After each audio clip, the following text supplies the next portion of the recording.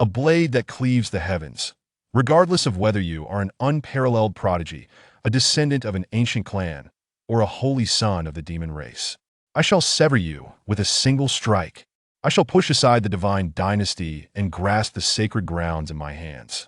Awakening with a tyrannical physique, I embark upon the path of a generation's genius. Zoman's sinner Lin Changa, for his misconduct towards the saintess Su Yao during his trials in the Xianlong Tower, is hereby stripped of all cultivation, his bloodline severed, and eternally cast out from the sect.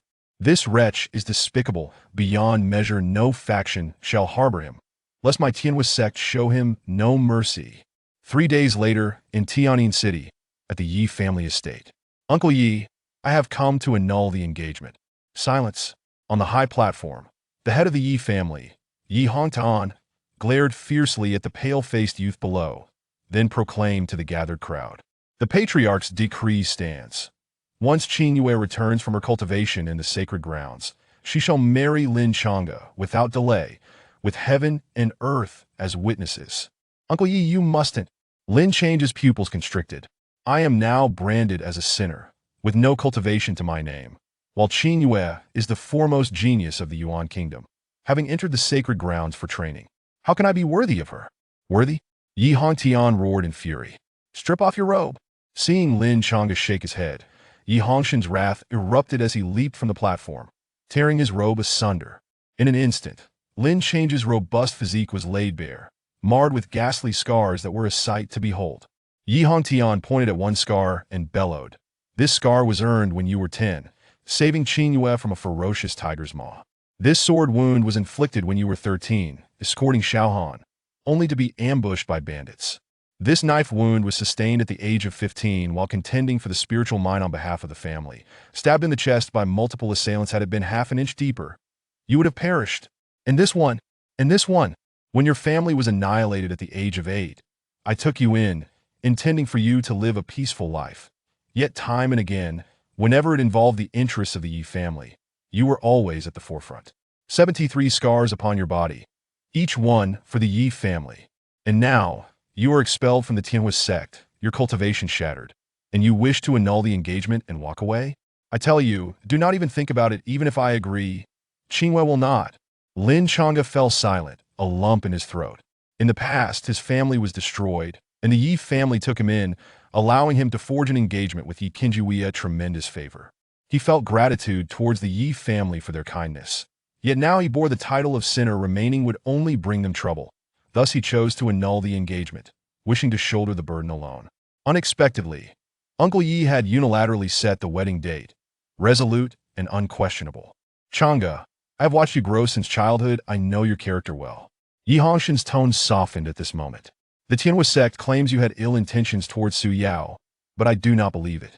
Not only are you of pure heart, but as Qing Yu's fiancé, how could you possibly covet Su Yao? It must be those vile creatures who covet your bloodline and have framed you. Tell me, is it not so?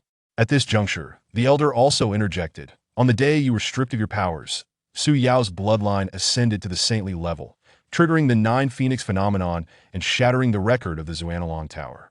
What a remarkable coincidence. Indeed, if your bloodline was truly usurped, we would risk our lives to restore your honor. All eyes turned to Lin Changa, awaiting his response. Lin Change's heart tightened, his fist clenched, nails digging into his palm. Yet he ultimately remained silent. The Tianhua sect was the foremost sect of the Yuan kingdom, and its leader, Su Wanjun, was a formidable being of the Tianling realm. The cultivation levels are divided into human spirit realm, earth spirit realm, heaven spirit realm, true spirit realm, and saint realm, each further divided into 9 tiers. And the strongest among the Yi family, Yi Hongtian, was merely at the 5th tier of the earth spirit realm. Lin Changa understood the vast disparity between them. Revealing the truth would only lead to the needless sacrifice of the Yi family. Yi Hongtian did not press further, but in his heart he understood. He produced 3 medicinal pills, saying, "Take these, though hope for recovery is slim. You must not give up. If the pills fail, use the spirit array. If that fails, seek a healer. I refuse to believe that in all of East Continent, there is not one capable of healing you. If all else fails, we shall go to the sacred grounds, to the divine dynasty. And this talk of annulling the engagement, I will not hear it again. You are already a member of the Yi family as family. We shall face whatever comes together. His words resonated with gravity. Uncle Yi, thank you. Lin Change's nose tinged with bitterness. After he departed, the council chamber fell into a hush once more. The elder ground his teeth in frustration, then spoke quietly. Patriarch, after selling the spiritual mine, our family will be unable to sustain itself. We have at most a month's worth of spiritual stones left. We must devise a plan. Lower your voice. Do not let Chang'e hear. Yi Tian shook his head. A month is sufficient. I have heard that the spirit array can restore bloodlines in 3 days. We shall risk everything in the contest for the spirit array. Just as Lin Chang'e stepped outside, he encountered a rebellious youth of about 14 or 15 standing at the entrance, his eyes rimmed with red, clearly having waited a long time. Xiaohan? Yi Qinghan, younger brother of Yi Qingyue. Lin Chang'e, did you truly betray my sister? He resembled a young wolf, his eyes filled with fury and accusation. Lin Change's sacrifices were well known to Yi Qinghan, yet he could not comprehend how this situation had come to pass. You are the fiancé of my sister, the most beautiful woman in the eastern region. Yi Qingyue, what does Su Yao have to compare with my sister? Lin Change's expression was resolute. I did not. Upon hearing this, Yi Qinghan's cold demeanor softened slightly, yet he remained defiant. If you dare to hurt my sister's heart, I will personally kill you. Then he added, brother-in-law. No, Lin Chang'e. These 3 medicinal pills in your hand were exchanged by my father using the family's spiritual mine to aid your recovery. The Yi family has exhausted everything. Lin Change's pupils contracted. Uncle Yi sold the spiritual mine? The spiritual mine was the family's primary source of income, the foundation for sustaining the entire Yi family. Yet it had only been exchanged for these 3 pills?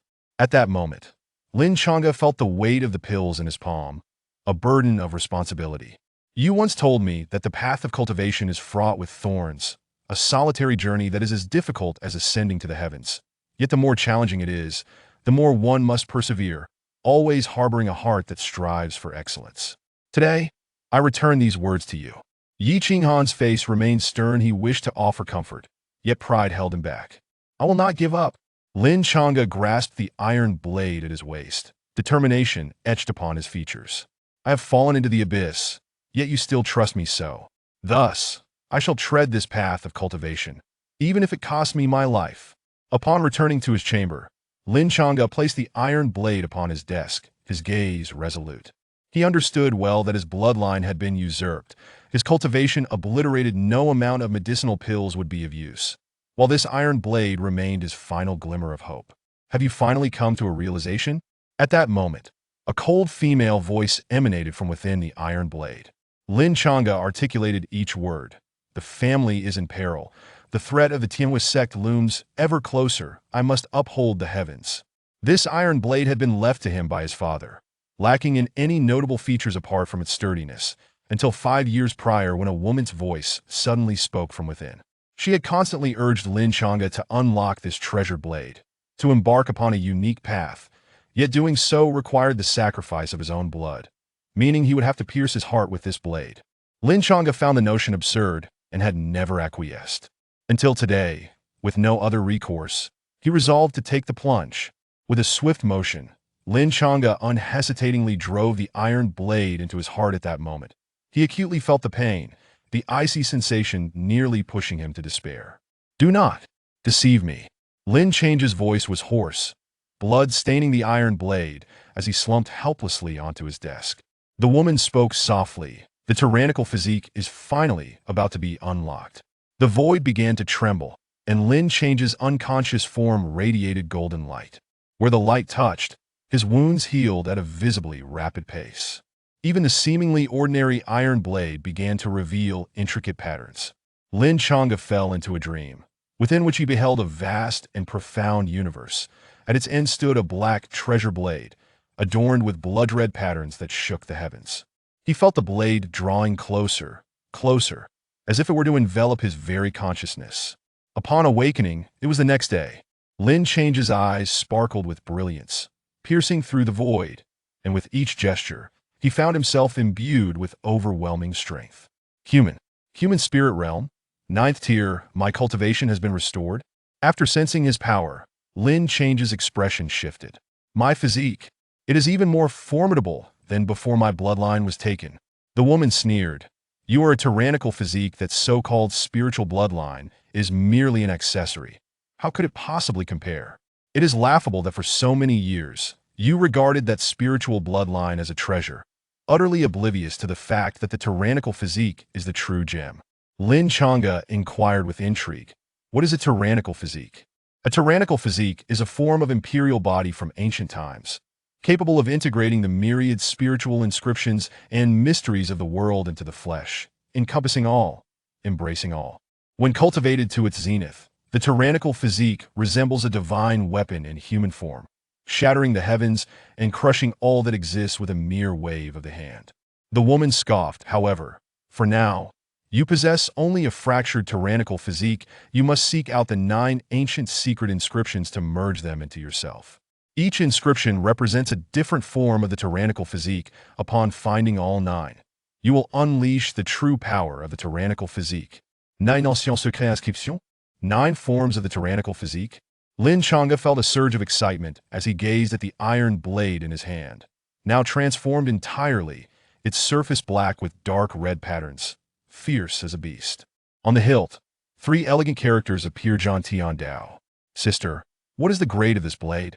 Like the tyrannical physique, it is imperial grade. The woman declared with pride. Next, I shall impart to you a technique that spans the ages, refining the divine blade and forging the tyrannical physique.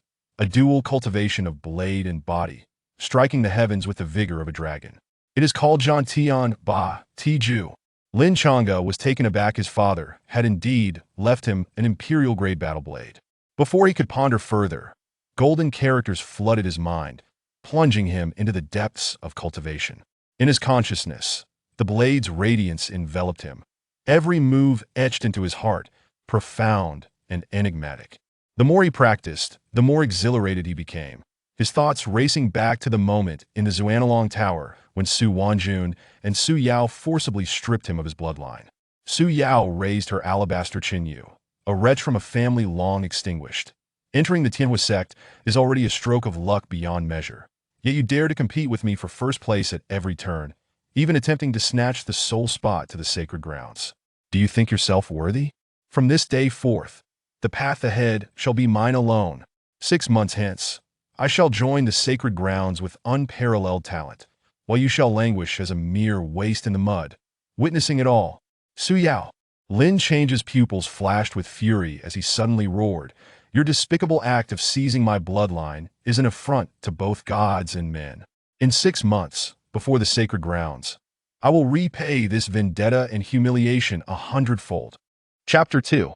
A singular excellence is not a good thing.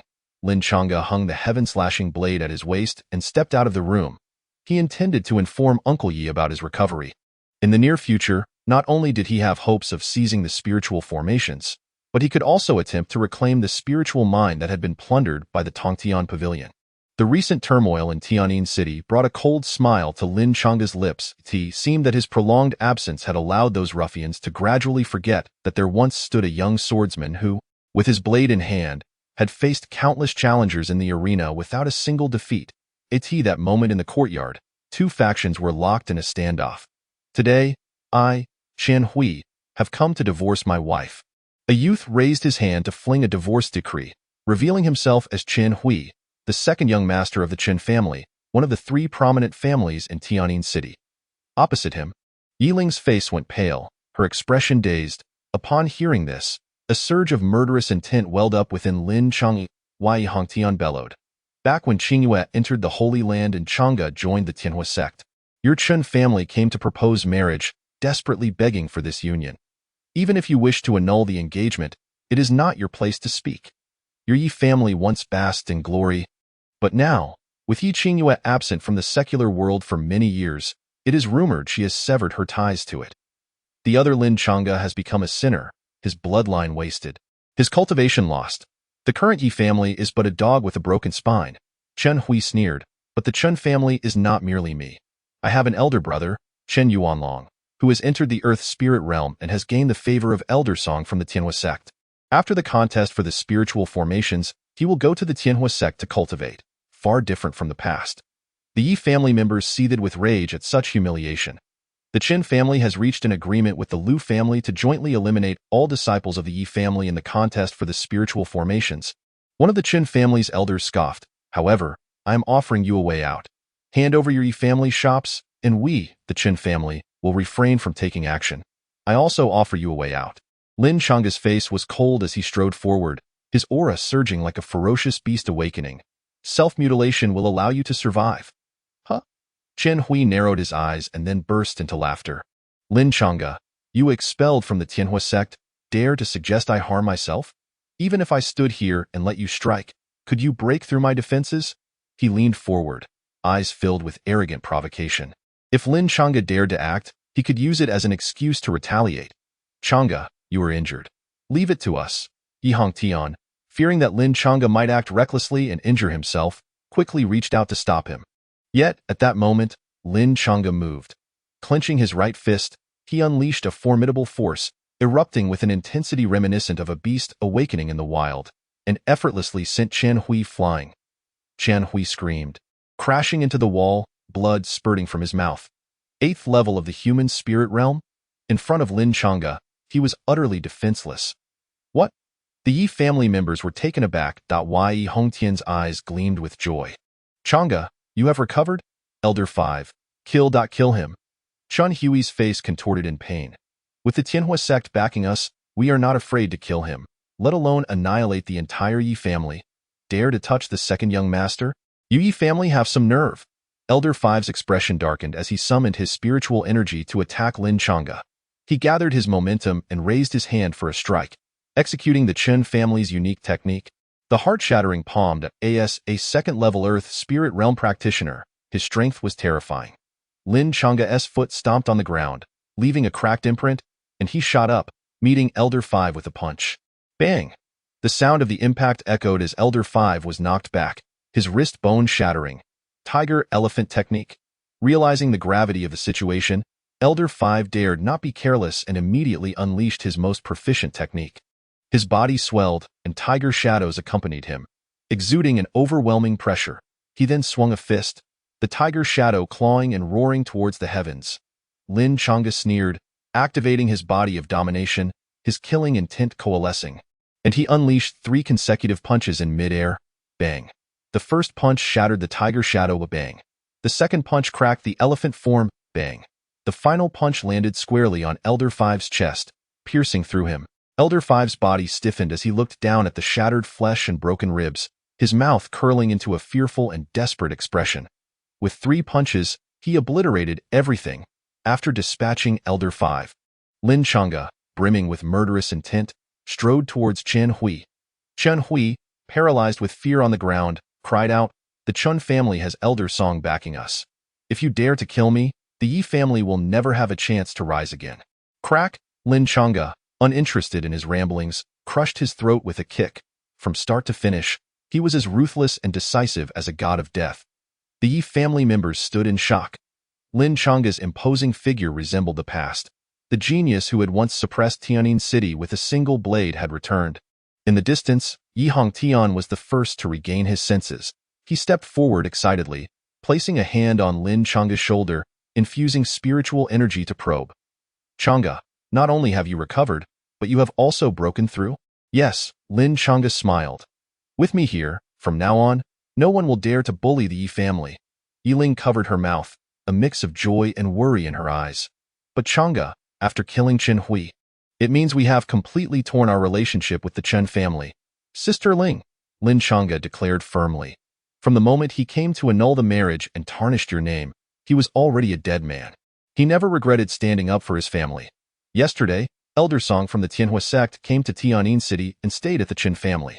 Now that the time wasn't ripe, Lin Changa was determined to keep his recovery a secret. The deaths of Chen Hui and Elder 5 would be borne solely by him." Yi Hongtian's expression turned serious. He knew that the contest for the spiritual formations 2 days hence would undoubtedly become a bloodbath. But when had the Yi family ever feared such a thing? "We will bear it together." The elder spoke up. "In the Yi family, there is not a single coward." It was time to let them witness the unity of the Yi family in the contest for the spiritual formations. The crowd spoke in agreement. Lin Chang's recovery had injected a surge of confidence in them, filling them with hope for the upcoming contest. In the distance, Yi Qinghan's expression shifted from shock to embarrassment. Lin Chang'a had not changed. He remained the most reliable member of the family. At that moment, Lin Chang'a approached him. Yi Qinghan immediately turned his head, unwilling to meet his gaze. Soon after, he felt a hand grasp his own, something unexpectedly placed in his palm. Looking closely, he found it was one of the medicinal pills his father had given to Lin Chang'a for recovery. This rebellious young wolf felt a hint of moisture in his eyes. As Lin Chang'a returned to the courtyard, a youth emerged from the neighboring house. His presence was concentrated, and his steps were rhythmically deliberate, clearly having mastered the Yi family's ultimate technique, the 7 Qi mysterious steps, to a remarkable level. Sister-in-law. The youth clasped his hands in greeting. He was Yi Yin, one of the Yi family's geniuses, the son of the elder, possessing a gentle and warm temperament, humble in nature. However, he had always been overshadowed by Yi Qingyue and Lin Chang'a. His name not widely recognized. Yi Yin, are you about to advance to the 9th level of the human spirit realm? Lin Chang'a glanced at him with a smile. Yi Yin sighed. Yes, but unfortunately, time is too short to advance before the contest for the spiritual formations. Otherwise, I would have been more confident in helping my brother-in-law secure the spiritual formation infusion. Here, take this pill. Lin Chang'a handed Yi Yin a medicinal pill. With it, you should be able to elevate your realm immediately. Yi Yin was taken aback. Brother-in-law, isn't this the medicinal pill the patriarch gave you for recovery?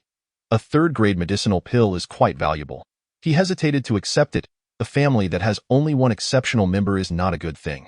Only by uniting and improving together can a family gradually become strong, Lin Chang'a said earnestly. Yi Yin, I have already lost one family. I do not wish to lose a second. Do you understand? Chapter 3. Hidden Realms. After returning to his room, Lin Chang'a took out the last medicinal pill. He pondered, Sister, when I killed those 2 earlier, I sensed a loosening of my internal realm. Could it be that I am about to break through to the Earth spirit realm? Thinking of breaking through to the Earth spirit realm before even reaching the 10th level. How Navi? The voice of a mysterious woman echoed from within the heaven-slashing blade. 10th level? Lin Chang'a was puzzled.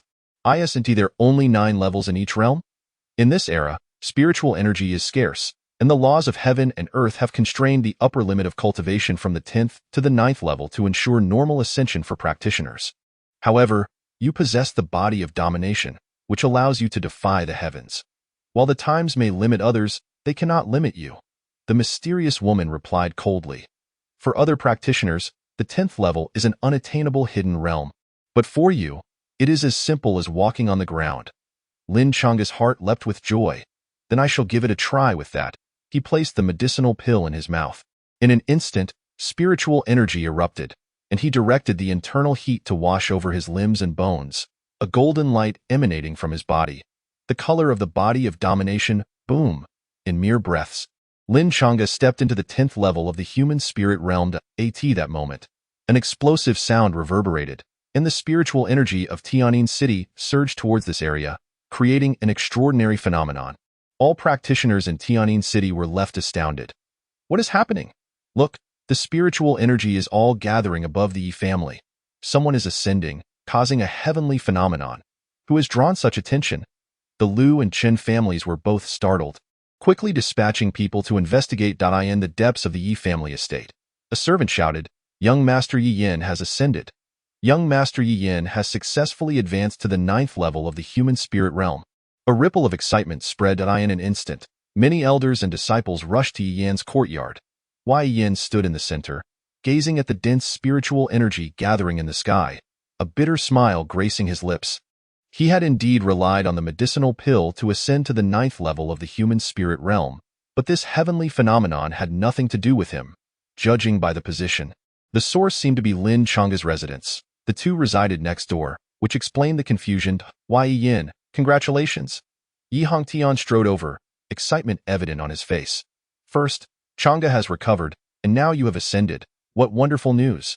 The elder chuckled coldly. The Chen and Liu families want to take advantage of our misfortune, not knowing that our Yi family produces talents in abundance. They will surely pay the price for their arrogance. Just as Yi Yin was about to explain, his gaze fell upon Lin Chang'a standing at the edge of the crowd. He was taken aback. suddenly realizing something. Lin Chang'e placed a finger to his lips, signaling for silence, then silently withdrew from the crowd. Wei Yin understood at once. If the Tianhua sect were to learn of Lin Chang'e's recovery, they would likely send powerful individuals to eliminate him. And this grand heavenly phenomenon had already attracted the attention of much of the Yuan kingdom. Someone had to take the blame. He clasped his hands, saying, "Thank you, elders, for coming to congratulate me.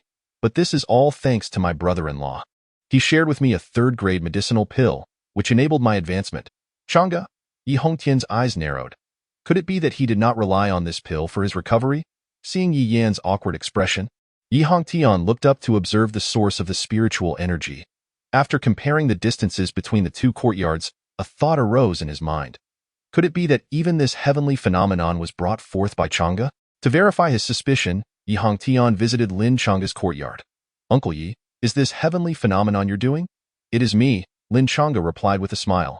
"However, it's better for Yi Yan to take the credit for this matter. With the Tianhua sect pressing in, we should remain low-key until we have a solid backing.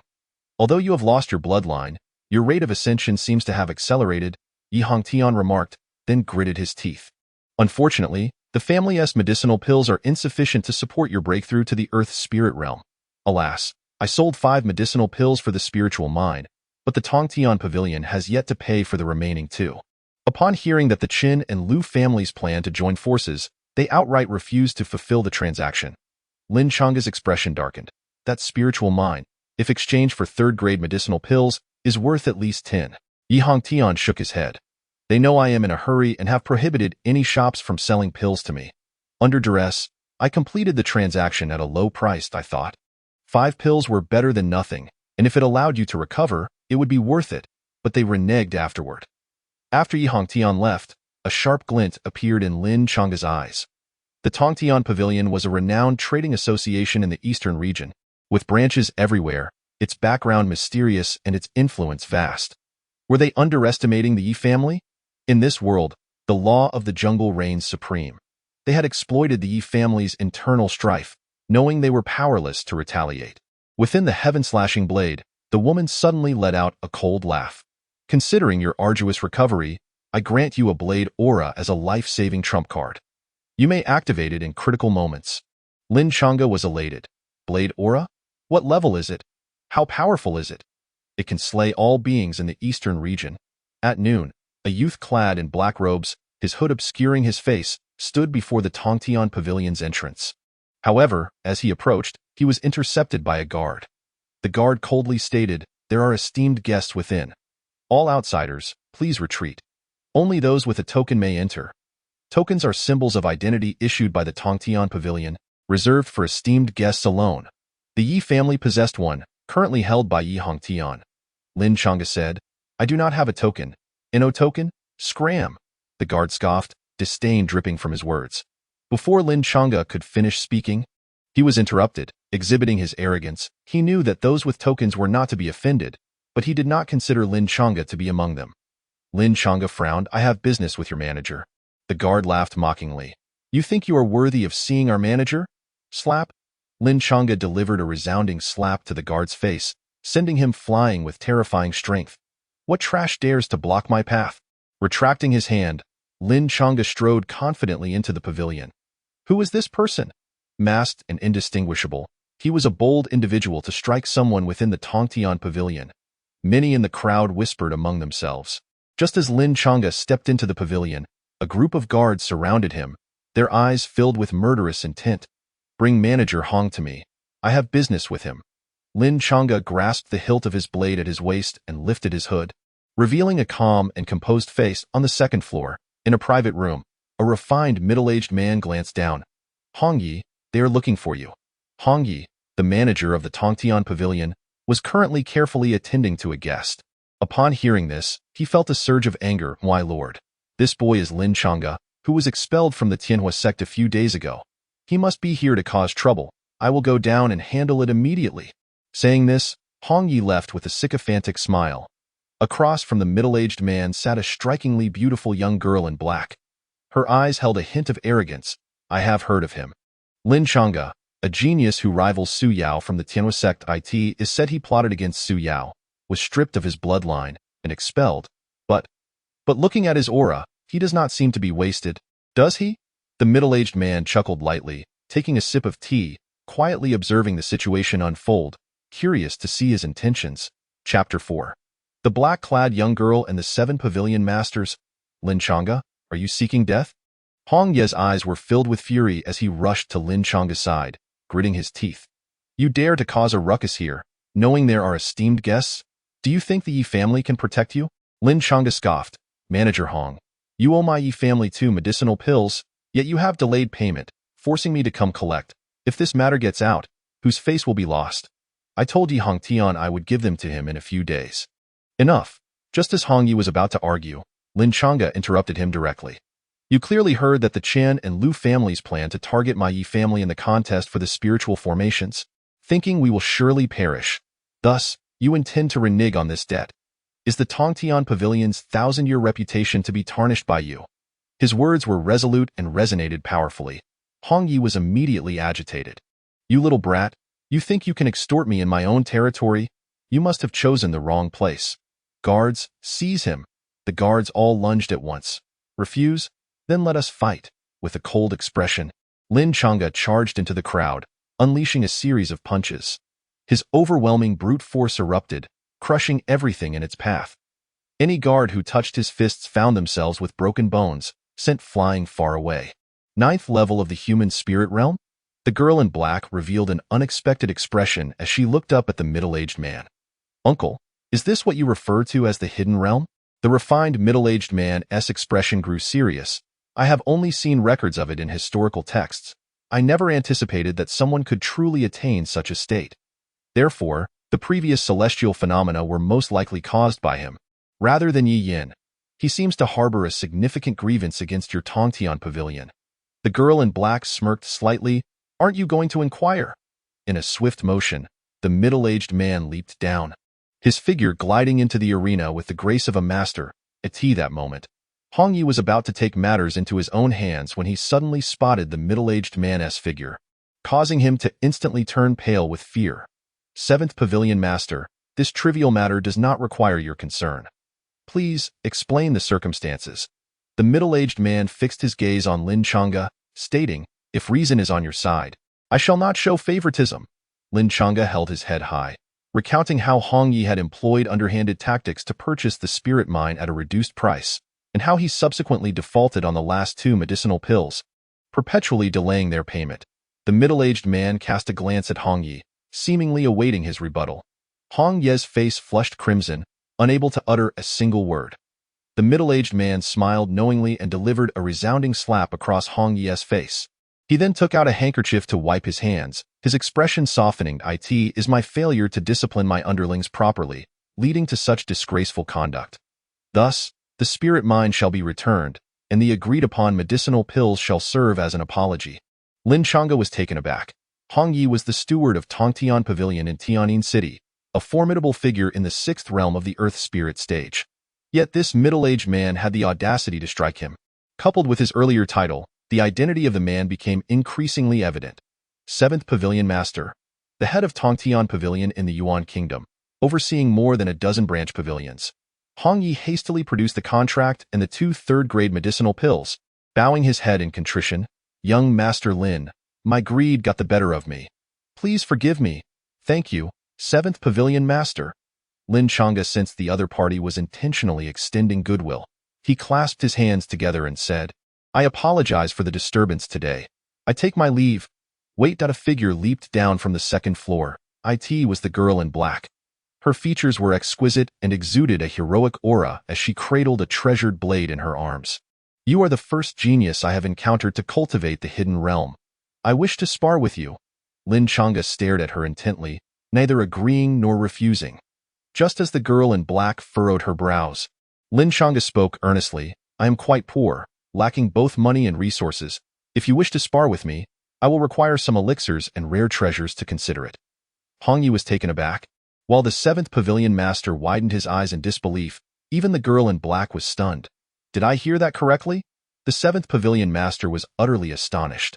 This young man dares to request resources from Fong Ning. Who doesn't he know her character? She is more avaricious than anyone else. I am also poor, the girl in black rejected. I cannot produce resources, but I genuinely wish to spar with you. I will provide 3-century-old spirit herbs and 10 second-grade medicinal pills if you agree to spar with her. The 7th Pavilion Master wore a knowing smile. Fang Ning was the foremost prodigy of Feng Xian sect, her cultivation having reached the 3rd realm of the Earth Spirit stage, in the entire Yuan Kingdom. Few could compare with her.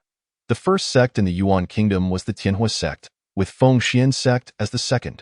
For years, they had been bitter rivals, locked in a death struggle. The 7th Pavilion Master clearly anticipated a clash between Lin Chang'e, once famed in the Tianhua sect, and Fang Ning, who would emerge victorious. Are you a blade cultivator or a body cultivator? Fang Ning raised an eyebrow. If you do not use a blade, I will not either. Let us use them, replied Lin Chang'e. I should say, I am adept in both blade and body cultivation. With a swift motion, Fang Ning drew her blade and struck. A terrifying brilliance emanating, creating a sharp blade aura that tore through space. Lin Chang'e's expression grew solemn. The pressure was overwhelming, inundating him like a tidal wave, leaving him breathless. Is this what it means to be a prodigy? Boom! Lin Chang'e's gaze sharpened, and he struck down on Fang Ning's blade, deflecting it. With one exchange, both parties ignited their fighting spirit. The two figures clashed, their blade auras soaring into the sky. Lin Chang'e activated the 7-foot profound steps to evade. Yet it seemed Fang Ning could see through everything, her blade energy forcing Lin Chang'e into a dire predicament. Just as he was about to fall into absolute despair, Lin Chang'e flicked the blade away with his thumb, then gripped tightly, drawing the Tianjin blade and striking towards Fang Ning. With a resounding clash of metal, their figures intertwined, both withdrawing their blades. Lin Chang'e glanced down. His shoulder was sliced open by the blade aura, while his strike had also landed on Fang Ning's waist. A draw. Hong Yi was aghast. He was acutely aware of Fang Ning's talent. She had secluded herself for months of rigorous training, and was now poised for a breakthrough. Yet, Lin Chang'e had managed to match her. No, Fang Ning had not used her full strength. The 7th Pavilion Master regarded Lin Chang'e with deep admiration. Even so, it was enough to demonstrate how formidable Lin Chang'e truly was. After all, he had yet to enter the Earth Spirit stage. My realm surpasses yours. This battle is not fair. Once you enter the Earth Spirit stage, we shall have another match. Fang Ning sheathed her blade, her gaze towards Lin Chang'e now tinged with respect. Few were recognized by her. Then I shall trouble you, Miss Fang, to wait a couple of days. Lin Chang'e accepted training resources from a servant, stating, after the spirit array competition concludes, we shall spar. Fang Ning was surprised.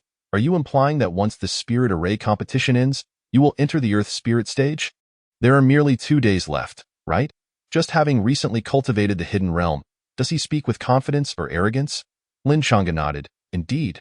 Very well. Since you have said so, I shall await your arrival. Fang Ning's interest was piqued. Young Master Lin, take this token. The 7th Pavilion Master stepped forward, presenting a golden token. Holding this token, no Tongtian Pavilion shall dare to treat you with anything less than respect. Golden? Hong Yi's eyes widened. The tokens of Tongtian Pavilion ranged from copper to silver, gold, and the legendary purple gold token. The different levels of tokens represented varying statuses. For example, the bronze token had a total of 100 in the Yuan Kingdom, reserved for important guests. The silver token was capped at no more than 10 in the Yuan Kingdom, granting its holder the status of a distinguished guest in any branch pavilion, with a credit limit of 100,000 spirit stones. As for the golden token, it was the only one in the Yuan Kingdom.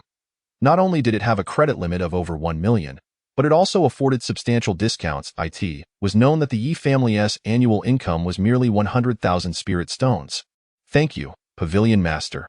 After receiving the golden token, Lin Chang'e bid farewell to the others, donned his hood, and exited the Tongtian Pavilion. Just as he stepped outside, he heard a voice filled with arrogance mocking him. Yi Qinghan. Today, all the training rooms in Tongtian Pavilion are reserved by this young master. If you kneel and bow your head, I may consider granting you one. Chapter 5. Silver Token? What a joke. Lin Chang'e's eyes turned cold. He followed the direction of the voice to see a young man surrounded by followers blocking the entrance of Tongtian Pavilion, his lackeys forming a line to prevent Yi Qinghan from entering. Chen Tianlong, are you deliberately seeking trouble? Yi Qinghan's expression was one of fury. Though young and impetuous, He had always adhered to his father's rules, which dictated minimizing conflicts during these days. Chun Tianlong was the eldest son of the Qin family, the talented brother of Qin Huat. This moment, a murderous intent gradually coalesced in his eyes. Yi Hongtian attempted to kill my second brother. In return, I shall annihilate every single disciple of the Yi family during the spirit array competition. One by one, Yi Qinghan clenched his fists. We shall see about that. He had come with the intention of utilizing the training rooms within Tongtian Pavilion to break through his realm. He was slightly inferior to Yi Yin, having taken a medicinal pill that had left him stuck at the peak of the 8th realm of the human spirit stage. With the spirit array competition imminent, Yi Qinghan sought to contribute to his family's efforts, but unexpectedly encountered Chen Tianlong. The latter blocked his path, forcing him to endure. Tongtian Pavilion had rules against fighting within its territory. Chen Tianlong was provoking Yi Qinghan with words, hoping to incite him into losing his composure so he could strike. However, Yi Qinghan bore it all. Chen Tianlong scoffed coldly. "Teske? You're too cowardly to retaliate after being humiliated. Your abilities are no different from that useless Lin Chang'e. You dare insult my brother-in-law, and I shall kill you." Yi Qinghan's youthful temperament, which had allowed him to endure countless insults from Chen Tianlong, finally snapped at the mention of Lin Chang'e. Just as Yi Qinghan was about to charge forward, a hand landed on his shoulder. "Brother-in-law?" Yi Qinghan turned to see Lin Chang'e, momentarily stunned. Immediately, he felt embarrassed for his earlier outburst, feeling awkward all over. "You heard that? Chen Tianlong." Lin Chang'e paid no mind to such details, his eyes narrowing as he casually remarked, "It's evident that you have quite a bit of free time. Your brother just died, yet you seem so pleased." Lin Chang'e. Chen Tianlong was nearly enraged to death, but he quickly suppressed his anger. "I hear Yi Hongtian sold the spirit mine to Tongtian Pavilion at a low price for your recovery. Your Yi family's resources will soon run dry, leaving you with no choice but to fight desperately over the spirit array. Rest assured, our two families will not let you have your way." Chen Tianlong leaned closer, his voice dripping with malice. "TSK, as for training resources, I'm not in short supply at the moment." Lin Chang'e smiled as he waved the contract.as for that spirit mine. "Tongtian Pavilion has returned it." "What?" Chen Tianlong's expression changed dramatically as he bellowed. "Manager Hong, we had an agreement to sell that spirit mine back to my Qin family." "Your agreement?" Manager Hong, who happened to overhear, was startled and rushed over, delivering a slap to Chen Tianlong's face, followed by another. The sound of the slaps echoed, shocking everyone present. Even Chen Tianlong was momentarily dumbfounded, clutching his face. "Manager Hong, you hit me?"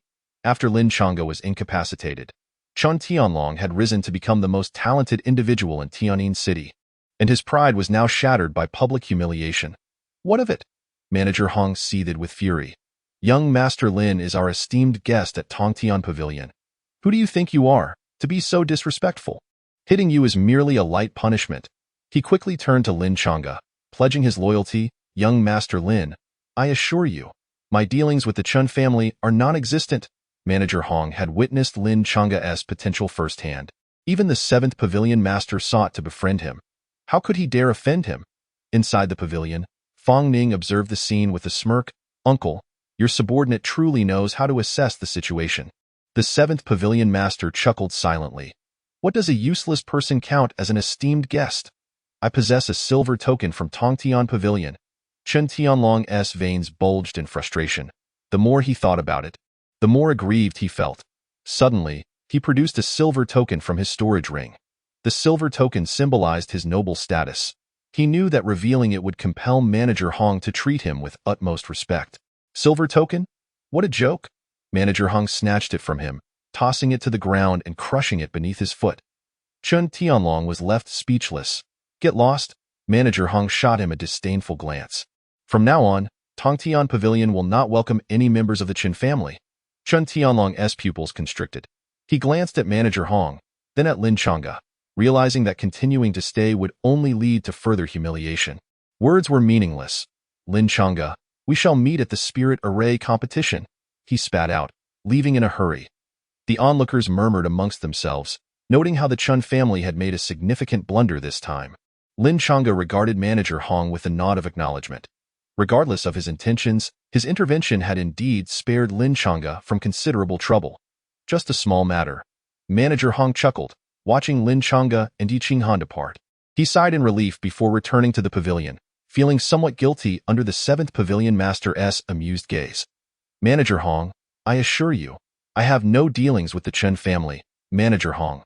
The 7th Pavilion Master said calmly, you have followed me for many years, but I hope you understand this. Lin Chang'e was once a prodigy. Even if he has fallen to a low point, he may still have opportunities for resurgence. It is easy to add flowers to a brocade, but it is difficult to provide timely assistance in times of need. Yes, 7th Pavilion Master, I understand. Manager Hong nodded vigorously. After instructing Manager Hong, the 7th Pavilion Master turned to Fang Ning. Have you made any progress regarding the Spirit Blood secret realm? I have located its approximate location, but I still need to confirm the details. Fang Ning raised an eyebrow. The Tianhua sect has also dispatched Elder Song, likely in pursuit of the secret realm. I will assist you when necessary. The 7th Pavilion Master made his promise in the Chen family's conference hall. What?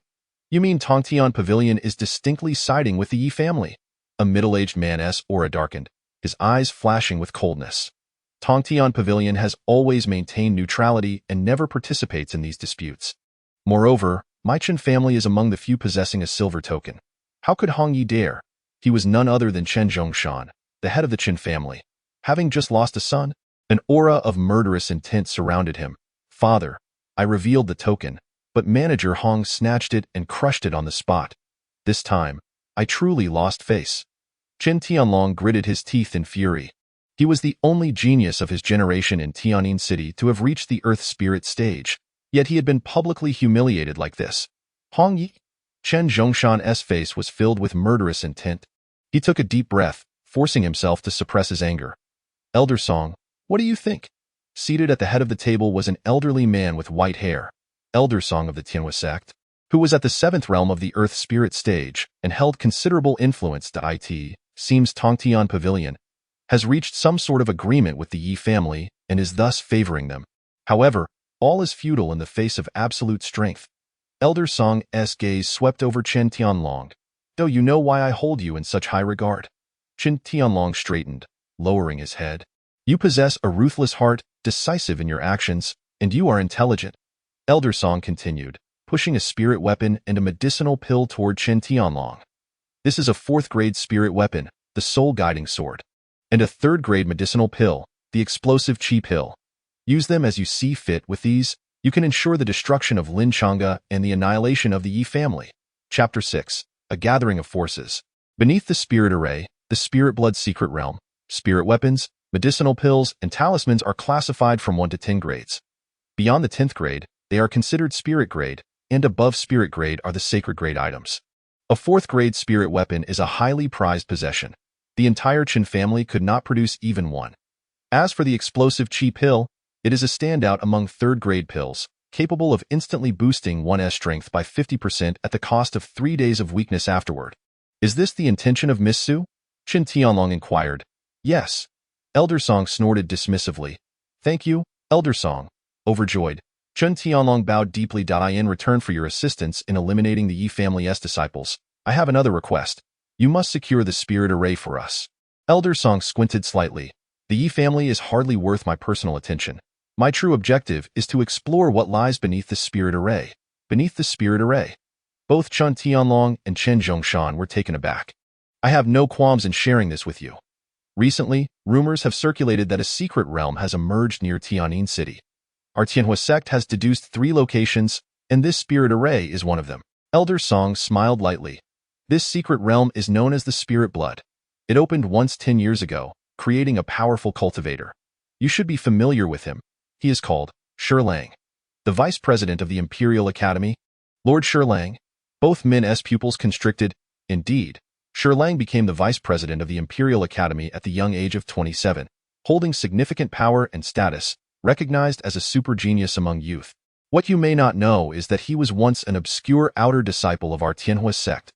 He stumbled upon the Spirit Blood secret realm and obtained a terrifying spirit-grade bloodline, enabling him to progress swiftly to the heavenly spirit realm. Elder Song enunciated each word carefully. According to him, there are 3 portions of spirit blood within the secret realm. He acquired one of them. It was this secret realm that made him who he is.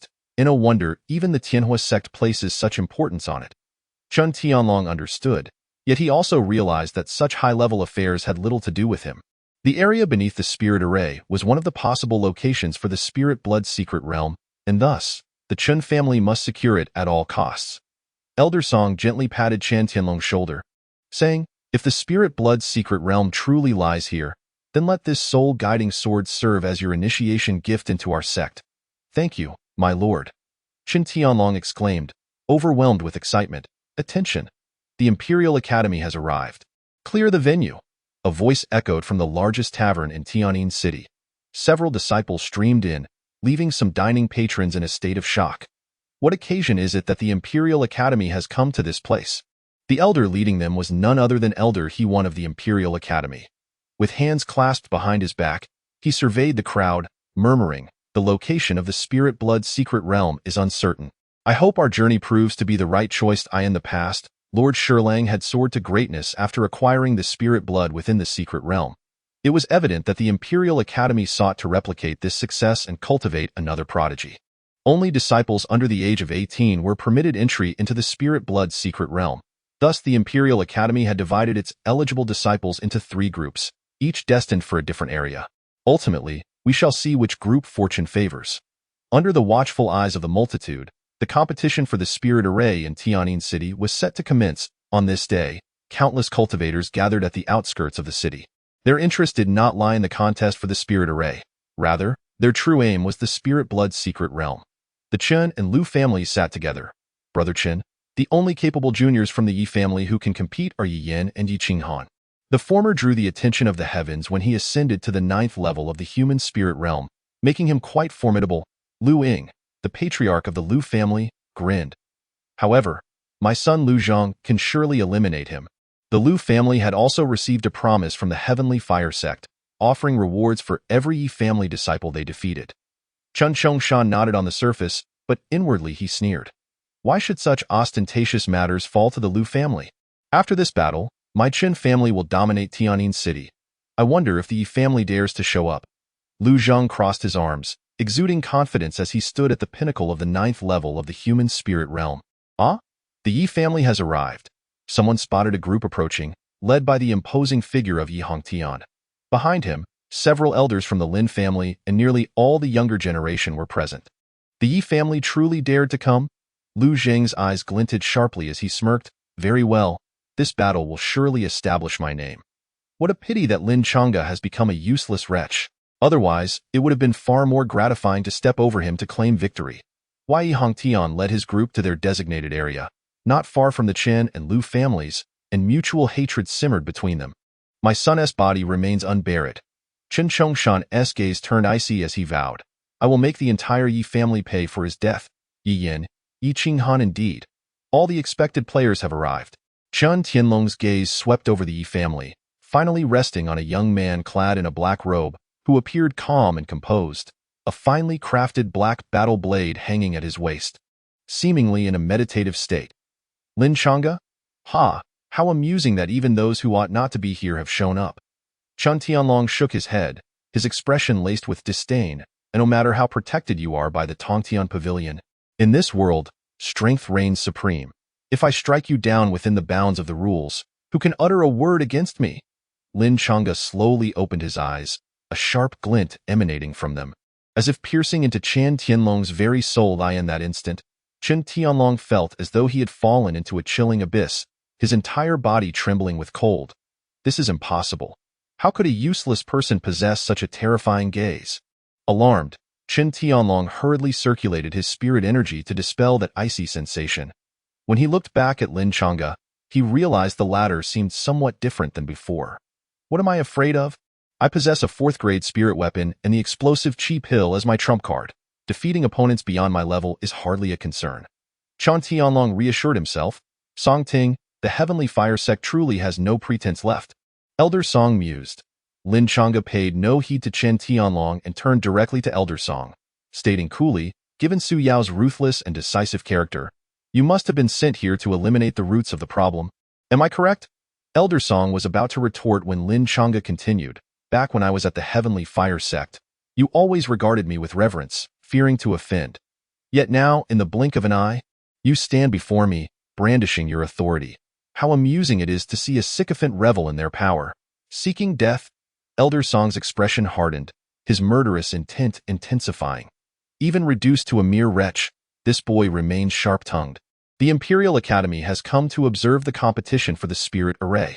A voice rang out from the distance, and soon He-Wen led a group of disciples from the Imperial Academy toward the gathering. Elder Song's gaze turned icy. His initial intention was to investigate the situation and seize the spirit blood's secret realm if it truly existed, then report back for disciples to enter.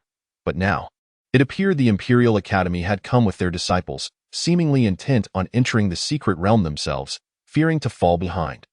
The young disciples from the three families looked on in confusion. The Imperial Academy had always been low-key. Why would they come here? Perhaps they are here to recruit disciples. As discussions buzzed around him, He-Wen chuckled. The Yi family has produced a talent who attracted the attention of the heavens. Today, our Imperial Academy has come to witness this.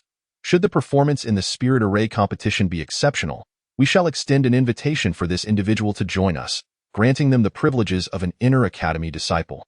Chapter 7. The competition for the Spirit Array commences. Only the Heavenly Fire Sect, the Wen Xian Sect, the Tongtian Pavilion, and the Imperial Academy were aware of the Spirit Blood Secret Realm's existence. Since they had come, they must have a legitimate reason. Coincidentally, Yi Yin had drawn the attention of the heavens, and they were eager to recruit him, making their presence here entirely logical. As He-Wen's words echoed, excitement surged among the crowd. For forces like the Heavenly Fire Sect, the Wen Xian Sect, and the Imperial Academy, gaining entry was no easy feat. Once inside, they would have access to the finest cultivation resources. Yi Yin, truly fortunate indeed, Brother Yin, they have come specifically for you. Yi Qinghan smiled brightly. The Imperial Academy, unlike ordinary sects, was more cohesive and placed great emphasis on generational inheritance. Joining them would undoubtedly be a boon. Yi Yin nodded, instinctively rubbing an ancient black ring on his finger, his expression remaining largely unchanged. Meanwhile, Lin Chang'e surveyed his surroundings, seemingly waiting for someone. That spirited girl in black had yet to arrive? Tongtian Pavilion has arrived. Just as he pondered this, three figures approached from the distance. The seventh pavilion master, Hong Yi, and the black-clad girl holding a blade in her arms. Upon locking eyes with her, Lin Chang'e couldn't help but smile. In recent days, he had recalled her identity from memory. A young, blade-wielding beauty always dressed in black, Fang Ning, the foremost talent of the Wen Xian sect. Back at the Heavenly Fire sect, he had long wished to duel her, yet never imagined he would challenge her in such a manner. Lin Chang'e shook his head, marveling at the whims of fate. Fang Ning? Elder Song's expression darkened upon seeing her. Fang Ning cast a cold glance at him, but said nothing. Though it was the competition for the spirit array among the three great families, the influx of various forces had made the situation increasingly complex. Even those slow to react began to realize that extraordinary events were about to unfold. Lin Gongzi, this is a third-grade healing pill personally refined by Master Gu Hai. I have specially brought 3 for you.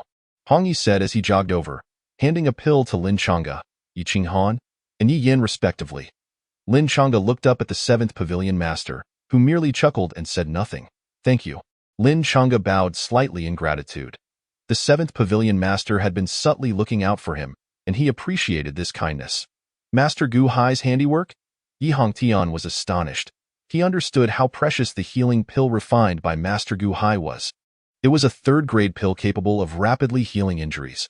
Previously, the Tongtian Pavilion had returned the spirit mine, and now they were gifting pills. What was their motive? The spirit array is about to open. An elder announced. He was Lu Yin, the city lord of Tianyin City. Though he did not participate in the conflicts among the three great families, he was held in high esteem, and everyone respected him. With his declaration, the long-dormant spirit array surged to life, waves of spiritual energy rolling within like a turbulent tide. For reasons unknown, Lin Chang'e felt a faint yearning arise within him as the spirit array activated, as if something unseen were drawing him closer. Under the spirit array lies the aura of ancient secret runes. The mysterious woman within the Zhantian Dao suddenly spoke. Upon hearing this, Lin Chang'e's eyes blazed with intensity. The mysterious woman had previously mentioned that his overlord body was incomplete and that he needed to seek out 9 ancient secret runes. Each one found would allow him to cultivate a corresponding overlord god form. He never expected the area beneath the spirit array to hold such hidden wonders. In a wonder, so many forces had converged here. The younger generation of the three great families began to step into the spirit array. The competition for the spirit array was straightforward and direct. The disciples would first enter the array to endure the pressure, with dozens of them being eliminated in succession until 8 were left to participate in the final arena battle. It was simple and direct. The arena battle was not merely an elimination round. Rather, the participants would take turns battling, with Lu Yin himself judging which family's disciples were stronger and held greater potential, thus earning the right to use the spirit array. Lin Chang'e, you dare to show up? Lu Zhang, standing within the spirit array, was preparing to sit cross-legged when he suddenly caught sight of Lin Chang'e, a useless person, daring to join the fray. It seems the Yi family truly has no one left. Who are you to speak? Yi Qinghan shot back. You nearly crippled my brother-in-law back then, and if it weren't for your father dragging you to Master Gu Hai for medicine, do you think you would still be standing here? Lu Zhang's expression darkened. They had all lived in Lin Chang'e's shadow in Tianyin City, but that was in the past. Yes, Lu Zhang had nearly been crippled, but fortunately, he had recovered. Qin Tianlong chimed in, his eyes narrowing. But now, a true cripple stands before us. His bloodline has been severed, and his entire cultivation lost. Why, Yi Qinghan? Do you despise your brother-in-law so much that you would expose his scars in public?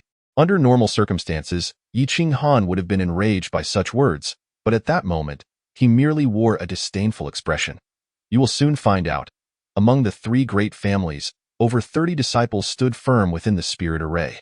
Each youth bore a composed expression, knowing that making it past the first round to enter the top 8 would not be easy. None dared to take it lightly. Outside the spirit array, Qin Chongshan smiled darkly. Yi Hongtian, if any of your Yi family disciples manage to enter the final 8, my son will personally take their lives. What say you? Are you afraid? I am afraid, Yi Hongtian replied loudly. But you have 2 sons. If they both die, you will have no heirs left to bury you. The two had previously maintained an amicable relationship, but Chun family's ambitions had become apparent, and the public breakup of Qian Hui's engagement had only poured fuel on the fire, leading to their current irreconcilable state. Chen Chongshan grinned maliciously. Do not be too pleased with yourself. Your Yi family is about to experience disgrace. The spirit array has opened. A terrifying pressure surged from all directions, enveloping the over 30 disciples within the array. In an instant, they felt an overwhelming force pressing down on their limbs and bodies. Though this was merely a 4th-grade spirit array, its value to the 3 families was immeasurable, and all factions were fully invested. Boring. From the Imperial Academy, a young man shook his head. There were 2 talents in Tianyin City who once caught my attention. Yi Qingyue has entered the sacred land, and Lin Chang'e has already been rendered useless. The others simply do not merit a second glance. Always maintain a humble heart, Hewen advised, casting a glance at the young man. You must understand. The Yuan kingdom is vast. It is not only about Yi Qingyue and Lin Chang'e. Talents like Fang Ning and Su Yao are also among the elite of the various sections. The young man shrugged, offering no response. Were it not for his elder brother, Shi Lang, insisting he come, he would not wish to waste his energy on such a trivial competition. His true goal lay within the sacred land. With a flash, 2 figures were ejected from the spirit array. 2 disciples had already been eliminated. The crowd looked on, astonished to see that both were from the Yi family. Lu Ying laughed derisively. Ha ha ha, your Yi family disciples truly are weak. Who told the Yi family to repeatedly diminish the cultivation resources of others, allocating everything to a useless person for recovery? In the end, it was all for naught. They deserve it. Qin Chongshan's smile deepened, his excitement growing. Chapter 8. No need to compete. You all attack together. Many spectators were not surprised by this outcome. After Lin Chang'e was rendered useless, the Yi family had not given up. They not only funneled their cultivation resources toward him, but even sold their only spirit mine to acquire pills for his recovery. In hindsight, it seemed all their efforts were in vain. Some sighed, lamenting Lin Chang'e's once glorious status, now reduced to this. If only the Yi family had acted decisively and abandoned him, they would not be in such a predicament today. With the fall of the Yi family, my Qin family's rise is imminent. Qin Chongshan inhaled deeply, murmuring, Hui'er, watch as I avenge you. With another flash, 3 more individuals were expelled. 1 from each of the 3 great families had been eliminated. It was merely the beginning, yet the Yi family had already lost 3 members.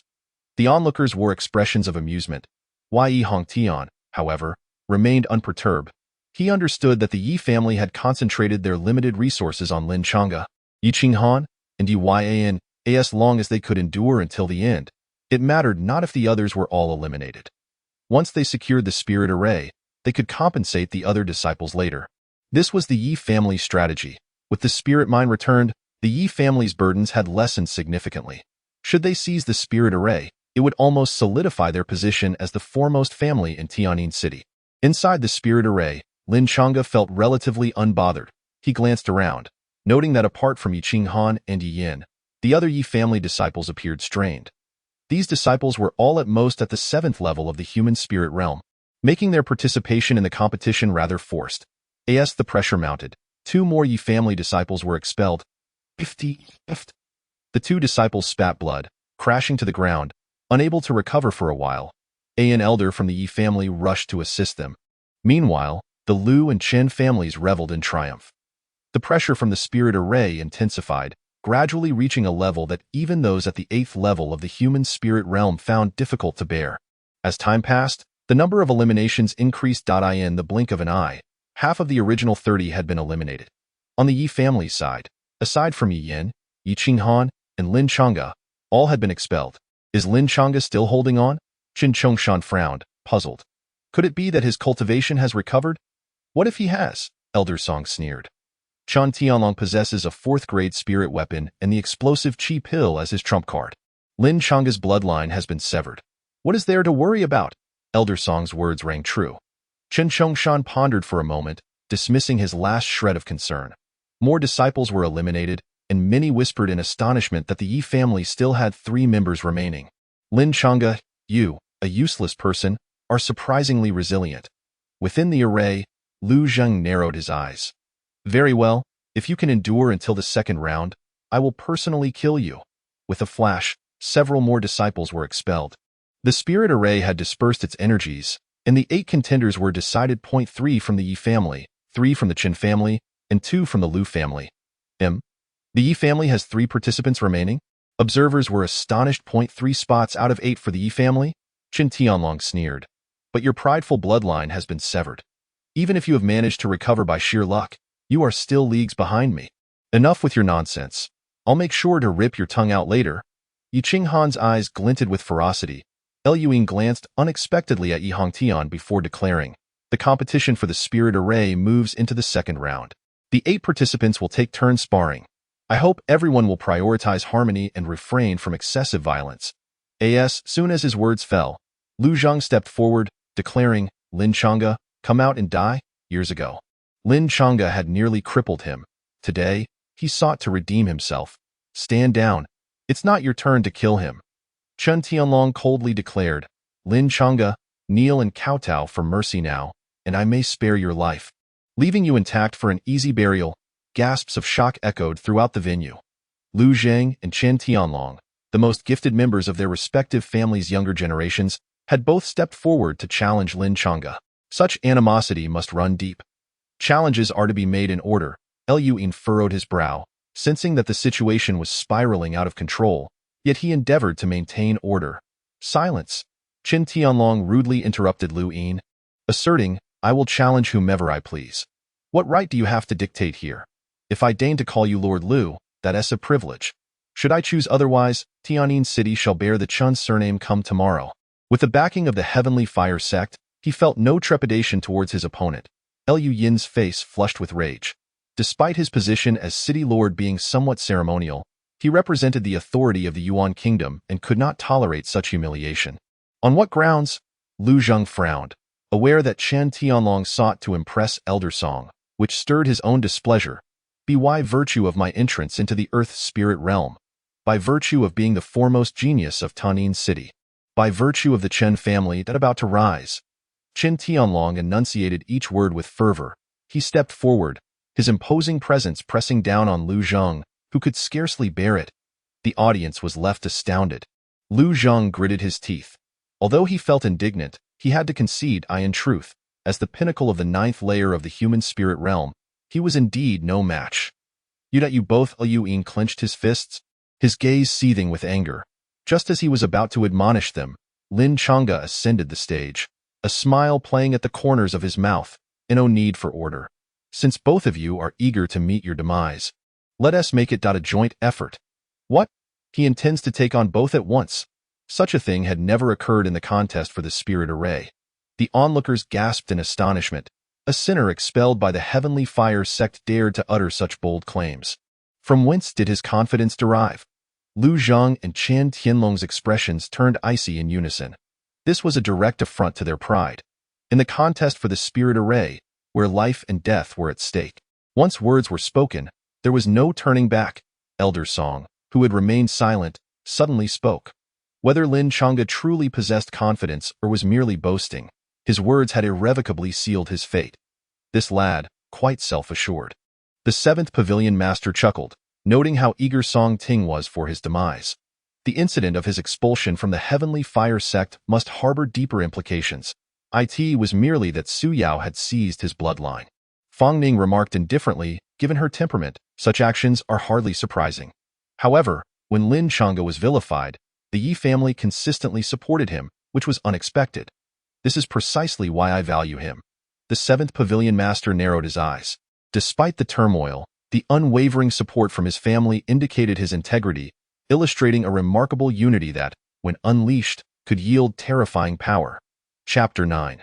Cannot breach my defense. What are you dawdling for? Attack? Elder Song urged. Clearly dissatisfied with their hesitation, one of his objectives was to eliminate Lin Chang'e and obliterate the Yi family. As long as the result was achieved, he cared not for the means. Initially reluctant, Chen Tianlong believed he could easily dispatch Lin Chang'e alone, but upon seeing Elder Song's grim expression, he swallowed his words. Since you wish to challenge me 2-against-1, I shall not hold back. Lu Zhang rubbed his fists together, a glint of murderous intent in his eyes, and without hesitation, he threw a powerful punch at Lin Chang'e. The distance was too close, and with his speed, ordinary individuals would struggle to react. Lin Chang'e smirked, his blood surging, as he enveloped his fist with formidable power, colliding with Lu Jing's strike. With a resounding crack, Lu Jing's arm was instantly reduced to a mist of blood. His once manic grin froze into a fleeting expression of horror, and he choked out a scream. With a single punch, just one blow, delivered with overwhelming force, had shattered Lu Jing's arm. Chen Tianlong's complexion paled, disbelief flooding his eyes. Why is your blood energy so terrifying? He clearly sensed that at the moment Lin Chang'e struck, he resembled an ancient beast with a surge of blood energy, crushing all in his path. Not only could Lu Zheng not withstand this, but neither could he kill. Although Chen Tianlong felt a surge of panic, his steps remained steady as he advanced, unleashing the Chun family's secret technique. The heart-shattering palm, he had mastered this technique to perfection. Just as the technique took form, an overwhelming force surged forth, crashing into Lin Chang'e's chest with a devastating impact. Chen Tianlong was elated. The heart-shattering palm emphasized a deft application of force, designed to penetrate the internal organs and kill instantly. Lin Chang'e, however, did not evade, displaying audacity. Yet, as the palm descended, the force dissipated as if it had struck a bottomless abyss. Yielding no response, by the time Chen Tianlong realized something was amiss, it was too late. Lin Chang'e stepped forward, crashing into his chest and sending him hurtling back.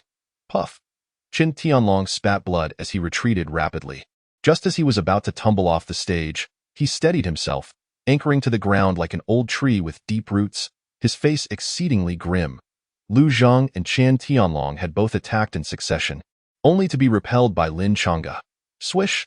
Lu Zhang swallowed a medicinal pill, his pupils instantly glowing red as his strength surged by 50%, muscles bulging, his garments tearing apart. He let out an enraged roar and charged at Lin Chang'e with one arm. Without hesitation, Chen Tianlong also consumed an explosive energy pill. Were these two prepared with explosive energy pills? Such a third-tier elixir, granting a temporary boost of 50% in strength. Consuming pills mid-battle, is that fair? Many onlookers expressed their doubts. Once on the stage, one may contend for life and death in a true duel to the death. Both parties aim to kill. As long as no rules are broken, what's the issue? Elder Song bellowed, suppressing the doubts of the crowd. Yet, many still muttered under their breath, believing neither family could afford to lose. It was already 2-against-1. and now they were using explosive energy pills. Utterly shameless. After enhancing his strength, Chen Tianlong felt a power coalescing in his chest, an unprecedented urge to unleash it. Roar. With a fierce roar, he lunged forward. The force he generated stirred up gusts of wind. Having entered the Earth's spirit realm, the explosive energy pill significantly bolstered his combat abilities, leaving Lin Chang'e seemingly defenseless against him. Just when everyone presumed Lin Chang'e would surely lose, he suddenly raised his palm, blocking Chen Tianlong outside, then effortlessly retracted his hand, once again sending Lu Zhang staggering back. It was all so relaxed and unhurried. From the Imperial Academy, Shi perceptibly noted something. He raised an eyebrow. As someone in the human spirit realm, how is his blood energy so refined? If I'm not mistaken, he has cultivated a hidden realm. Hewen pondered. I can sense that his spiritual bloodline has indeed been rendered useless. Yet, even after falling into despair, he managed to claw his way back. This lad is truly remarkable. Meanwhile, the 7th Pavilion Master, hands clasped behind his back, wore an increasingly broad smile. It seems this investment will yield significant returns. The 2 explosive energy pills must have originated from the Heavenly Fire sect. Yi Hongtian's expression darkened. What a shameless trick! You would resort to such despicable means. The Yi family will never rest until we have our vengeance against the Heavenly Fire sect. The Grand Elder gritted his teeth in fury. Bang bang! In the blink of an eye, Lin Chang'e once again repelled both assailants. Lu Zhang spat out a mouthful of blood, his face ashen. Despite being at the pinnacle of the 9th layer of the human spirit realm, he was utterly crushed by Lin Chang'e's might. The explosive energy pills were indeed powerful, but not invincible. Chen Tianlong grew impatient.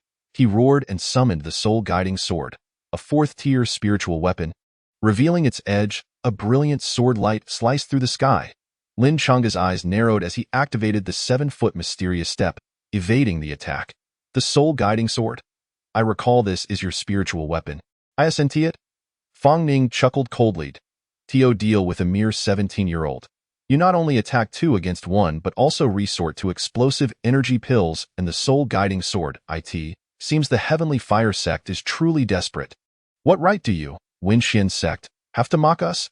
Elder Song fumed. It seems you've forgotten the gruesome fate you suffered. A year ago, 9 inner disciples of your Wen Xian sect perished in the Xuanjiao Mountains. Their bodies hung atop the peaks in 7 days. It will be the anniversary of their deaths, yet you couldn't even retrieve their remains, leaving only their clothing behind, and your elder brother was among them. Fang Ning's pupils turned crimson with rage. Just as she was about to explode, the 7th Pavilion Master placed a hand on her shoulder, his voice serious. Do not act impulsively. I truly wish to kill him immediately. Fang Ning's beautiful eyes fluttered shut, her lashes trembling. There will be other opportunities. The 7th Pavilion Master cast a deep glance at Elder Song on the stage. Chen Tianlong relentlessly pursued, gripping the soul-guiding sword, slashing with grand, sweeping motions, brilliant sword light erupting everywhere, making it nearly impossible to defend against.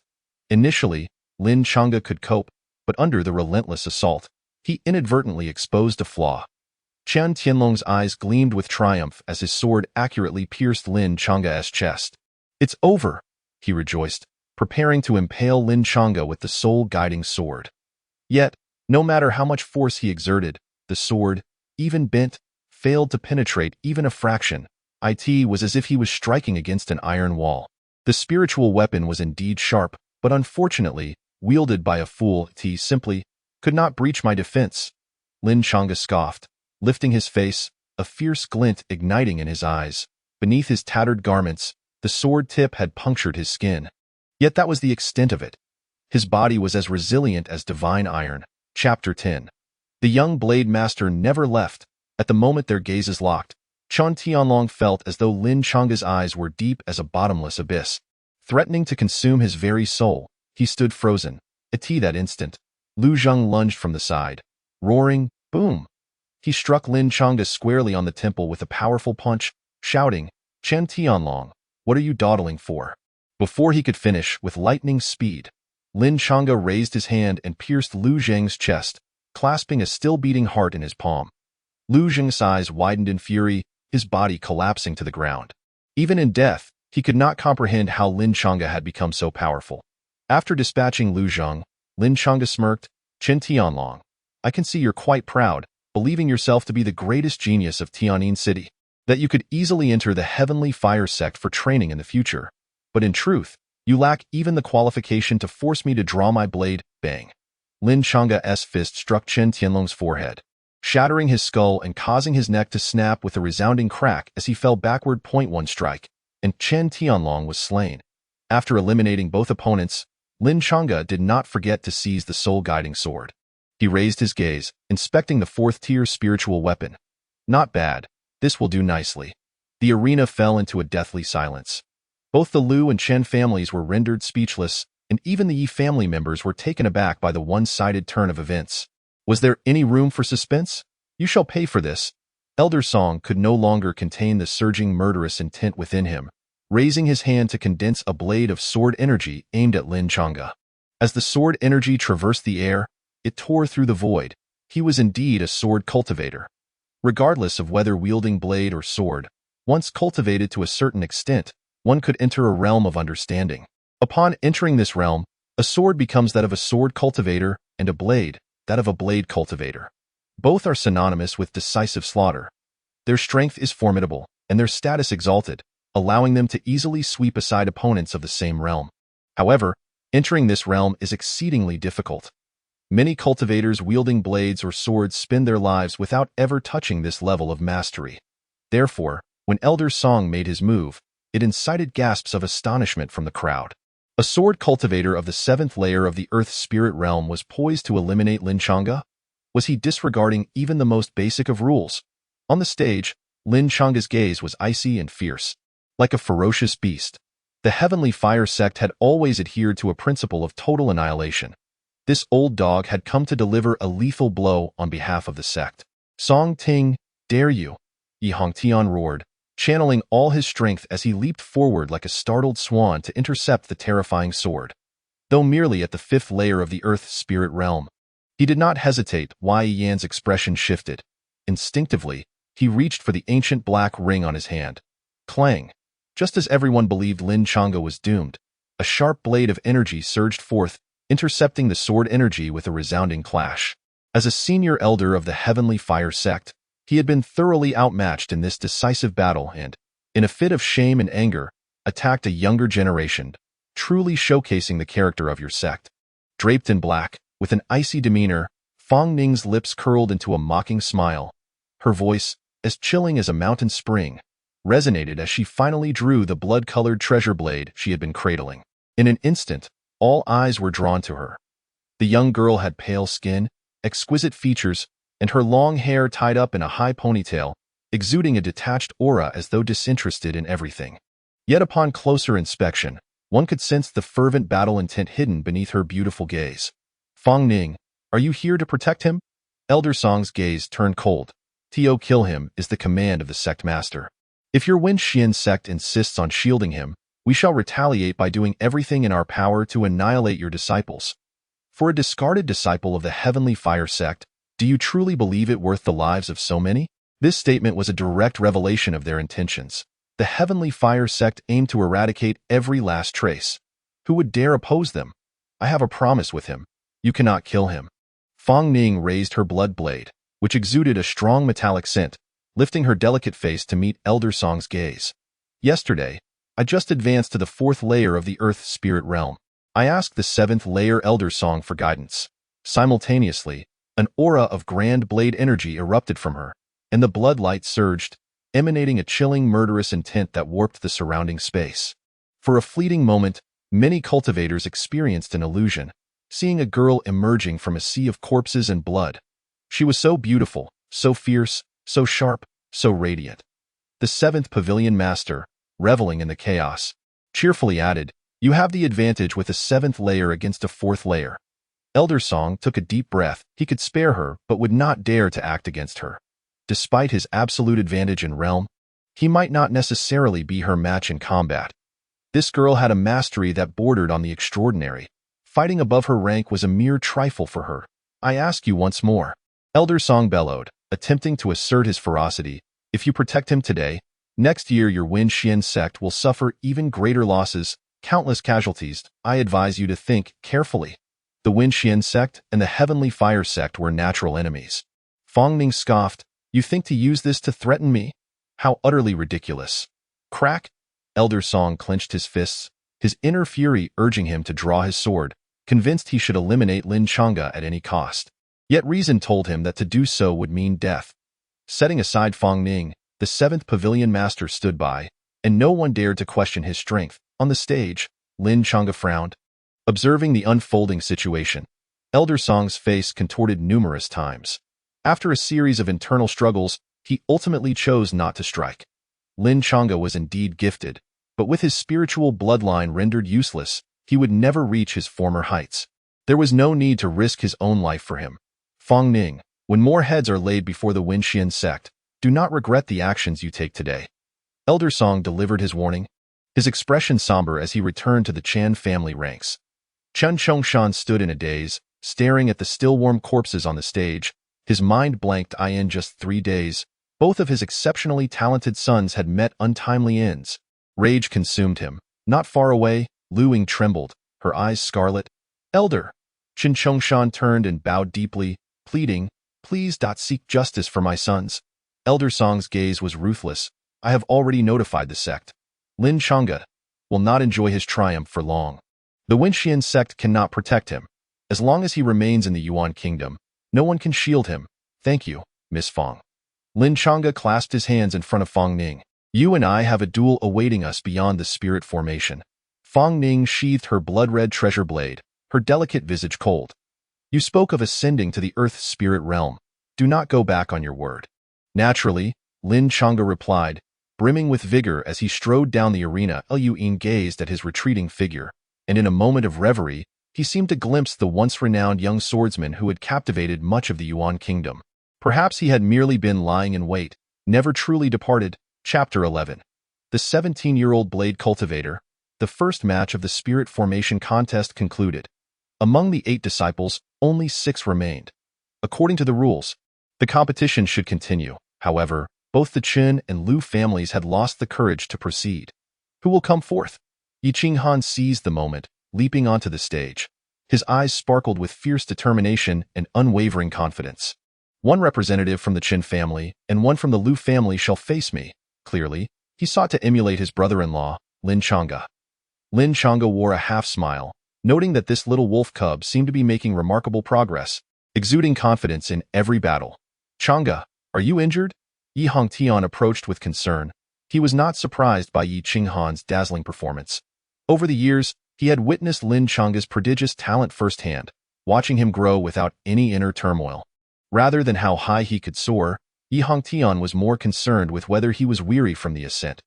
"These two are not yet my adversaries," Lin Chang'e remarked, lifting his gaze to Fong Ning in the distance. This foremost figure of the Wenxian sect, a being of extraordinary prowess, would serve as the true test.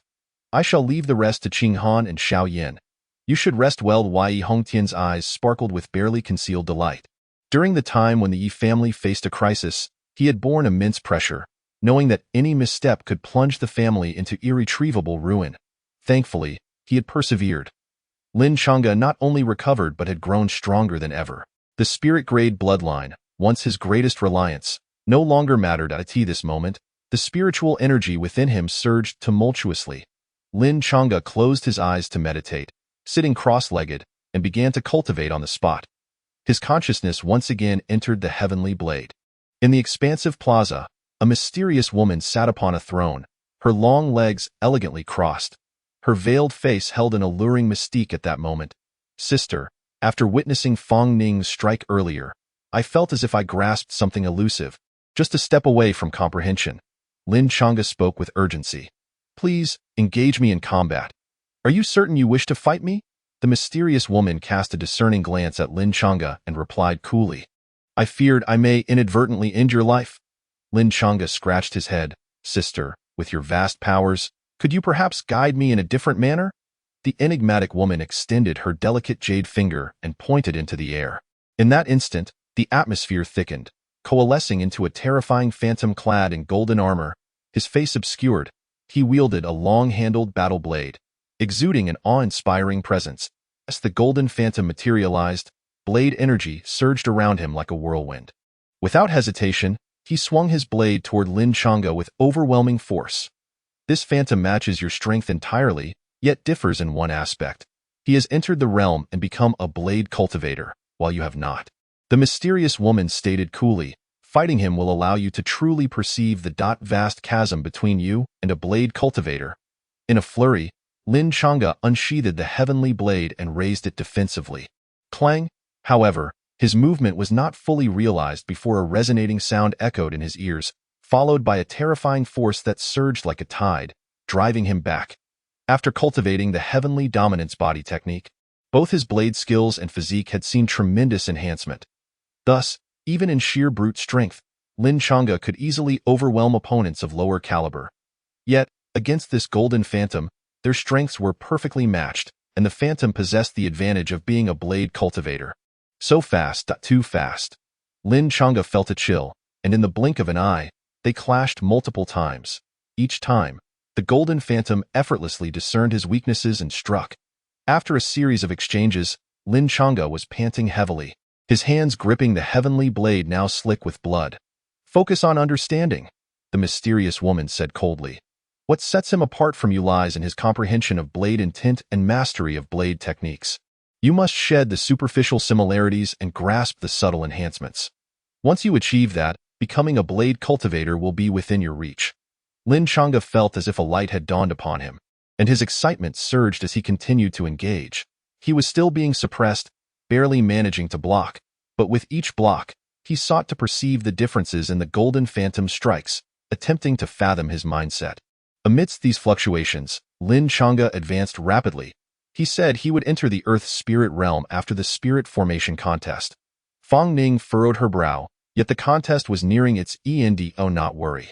He is already on the verge of breaking through, the 7th Pavilion Master replied with a smile. In the distance, at the Imperial Capital Academy's seating area, Hewen inquired, Shi, what are your thoughts on Lin Chang'e?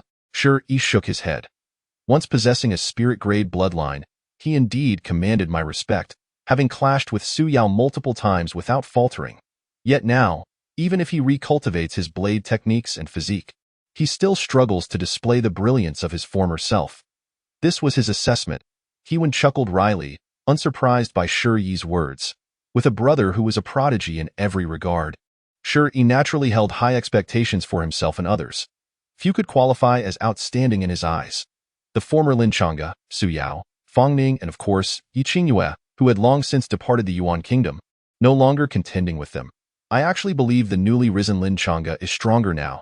A sweet girl stood beside Shi, petite yet strikingly beautiful. Her name was Shi Qingqing, Shi's sister. Endeavoring to refine his physique and recultivate his blade techniques is indeed a commendable path. Shi shifted his tone, speaking with a hint of pride. However, his actions are akin to trying to excel in two endeavors simultaneously. Achieving success in both is as difficult as ascending to the heavens. So, Hewen raised an eyebrow. This is a desperate measure after his bloodline was rendered ineffective. Shi offered his critique. Regardless of whether one practices sword or blade techniques, only those who enter the realm before the age of 20 can be called geniuses. However, he is diluting his focus by refining his physique. How long until he can break through? Without breaking through, his current displayed combat strength, no matter how formidable, is merely fleeting, nothing but an illusion. Second brother, I suspect you are envious of him, Shi Qingqing retorted. I recall you have always admired Yi Qingyue, yet she is his fiancée. I've heard that the head of the Yi family has declared that once Yi Qingyue completes her training, she will marry him. Your words are laced with sour grapes, do not speak nonsense. I could not possibly be worthy of Yi Qingyue. Shi's expression changed, as if struck at a vital point. He hastily replied, I merely lament that the previous Lin Chang'e was barely a match for her. Now, just as he finished speaking, a terrifying blade aura erupted within the arena, grand and overwhelming, shattering the thoughts of all present and drawing everyone's gaze. The arena fell silent, save for the sound of blade energy cleaving through the void. It was Lin Chang'e. Who was the first to shout? Someone exclaimed, that moment. Lin Chang'e was enveloped in a towering blade aura, an intimidating presence that made all present spiritual weapons tremble, as if they wished to bow in submission. Had entered the realm. Fang Ning's beautiful eyes flashed with surprise. Indeed, he was confident of victory, thus choosing to break through after the match. Entered the realm. The same shock rippled through the Imperial Capital Academy's seating area. A blade cultivator. Another voice cried out, no, he is a 17-year-old blade cultivator. He had shattered Fong Ning's record as the youngest blade cultivator. Chapter 12. Miss Fong, I too am quite impoverished. Shi Yi's expression changed dramatically, no longer maintaining his earlier composure. Shi Qingqing gasped, then broke into a sweet smile. He has surpassed Fong Ning's record of becoming a blade cultivator at 18, and this was achieved while also refining his physique. I told you. He is now stronger than before his bloodline was lost. This time, Shi Yi did not refute her. He took a deep breath and said, the Tianhua sect has eyes yet fails to see. They expelled him for Su Yao, yet this has become an opportunity for us at the Imperial Capital Academy. As he spoke, not a single one of the proud disciples dared to voice an objection. Naturally, a prodigy of such caliber shone too brightly. Wherever he went, he would become a pillar of strength for the future. However, he had offended the Tianhua sect. It seems the two sides have become irreconcilable enemies. A disciple whispered, indeed, the Tianhua sect is the foremost sect in the Yuan kingdom, but whom do we at the Imperial Capital Academy fear? He shook his head. The Imperial Capital Academy was established by the royal family of the Yuan kingdom. Many noble offspring cultivate here.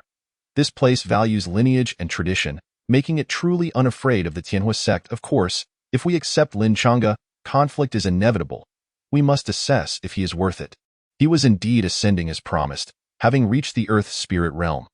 The 7th Pavilion Master's eyes gleamed with excitement, though compared to becoming a blade cultivator at 17, ascending to the Earth Spirit realm seemed somewhat insignificant.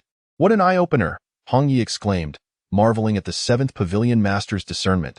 Had he not intervened in time, he might have offended Lin Chang'e. Interesting. Fong Ning nodded slightly. Brother-in-law, congratulations on your breakthrough. Yi Yin was the first to rush forward to congratulate him, exclaiming, it seems just like before. Every time I think I am catching up to you, you accelerate and leave me further behind. Congratulations, brother-in-law.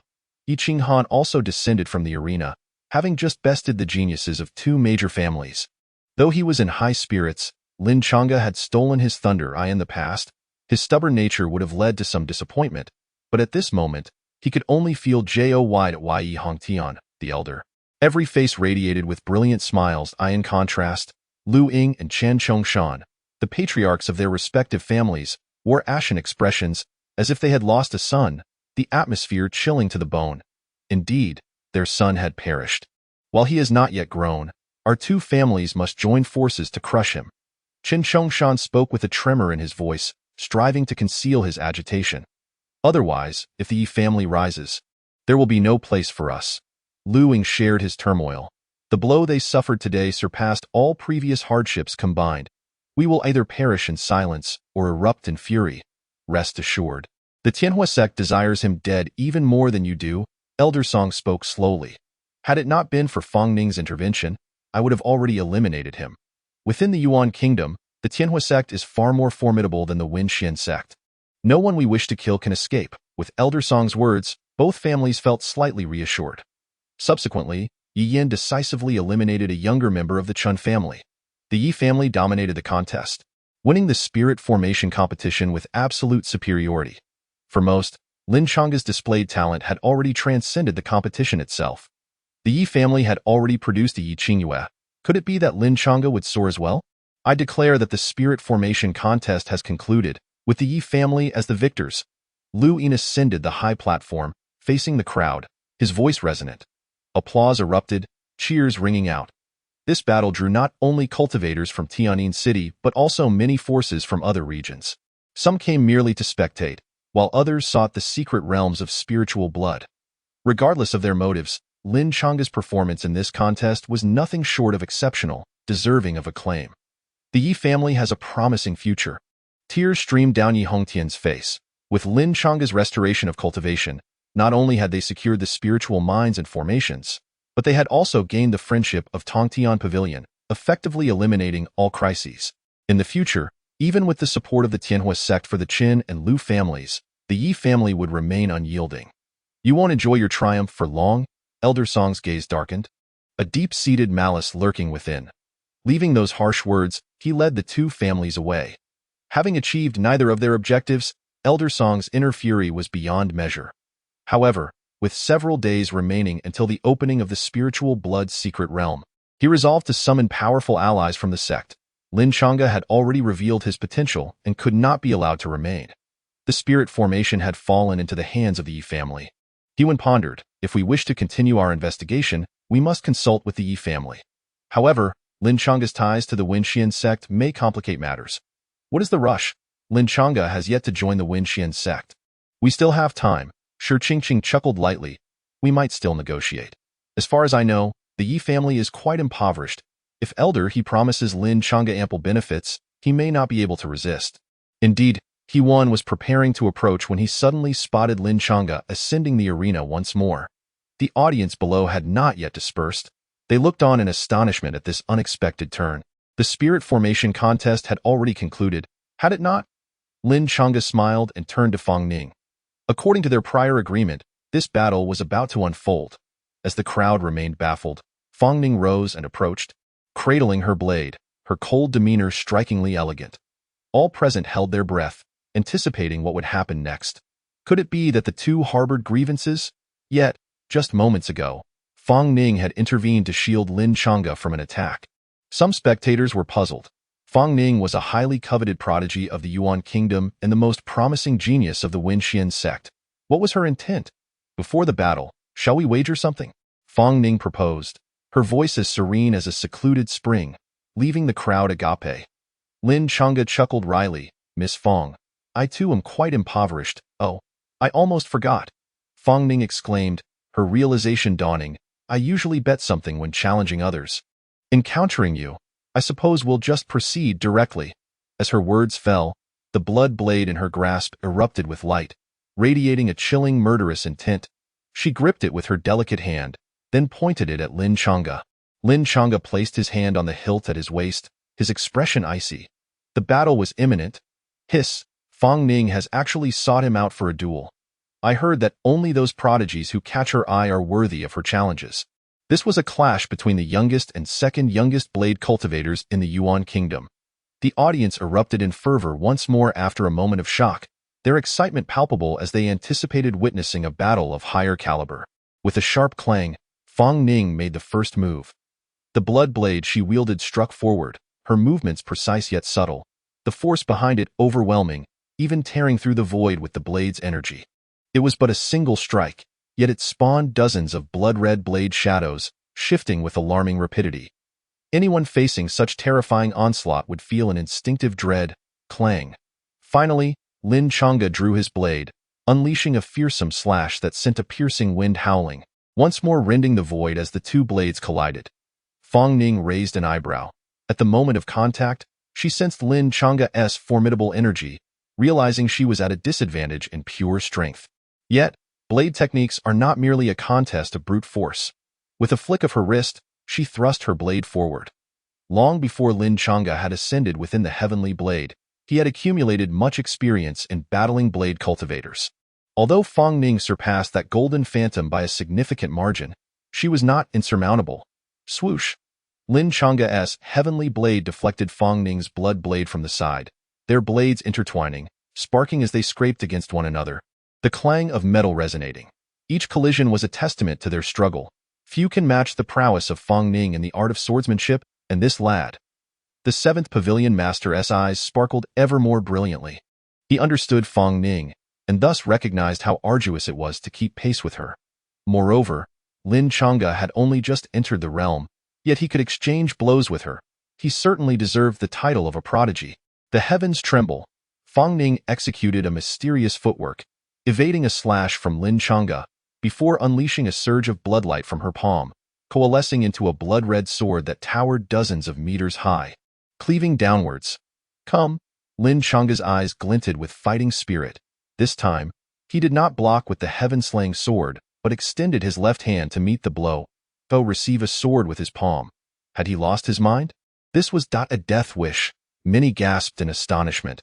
The onlookers from the Imperial City Academy straightened in their seats, their expressions grave. Even if one possessed extraordinary physical strength, such exertion was unsustainable. That was Fang Ning's sword. A moment's carelessness could sever his hand clean off. Boom, boom, boom. Lin Chang'e summoned his formidable body, an exaggerated surge of hot blood coursing through him, reinforcing every limb and bone in that instant. With a single palm strike, before the eyes of all, he actually seized the blood sword. Even Fang Ning herself had not anticipated this lad to be so reckless, as if an unfathomable battle intent, suppressed to its extreme, resided within him, intoxicating him, driving him to obsession, to madness. Was this the path of the sword he walked? Sizzle! At the moment Lin Chang'e grasped the blood sword, his palm was cleaved halfway through, a bloody line appearing on the back of his hand, clearly nearing the limit of endurance. Yet, he had bought himself a fleeting moment. In that instant, Lin Chang'e struck. He swung the heaven-slaying sword with all his might, aiming at Fang Ning's form. Fang Ning released the blood sword, lunging into his embrace, using her shoulder to push him away, causing his swing to slice through empty air. Both retreated a few paces. Your fighting spirit is quite mad, Fang Ning remarked. Is it? Lin Chang'e finally emerged from his immersed state of battle. A pale yet handsome smile gracing his face. I've been like this since childhood, relishing in combat and bloodshed. Fang Ning countered, is this your limit? There's still a bit of strength left. Lin Chang'e replied candidly, showing no concern for his nearly severed hand, as though he felt no pain.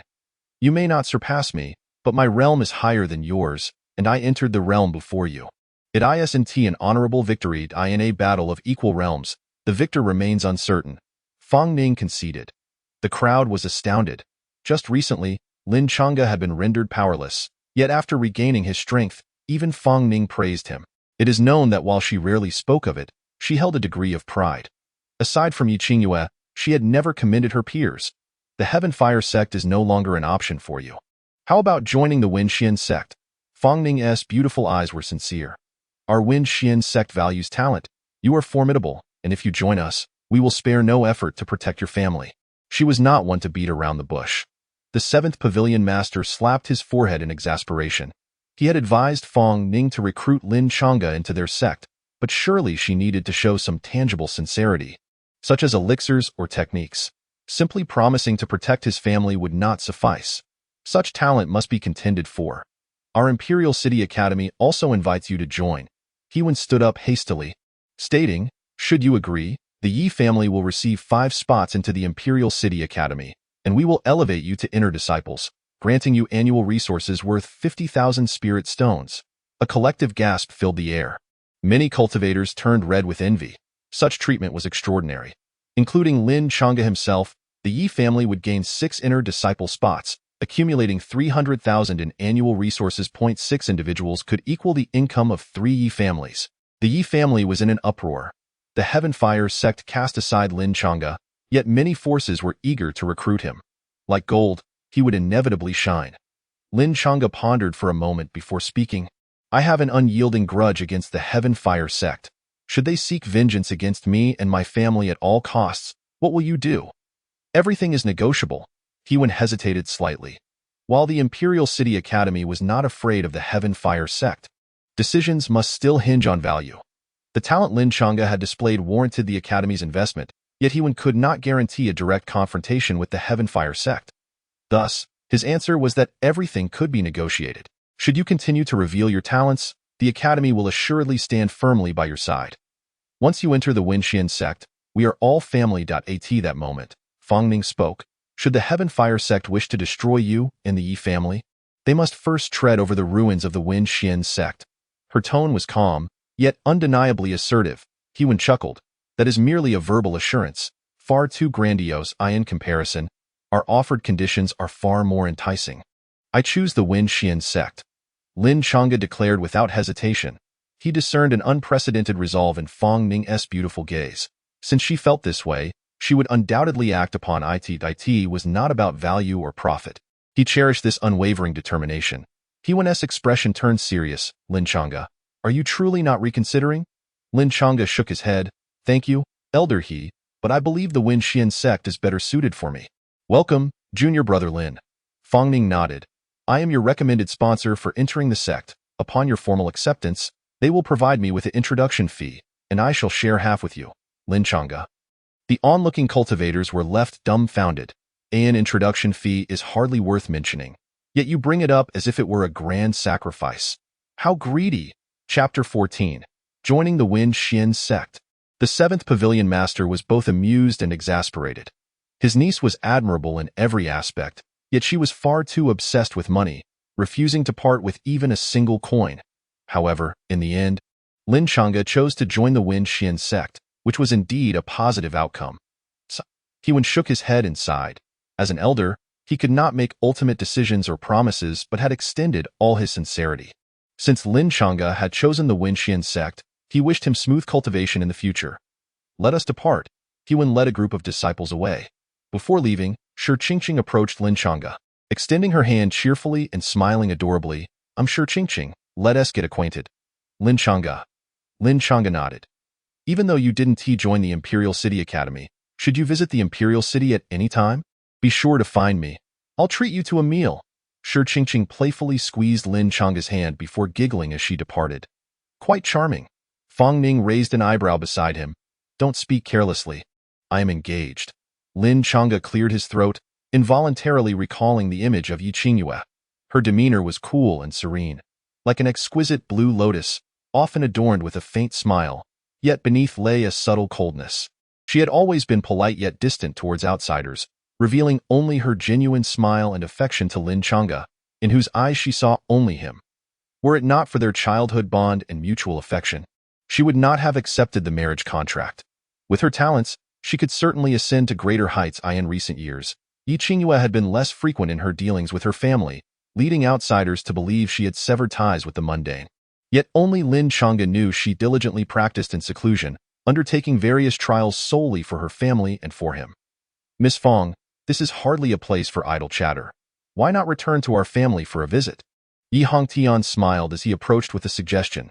As he spoke, he glanced at the seventh pavilion master with some hesitation, wanting to extend an invitation, yet uncertain of whether someone of such high status would agree. Let us go together. The seventh pavilion master approached with a smile. Lin Chang'e had moved past his past and chosen to join the Wen Xian sect, a monumental cause for celebration. Yi Hongtian was elated. If the seventh pavilion master were to attend, it would bring great honor to their family. He dispatched the Grand Elder to tidy up the spirit array, while he led everyone back to their family. Elder, are we leaving so soon? Shuri frowned. We have yet to explore beneath the spirit array. What if the spirit blood secret realm is right here? No hurry. The others have just acquired the spirit array. Who would respond to your urgent requests? He clearly had his own plans. Moreover, Lin Chang'e had just joined the Wen Xian sect and would naturally feel closer to them.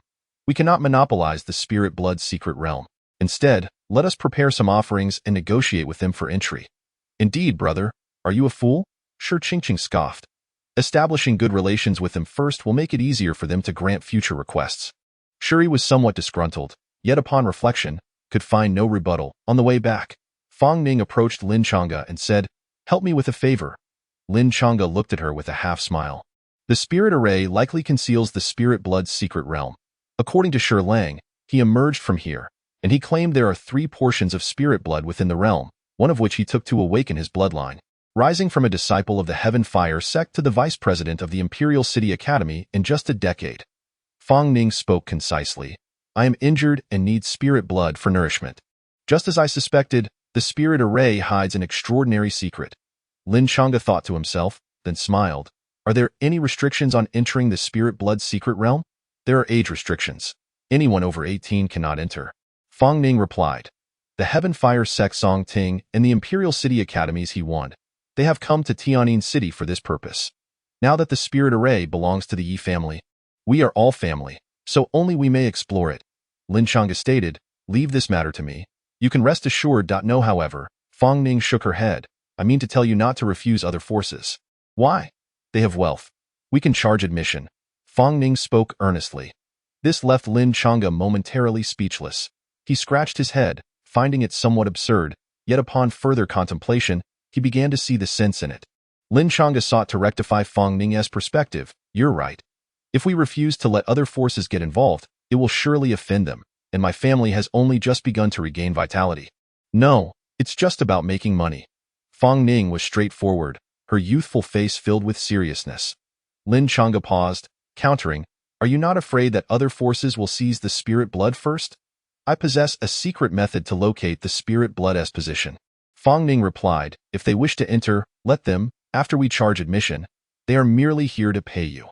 Remember to give me 30% afterward. Lin Chang'e genuinely could not comprehend how such a beautiful and talented young lady, who appeared aloof and unapproachable, would so casually shatter her own persona. How? Fine. Lin Chang'e relented. Why not seize the opportunity to earn some wealth? I, too, am quite impoverished. Upon returning to the family, a scene of jubilation awaited. Everyone had learned that the family had secured the spirit array, a momentous piece of news. Yi Qinghan, go tally the numbers. Any junior of the Yi family with a cultivation level of 6 or above in the human spirit realm shall enjoy the benefits of the spirit array tomorrow. Yi Hongtian commanded with a wave of his hand. Yi Qinghan had shown during the spirit array contest and was in a good mood, happily complying. The entire Yi family bustled with activity. A vivid scene of vitality. The 7th Pavilion Master, Fang Ning, and Hong Yi were seated in the guest area, accompanied by Lin Chang'e, Yi Yan, and others, the table laden with fine food and drink. The atmosphere grew increasingly festive. Since Lin Chang'e joined the family, Yi Hongtian, have gained a son. The Yi family had indeed endured difficulties in the past, yet thankfully, all that is behind us. Yi Hongtian raised his glass for perhaps the umpteenth time. He rarely drank, yet today he felt the effects of inebriation. Fang Ning quietly enjoyed her food, not participating in the conversation, while the 7th Pavilion Master wore a smile, primarily listening, rarely speaking. Hong Yi flattered Lin Chang'e while Yi Yan remarked, in the days to come, the Chen family and Lu family will undoubtedly not rest. They pose no threat, yet their backing is the Heaven Fire sect. Fang Ning interjected, I have already sent a letter to the elders within the sect. It won't be long before they arrive here, and I too. The 7th Pavilion Master remarked with a knowing smile. The Tongtian Pavilion fears not the Heaven Fire sect. Lin Chang'e, who had been focused on his meal, suddenly set his chopsticks down, asking, when can we access the secret realm beneath the spirit array? Chapter 15. Spirit Array Nourishment? Lin Chang'e was quite concerned about this. Previously, the mysterious woman within the heaven-slaying sword had mentioned sensing the aura of ancient secret patterns beneath the spirit array. Collecting these ancient secret patterns to cultivate the body of dominance, thereby enhancing one's own cultivation, was of utmost importance at present. It could range from 3 days to 7 days. Any day could be possible.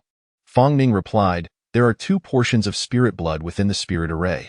I will take one and give you the other. Though she was obsessed with wealth, she was not unreasonable. The spirit array rightfully belonged to the Yi family, and since Lin Chang'e had fought for it, he deserved a portion of the spirit blood. All right. Lin Chang'e nodded, unaware if the spirit blood would benefit him, who possessed the body of dominance, yet if it could create someone like Shi Lang. It must be valuable. Let me confirm once more. Should various forces contend for the spirit blood, do you truly have confidence in securing it? Lin Chang'e questioned. Charging admission is all well and good. But if someone else claims the spirit blood first, wouldn't that be a huge loss? Rest assured. Fang Ning responded directly. The banquet continued late into the night. Before departing, the 7th Pavilion Master secured the rights to the spirit mine for the next 10 years and provided the Yi family with a substantial amount of elixirs, talismans, and spirit weapons. Resources that the Yi family desperately needed. With so many disciples, relying solely on the spirit array for nourishment was insufficient. With these resources, the Yi family could elevate their overall power in a short span. The Tongtian Pavilion and the Wenxian sect could temporarily shelter the Yi family, yet ultimately, they must rely on their own strength to rise. Fang Ning did not return to the Tongtian Pavilion but instead stayed with the Yi family. Early the next morning, she would accompany Lin Chang'e to observe the spirit array. Inside his room, Lin Chang'e wasted no time and immediately entered the heaven-slaying sword to cultivate. Sister, the body of dominance technique is a method to enhance the body of dominance and sharpen the sword intent. But I currently lack martial techniques? Lin Chang'e stood in the square, gazing at the mysterious woman seated upon the throne. He sighed, exuding a sense of helplessness. Then come challenge the trials. Each trial you pass grants you a corresponding martial technique inheritance. The mysterious woman rested her chin on her hand, her beautiful eyes sparkling with interest. Just in time, you have reached the Earth spirit realm, meeting the trial requirements. Lin Chang'e sensed that things were not so simple and couldn't help but ask, is it difficult? Not at all. After all, you die. The mysterious woman seemed to recall something amusing, raising her hand to point at the air, causing waves of energy to ripple. Four luminous walls rose around the square. These walls formed a cage-like arena, and another surge of energy condensed into a colossal golden-haired ape. This beast stood at least 10 meters tall, its skin tough and muscles bulging, exuding a roaring aura that pressed outward, emanating overwhelming pressure. What kind of beast is this? Lin Chang'e furrowed his brow. Although it was merely a phantom, he could sense its terrifying presence, both in aura and bloodline, ancient and enduring, a primordial ferocious beast. The battle-heaven demon ape. The mysterious woman chuckled lightly. Should you defeat it, you will obtain a martial technique inheritance, and it is quite formidable. Lin Chang'e gripped the heaven-slaying sword, his expression solemn, as he sensed an unprecedented weight of pressure. Roar! The battle-heaven demon ape spotted Lin Chang'e, its powerful legs propelling it into the air as it leapt towards him, fists descending like a storm. Lin Chang'e cursed inwardly. The commotion, the momentum, the force surpassed all the strong foes he had ever encountered. How to fight? The battle monkey, a formidable beast, slammed its fists into the ground, unleashing a tremendous force. Lin Chang'e, clearly adept at employing the 7-foot mysterious steps, managed to evade the brunt of the attack, yet still found himself shaken, struggling to maintain his footing, his body tingling with numbness. Remarkably, however, the square's surface remained undisturbed, not a speck of dust rising. Had this occurred outdoors, one could easily imagine mountains crumbling and the earth quaking. Before Lin Chang'e could fully process the situation, the battle monkey launched a second wave of assault, sweeping its palm across the ground. A furious gale rushing toward him. Continuously evading was not a viable strategy. Lin Chang'e pondered.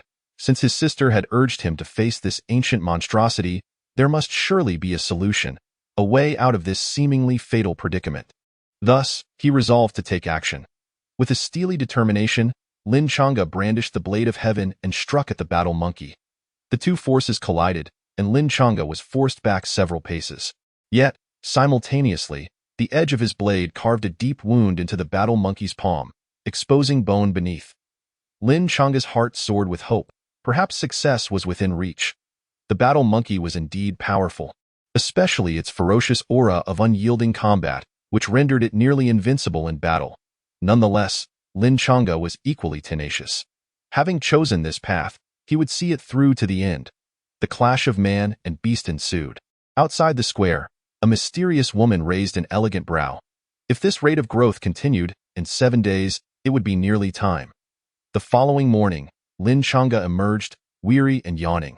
Outside, Fang Ning stood ready, clutching the bloodied blade. Upon seeing him, she arched an eyebrow. "Did you not sleep well last night?" "I was immersed in my training," he replied. Lin Chang'e swallowed a medicinal pill, feeling rejuvenated. Today, all young cultivators who met the requirements would enter the spirit array to absorb the enriching aura within. Those at a bottleneck might even break through during this process. Quite diligent, Fang Ning acknowledged. Beyond the clan, Yi Qinghan had already assembled his disciples, a formidable group of dozens, creating quite a spectacle. Passers-by paused in admiration, envious of the Yi family, who had not only won the Spirit Array contest but had also formed a partnership with the Heavenly Pavilion. It was clear that in the future, Tian'an City would recognize their supremacy. Such was the ebb and flow of fortune. When Lin Chang'e had been expelled from the Fire Sect, branded a sinner, many had anticipated the downfall of the Yi family, fearing that their son-in-law's indiscretions would lead to fragmentation. The Liu and Chen families had gleefully anticipated their demise. Yet, Yi Hongtian had stabilized the situation single-handedly, tirelessly working to restore Lin Chang'e's standing without a word of complaint, thereby fortifying the Yi family. Whenever these events were recounted, all could not help but respect the unity of the Yi family, a well-deserved acknowledgement. At the Spirit Array, the Grand Elder had prepared everything, his face alight with anticipation as he welcomed the arriving crowd.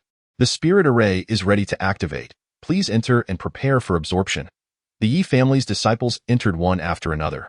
Fang Ning naturally followed Lin Chang'e inside. The Spirit Array was inscribed upon an expansive area, capable of accommodating 100 practitioners simultaneously, accelerating their cultivation speed remarkably, rivaling even the Heavenly Pavilion's gathering array. "Let us begin." The Grand Elder pressed a rune in the air, and in an instant, the Spirit Array activated. a torrent of spiritual energy surged forth, enveloping each disciple like a tidal wave. Chapter 16. We have paid the entrance fee. Ecstasy lit Lin Changa's eyes. The spirit array, already laden with abundant energy, unleashed a deluge upon activation. He felt the spiritual essence coursing through his limbs, invigorating his very being. Is this the sensation of spiritual absorption? I feel as though I am on the verge of a breakthrough. So do I, echoed the excited voices of the Yi disciples around him. The barriers they had faced for so long shattered in that moment. Wei Yin sat cross-legged, his eyes closed, hands concealed within his sleeves, a barely perceptible wave of runic energy emanating from his right hand, augmenting his strength. Moments later, he opened his eyes, and with the howling spiritual energy surrounding him, he successfully ascended to the earth spirit realm. Glancing at the ancient black ring on his right hand, a gleam of joy flickered in his eyes. Congratulations, Brother Yi Yin, a nearby disciple exclaimed, to achieve the earth spirit realm at such a young age. Your future is boundless. You truly are a prodigy capable of summoning the phenomena of heaven and earth. Yi Yin, flattered by the praise, felt a touch of embarrassment as he rubbed his nose. He turned to Lin Changa, realizing he had only arrived at the earth spirit realm a few days later than him. Though he felt somewhat inferior, he was undeniably closer to his goal. In the realm of cultivation, Yi Yin had always viewed Lin Changa as his benchmark. The Yi family was united. Among the younger generation, there were no rivalries, only camaraderie. Yet, being young, the spirit of competition was inescapable. Yi Yin dreamed of the day he could catch up to Lin Changa. Little did he know, Lin Changa was also at a pivotal moment. With a resounding boom, spiritual energy surged dramatically, coalescing around Lin Changa, causing his realm to shift in an instant. Earth Spirit Realm, second layer. Once again, he captured the attention of all present. For a youth of his age, merely entering the Earth Spirit Realm made him one of the most distinguished talents in the Yuan Kingdom. Should he achieve further breakthroughs, be it in sword or blade techniques, or through possessing a unique bloodline, he would truly be a dragon amongst men. A smile curled at the corners of Lin Changa's lips. He was thoroughly pleased with the rate of his advancement. In 6 months, the Holy Land would commence enrollment. No, at this rate, he would soon stand before Su Yao, ready to crush her with overwhelming strength. You have stolen my bloodline, severed my future, and tarnished my name. I shall make you pay 100-fold.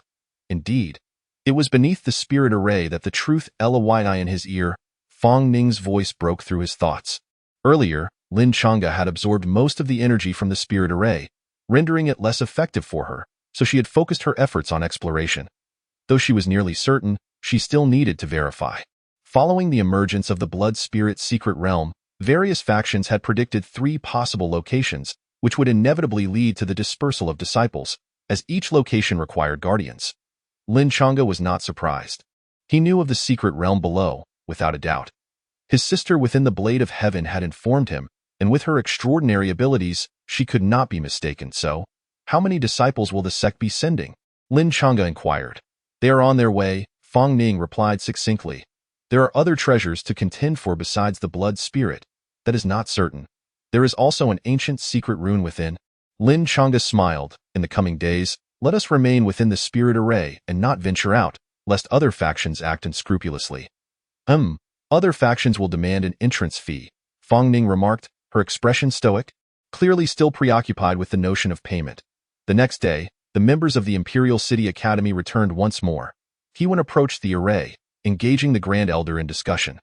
This spirit array now belongs to the Yi family, but the blood spirit secret realm beneath it is the one that Vice Dean Shi Lang once emerged from.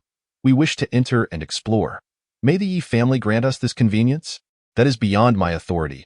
You must seek Lin Changa, the Grand Elder replied with a knowing smile as he stepped aside. Hewen nodded and entered the spirit array.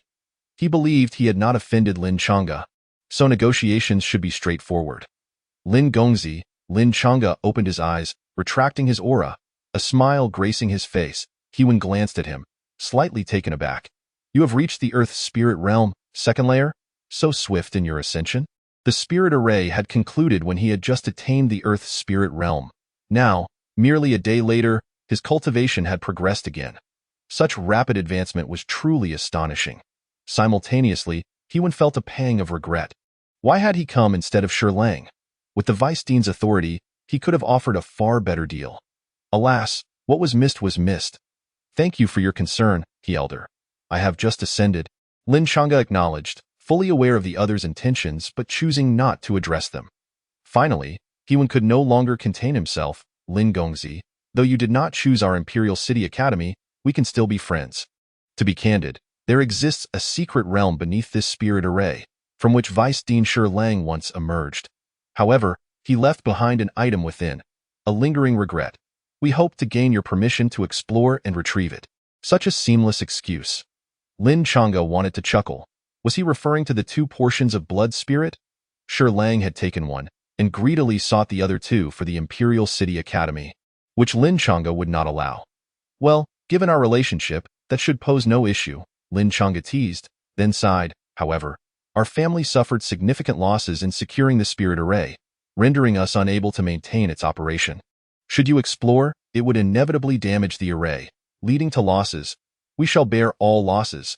Hewen quickly interjected, though internally he scoffed. The true losses were incurred by the Chen and Lu families. Both knew they were speaking falsehoods, but cooperation was necessary as friends. I won't be overly demanding. Lin Chang'e waved his hand. Each individual entering will need to pay. Little junior sister, how much did each of you pay in spirit stones? At a loss for a moment, he deferred to Fang Ning. This little money grubber would surely know how to set a price. Though Lin Chang'e is a disciple of our Feng Xian sect, the spirit array belongs to the Yi family, and thus it must be accounted for. All disciples of our Feng Xian sect entering the spirit array must each pay 3,000 spirit stones as an entrance fee. Fang Ning immediately grasped Lin Chang'e's intent, her demeanor serious. As friends, we shall offer you a discount. Each of you will only need to pay 5,000. Hewen's eyes widened in disbelief. Is there such a thing as a discount? 5,000 is truly the lowest I can go, Fang Ning replied with earnest sincerity. The Yi family has only just acquired the spirit array and should not be plundered. Moreover, you from the Imperial City Academy are most aware of the value of the blood spirit. Her implication was clear. Since we have paid our entrance fee, how can you not? Chapter 17. Spread the word. Hewen calculated the costs. With each ticket priced at 5,000 spirit stones and at least 10 individuals from the Imperial City Academy wishing to enter, that totaled 50,000. This was a sum they could not afford to forego. Very well, Hewen conceded. When the secret realm opens, I will ensure the spirit stones are prepared. Though the students of the Imperial City Academy were all exceptional talents, they had undergone countless trials and tribulations. They did not leave, but instead set up camp nearby, unpretentious in their determination. To secure the blood spirit, they deemed any hardship worthwhile. Numerous cultivators gathered around the spirit array. Their curiosity piqued. The contest had concluded, yet the Imperial City Academy remained. What was their purpose? Among the crowd were spies from the Qin and Lu families, eager to gather intelligence. 50,000 spirit stones in revenue. Lin Chang'e smiled. Dividing the profits, that amounted to 35,000 spirit stones, a considerable sum, especially when the entire Yi family earned merely 100,000 in a year. There is still time. Go spread the news to more factions? Lin Chang'e was taken aback, then understood Fang Ning's intent. Once competition intensifies, do you truly believe you can secure the blood spirit? I can manage, Fang Ning replied confidently. Very well, Lin Chang'e nodded, then summoned Yi Qinghan. Little Han, I have a task for you. Yi Qinghan, pride swelling in his chest, had just ascended to the earth spirit realm, following closely behind Yi Yin. His talent was among the finest in the Yuan kingdom. My father depends on me, and my brother-in-law relies on me. See, this family cannot function without me. Lost in this thought, Yi Qinghan felt quite pleased. Speak. What is it? Lin Chang'e's eyes sparkled. Spread the news about the secret realm as far and wide as possible. Ideally throughout the entire Yuan kingdom. Are you serious? Yi Qinghan's smile faltered. We could have easily refused the Imperial City Academy, yet you allowed them to join. Isn't that inviting trouble? Do as I say. No need for so much chatter. Lin Chang'e rolled his eyes. You're not the same little brat who followed me around calling me brother-in-law anymore, are you? Yi Qinghan, resembling a cub, glared defiantly. I'm 16 now and have reached the earth spirit realm. My talent is not lacking. Can we not treat me as a child? Very well, little Han. I need your help to disseminate the news about the secret realm. Lin Chang'e rubbed his nose. Indeed, the little brat had grown up and deserved some respect. Understood, Yi Qinghan replied. satisfied as he exited the spirit array. Suddenly, he remembered something and slapped his forehead in regret. I forgot to ask about the objective. Intelligence may have been present, but it was sparse. Several spies sensed something amiss and quietly withdrew. In the Chen family's conference hall, Chen Zhongshan's gaze was malevolent, his pupils a fiery red. With our two family strength, it will be challenging to obliterate the Yi family. Yet we can still seek revenge. Lu Ying, frowning deeply, inquired. So? We all know there is a secret realm beneath the spirit array, but many factions remain unaware. The Yi family is indeed capable, yet in the grand scheme of the Yuan kingdom, they are insignificant. Chen Zhongshan's expression hardened. Thus, we must employ every means to disseminate this information swiftly, drawing all factions to Tianjin City. With so many powerful cultivators entering the secret realm, should the Yi family dare to obstruct us, they will surely face annihilation. Lu Ying furrowed her brow. But if they do not obstruct us, wouldn't that render our plan a failure? Failure? Chen Zhongshan sneered. With factions clashing and powerhouses converging, whatever treasures exist within the secret realm will not belong to the Yi family. Causing them to incur losses is a victory for us. Agreed. Lu Ying nodded slowly. This is a blatant scheme. If you wish to explore the treasures within, I shall ensure you do not achieve your desires. Lin Chang'e, you will undoubtedly regret crossing us. Under the intentional machinations of the Qin and Lu families, within a single day, news of the secret realm spread throughout the entire Yuan kingdom.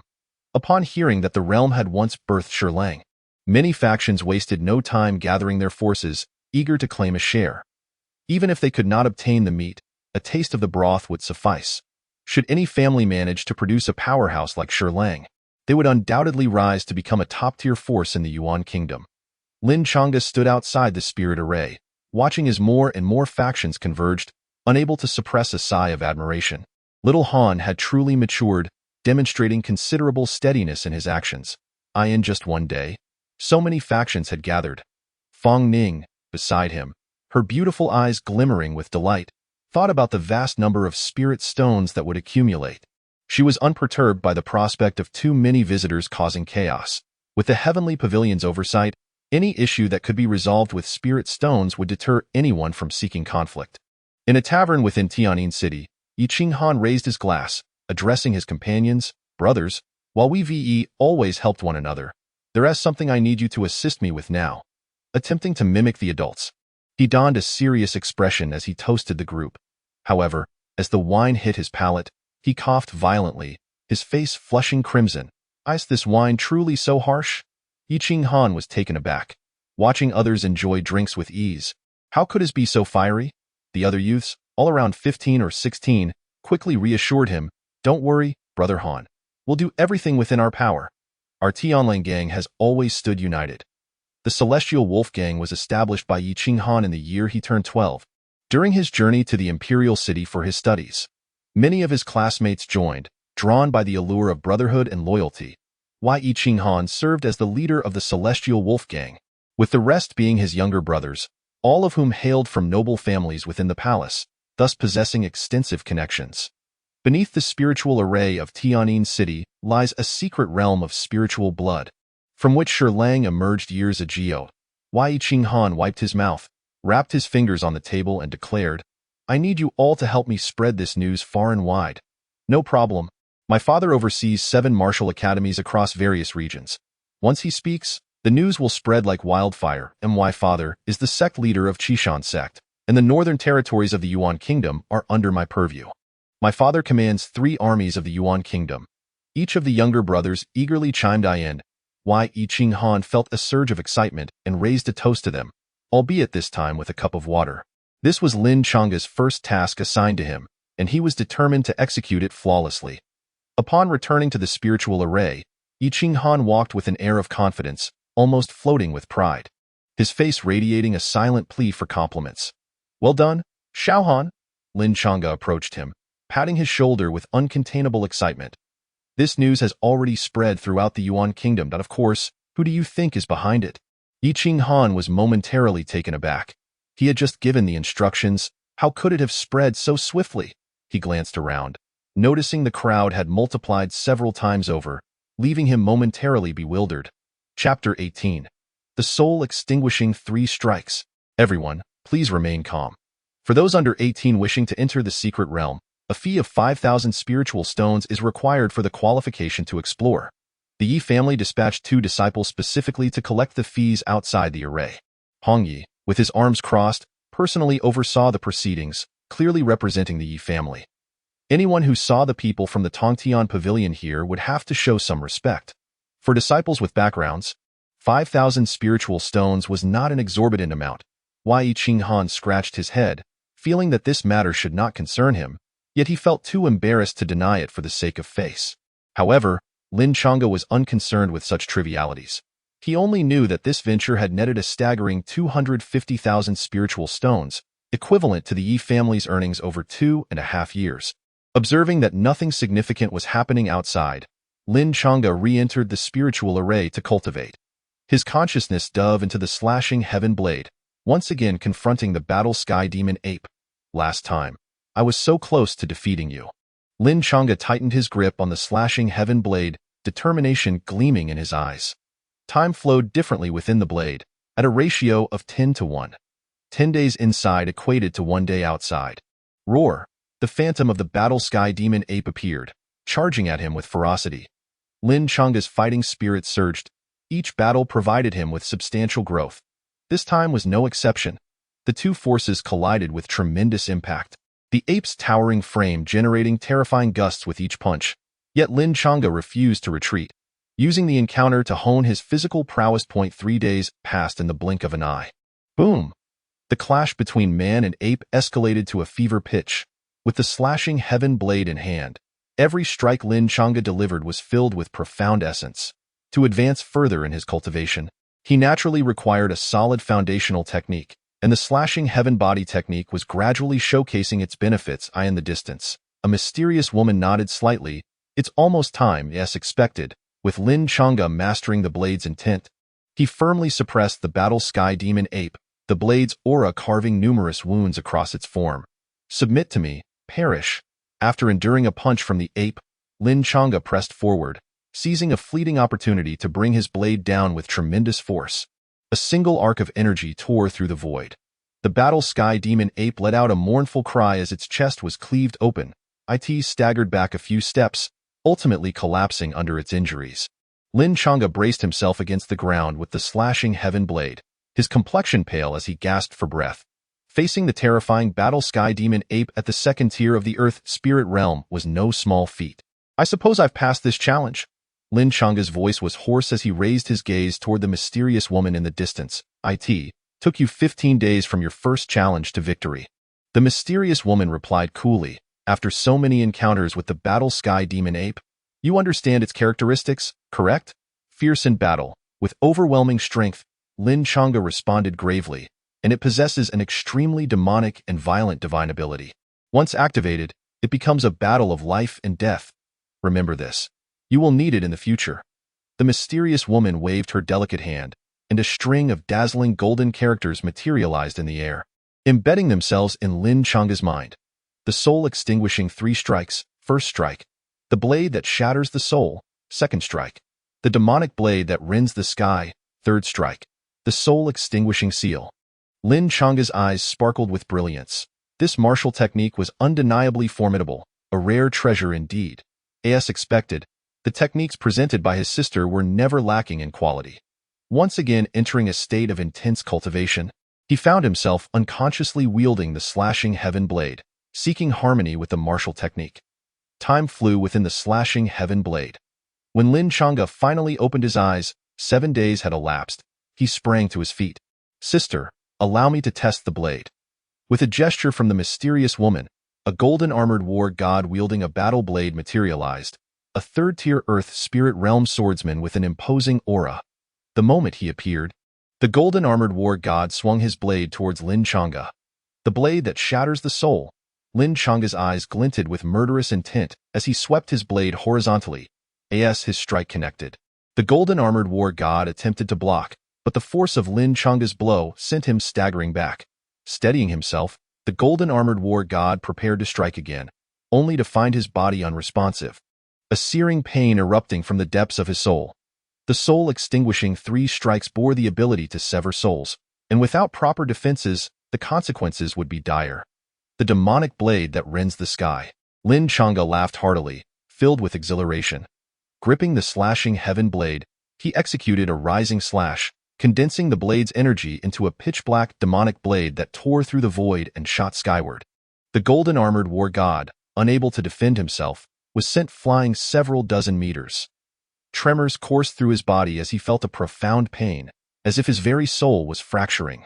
Lin Chang'e sheathed his blade, his expression elated. The soul-extinguishing 3 strikes were indeed powerful. A third-tier Earth Spirit Realm swordsman, if caught unprepared, would undoubtedly perish after enduring 2 of his strikes. As for the 3rd strike, the soul-extinguishing seal, it demanded excessive energy and should only be used as a trump card. Sister, when I defeated the Battle Sky Demon Ape, you said I had passed the first challenge. How many such challenges are there in total? Lin Chang'e voiced his lingering curiosity. 4 massive bronze pillars stood around the plaza, glowing in unison during his trial, forming a colossal wall of light. 9 challenges. The mysterious woman replied coolly, each more arduous than the last. Lin Chang'e smiled confidently. Once I find the time, I will tackle the 2nd challenge. For some reason, during his encounters with the Battle Sky Demon Ape's phantom, he felt an inexplicable familiarity, as if their bloodlines were intertwined. It was indeed rather absurd. Lin Chang'e dismissed it as mere illusion. If you wish to perish, so be it. The mysterious woman coldly retorted.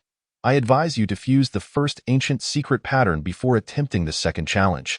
When Lin Chang'e's consciousness returned to his body, an entire day had passed outside. Outside the array, forces from various regions of the Yuan Kingdom surrounded the area tightly, each individual wearing an eager expression. The allure of the spiritual blood secret realm was immense. The time should be about right, Lin Chang'e murmured to himself. Just as he was about to seek out Fong Ning for inquiries, a chill of murderous intent suddenly surged forth. In the distance, the blood-red blade in Fong Ning's arms trembled violently, as if eager to be drawn, a fierce killing intent radiating from her beautiful eyes, resembling a goddess of death. What is it, junior sister? Lin Chang'e's expression turned serious. He noticed Fong Ning clutching a messaging crystal, clearly the source of her fury. The Tianhua sect is ambushing our disciples. Fong Ning enunciated each word, her entire being exuding a decisive aura of slaughter. Chapter 19. The Midway Ambush. What? Lin Chang'e exclaimed in shock. He was aware that disciples from the Fengxian sect were on their way, but he never anticipated that the Tianhua sect would audaciously ambush them en route. Clearly, the spiritual blood secret realm had fallen under the control of the Fengxian sect, and realizing their chances of sharing in its abundance were slim, they opted for outright slaughter instead. Let's go. We shall take vengeance. Fong Ning cast a glance at Lin Chang'e, her beautiful eyes glinting with frost. Lin Chang'e nodded, setting aside his affiliation with the Fengxian sect. Even if it were merely a personal grudge against the Tianhua sect, he was destined to take action. Xiaohan, you and Yi Yin maintain order in the array. After issuing his orders, Lin Chang'e swiftly followed Fong Ning. Their figures darted through the forest, leaving behind a trail of afterimages. Dozens of miles away, an elder from the Fengxian sect was escorting several disciples in retreat, while behind them, members of the Tianhua sect pursued relentlessly, their eyes gleaming crimson with malice. Leading the charge was Elder Song, accompanied by another youth. This youth was powerful, handsome yet with a twisted, ruthless demeanor, an aura of terror surrounding him, and several towering beast phantoms manifested behind him, bolstering his strength. Boom! The youth raised his hand and swept through the air, summoning a colossal hand of spiritual energy that slammed into the Fengxian sect elder trailing behind. Elder Song let out a muffled groan, blood spewing forth as he staggered under the overwhelming force, struggling to regain his composure, his complexion pale. Zhang Yun, do you still wish to escape? The youth sneered. You Fengxian sect are far too overconfident. Sending but one to escort. Today, I shall ensure none of you escape. Zhang Yun, a Fengxian sect elder, stood at the 7th tier of the Earth Spirit Realm, on par with Song Ting. Initially, he thought that the Tianhua sect would refrain from making any significant moves, but their brazen choice to ambush caught him completely off guard. The youth, named Song Yu, was one of the core disciples of the Tianhua sect, aged 21, at the 4th tier of the Earth Spirit Realm. He was also the son of Song Ting. Upon receiving news from the Fengxian sect, Song Ting promptly led his men to carry out the ambush. Zhang Yun had no choice but to flee toward Tianjin City. Requesting support from the sect? The distance was too great. There was no time. Zhang Yun could only seek help from Fang Ning. The sword in Song Ting's hand resembled an eagle poised in the darkness. It would strike with lethal precision when unleashed. Pft! With a soft sound, the sword energy he unleashed pierced through the chest of a Fengxian sect disciple, inflicting grave injuries, revealing the beating heart within. The disciple's face turned ashen as he collapsed. Lai Xiao. Zhang Yun's eyes turned crimson as he let out a roar. Yet, he could not spare the time to save him. The Tianhua sect's disciples were evidently well trained. When they struck, they supported one another. Under the leadership of Song Ting and his son, they attacked like ravenous wolves, overwhelming Zhang Yun, who could scarcely defend against so many assaults. Of the 11 disciples sent by the Fengxian sect, only 6 remain now, a truly devastating situation. Not a single one shall escape today.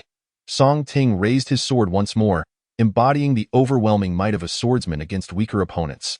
During that battle in the Xuanjiao mountain range, your Fengxian sect suffered significant losses and has yet to recover. If we manage to slaughter you a few more times, you may well face complete annihilation. The disciples of the Tianhua sect were filled with excitement and fervor, as though they could already envision the collapse of the Fengxian sect. Oh, not protect us any longer. Elder Zhang. 2 Fengxian sect disciples, gravely injured and unable to fight, pleaded with Zhang Yun, who still endeavored to shield them. If you abandon us now, you might still escape. Silence. Zhang Yun's fury ignited. The principle of our Fengxian sect is to neither abandon nor forsake. If I leave you behind in this state, it would be no different than killing you myself. But if this continues, we will all perish. The 2 disciples, eyes filled with tears. I have already sent news to Fang Ning.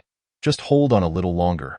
Before Zhang Yun could finish, Song Ting's sword struck with a cunning angle, piercing through his side and tearing a gaping wound, a sight that was truly horrifying.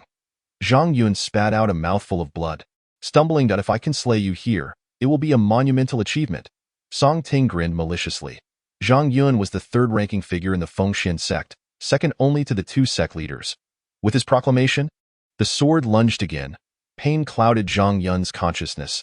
Before he realized it, he was already battered and bruised. He had been holding onto a thread of will, but now his injuries erupted, making every step a monumental effort. Crash! The sword energy cleaved through the air, poised to slice across Zhang Yun's neck when suddenly, a blood-red blade intercepted it mid-air, followed closely by a figure clad in black. Fang Ning, junior sister, a Fengxian sect disciple exclaimed in surprise. Fang Ning's face radiated an icy aura, her eyes shimmering with a light that dared not be looked upon directly. She resembled a goddess of slaughter emerging from a sea of corpses. With a blood-red blade in hand, she was determined to cut down all before her. Fang Ning. Song Ting's expression shifted. He had anticipated slaying all the disciples of the Fengxian sect before reinforcements arrived. Yet he had not expected her to arrive so swiftly. Oh, what if it's her? I shall face her myself. Song Yu sneered. As one of the core disciples of the Tianhua sect, he was well aware of Fang Ning's reputation. Dead men do not get to choose their opponents. An icy voice resonated through the air, causing the temperature to plummet. Song Yu turned to the source of the voice and saw Lin Chang'e emerging from the shadows. Initially taken aback, he soon burst into laughter. Lin Chang'e, you waste of space. I heard you've regained your strength, but oh, you've only reached the 2nd tier of the Earth's spirit realm. His words dripped with disdain. A traitor of the Tianhua sect, expelled from the sect, now slinking into the Fengxian sect, a perennial second-rate faction, and still had the audacity to confront him. Song Yu formed hand seals, and in an instant, the beast phantoms behind him became more corporeal, amplifying his already terrifying aura. This is my 4th-grade technique. The harmonization of 10,000 beasts. You and your father are of the same ilk. Lin Chang'e remained unfazed. Back in the sect, both of you fawned over me, and I remember your faces vividly, though you think a mere change in demeanor can erase your past servility. Song Yu was evidently touched to nerve and erupted in rage. Back then, you possessed a spiritual bloodline, on par with Su Yao, both regarded as the future of the sect. Now, you are merely a waste that will never rise again. As he spoke, his muscles bulged, his body swelling as he threw a punch capable of leveling mountains. Perfect, I'll use you to test my blade. Lin Chang'e calmly gripped the hilt of his blade. Just as Song Yu was about to strike, Lin Chang'e suddenly drew his blade, unleashing a crescent-shaped arc of blade energy. Chapter 20. Annihilating the Tianhua sect squad, be cautious. He recently advanced to being a blade cultivator. The voice of Song Ting echoed in Song Yu's ear, but it did not garner much of his attention. For Song Yu, Lin Chang'e was not the opponent he feared, but rather a specter of his past he wished to obliterate. He had once groveled before such a waste. Today, he would slay him with overwhelming force, burying that humiliation forever. Boom. The primary trait of the harmonization of 10,000 beasts was its ability to harness the power of demonic beasts to enhance oneself. In a short span, both realm and cultivation could skyrocket. This was especially true for a physical cultivator like Song Yu, who could easily amplify his strength to achieve absolute dominance. Unfortunately for him, he was up against Lin Chang'e. Lin Chang'e's blade, the slashing heaven blade, was sharp and ruthless. Despite Song Yu's higher realm, he clearly underestimated Lin Chang'e's ferocity. Overconfident, he attempted to grasp the slashing heaven blade with his palm, intending to immobilize Lin Chang'e while delivering a fatal blow. Swoosh! The slashing heaven blade sliced through the air, passing by Song Yu's form. He felt a tingling in his arm, but by the time he realized something was amiss, a spray of blood erupted before his eyes.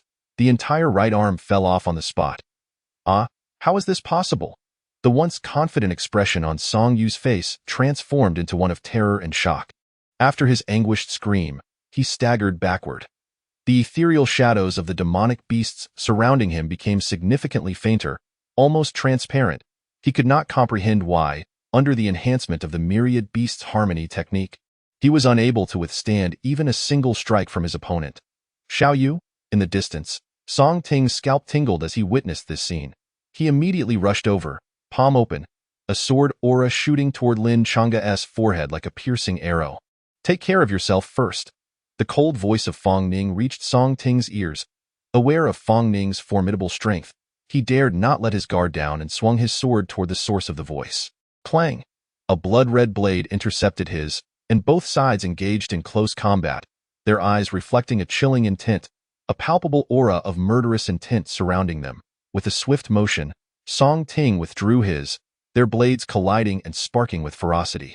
Fong Ning wielded her blood blade, blocking 3 strikes in succession before finally finding an opening to deliver a powerful slash. Song Ting let out a muffled groan as a crimson gash appeared on his waist.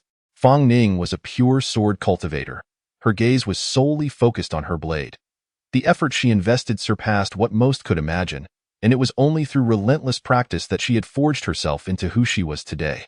With each swing of her blood blade, she drew closer to the essence of the laws, her technique approaching the Tao, making it nearly impossible for others to evade. They could only endure the blows. But enduring was far from easy in an instant. Their figures intertwined multiple times, their movements indecipherable, the sounds of clashing weapons resonating through the air, accompanied by the explosive energy of their blades. Moments later, they separated. Fong Ning bore 3 sword wounds, one of which pierced her shoulder, blood gushing forth. Yet her expression remained as indifferent as ever, as if nothing could affect her. In stark contrast, Song Ting suffered 7 gashes from the blades, 2 on his chest, 3 on his back, and 1 on each arm. The disparity between them was now evident. Song Ting's face darkened as he turned to look into the distance. Although Song Yu had lost an arm, he still held the dominant position in the attack. The other disciples of the Tianhua sect were also assisting, collectively suppressing Lin Chang'e. With a sigh of relief, Song Ting thought, indeed, that last strike was merely a fluke. Lin Chang'e had just begun his path as a sword cultivator. How could he possibly wield such overwhelming power with every stroke? With Xiao Yu and the other disciples joining forces, defeating him should pose no problem. Just as he prepared to feel reassured, Lin Chang'e coldly smiled and struck, as if he had been waiting for the moment when the other Tianhua sect disciples entered the fray. Now, the opportunity had arrived. His cultivation was low, but he was still a formidable opponent and no need to fear. Kill him? Under Song Yu's leadership, the disciples of the Tianhua sect charged towards Lin Chang'e, their gazes icy and fierce. In the past, Lin Chang'e had been a peak they dared not even look upon directly. Now, with the chance to trample over his corpse, the group was invigorated, eager to personally slay the sect's prodigy. For Song Yu, despite his injuries, a series of observations revealed that Lin Chang'e was not nearly as terrifying as his earlier strike suggested. Was it merely a show of strength? A favorable turn of events? Lin Chang'e laughed heartily. He had been waiting for this moment. 3 strikes of annihilation. The first strike. Soul-shattering slash. Lin Chang'e finally ceased hiding his strength. Gripping his sword, he charged forward with a fierce determination, a potent aura of slaughter emanating from him. With only one arm left, Song Yu's expression shifted to one of horror. No. How can this kid's methods be so formidable? In despair, Song Yu abandoned his offensive, grabbing a nearby disciple and pushing him forward to block the trajectory of Lin Chang'e's strike. In the next instant, Song Yu watched in disbelief as the disciple was cleaved in two. A scream piercing the air, leaving him puzzled. How could a dead man scream? Upon closer inspection, he noticed a nearly ethereal shadow behind the severed disciple, the scream emanating from it, a soul. Song Yu was taken aback. Did Lin Chang'e's strike not only kill but also destroy souls? The other disciples, neglecting to reprimand Song Yu, hastily fled in all directions. Would Lin Chang'e let them escape? In an instant, his figure surged forward. The blade of slaughter tight in his grip, slashing through the air like a bolt of lightning. Wherever he passed, the fleeing disciples found their bodies stiffened, and moments later, Lin Chang'e stood still, his sword sheathed, surrounded by corpses. All the disciples had been slain, each with a single lethal blow. Song Yu gulped, his face ashen. At that moment, the terror he felt was beyond words, and even his legs trembled. Run? This was the only thought racing through his mind. Father, save me, Song Yu shouted, turning to flee. 1 strike is all it takes. Lin Chang'e shook his head.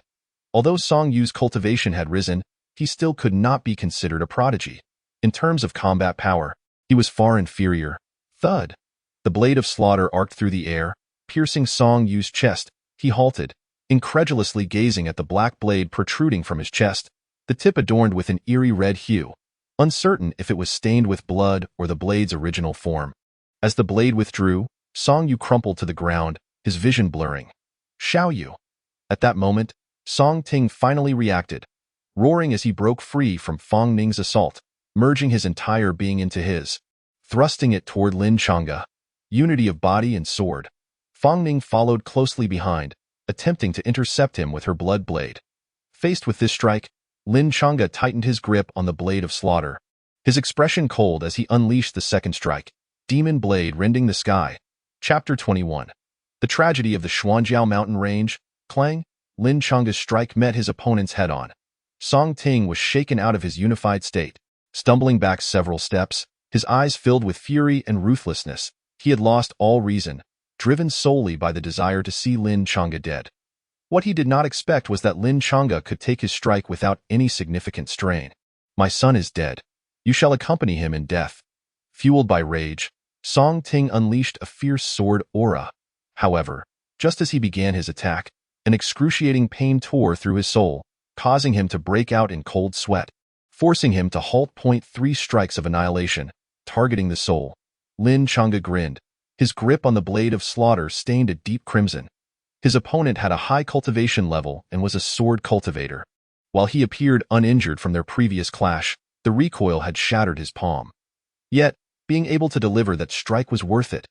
With no defenses against soul attacks, Song Ting was plunged into agony, darkness swallowing his vision. Just as he struggled to escape this state, a blood blade sliced through the air, piercing his abdomen in a flash. The assailant was Fong Ning. Fong Ning extended her delicate hand, manipulating the blood blade from a distance, her beautiful eyes icy. You. Song Ting's face contorted. The injury was far worse than he anticipated. You previously asked whether our Feng Xian sect would be prepared for the potential casualties in protecting Lin Chang'e. Fong Ning's face was cold, filled with hatred. I must say, the Feng Xian sect fears no battle. The blood feud is ever present. The corpses of those brothers lost in the Xuanjiao mountain range, including my elder brother, will someday be avenged with that. Fong Ning controlled the blood blade, bringing it down vertically. As Song Ting screamed in agony. His body was cleaved in two. Dead? Elder Zhang, are you all right? In the distance, disciples of the Feng Xian sect were feeding medicine to Zhang Yun, whose pale complexion began to regain some color, his breathing evening out. Thankfully, we owe it all to Fong Ning. Zhang Yun forced a bitter smile. I was careless, thinking our movements were discreet and safe, but I never anticipated they would receive word and ambush me midway. How many did we lose? Fong Ning approached, Her voice solemn. 5 were killed. Zhang Yun closed his eyes, his heart heavy with sorrow. The group fell silent, yet they did not exhibit excessive grief. From the moment they joined the Feng Xian sect, they had grown accustomed to bloodshed and battle. The Tianhua sect were arch-enemies, unless one side was utterly annihilated. The conflict would persist indefinitely. The remaining disciples raised their heads, gazing at Lin Chang'e. They bore little animosity toward him. Ultimately, it was because Lin Chang'e had only recently joined the Tianhua sect and had spent most of his time in seclusion, not having confronted the Feng Xian sect directly, nor stained his hands with the blood of their disciples, making acceptance easier. Let us proceed to the spirit array. Lin Chang'e sighed, recognizing that previously, Zhang Yun had clearly been on the brink of despair, yet he continued to drag 2 injured disciples to safety. This indicated that the principles of the Feng Xian sect were deeply ingrained. Once one entered, they were family, never to abandon or forsake each other. Much like the Yi family. This realization fostered a greater sense of belonging within Lin Chang'e for the sect. Fang Ning collected the spatial rings of the fallen disciples, typically obsessed with wealth. Yet this time she did not keep them for herself. Instead, she solemnly handed the rings to Zhang Yun. Elder Zhang, please help collect the bodies of these disciples and return their cultivation resources to their families. Lin Chang'e cast a deep glance at her. While Fang Ning was indeed money-minded, some things held greater value. All right. Zhang Yun's mood was heavy. Fang Ning and Lin Chang'e, accompanied by several disciples, hurried toward the spirit array. What transpired in the Xuanjiao mountain range? Lin Chang'e inquired softly along the way. He had heard snippets of this matter during his training at the Tianhua sect. It seemed there had been an incident a year prior where the Tianhua sect had orchestrated the ambush of several prodigies from the Feng Xian sect, but he had no further details. Fang Ning's beautiful eyes flickered, a shadow of sorrow spreading across her features. She did not respond, but a nearby disciple took over. Our Feng Xian sect once had several core disciples, each extraordinarily gifted, their rapid cultivation strengthening our sect and placing considerable pressure on the Tianhua sect. Lin Chang'e turned to him, noting the somber expression. During an opportunity that arose in the Xuanjiao mountain range, we learned that the Tianhua sect would also compete with us for it. However, we were unafraid. 8 core disciples, led by the elders, ventured into the Xuanjiao mountain range to seek healing methods for Feng Shimi. Lin Chang'e's heart stirred. He recalled Fang Ning mentioning that the spiritual blood within the secret realm could heal her wounds. Could it be that this injury had existed for over a year? It is a congenital wound. Since childhood, every 3 months, dark energy invades my body. This blood blade can suppress it but cannot eradicate it. Fang Ning replied coldly, her reluctance to discuss the past evident. After all, the tragedy of the Xuanjiao mountain range had claimed the lives of many for her sake. She felt anger, guilt, and a burning desire to annihilate the Tianhua sect. In the Xuanjiao mountain range, they had clashed with the disciples of the Tianhua sect, yet what transpired in that battle remained unknown. However, the outcome was clear. The Tianhua sect had suffered no casualties while they had been utterly wiped out. At this point, the disciple clenched his fists tightly no matter how much time passed. Whenever they recalled those events, they could not suppress their fury. This hatred was ingrained in their bones, impossible to release.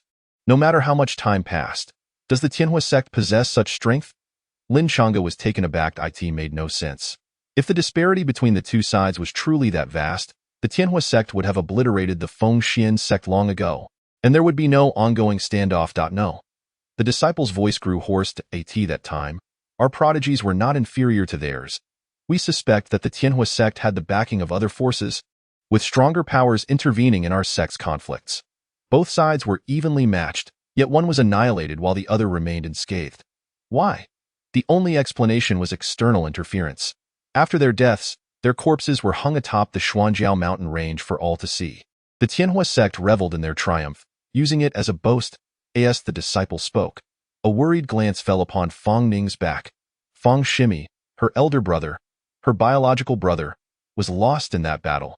At this moment, Lin Chang'e fully understood why Fang Ning had nearly lost control during the spirit array contention when the Xuanjiao mountain range was mentioned. Her elder brother had died in that battle, his remains displayed to the world, unable to be buried. With the anniversary of his death approaching, it was impossible for anyone to suppress their rage. Most importantly, they had ventured into the Xuanjiao mountain range for her sake. I will bring their remains back. Fang Ning's voice was resolute. I will. Bringing back the remains is not enough. The truth must also be uncovered, Lin Chang'e added, furrowing his brows. Chapter 22. Sequence 17. The Battle with the Celestial Demon Ape. Lin Chang'e led the group back to the spirit array, where a vast crowd had gathered. At least thousands were present, resembling a grand event.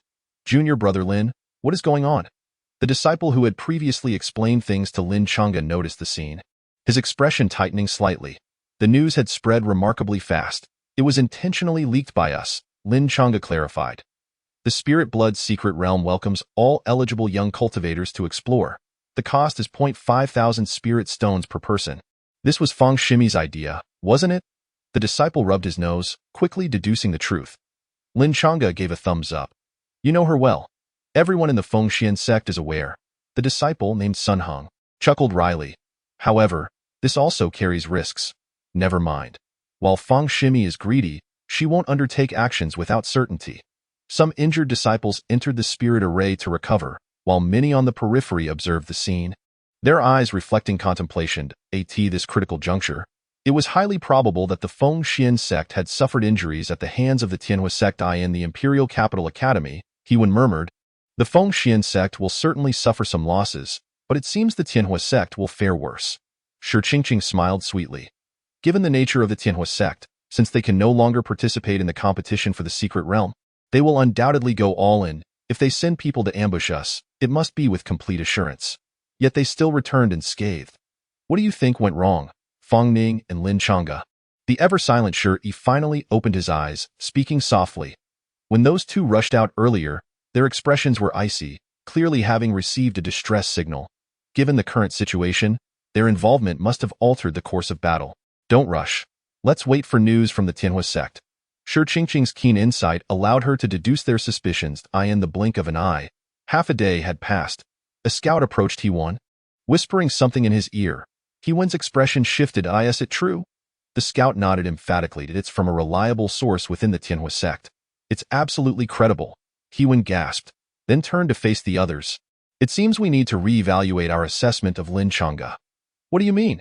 Shi Qingqing asked playfully, already suspecting the answer but wishing to hear it from Hewen. The Tianhua sect sent over a dozen disciples to participate in the ambush. With Song Ting and Song Yu both in action, it was supposed to be a sure win, especially with Zhang Yun gravely injured. However, the entrance of Lin Chang'e and Feng Ning changed everything. Hewen paused before continuing. Lin Chang'e directly confronted Song Yu and killed him. Song Yu? I know him. He's one of the core disciples of the Tianhua sect, rumored to be at the 4th level of the Earth Spirit Realm. Indeed, Lin Chang'e had only just entered the Earth Spirit Realm a few days prior and was able to slay him. The disciples fell into silence, the horror of Lin Chang'e's strength dawning upon them. We should have known. Shi Qingqing beamed. From the moment he entered the Spirit Array contest at 17, you should have held him in higher regard. At the very least, your assessment should surpass that of Feng Ning. But Feng Ning is different. The position of the first prodigy of the Feng Xian sect is not easily claimed. She has fought her way here, with a trail of corpses behind her. Shi remained somewhat unconvinced, striving to uphold his perspective. Prejudice is a mountain within the human heart. Shi Qingqing cast a lingering glance at Shi, remarking softly, Brother, it seems you have absorbed none of the teachings imparted to you. Shi remained silent, his gaze fixed on the spiritual array of the Yi family, his heart whispering to himself, is it truly my fault? Can a once great prodigy, now stripped of their spiritual veins, truly rise again? Within the spiritual array, Lin Chang'e scrutinized the figures in the ledger, for the first time experiencing the sensation of wealth. 400,000. This was the amount of spirit stones he had acquired. It implied that over 100 individuals had contributed spirit stones to enter. This was no small feat. To enter, one must first possess spirit stones and secondly, have the requisite talent. Otherwise, entering would merely be akin to throwing money away. Moreover, with over 100 individuals competing, the pressure was indeed significant, but Feng Ning was confident and unafraid.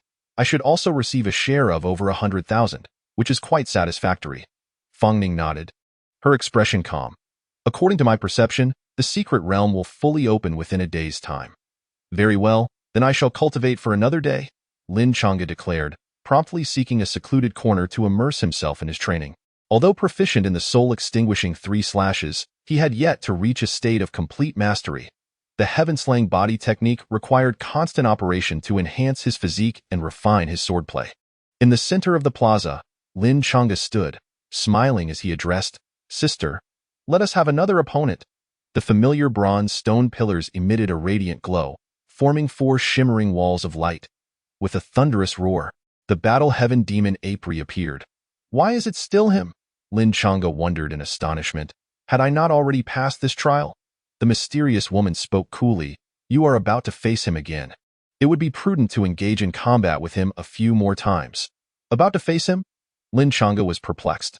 Sequence 17, the battle heaven demon ape, the mysterious woman elucidated. It is one of the ancient secret patterns, the battle pattern, representing the form of the demon ape. There are 9 ancient secret patterns, each corresponding to a formidable body form. Lin Chang'e murmured, "He is one of them." "Indeed," she confirmed. Sequence 17 signifies the rank of the ancient ferocious beasts. The battle heaven demon ape is ranked 17th. Why would a ferocious beast become my ancient secret pattern? When the body of dominance was born, it replicated 9 unique powers from the world. And these powers either stemmed from ferocious beasts or rare treasures. Thus, your combat with the battle heaven demon ape is to familiarize yourself with this process. Indeed, the integration of the ancient secret patterns occurs through battle. These patterns seal the powers of the ancient ferocious beasts. They constitute your unique body of dominance. Although they are not the true forms of the beasts, you must defeat them to absorb their power. Upon hearing this, Lin Chang'e nodded, gaining a fresh understanding of the body of dominance. The emergence of the body of dominance replicated 9 powers from the world, dispersed externally. Only by integrating them all could he achieve a complete form. However, conquering this integration would not be simple. The mysterious woman understood this well, which is why she had urged him to become acquainted with the entire combat process in advance. Therefore, during this exploration of the secret realm, I must integrate the battle secret pattern to cultivate the form of the demon ape. Lin Chang'e rubbed his hands together, asking, "What benefits will this bring me?" "Each form will enhance your strength based on its characteristics. Previously, I had you summarize the traits of the battle heaven demon ape," the mysterious woman remarked, casting a glance at Lin Chang'e. "Fierce and combative, powerful and forceful, battling heaven and earth, relentless and unyielding." Lin Chang'e repeated this, and then his eyes brightened. "So, this is the enhancement granted by the demon ape's form." "Indeed," the mysterious woman nodded. "What the specific effects will be, you shall understand once you truly integrate it." And no sooner had she finished speaking than the battle heaven demon ape charged forward with a thunderous roar, exuding an overwhelming pressure. Lin Chang'e could only feel a ferocious wind rushing toward him. "I have intentionally heightened the simulation's intensity. He will not hold back," the mysterious woman cautioned, surveying the battlefield with a calm demeanor. "Be careful. Do not perish." Lin Chang'e raised the heaven-slaying blade, clashing with the battle heaven demon ape. In an instant, he was met with tremendous force, his legs bending under the strain as he nearly succumbed to the ape's might. However, he persevered, gripping the hilt of the blade, his gaze fierce as he gradually pushed the heaven-slaying blade upward, engaging in a contest of strength with the demon ape. The demon ape's eyes narrowed, astonished that a mere human could possess such terrifying power. Enraged, it struck again.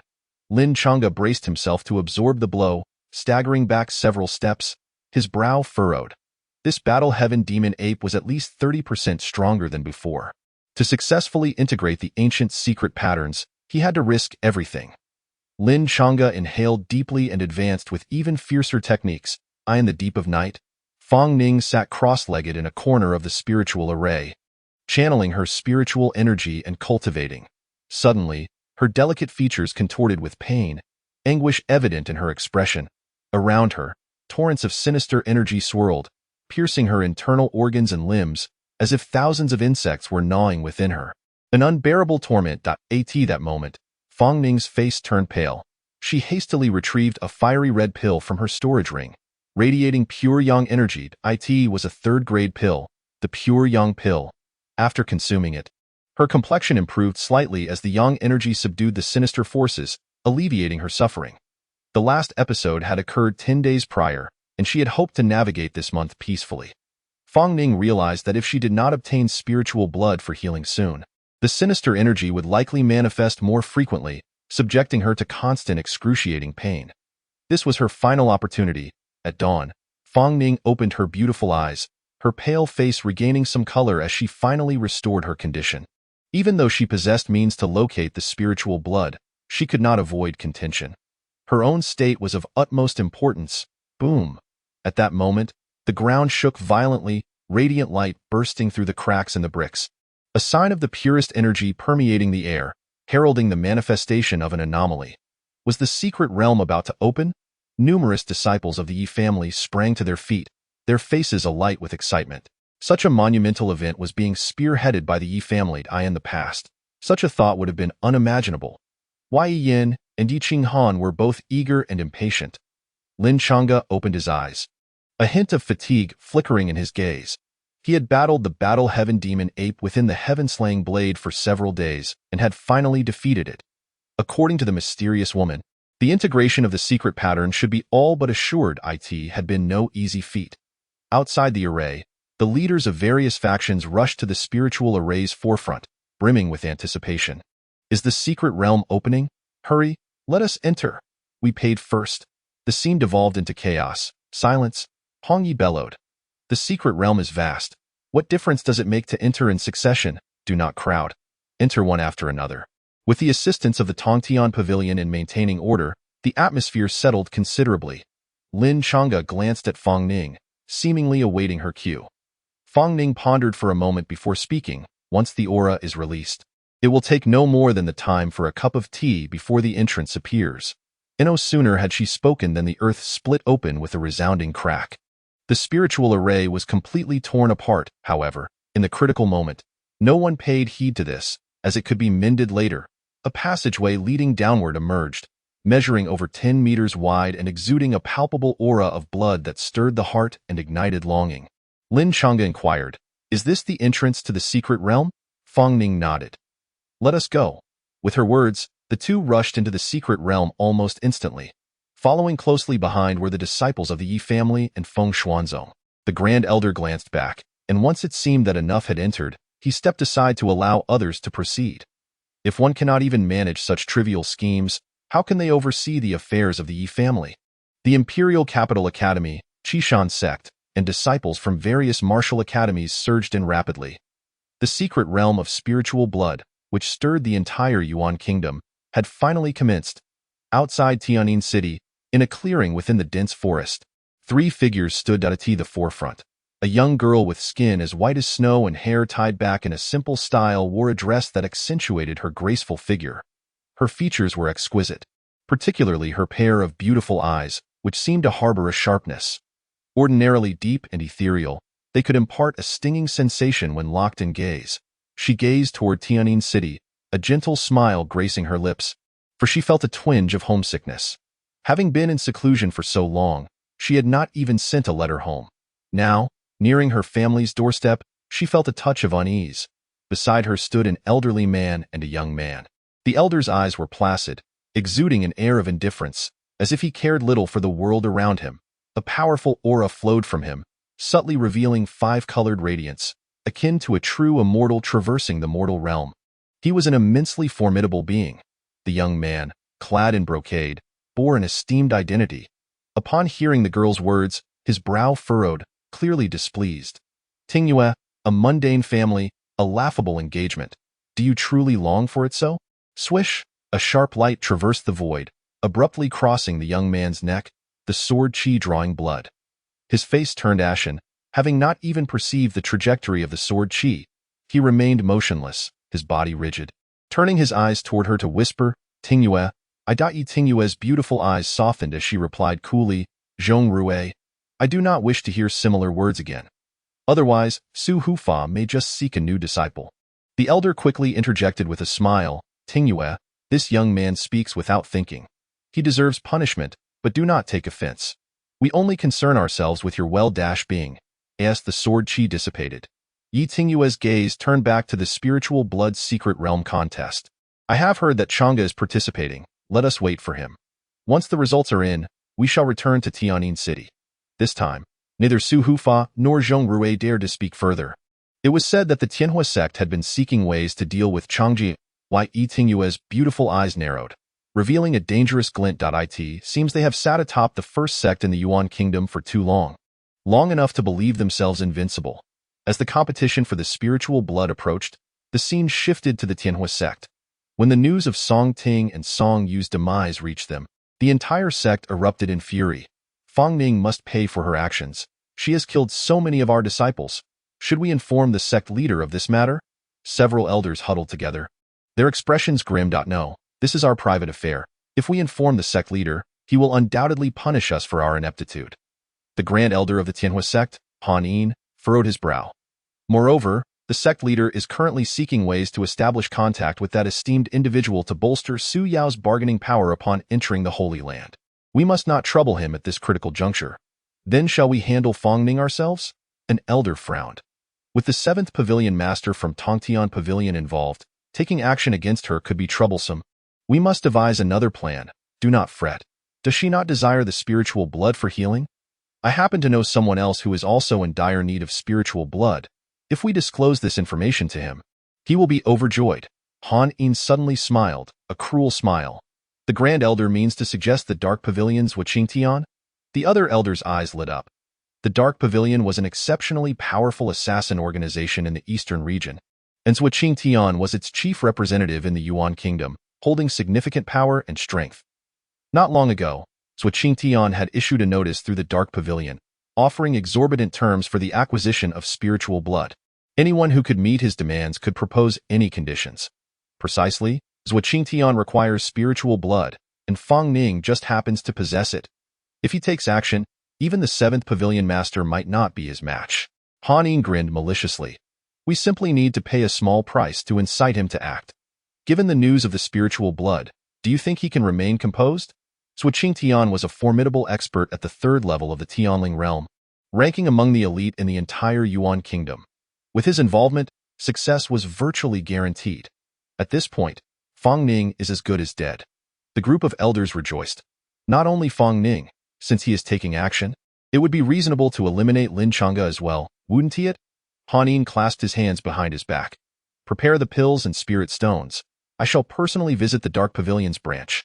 Within the spiritual blood's secret realm, Lin Chang'e followed closely behind Fang Ning, who held an object in her hand, a faint white orb that seemed capable of locating treasures, guiding the two with its aura. This secret realm is far larger than I had anticipated, Lin Chang'e marveled, observing the numerous passageways within the underground palace. If they were to search blindly like headless chickens, it would surely waste an inordinate amount of time. Shi Lang had mentioned that the spiritual blood's secret realm was immense, speculating that it was left behind by a powerful being with a peak spiritual bloodline who had perished, dividing their bloodline into 3 portions and placing them here to await a worthy successor. Fang Ning explained, once someone takes one portion, they will be forcibly teleported away. Otherwise, all 3 portions would likely have fallen into his hands long ago. This rule is quite fair. Everyone benefits equally, Lin Chang'e grinned. If it were not for this, it would not be their turn at all. Boom.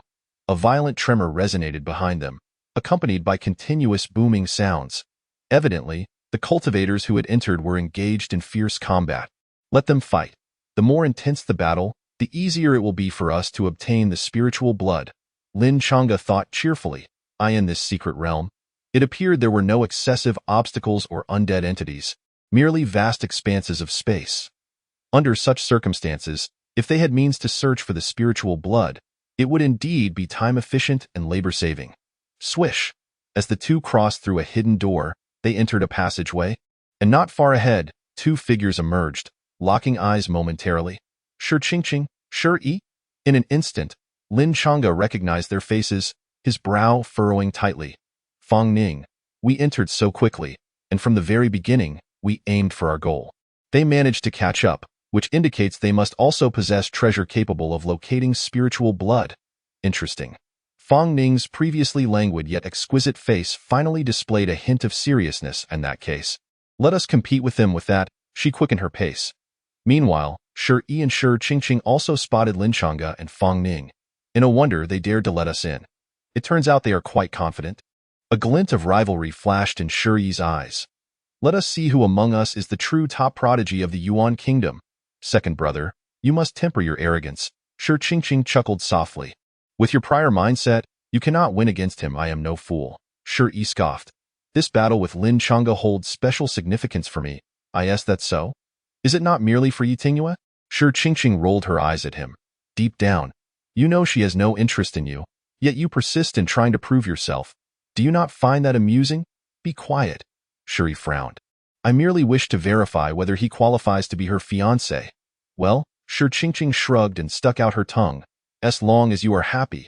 In the various parallel passageways, the four individuals rushed forward, their destinations aligned. If they were to pause and listen, they would hear the whistling wind stirred by the other swift movements, as the four engaged in a covert struggle. The Imperial Capital Academy was not particularly ostentatious and rarely clashed with other sects. However, Fang Ning did not underestimate them due to this. On the contrary, Shi Yi had long since made a name for himself with his exceptional marksmanship. In this contest, she was determined to win. For herself, for her deceased brother and master, and to continue her relentless battle against the Tianhua sect. And no matter what, Fang Ning would fight to the end. Regardless of who accelerated, it was exceedingly difficult for either side to shake off the other. They all became acutely aware of each other's formidable prowess, foreshadowing a grueling contest ahead. Amidst their relentless back-and-forth struggle, they finally arrived at the grand hall at the end of the passage. The four of them halted simultaneously, turning to face one another, standing merely 3 meters apart, entirely face to face. The spirit blood lay within this grand hall.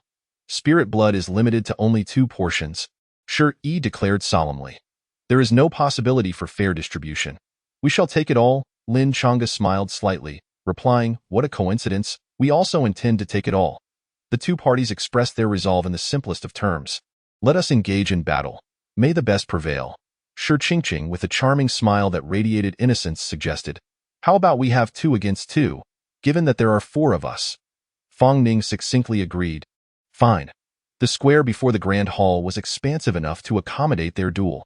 They exchanged glances filled with a fierce determination. Lin Chang'e. Shi Yi's storage ring shimmered, and a spear taller than a man appeared in his grasp. He raised it, pointing it towards Lin Chang'e's head. Let me see your capabilities and determine if you are worthy of being Yi Qingyue's fiancé. Chapter 25. Should there be a next time? I shall cleave you. These words struck Lin Chang'e's ears, causing his brow to furrow deeply. Reflecting on his relationship with Yi Qingyue, their bond forged from childhood, he felt the weight of their shared sacrifices. Though they had yet to breach the final barrier of their relationship, their engagement spoke volumes. Yi Qingyue had never uttered a word of discontent regarding their seemingly mismatched union. Even before embarking on her journey to the sacred land, she had taken the time to comfort Lin Chang'e, assuring him, train diligently. I will await you at the sacred land. This statement instilled a sense of purpose in Lin Chang'e, compelling him to strive tirelessly towards that goal. Now, a person entirely unrelated to him dared to question his worthiness to be Yi Qingyue's fiancé. What are you, to meddle in our affairs? Our relationship is none of your concern. Instead of wasting time on others' matters, focus on honing your own skills to avoid becoming a laughingstock. Lin Chang'e's gaze turned sharp as he coldly regarded Shi. Shi frowned. Are you provoking me? No sooner had he spoken than his spear lunged forth like a terrifying dragon, its force palpable, piercing the air before them. Lin Chang'e drew his blade, executing a fierce slash that deflected Shi Yi's spear with a resounding clash. The two exchanged blows in a flash, resulting in a deep, thunderous roar. Impressive. Shi Yi felt his wrist tingle. Though he held an advantage as a 4th-tier cultivator against Lin Chang'e's 2nd-tier status, he was taken aback by Lin Chang'e's formidable physique.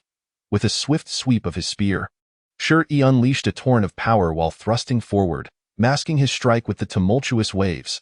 The spear's shadow danced, dazzling the eye. Lin Chang'e countered with the Zhan Tian Dao, utilizing its broad blade to block the thrust. Despite the spear's unstoppable force, it left no mark upon the Zhan Tian Dao. The recoil forced Shi Yi to retreat 3 steps, while Lin Chang'e stood his ground like an unyielding mountain, utterly unmoved. For the first time, astonishment flickered in Shi Yi's eyes. Since Lin Chang'e's spiritual bloodline had been deemed useless, Shi Yi had not regarded him with much concern until the latter surpassed Fang Ning, becoming the youngest blade master in Yuanghua. Even after multiple reminders from Shi Qingqing, Shi Yi had never considered himself inferior. Rather, he harbored a growing desire to crush Lin Chang'e to prove his superiority. However, after several exchanges, he finally realized the situation was far from what he had anticipated. Lin Chang's physique was far stronger than he had imagined.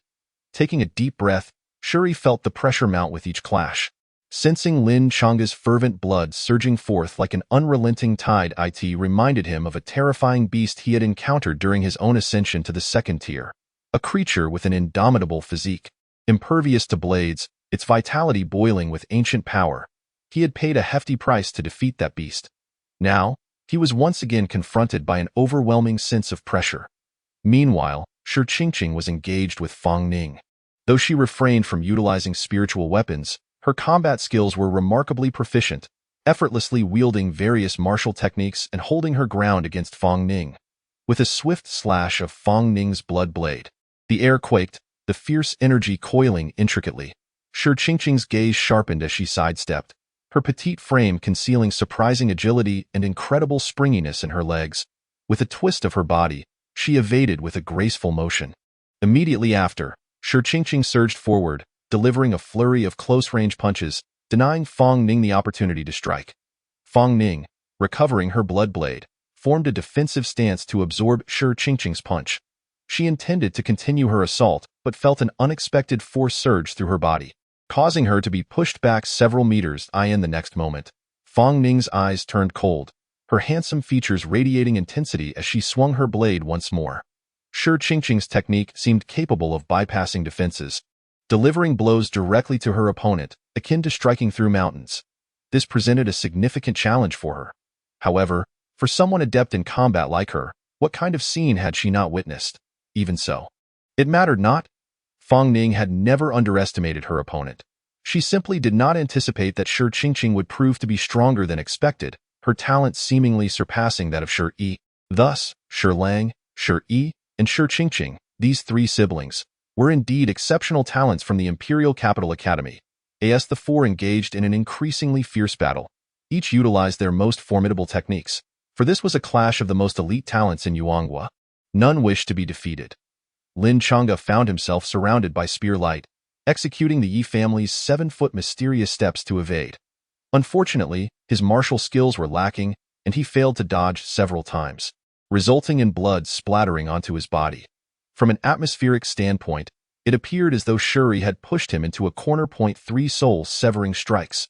At last, Lin Chang'e ceased to conceal his strength, raising his hand to strike with the broken soul blade. In his grasp, the Zhan Tian Dao emanated an even more formidable aura than before. This strike could not only injure the body but also cleave the soul.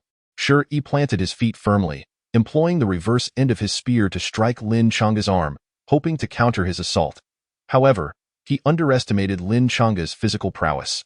After taking a direct hit, Shi Yi's wrist remained steady and precise, delivering a cut that ripped through Shi Yi's chest. Shi Yi did not possess Lin Chang'e's extraordinary physique. He immediately suffered a deep wound in his chest, blood spurting forth, his brow furrowed. This injury was insufficient to deter his resolve. Thus, Shi Yi swung his spear in a sweeping motion toward Lin Chang'e's neck. Yet before the blow could land, a wave of weakness surged through him, accompanied by an excruciating pain that originated from his very soul. What is happening to my soul? Shi Yi, sweating profusely, found his movements slowed. Suddenly, he was met with a flash, realizing Lin Chang'e had closed the distance. Shoulder checking him in the chest, with a cough, Shi Yi spat blood, his sternum collapsing as he slammed against the distant bronze wall, leaving a bloody imprint that gradually slid to the ground. He was defeated. Lin Chang'e had not delivered a lethal blow. He had merely utilized his physical strength to overpower Shi Yi. Confusion and despair filled Shi Yi's eyes as he recognized the disparity between them. Despite his spear landing on Lin Chang'e dozens of times, inflicting numerous wounds, he ultimately could not secure a decisive victory. Lin Chang'e resembled a fragile boat amidst a tempest, seemingly on the verge of capsizing. Yet he persevered until the end. The enhancements provided by his physique and vitality rendered him invincible in their skirmish. Lin Chang'e was bloodied and bruised, yet his gaze remained sharp. A smirk crept onto his lips as he strode before Shi Yi. Speaking deliberately, our relationship is none of your concern. Should there be a next time, I will cleave you in two. Chapter 26. Spirit Blood. Little Yellow Chicken. Shi Yi remained silent, closing his eyes in evident anguish. Defeat was always bitter, yet he bore no resentment. He was also a top talent from Yuanghua. How could he fail to perceive the gulf that separated them? Regardless of how many chances he was afforded or how many battles he fought, only one path lay ahead: defeat. The disparity in physical prowess was insurmountable. Why can you still master both blade and martial arts after losing your spiritual vein? Shi opened his eyes, seeking an answer. Because of talent, Lin Chang'e replied coldly, raising his gaze towards the distance. The battle between Shi Qingqing and Fang Ning raged on. He was somewhat surprised. Despite being of the same realm, Shi Qingqing's displayed talent evidently surpassed that of Shi, yet she was rarely in the limelight. Such modesty it seemed the Shi siblings were all remarkable. Did second brother lose? While Shi Qingqing was still entangled with Fang Ning, she realized something was amiss. Glancing at the battlefield, she felt a tinge of helplessness. All right, let's conclude our fight.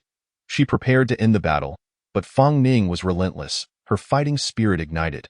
Having finally encountered a formidable opponent, she could not let this opportunity slip away. Seeing no way to escape, Shi Qingqing's adorable face scrunched up in frustration. Ningjia, do you really have to go all out against me? Lin Gongzi, why don't you persuade her? How can a girl be so fierce? Lin Chang'e, maintaining an air of indifference, observed with detached composure. Fang Ning, however, was not one to indulge this little green tea. With a twist of her blood blade, she charged again. Shi Qingqing hastily responded, her expression flustered, appearing utterly endearing. Lin Chang'e shook his head, redirecting his gaze toward the grand hall ahead. Just then, Fang Ning seemed to anticipate something, tossing the orb that sought spirit blood towards Lin Chang'e, signaling for him to take it. The implication was clear. She intended to continue fighting, while he should enter to search for the spirit blood. Lin Chang'e could only smile wryly at the situation. Fang Ning was indeed like this. Once she found an opponent, she would not relent easily, determined to establish a victor. If she won, everything would be settled. If she lost, she would surely train harder, striving to surpass him. This was the obsession of a blade enthusiast. Lin Chang'e turned his attention to Shi, attempting to gauge his intentions, whether he would continue to contest or withdraw from this conflict. Fortunately, Shi was a man of his word. Shaking his head, he conceded, I concede. The spirit blood belongs to you. After confirming the other's stance, Lin Chang'e strode towards the bronze hall. The orb in his hand grew increasingly luminous as he approached. With a creak, Lin Chang'e pushed open the massive bronze doors, revealing an empty chamber save for a high platform, upon which floated 2 drops of blood in midair. Sighing in relief, Lin Chang'e noted that he had faced no obstacles and encountered no defenses targeting the spirit blood, indicating the owner had not intended to hinder any seekers. Reaching the platform, Lin Chang'e's gaze swept over the 2 identical drops of blood, both brimming with an overwhelming energy. Consuming either would likely grant one a spiritual bloodline. Such a bloodline was incredibly potent, elevating its possessor to the ranks of the most elite talents in Yuanghua, which explained why various factions sought to claim it. Were it not for the presence of the 7 masters of the Celestial Tower, who kept the ambitions of many at bay, the Yi family would have struggled to suppress so many forces. Lin Chang'e had once possessed a spiritual bloodline and understood the sensation it bestowed. Now, having awakened the dominant body, even if he consumed this spirit blood, he could not regain a bloodline. The dominant body absorbed everything. After consumption, the spirit blood would likely be converted into energy and digested by him. As Lin Chang'e reached out, he hesitated momentarily. His ancient secret markings were also present here, indicating that this place was far older and could not possibly have been set up by the owner of the spirit blood. If he were to take the spirit blood first and be teleported away, how could he continue searching for the ancient markings? With this thought in mind, he slowed his movements. Taking the spirit blood first? What is there to fear from a mere teleportation rune? Lost in thought, Lin Chang'e was suddenly met with a chilling laugh from the Zhan Tian Dao, a mysterious woman's voice echoing within. Hearing her words, he felt a sense of reassurance and, after placing the orb upon the high platform, confidently reached for one of the drops of spirit blood. As he grasped the blood, an overwhelming force erupted forth, creating a tempest of energy that reverberated through the surroundings. How dare mere spirit blood flaunt its power before the dominant body? Lin Chang'e countered, immediately suppressing all manifestations, as a rune of teleportation illuminated. Before it could unleash its power, a blade energy shot forth from the Zhan Tian Dao, cleaving the teleportation rune in twain. Lin Chang'e stored the drop of spirit blood in his storage ring, pondering the situation. His junior sister was embroiled in a fierce struggle with the little green tea, and it appeared unlikely she would be able to retrieve the spirit blood anytime soon. Should he venture to search for the ancient markings, there was a risk that the spirit blood could be claimed by another seeker, rendering his efforts futile. With this in mind, Lin Chang'e decided to follow the same course of action and secured the second drop of spirit blood in his storage ring. Having completed these tasks, he intended to reclaim the orb from the high platform, only to find it missing.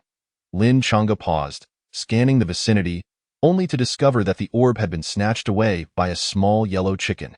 This little yellow chicken was approximately the size of a palm, and it had appeared from nowhere, its feathers dense and golden, with a crimson mark on its forehead, as it tilted its head in an effort to swallow the orb whole. "Spit that out!" Lin Chang'e exclaimed anxiously. The orb was undoubtedly a valuable treasure capable of locating spirit blood. More importantly, it belonged to his junior sister. He could not afford to lose it. The little yellow chicken, realizing it had been discovered, hopped up and struck its own head with its wing, utilizing the force to force the orb down its throat. Burp. For the past 2.5 years, I haven't tasted something so delectable. The little yellow chicken rubbed its round belly, a look of pure satisfaction on its face. Lin Chang'e swiftly seized the little yellow chicken, prying its beak open, only to find the orb had already vanished into its stomach. Furious, he brandished the Zhan Tian Dao, preparing to gut it. "What do you think you're doing?" The little yellow chicken's expression shifted drastically upon realizing Lin Chang'e's intent. "I merely consumed one of your treasure orbs. Is that truly worthy of such pettiness? Either you spit it out, or I will slice open your belly." Lin Chang'e's face darkened as he recognized that this little yellow chicken was quite extraordinary. Yet he could not afford to dwell on that now. Losing the orb would leave him unable to explain to his junior sister. "Wait." The little yellow chicken's eyes darted back and forth, suggesting, "Since we have crossed paths, let us make a deal. This grand hall is filled with secrets and treasures aplenty. No one in the world knows this place better than me. Shall we strike a bargain?" Chapter 27. Sequence 5. The Primordial Nine Hells Fire Phoenix. Lin Chang'e chuckled coldly. "Speak." He was intrigued to see what kind of trickery this little yellow chicken might concoct. Such a talking beast was a rarity, having likely awakened its intellect ahead of time, classifying it as a rare species. The little yellow chicken cleared its throat. "Well, this hall is rather stifling. Could you take me outside?" Lin Chang'e infused spiritual energy into the little yellow chicken, carefully probing for any significant fluctuations, confirming it was indeed a beast with intellect, albeit limited to that. Grasping the little yellow chicken, he made his way towards the hall's exit. As he stepped beyond the grand doors, he could see the little yellow chicken's face brimming with anticipation, as if something momentous was about to unfold. Suddenly, a barrier shimmered into existence, yet it did not obstruct them. It vanished in an instant. "Waha!" The little yellow chicken's crimson mark flared with power, effortlessly breaking free from Lin Chang'e's grasp. I laughed heartily. "After 2,500 years, I, chicken brother, have finally emerged from this bronze ancient hall." Lin Chang'e was taken aback, his brow furrowing. Earlier, the little yellow chicken had displayed formidable strength, effortlessly shaking off his hold. Clearly, it had regained its power. Though not overwhelmingly strong, it seemed to be at the third or fourth tier of the earth spirit realm, which was quite impressive. Especially the mark on its forehead, which appeared to serve as the source of its strength, allowing its power to coalesce and thrive. Why has it only reverted to the earth spirit realm? The little yellow chicken's expression changed after its initial joy. Could it be that the 2,500 years of confinement caused Chicken Brother's realm to regress to such a state? However, he quickly concealed his feelings of disappointment. No matter, since Jigu has escaped this grand formation, his strength will inevitably be restored in due time. Therefore, you want me to lead you out, to assist you in breaking free from the formation. Lin Chang'e squinted, sensing that before the transaction had even begun. "You were already scheming against me? Ha ha ha, who told you to be so foolish?" The little yellow chick chuckled. "In consideration of your effort to bring Jigu out, Jigu shall spare you. But now, Jigu wishes to explore this relic alone. I have no interest in your past. I merely wish to complete the transaction." Lin Chang'e replied coolly. "However, if you go back on your word, I shall have no choice but to forcibly cut you open and retrieve that pearl, though?" The little yellow chick flapped its wings vigorously, soaring to eye level with Lin Chang'e, gazing down haughtily. Is that how you speak to Jigu? Do you not know that when Jigu once dominated the outside world, everyone referred to me as the revered Ji? So? Lin Chang'e placed his hand on the hilt of the Zhantian Dao, his eyes turning cold. The secrets of this place are not for a mere earth spirit realm to touch. Preventing you from exploring is for your own good, yet you seem to be growing more insistent. The little yellow chick scoffed. Jigu shall give you 3 breaths of time. If you do not leave, Jigu will swallow you whole. Before it could finish, Lin Chang'e's Zhantian Dao was suddenly unsheathed, transforming into a sharp crescent of black blade energy, cutting through the air. You dare to make a move? The little yellow chick roared. You seek your own demise. Do not blame Jigu. The fiery red mark on its forehead burst forth with brilliance, forming a terrifying rune that rushed toward Lin Chang'e with a whoosh. Rune power. Lin Chang'e cleaved through the rune with a single stroke, then pivoted his body, blood energy surging like a torrential river. Launching a left hook, you. The little yellow chick's expression changed, as if sensing something. It did not evade Lin Chang'e's attack. Enduring the collision, head dash on it was knocked back several dozen meters, taking a long while to regain its composure. This knife, this physical power. The little yellow chick's face shifted dramatically. After a moment, it exclaimed, Zhantian Bati Ju. You possess her inheritance. You are bat? Lin Chang'e was equally astonished. This secret had been hidden deep within him, known to no one, and yet this little yellow chick had discerned it upon their first encounter. Tio recognized such details at a glance.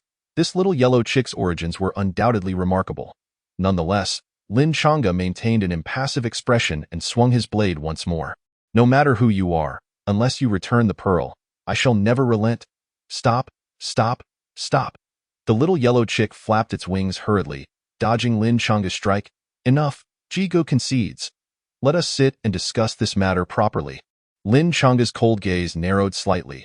It seemed the Bati and the Zhantian Dao had indeed left a significant impression on him, so, you come here to collect ancient secret runes.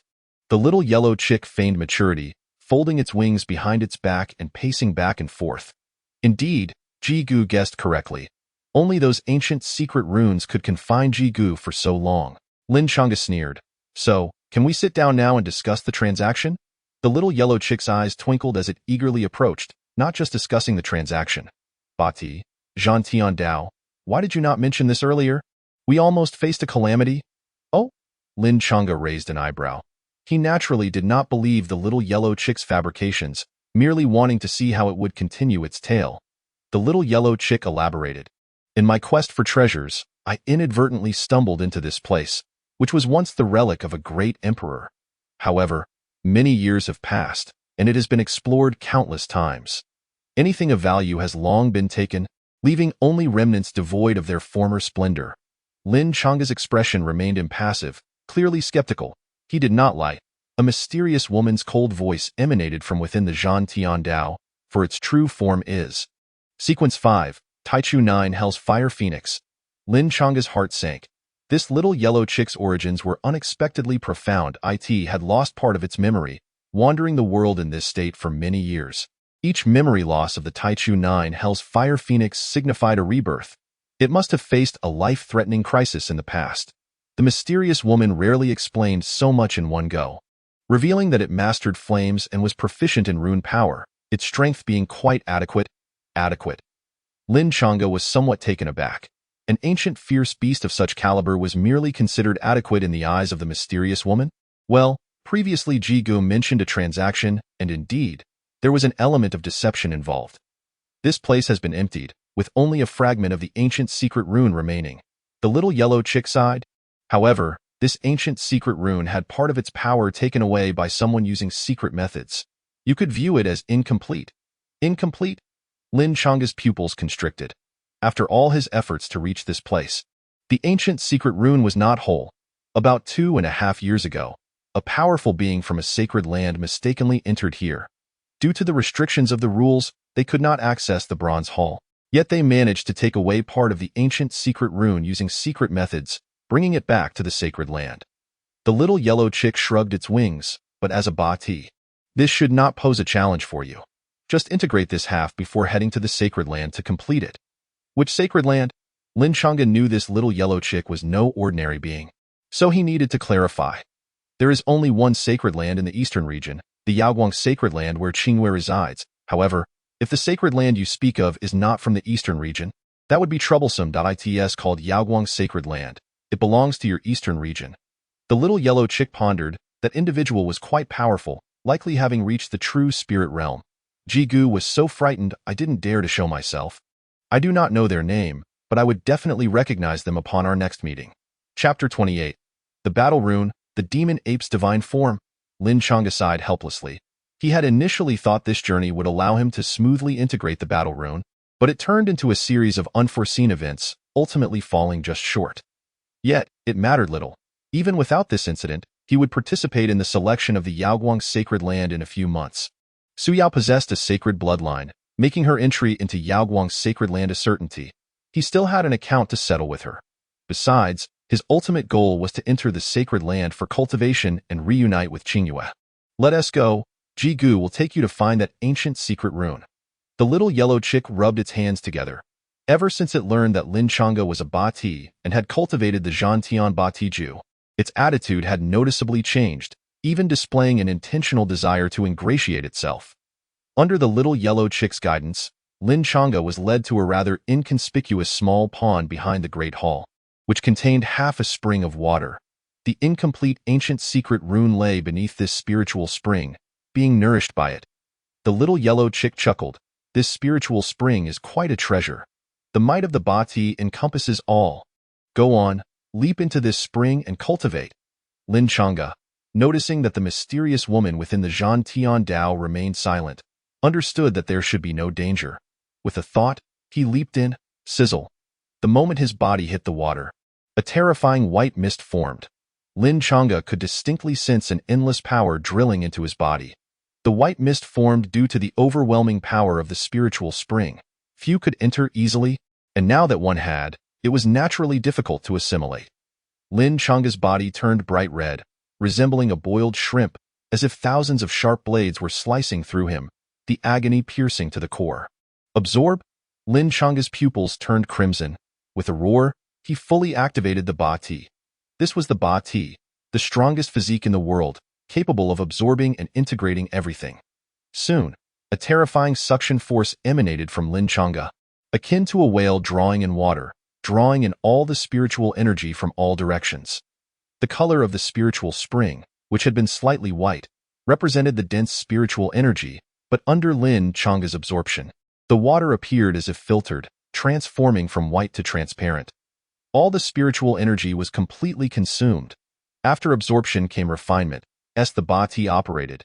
It resembled a terrifying volcano boiling over, with an exceedingly high temperature that turned the spring water into mist, deterring anyone from approaching, as if it were about to erupt at any moment. Boom, boom, boom.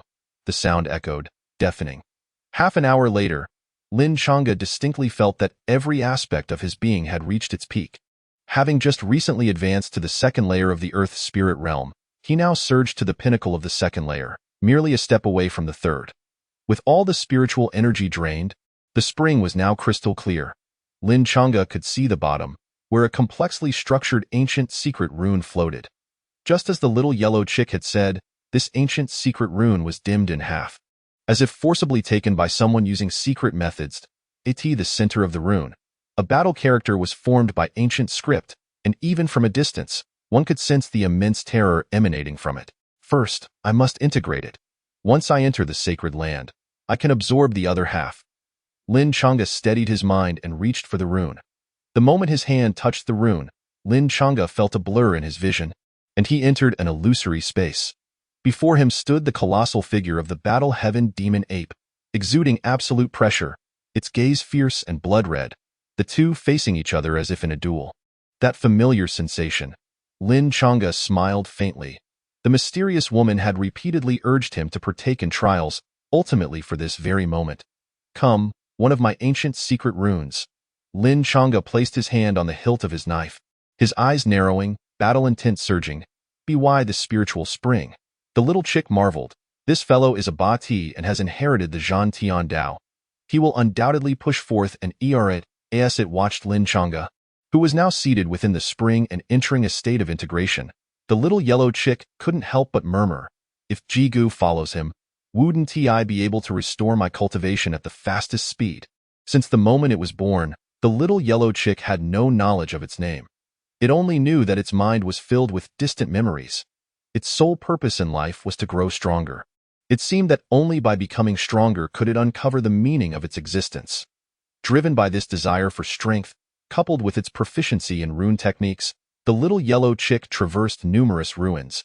Consuming countless heavenly materials and earthly treasures, Inno formation could ensnare it, and it could break through various restrictions with ease, until it arrived at this relic. The little yellow chick did not know who had built this relic. It only knew it was an exceptionally ancient emperor's title. It had infiltrated here in search of treasures, but accidentally became suppressed by the bronze ancient hall's restrictions. That suppression lasted for 2,500 years. Over these years, countless individuals had come and gone. It had witnessed many powerful cultivators burst in and take away treasures inscribed with imperial runes, and had observed ancient lands utilize vast manpower and resources to carry off the emperor's relics that belonged solely to this place. Initially, it was suppressed within the void of the hall, unable to speak or call for help, until more than a decade ago, it gradually regained the ability to move. That time, a cultivator with peak spiritual bloodline had perished here, setting up restrictions before dying, dividing their bloodline into 3 as a gift for future generations. Then came Shirlang. The last time it saw an outsider was 2.5 years ago, when a powerful being from the Yaoguang sacred land entered, but all treasures with imperial aura had already been taken away, leaving the hall empty. In a fit of rage, it searched everywhere and discovered the spiritual spring behind. The little yellow chick had little interest in the spiritual spring, but was thrilled to find the ancient secret rune beneath it, and began to take action. Yet after exhausting immense effort and employing various secret methods, it could only extract half of its power, and now, here it is, boom. Just as the little yellow chick was lost in thought, the moisture of the spiritual spring was entirely vaporized, unleashing an overwhelming battle intent. Lin Changa soared from the spring, shattering the void beneath his feet. His blood surged with excitement, emitting bubbling sounds. The might of the Bati was unparalleled, and his battle intent soared from his being. Each strand of battle intent radiating outwards was enough to subdue an ordinary first-layer Earth spirit realm cultivator. Battle heaven and earth, invincible. As Lin Changa roared, a colossal divine form of the battle heaven demon ape emerged behind him, enhancing his ferocity and combat prowess as he shattered rivers and crushed stars with his fists. His heart pounded like a drum, and with a single breath, he could traverse 100,000 miles. Though merely a fragment of the battle rune, he could still unleash one of the 9 divine forms, the demon ape divine form. In this moment, Lin Changa's chest bore the flickering battle rune, and his battle prowess reached an unprecedented peak. Chapter 29. This woman is fierce, so powerful. Is this what it means to be a Bati? The little yellow chick gaped, its expression one of shock. Even though it had lost the memories unique to the Taichu 9 Hell's Fire Phoenix, it had witnessed numerous grand spectacles and interacted with countless prodigies over the years. Thus far, no one had ever compared to the Bati standing before it. The Bati comprises 9 divine forms. This was merely the integration of one. Once all 9 are gathered, who in this era could possibly rival them? The little yellow chick sighed deeply, thoroughly awed. Meanwhile, a thought blossomed in its heart. It must cling to this great, sturdy by following the Bati. Even if the world turned against them, should it grow strong, it would forge a path of advancement far surpassing all others. To become strong, one must seek shortcuts. After enduring years of diligent cultivation, it had been suppressed and nearly reduced to nothing. If it did not take some shortcuts, who knew when it would be able to stand at the summit again? In the distance, the fierce battle between Fang Ning and the little green tea had reached its conclusion. Initially, the little green tea was reluctant to determine a victor, as it was too taxing and wished to conserve energy to seek other treasures. However, Fang Ning was entirely uncooperative. Thus, the two continued to fight with terrifying ferocity until now. Fang Ning was battered and bruised, her black clothing soaked in blood, yet her brows remained sharp, the blood knife in her hand persistently humming with energy. Meanwhile, Shi Qingqing's face was pale, bearing over 10 knife wounds. Had she not mastered body cultivation techniques, she likely would have collapsed by now. Do we have to fight to the end? Shi Qingqing asked, a hint of anger coloring her cute face. I admit you are stronger. Can we not end it here? Fang Ning remained silent. Her response was another defiant swing of the blood knife. You fierce woman. The little green tea was furious but had no choice but to retaliate. Just then, Lin Chang's rising aura shattered the surrounding void, prompting both women to halt their confrontation and turn their gazes toward him. This is... The little green tea murmured, Lin Gongzi's strength has reached such an exaggerated level. Is it due to the fusion of spiritual blood? Fang Ning frowned. This aura, it seems he has advanced. Oh, the third layer of the Earth's spirit realm. Terrifying. A month and a half ago, when she first met him at the Tongtian Pavilion, he had not even reached the Earth's spirit realm, and they had agreed to battle after the spiritual formation. Yet now, in such a short time, he had rapidly ascended through the ranks in the blink of an eye. He had reached the third layer of the Earth's spirit realm. Fang Ning suddenly felt an overwhelming sense of helplessness. She had worked tirelessly to cultivate, yet she was outdone by his effortless ascent. The realization struck her like a blow, deepening her sense of inadequacy. Meanwhile, Shi Yi's pupils constricted. Is the enhancement brought by spiritual blood truly this substantial? He murmured, unable to fathom at the same time. He felt profound regret for not having worked harder in the past. If only he had exerted himself more, perhaps he could have defeated Lin Chang'e and obtained the spiritual blood. The atmosphere was thick with a sense of defeat, except for the little green tea, who seemed entertained. Both Shi Yi and Fang Ning felt a rare sense of frustration. As top prodigies of the Yuan Kingdom, they seldom experience such feelings, except today. Congratulations, congratulations! The little yellow chick's eyes twinkled as it approached with a grin, truly deserving of the title of the strongest physique throughout history, capable of pushing forth an era. Ji Gu has thought it over. The pearl is surely not going to be spat out. Ji Gu is kind-hearted. Why not follow by your side and offer guidance on your cultivation in return for having consumed your pearl? Lin Chang'e raised an eyebrow. You wish to follow me? Ah, no. What does it mean to follow? The kind-hearted chicken brother cannot bear to see you lose even a single bead, and thus, in a moment of compassion, wishes to offer you compensation. Do you understand? The little yellow chick, caught in a dilemma, clearly desires to rely on you, yet cannot seem to let go of its pride. The owner of the bead is not me, so even if you offer recompense, it is not directed towards me. Lin Chang'e swiftly scooped up the little yellow chick and strode towards the square. What does this mean? The little yellow chick grew anxious, declaring, no, I don't recognize anyone else. Even if I must follow, I shall follow you alone. The battle between Fang Ning and the little green tea had concluded, and she leaned on her blood knife, her breath fluctuating, having exhausted 7 or 8 parts of her strength. This exploration of the secret realm would likely end here. As Lin Chang'e approached with determined strides, Fang Ning raised an eyebrow, her exquisitely aloof features betraying a hint of surprise. This fellow seemed to have grown taller and more robust. His demeanor altered as well, however. Seeing him brimming with confidence, she understood that the spirit blood was already in his possession. With a swift motion, Lin Chang'e tossed the little yellow chick into the air in a graceful arc, landing it into Fang Ning's hands. The spirit blood had been located, but your treasure-seeking bead had been consumed by him. Lin Chang'e shrugged helplessly, indicating that the little yellow chick was now hers to deal with him. Fang Ning narrowed her beautiful eyes, directing her gaze at the little yellow chick, which deftly wriggled free from her grasp and dove into her collar. Why didn't you mention such a large matter earlier? The little yellow chick nuzzled inside, oblivious to the surroundings, enveloped in a cotton-like embrace. Though it appeared unassuming, Chicken Brother's keen vision missed nothing. Lin Chang'e was taken aback, hastily averting his gaze as if to say he did not know him. Fang Ning clenched her teeth, forcibly extracting the little yellow chick, her cold gaze radiating murderous intent. A demon beast? The words fell from her lips devoid of emotion.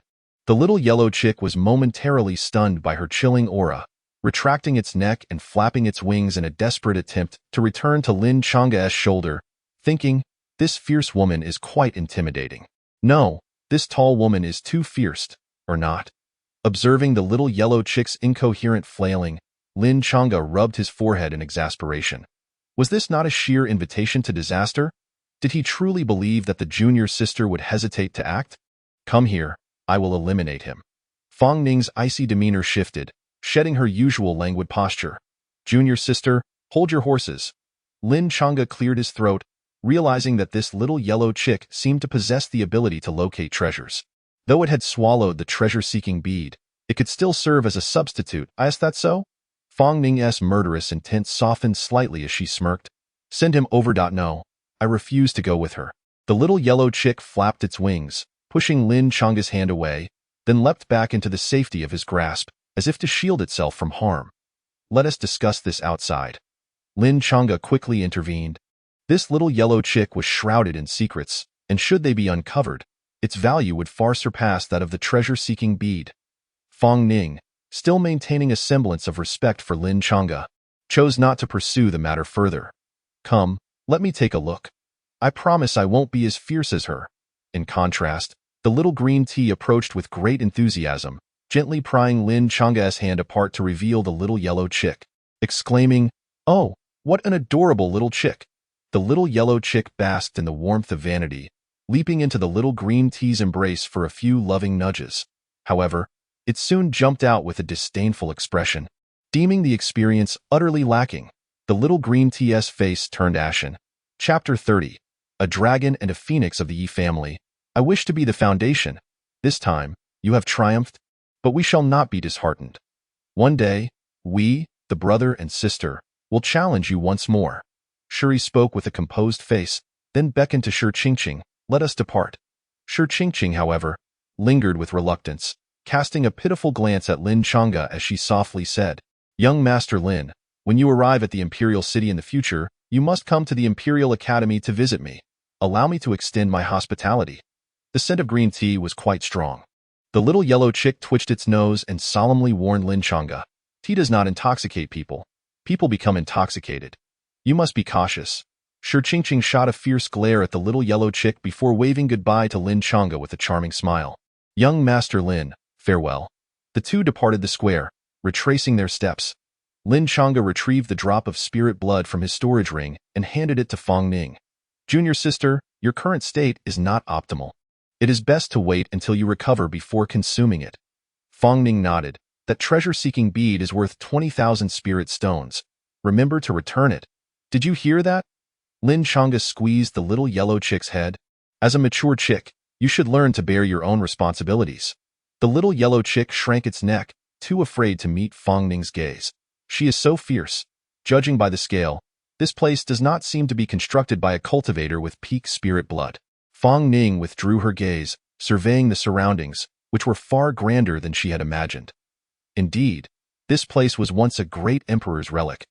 However, over the years, powerful figures have frequently entered and exited, stripping it of all valuable items, leaving behind only an empty secret realm. Lin Changa explained, as for the spirit blood, it was a gift from later arrivals. That strong cultivator left things here before passing away, a great emperor's relic. Fong Ning inhaled deeply, her beautiful eyes filled with awe. How many years have passed, fleeting like a snap of the fingers, on the other side of the secret realm. Master, is this the place? Yi Yan stood before a side hall, his eyes narrowing as he raised his right hand. From the ancient black ring, a phantom of an old man coalesced. He glanced behind the side hall and nodded. Indeed, it was here that my physical body perished, and there lies the purple gold burning heaven flame. Yi Yan's eyes burned with intensity as he pushed open the side hall's grand door and stepped inside. In that moment, a terrifying wave of heat enveloped him, purple golden light flooding the hall, making it feel as if he were melting away. 10,000 fire technique. Yi Yan had prepared for this. He formed seals with his hands and activated his entire cultivation method. The fearsome otherworldly fire began to weaken under his technique, gradually being subdued. By merging with the purple gold burning heaven flame, he would thoroughly refine himself, shedding his old self and being reborn, aligning his spiritual energy with the fire energy, thus inheriting his master's legacy and embarking on the path of an extraordinary alchemist. The old man's voice resonated like thunder in his ears.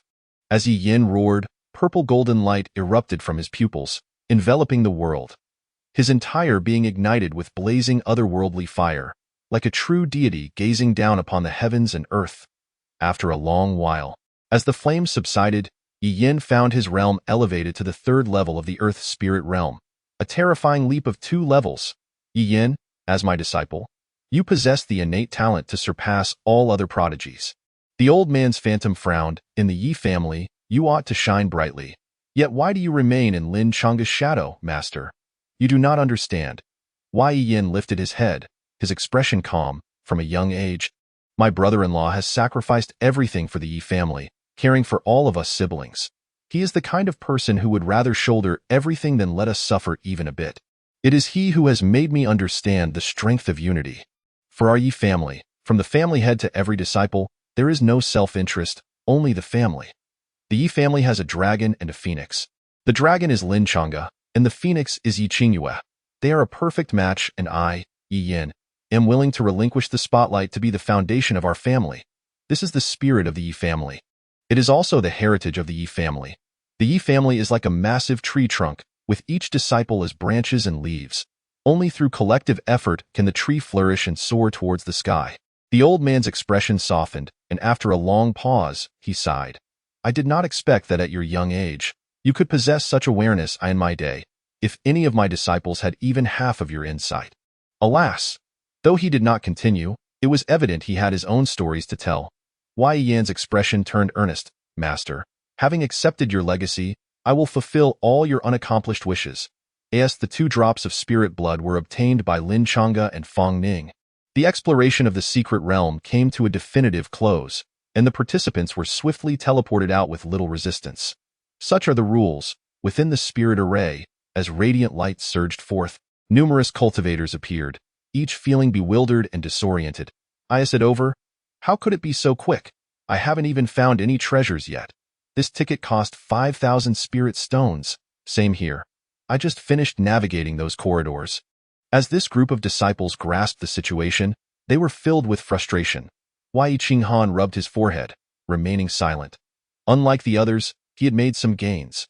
While traversing the corridors, he accidentally stumbled into a dead end.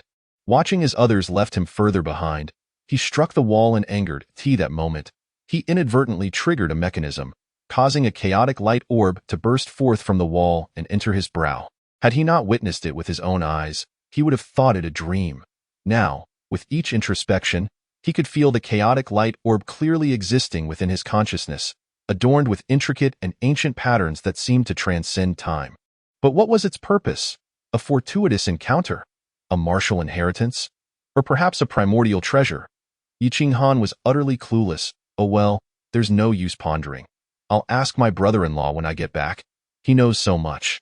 Yi Qinghan scratched his head. This was far too perplexing for him, and there was no need to dwell on it. The spirit blood had been claimed by Lin Changa and Fang Ning. Unbeknownst to who shouted first, everyone quickly turned to face Lin Changa and Fang Ning, who stood at the center of the crowd, instantly becoming the focal point. Various envious and jealous gazes were cast their way, with many disciples feeling heartbroken at having paid the ticket only to leave empty-handed. Longa, with this spirit blood, won't your spirit-grade bloodline be restored? Yi Hongtian approached excitedly. He was aware that while Lin Changa had regained his strength, his bloodline remained in shambles, which troubled him greatly. He always felt he had not done enough for Lin Changa. Uncle Yi, worry not.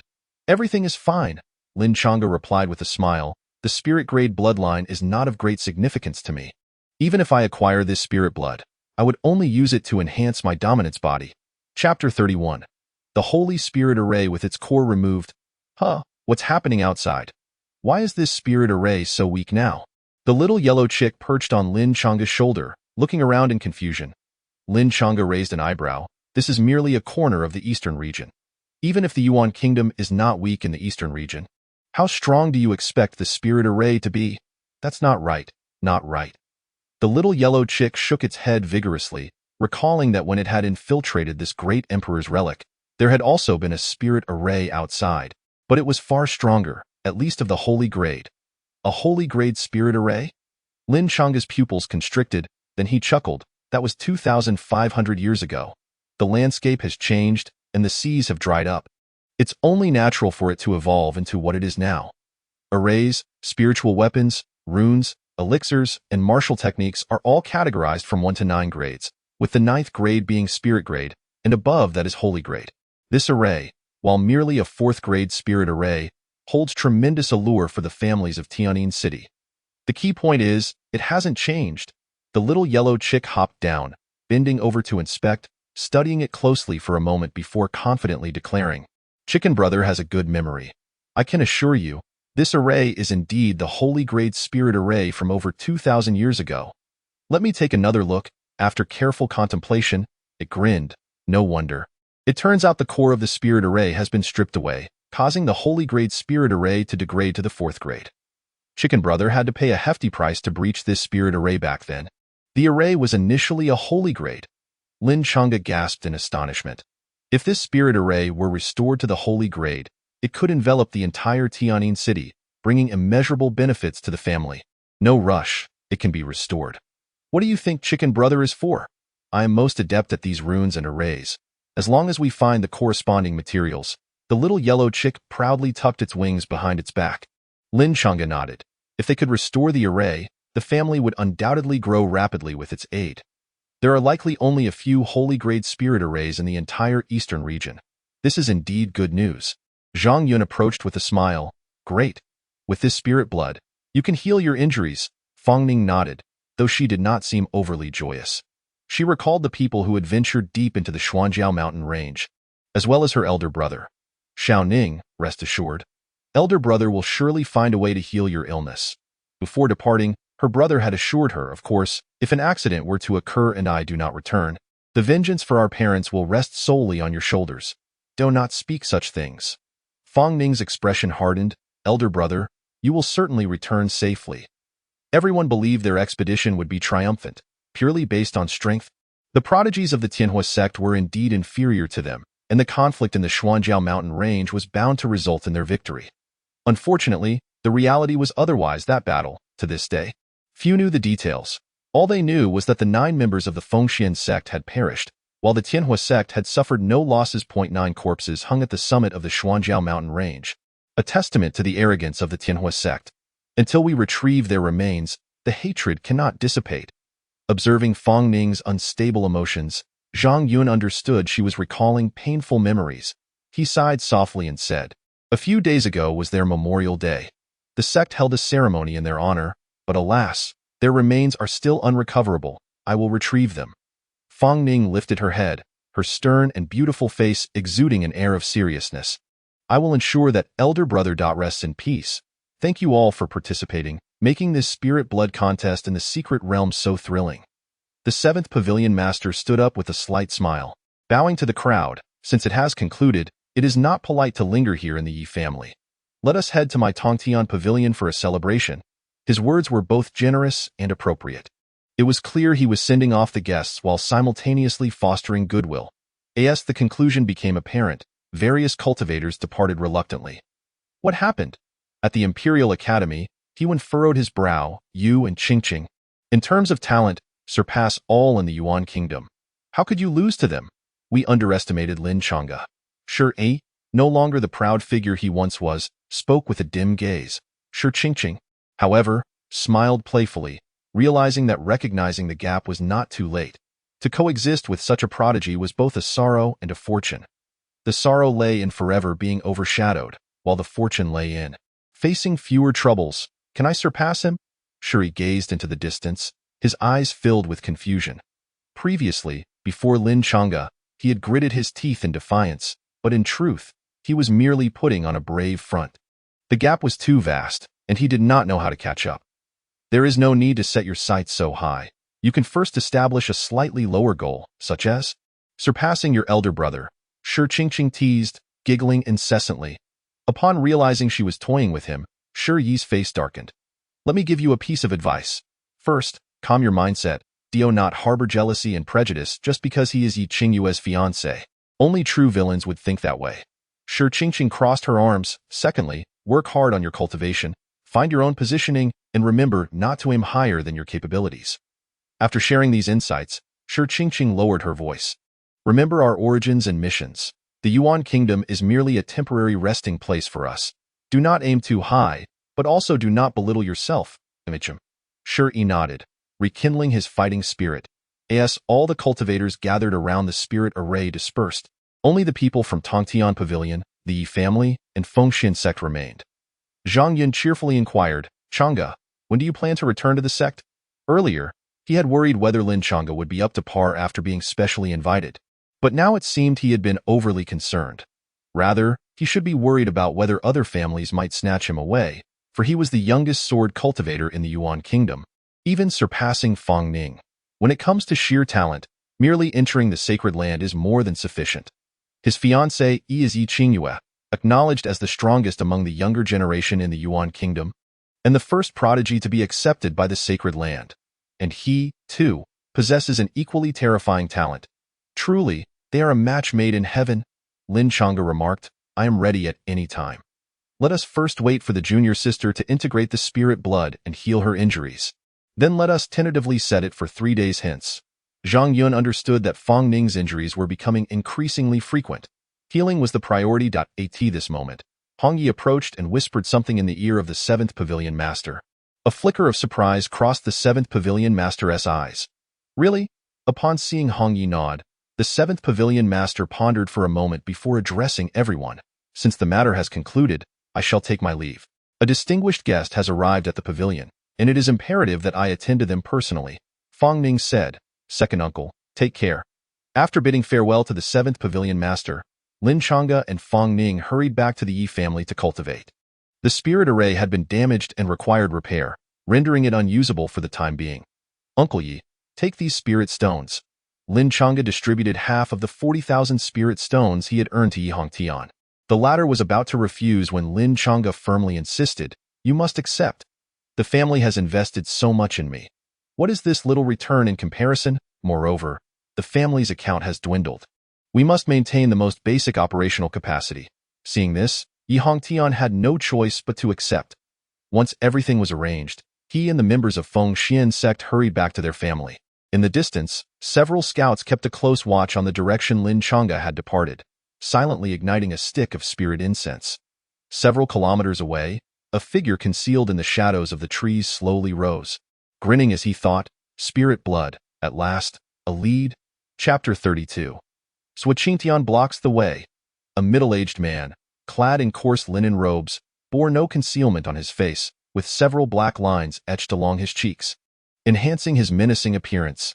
Beside him, a faint mist emerged, carrying the strong scent of blood.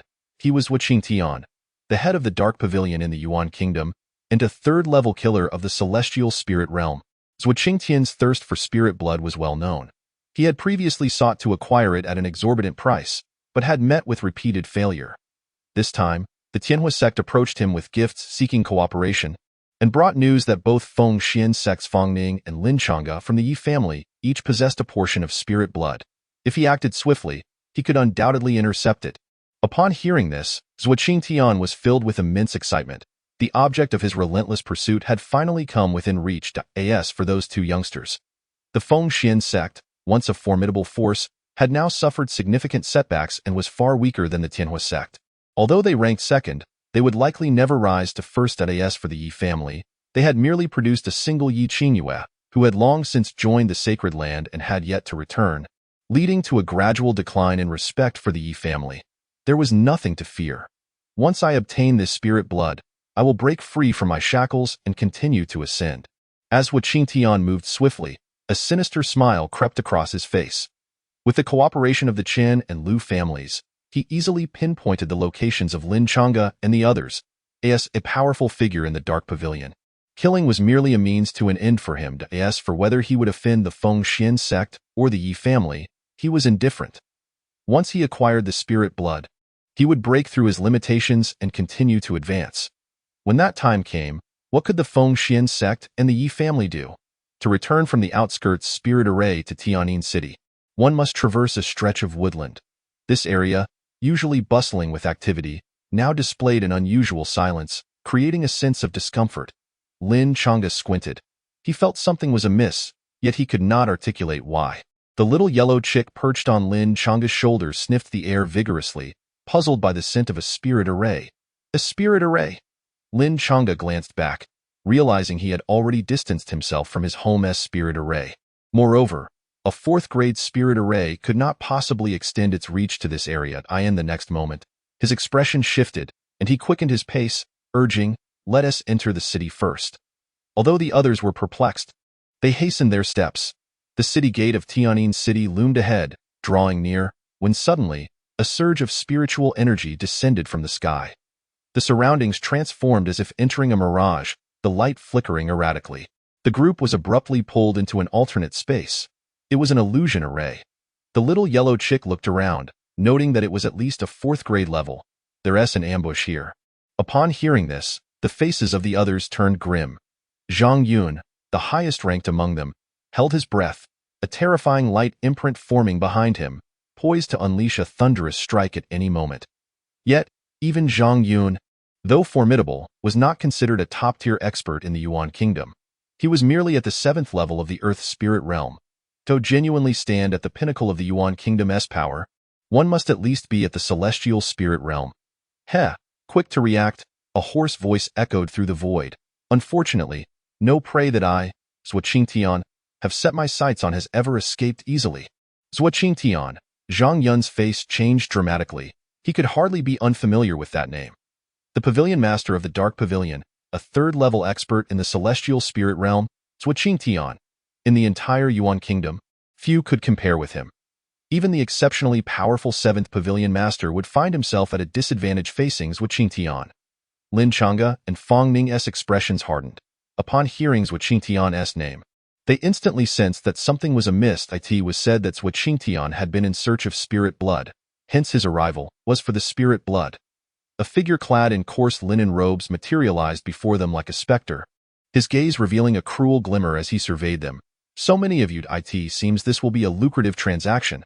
Zhuo Qingtian, our Feng Xin sect and your Dark Pavilion have always kept to our own affairs.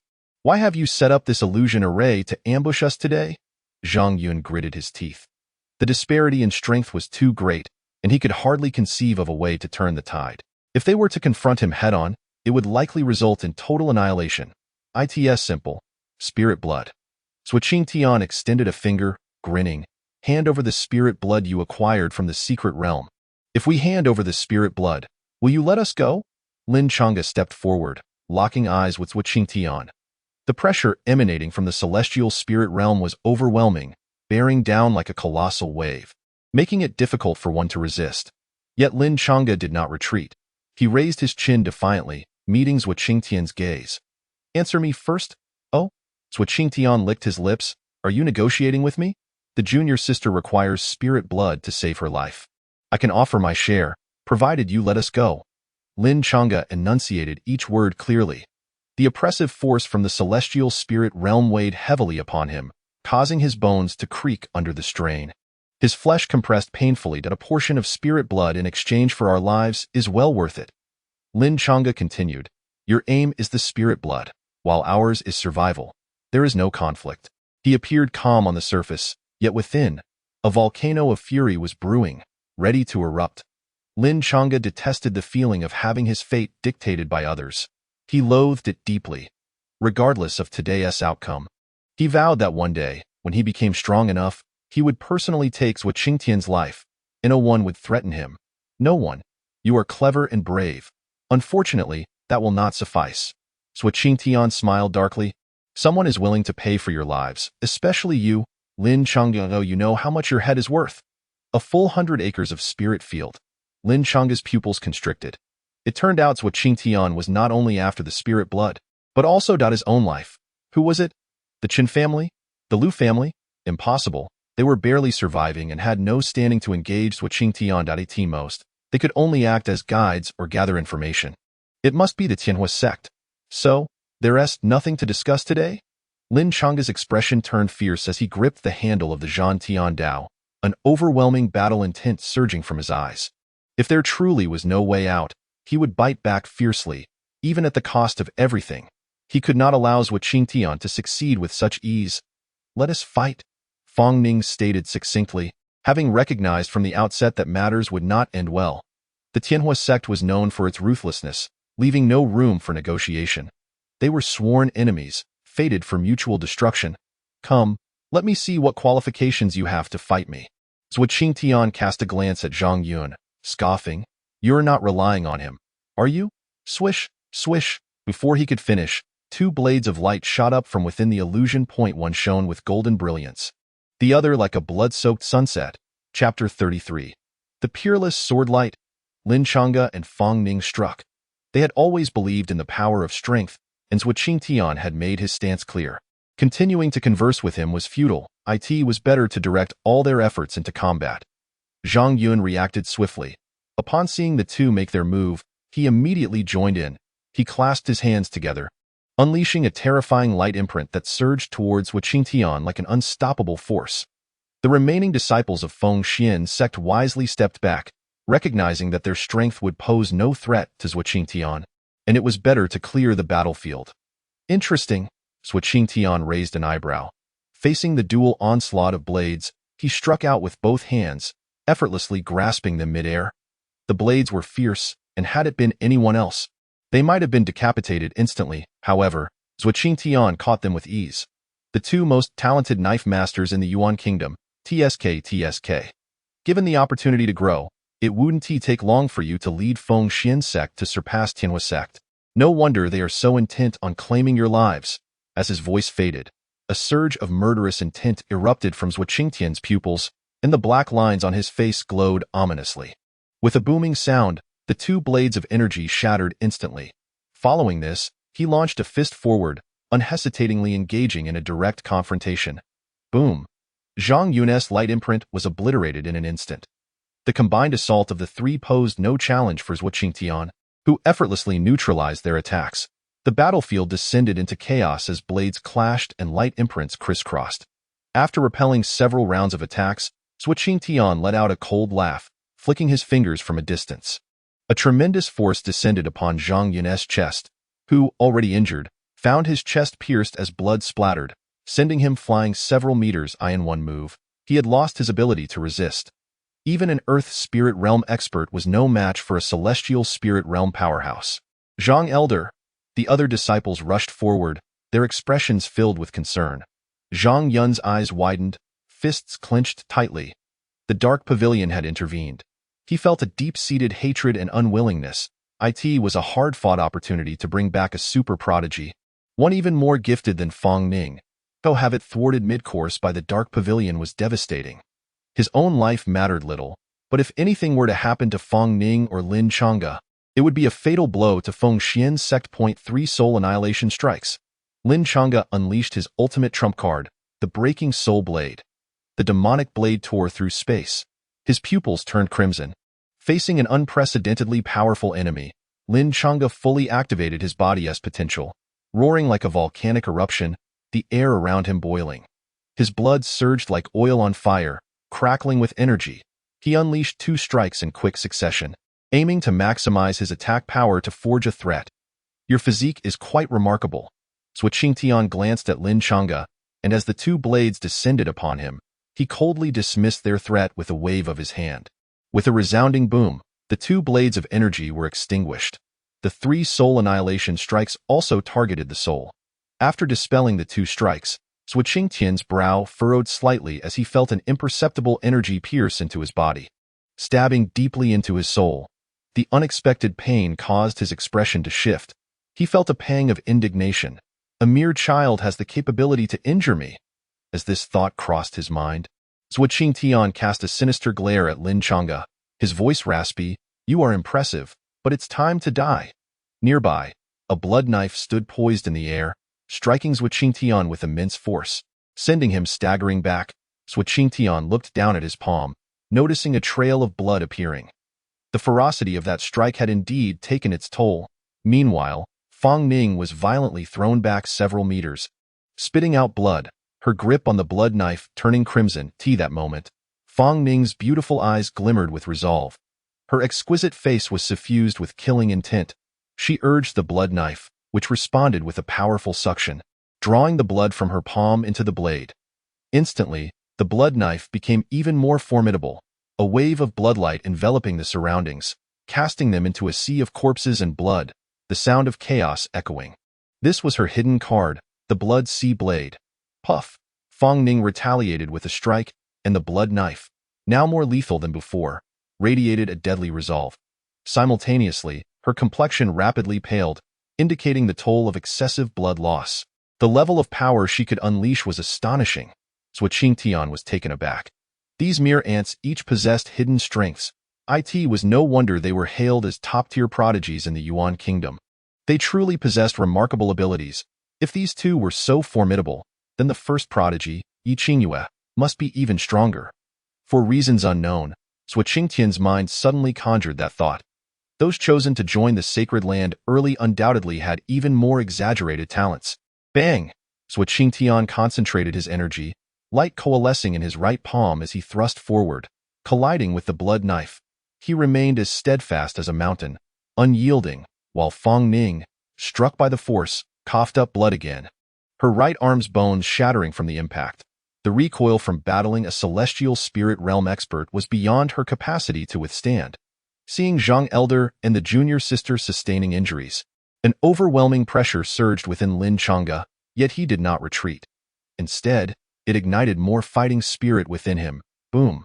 The form of the demon ape manifested behind Lin Chang'e, fierce and untamed, towering majestically. The presence it exuded filled the entire illusion with a sense of awe. Even Sui Qingtian was momentarily taken aback by this turn of events. Roar! Lin Chang'e's pupils flared crimson as he let out a roar.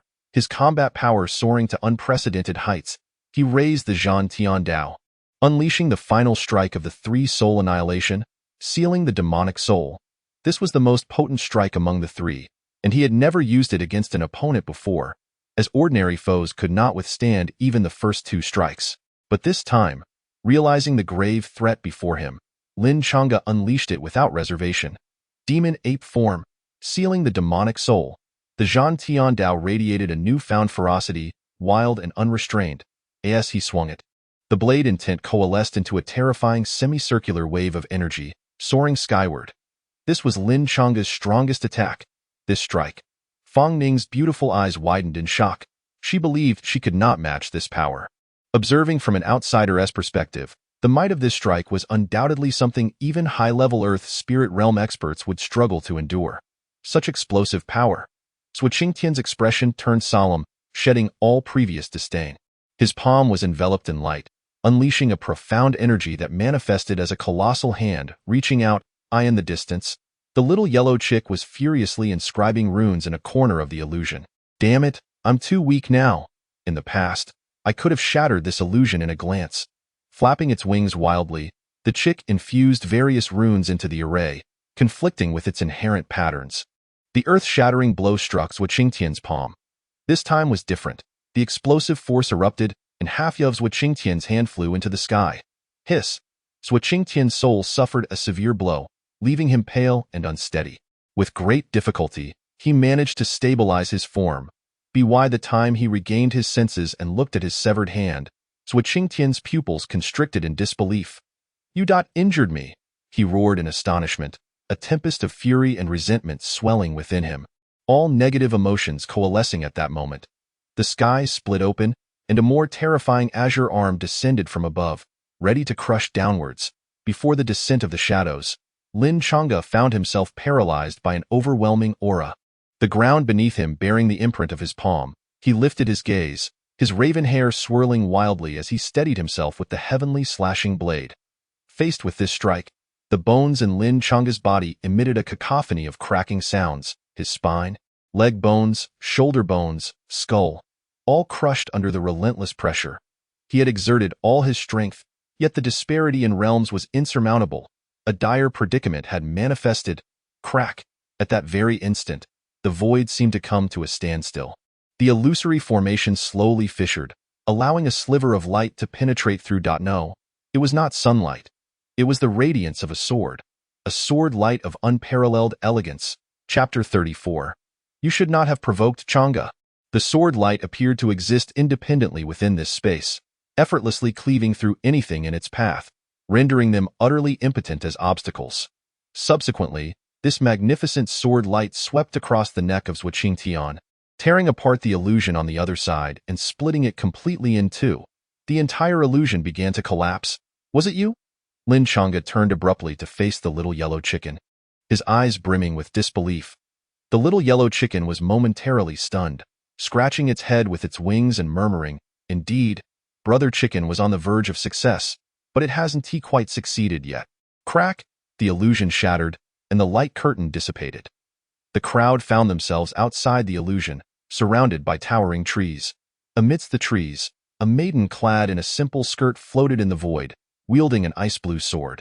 Her posture was upright, her curves subtly visible, her waist slender and delicate, almost as if she could be grasped with a single hand. Her long, jade-like legs exuded an aura of untouchable gentleness. She was so beautiful that even the heavens and the earth dimmed in her presence, her eyes sharp yet ethereal. She gazed at the slowly descending head of Zhuangtian, her voice cold as she pronounced, "You have committed a grave error, which is to provoke Chang'e." "You?" Zhuangtian struggled to cover his neck with his hands, blood spilling from his mouth, his breaths coming in rapid gasps, and no matter how hard he tried, he could not support his head.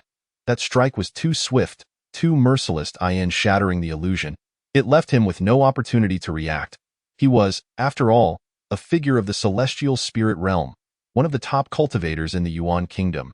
How could he be so easily crushed? Qingyue, Lin Chang'e was somewhat incredulous. After a long absence, he had not expected Yi Qingyue to suddenly appear before him, and to have intervened to save him. "Chang'e, with me here, no one can harm you." Yi Qingyue turned her beautiful gaze back to Lin Chang'e, and for a fleeting moment, her usually aloof demeanor softened, her cheeks flushing slightly, resembling a gentle wife admiring her husband. "Why Yi Qingyue?" Fang Ning echoed the name, raising her pale, delicate face to discern the other's features. Over the years, Yi Qingyue had become an object of admiration for all the prodigies in the Yuan kingdom. Her stature was so elevated that it seemed otherworldly, beyond the imagination of others. Ordinary prodigies joined the Tianhua sect, the Fengxian sect, or the Imperial Academy, which was impressive enough. But she had been directly chosen by the sacred land of Yaoguang. It is worth noting that the sacred land of Yaoguang is among the foremost powers in the entire eastern region. Any prodigy invited to join the sacred land early on was meticulously selected, and once admitted, they were granted an abundance of cultivation resources, with powerful guardians ensuring their growth into formidable figures. Yi Qingyue was one such prodigy. She had not returned to Tianjin City for quite some time, leading many to nearly forget her former brilliance. Indeed, for those prodigies, it was preferable to forget the shadow of a towering figure looming above them. Fang Ning's beautiful eyes widened in astonishment. Yi Qingyue was simply too radiant. She shone like a beacon in the darkness, rescuing them in their time of peril. Lin Chang'e was filled with joy, mustering the strength to rise, but Yi Qingyue immediately moved to his side, her delicate hand supporting him. "You are gravely injured. Do not overthink it, focus on healing." Yi Qingyue tenderly produced a medicinal pill, feeding it to Lin Chang'e in the distance. The elegantly dressed youth Zhong Rui narrowed his eyes at the sight, instinctively wishing to intervene, only to be halted by a glance from the elder beside him. "Is this a 6th-grade medicinal pill? Are you truly giving it to him so easily?" Zhong Rui felt a surge of indignation, his teeth clenching ever so slightly. The elder cast him a cold glance. "This is not your concern, Master. I just feel a bit unwilling," Zhong Rui murmured. Lowering his head, Xu Hufa withdrew his gaze. He was well aware of his disciple's thoughts, but it was futile to pursue someone so lofty as a phoenix. Lin Chang'e swallowed the medicinal pill, feeling his injuries rapidly mend, as if a powerful force surged through his limbs, restoring him to his peak condition. "Qingyue, why have you returned at this moment?" Lin Chang'e gazed at her flawless visage. His eyes slightly entranced, a wisp of hair fell gracefully across her smooth forehead, occasionally stirred by a gentle breeze, revealing her ethereal eyes, captivating in their depth. Yi Qingyue sensed the intensity of Lin Chang'e's gaze and felt her cheeks flush, softly chiding, "Chang'e, there are others present." Only then did Lin Chang'e snap back to reality, clearing his throat and chuckling. "Ah, it has been quite a while since we last met. I did not expect you to have blossomed into such a radiant beauty. I remember when you were just a little girl before entering the sacred land. I have been in closed-door cultivation for some time, preparing to compete for an inner-sect position, and I could not find the time to respond to the family." Yi Qingyue replied softly, a hint of guilt in her voice. "I only just learned of your bloodline being taken and your expulsion from the sect. It is all in the past." Lin Chang'e brushed it off, lifting Yi Qingyue's delicate chin with his hand, boldly stating, "I cannot repay your kindness in saving me, so how about I offer myself in return?" Yi Qingyue's beautiful eyes widened in surprise, her cheeks flushing once more. She made no attempt to resist, instead feigning annoyance. "Who said you could offer yourself? If you keep this up, I might not save you next time. I will strive to grow stronger and ensure there will not be a next time." Though Lin Chang'e smiled, his gaze was earnest, his tone resolute. He would never again place himself in danger. Almost forgetting to introduce, "This is Elder Zhang Yun, and this is Fang Ning, my junior sister. I have now joined the Fengxian sect, and soon I will be able to participate in the sacred land selection." Lin Chang'e, feeling the situation had calmed, cheerfully introduced Yi Qingyue to the others. Elder Zhang Yun promptly bowed, expressing gratitude. "Thank you, Miss Yi, for saving my life." Fang Ning also clasped her fists in respect. Yi Qingyue remained composed, giving a slight nod, acknowledging their greetings. Her warmth was reserved solely for Lin Chang'e. "Yes, in a few months, the sacred land will hold a selection in the Yuan kingdom. You must put in your best effort," Yi Qingyue encouraged gently. "The sacred land selection is incredibly rigorous. Not everyone is qualified to enter." In the distance, Zhong Rui could no longer contain his scornful remarks. Lin Chang'e then turned to look at him with curiosity. "Qingyue, is he your friend?" "No." Yi Qingyue shook her head. "I have not yet chosen a guardian, and Su Hufa is merely accompanying me on this journey. As for Zhong Rui, he is merely the disciple of Su Hufa." The rejection was clear, and it was evident that Yi Qingyue held a strong aversion to him. Zhong Rui trembled with rage, yet found himself powerless. Lin Chang'e was betrothed to Yi Qingyue. He, as an outsider, had no right to interfere. "Let us return to the family." Lin Chang'e grasped Yi Qingyue's delicate hand. "Heading toward the city, if Uncle Yi knew you were back, he would undoubtedly be overjoyed." "Wait, brother chicken." The little yellow chicken, roused from its stupor, flapped its wings to catch up. Chapter 35. I will bring mother back. "Master, how can a bumpkin from a small place be so arrogant?" Once Lin Chang'e and the others had distanced themselves, Zhong Rui could no longer suppress his inner fury, a fierce glint flashing in his eyes. "If I wished, I could crush him with a single hand." Was being Yi Qingyue's fiancé enough to warrant such arrogance? Su Hufa cast a detached glance at Zhong Rui. "I permitted you to accompany us this time. But do not create trouble. Yi Qingyue is not someone you can aspire to touch. Remember that."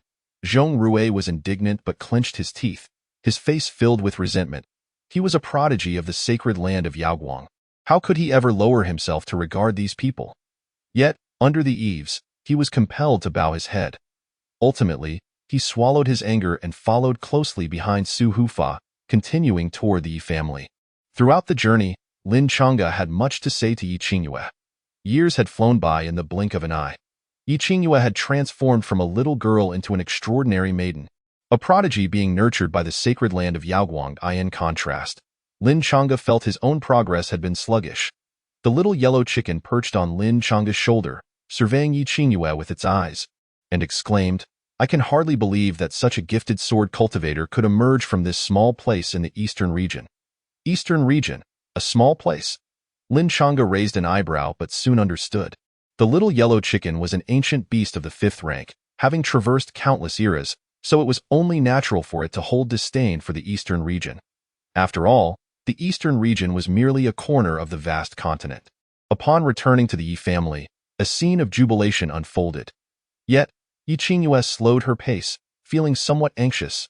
"Chang'e." Lin Chang'e smiled gently, taking her delicate hand and giving it a reassuring squeeze. "Why should I, as the son-in-law, be untroubled while you are anxious?"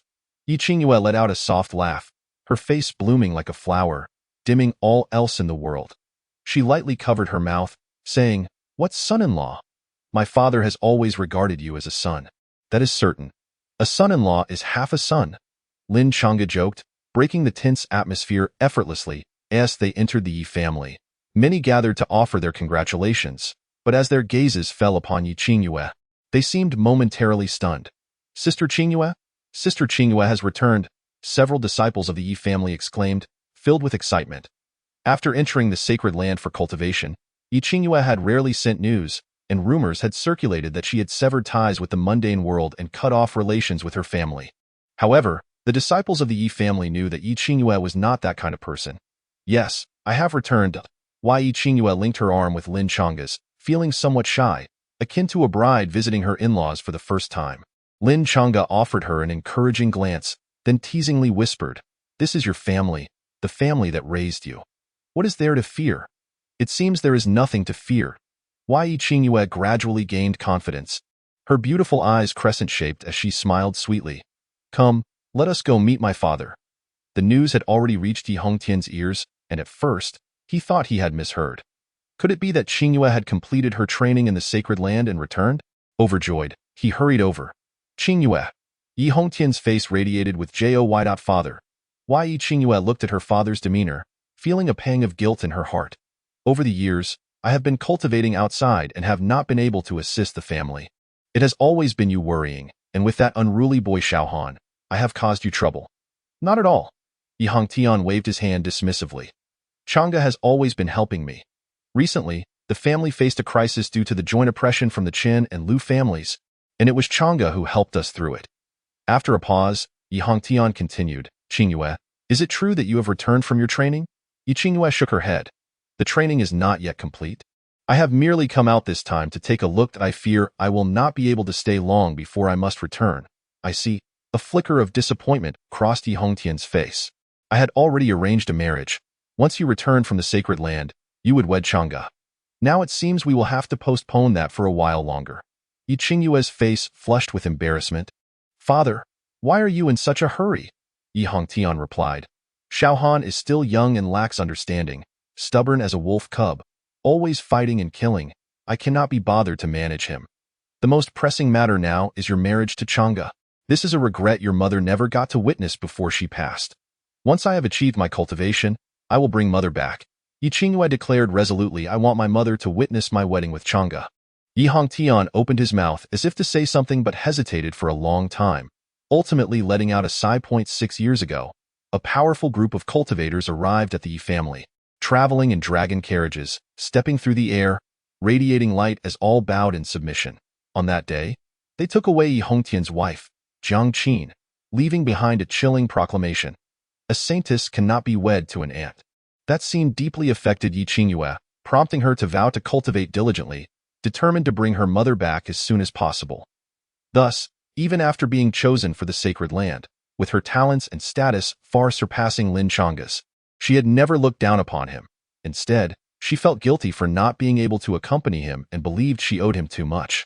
Having witnessed the tragedy of her parents being forcibly separated due to status, Yi Qingyue was determined to grow stronger and seize her own happiness. It has been far too long since our family has dined together. Let us eat first. Yi Hongtian was filled with excitement. His daughter's return brought him a sense of fulfillment and stability in this life. There was little more he sought. This was enough. Junior sister, elder Zhang, you are both injured. Take the time to recover. Once you are well, we will head to the Fengxian sect together. Lin Chang'e made the necessary arrangements. If there is anything you need, simply inform the servants. Fang Ning cast her gaze over Lin Chang'e, noting how quickly he had recovered. Indeed, I am in great health, Lin Chang'e replied, patting his chest. In truth, he too was somewhat surprised. He and Fang Ning had both sustained serious injuries in battle, yet he now felt as if he had returned to his peak condition. The medicinal pill had undoubtedly played a significant role, but his body's recovery capability was also commendable. The two factors combined had led to such rapid healing. By the way, where is Xiaohan? Yi Hongtian suddenly remembered he had another son. Nearly forgetting him, a servant replied, Young Master Han is currently in the training room, diligently cultivating. Call him over to eat. Yi Hongtian rubbed his forehead, feeling somewhat fatigued. Yi Qinghan was inherently rebellious and stubborn. Thankfully, he had his sister and brother-in-law to guide him. Moreover, the boy had decent cultivation talent and had already entered the earth spirit realm. Yi Hongtian had low expectations for him. As long as he did not stray from the path, he could do as he pleased. Chapter 36. Celestial Spirit Realm, Great Sword Cultivator. What? My sister has returned. Yi Qinghan, engrossed in his training, stood up abruptly, a mix of excitement and trepidation in his expression as he recalled past encounters with her. He instinctively shrank his neck. The servant confirmed, yes, the clan leader has summoned young Master Han to dinner. Yi Qinghan's mind raced as he pondered. Now that he had reached the earth spirit realm at such a young age, even his brother-in-law was slightly inferior to him. Surely, his sister would not reprimand him too harshly this time? In Yi Qinghan's memory, his sister had always been gentle with Lin Chang'e, but she was exceedingly strict with him, especially regarding cultivation, with numerous demands. However, times had changed. I am no longer the same. Yi Qinghan declared aloud, his confidence swelling as he recalled Lin Chang's earlier praises and the authority he had wielded among his peers in the Tianling gang. He straightened his back, his eyes filled with pride as he shouted, "Now, I am the main character." After saying this, he waved his hand dramatically, leading the way. The servant was momentarily taken aback by the drastic shift in young Master Han's demeanor, transforming from fearful to exuberant in an instant. "I, Yi Qinghan, am the protagonist." As he walked, he repeated these affirmations to himself, as if hypnotizing his own spirit. When he arrived at the dining room, his confidence was at an all-time high. He burst through the door, his sharp gaze locking onto Yi Hongtian, Yi Qingyue, and Lin Chang'e seated at the table, a confident smirk playing at the corners of his mouth. "Are you all waiting for the main character?" The previously joyous atmosphere suddenly froze. Yi Qingyue cast a worried glance at her father, pondering whether Xiao Han had become foolish from his training. "No, that couldn't be right." Yi Hongtian stroked his chin, deep in thought. "Over the years, I have never pressured his cultivation. It has always been a free-range approach. He shouldn't be under such stress. I suspect that he has recently seen some success in his training, and that has gone to his head." Lin Chang'e said earnestly, "A good beating will surely bring him back to his senses." The earlier minor incident quickly faded away. At the dining table, the three of them were in high spirits, except for Yi Qinghan, who was rubbing his slightly purplish eye circles, his face filled with indignation. When Yi Hongtian learned of Zhuo Qingtian's ambush, his expression suddenly changed. He clenched his fists and growled. Although it was orchestrated by the Tianhua sect, the Chen and Lu families definitely participated in this. They must have been keeping a close watch on your every move. "Yi uncle, once the storm passes, let us eradicate these two families." Lin Chang'e took a bite of his food and then pondered, with the various factions in Tianjin City, it is detrimental to development. It is time for my Yi family to unify. Yi Hongtian nodded. "Very well, you all focus on your cultivation. I will handle this matter. Qingyue, you killed Zhuo Qingtian with a single sword strike. As far as I know, he is a formidable expert at the third level of the Tianling realm. How strong must you be to reach such a level?" Lin Chang'e voiced the question that lingered in his heart. Yi Qingyue smiled lightly. "I have just entered the Tianling realm. However, as a sword cultivator, I have reached the transformation stage, so my offensive capabilities are slightly stronger." She was being considerate of Lin Chang'e's pride. Just entering the Tianling realm, yet effortlessly slaying Zhuo Qingtian, and she claims to be only slightly stronger?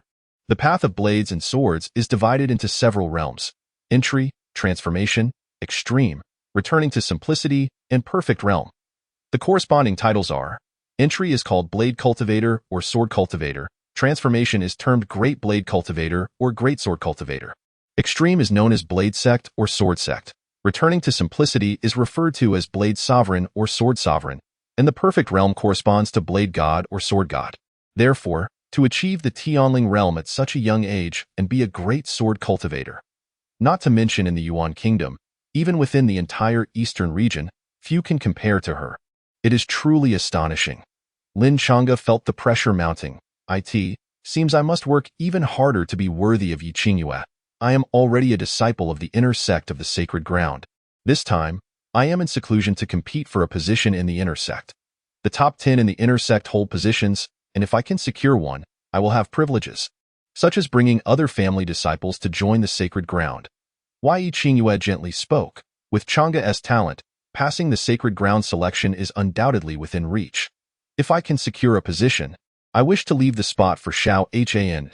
Yi Qinghan, still resentful from the earlier beating, was venting his frustration by devouring his food when he suddenly heard Yi Qingyue's words. Causing him to pause with his chopsticks, he then carelessly replied, "What nonsense! If my brother-in-law can pass the selection of the sacred ground, why can't I?" "Sister, you truly underestimate me. By the end." His voice was tinged with a hint of choked emotion. Did something go down the wrong pipe while eating? Yi Qinghan maintained a stiff expression, turning away to rub his eyes. The three of them watched in silence, choosing not to expose him. Yi Qinghan was indeed such a person. Innocent, stubborn, and inherently kind, seeking affirmation from others. The top 10 in the inner sect? Lin Chang'e was taken aback. "Qingyue, you have not been in the sacred ground for long. Is it a bit ambitious to vie for a position in the inner sect top 10? He had heard that anyone with a position in the inner sect is a renowned prodigy from various parts of the eastern region, shining brightly with terrifying strength. Yi Qingyue's talent is undoubtedly exceptional, but given her short time in the sacred ground, it might be challenging for her to compete with them. The top 10 positions are not held by the weak. Yi Qingyue spoke softly, but I am confident that I will succeed in the battle and secure one of those positions. By annihilating the Qin and Lu families and unifying Tianjin City, I will have resolved a pressing concern. Subsequently, I will enter the Fengshuanzong to cultivate and await an opportunity for revenge. Lin Chang'e narrowed his eyes. Su Yao and Su Wanjun, that wicked father-daughter duo, have struck against my bloodline, tarnished my reputation. Fearing I might compete with her for a spot in the sacred ground, and have repeatedly attempted to kill me, they should prepare for their reckoning. He had never forgotten the various matters regarding the Tianhua sect. Do you need me to intervene? Yi Qingyue's delicate face radiated a cold aura. The Tianhua sect is unscrupulous in their dealings, truly believing that our Yi family is easy to bully. No need. I will take care of this hatred myself. Lin Chang'e smiled faintly. I will ensure Su Yao meets a miserable end at my hands. With Yi Qingyue's current strength, to say she could annihilate the Tianhua sect might be an exaggeration, but she could undoubtedly deliver them a severe blow. Seeing Lin Chang'e's determination, Yi Qingyue nodded. Joining the Fengshuanzong for cultivation is quite favorable. Their sect leader is a person of conviction. Maintaining his integrity in these turbulent times is no small feat. Lin Chang'e inquired, Qingyue, how long will you stay with the family? No more than 7 days.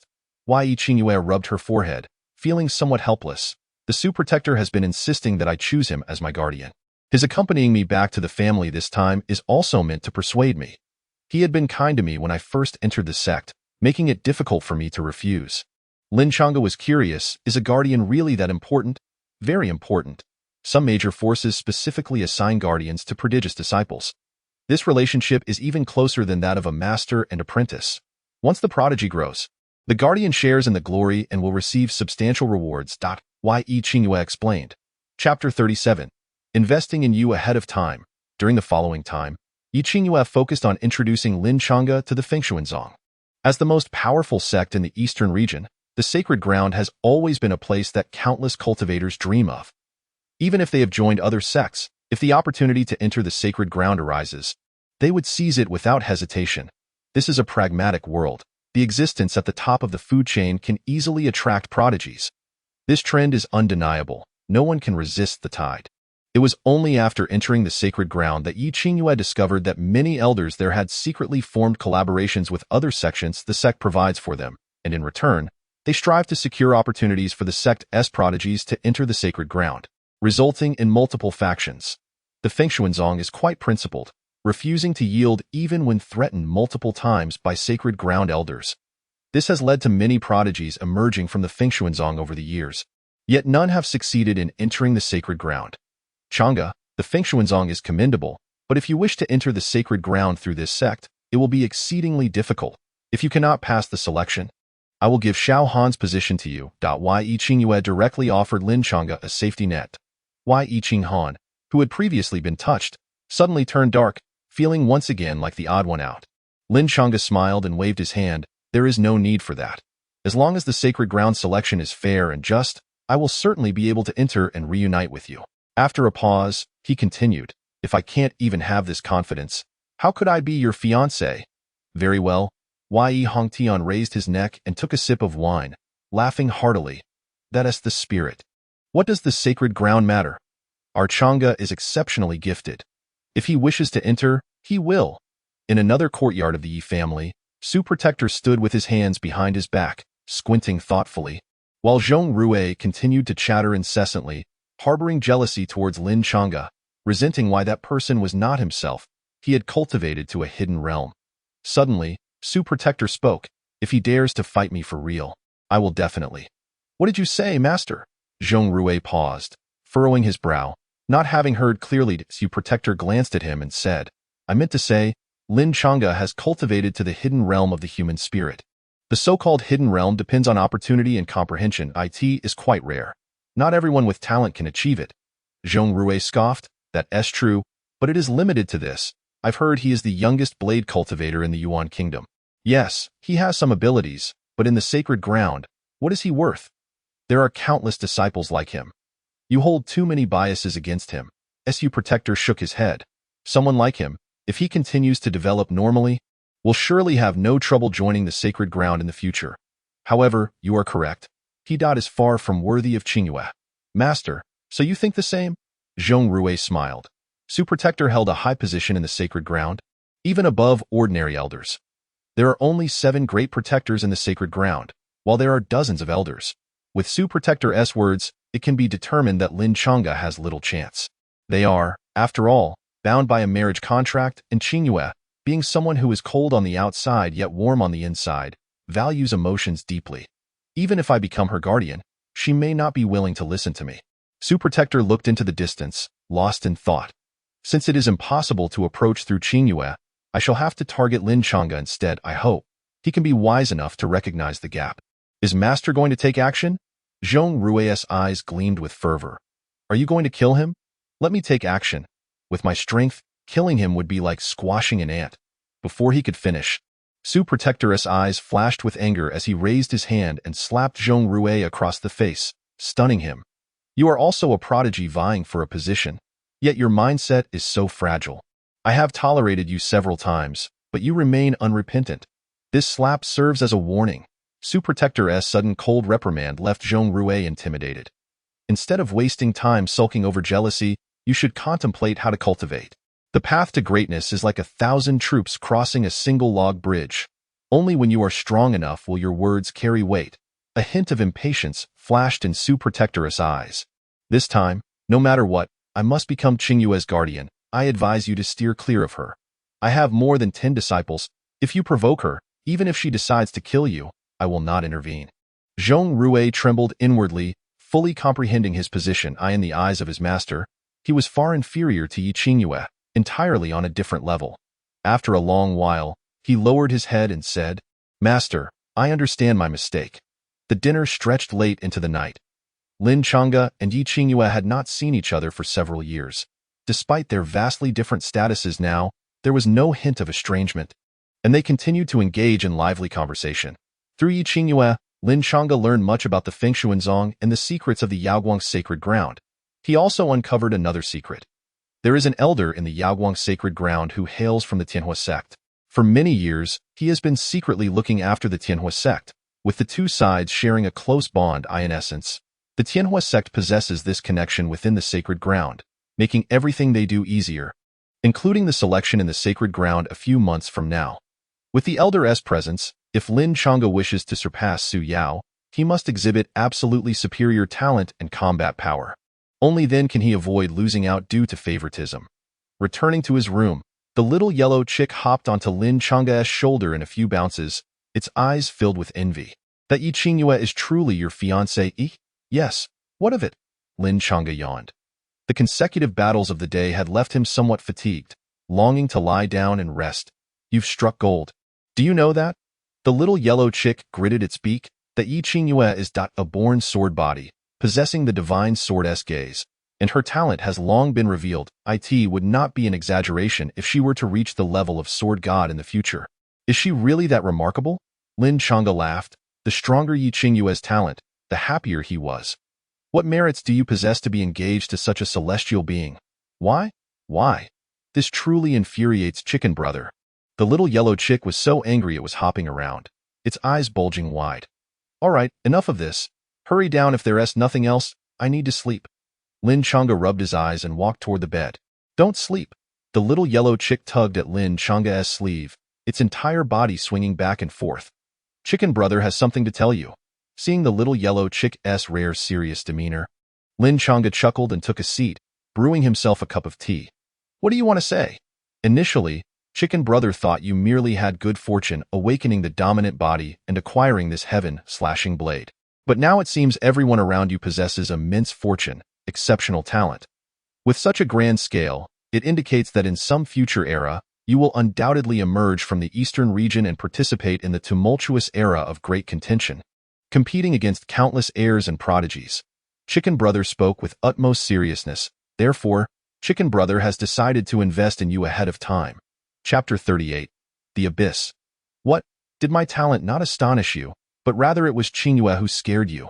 Lin Chang'e smirked, lifting his tea to sip, clearly sensing that you still somewhat underestimate me. It's not underestimation. The little yellow chick waved its wings, explaining, "At first I thought you were merely exceptionally talented, but later I realized that those around you also possess extraordinary talents. Your fiancé Yi, that brainless wolf cub, Yi Yin, and Fong Ning. Each of them has their own opportunities and will undoubtedly become formidable figures in the future." So, Lin Chang'e still did not understand. There is a law in this world. When a region is overcrowded with prodigies to an absurd extent, these individuals will undoubtedly advance vigorously and ultimately participate in the great contention of the world, as has been the case throughout history.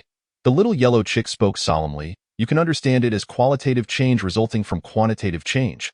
When prodigies are excessively numerous, it is highly likely that you will secure a place in the future competition among prodigies. Now I understand. Lin Chang'e rubbed his nose. You say I, Qing Yue, and the little senior sister have opportunities and fortunes, which I can comprehend. But what about Yi Yin and Xiao Han? What is their fortune? I thought you knew. The little yellow chick looked disdainfully at him. See? It still falls to Chicken Brother to enlighten you. Yi Yin possesses an ancient black ring. Have you noticed? Do you know that it hides an ancient soul within? Lin Chang'e suddenly straightened his face. Really? He genuinely was unaware of this matter. An ancient soul hidden within the storage ring. An old man? Yi Yin obtained significant benefits within the secret realm. I see his realm has improved. His aura is restrained, exuding a fiery energy. If Chicken Brother's guess is correct, he should be on the path to becoming an alchemist. The little yellow chick shook its head. And your little brother-in-law? Yi Qing Han, right? That fellow is fortunate in his own way. He also gained his own fortune in the secret realm. A legacy. What kind of legacy? Lin Chang'e pressed on. Could it be harmful to him? After all, Xiao Han was his brother-in-law, someone he regarded as family. Lin Chang'e did not wish for him to be harmed by some ill-intentioned ancient legacy, T1T. It is merely a legacy of techniques, not a will. The little yellow chick was certain. However, what level it is, Chicken Brother cannot say, unless you ask him directly. With his intelligence, there is no need to specifically inquire. Just provoke him a bit, and he'll spill the beans himself. Lin Chang'e fell silent for a moment, feeling pity for Xiao Han. However, if even the little yellow chick, who had barely met Yi Qing Han twice, could discern his lack of intelligence, who could he blame? Upon hearing that the legacy would not harm him, Lin Chang'e finally breathed a sigh of relief. Having grown up in the Yi family, he cherished everything he currently had. He did not want any risks to arise, just as he had told Yi Yin before. He had already lost one family and did not wish to lose another. All right, back to the main topic. You said you want to invest in me. With what will you invest? Lin Chang'e smiled. I have only known you for a day, and I don't even know your background. How can I trust you in this situation? It would be better for us to establish a contract. Nonsense. The little yellow chick was furious. Chicken Brother will never be a servant. It's merely an equal contract. You are well versed in runes. You should understand the contents of this contract. You shall not harm me, and I will not harm you. Lin Chang'e proposed. Since we are friends, we should be open with each other. If you treat me well, I will naturally reciprocate, but this cannot be just words. The little yellow chick contemplated for a moment before saying, very well, let us establish an equal contract. After finishing, it flapped its wings and began to inscribe in the void. Lin Chang'e, as a dominant body, is destined to push through an era where all prodigies, sacred grounds, and aristocratic families will face the most terrifying opponent. Forging a friendship with him and entering into an equal pact offers nothing but benefits. Lin Chang'e shared this sentiment as well. The little yellow chicken, being the phoenix of the primordial 9 hells, ranked 5th in the sequence, undoubtedly stood as a formidable ancient beast. Furthermore, with its vast experiences amassed over countless epochs, it would undoubtedly provide invaluable assistance on the path of cultivation. Thus, the two forged an equal contract. By the way, what is your name? Lin Chang'e suddenly raised an eyebrow. You've truly asked me that. The little yellow chicken was taken aback.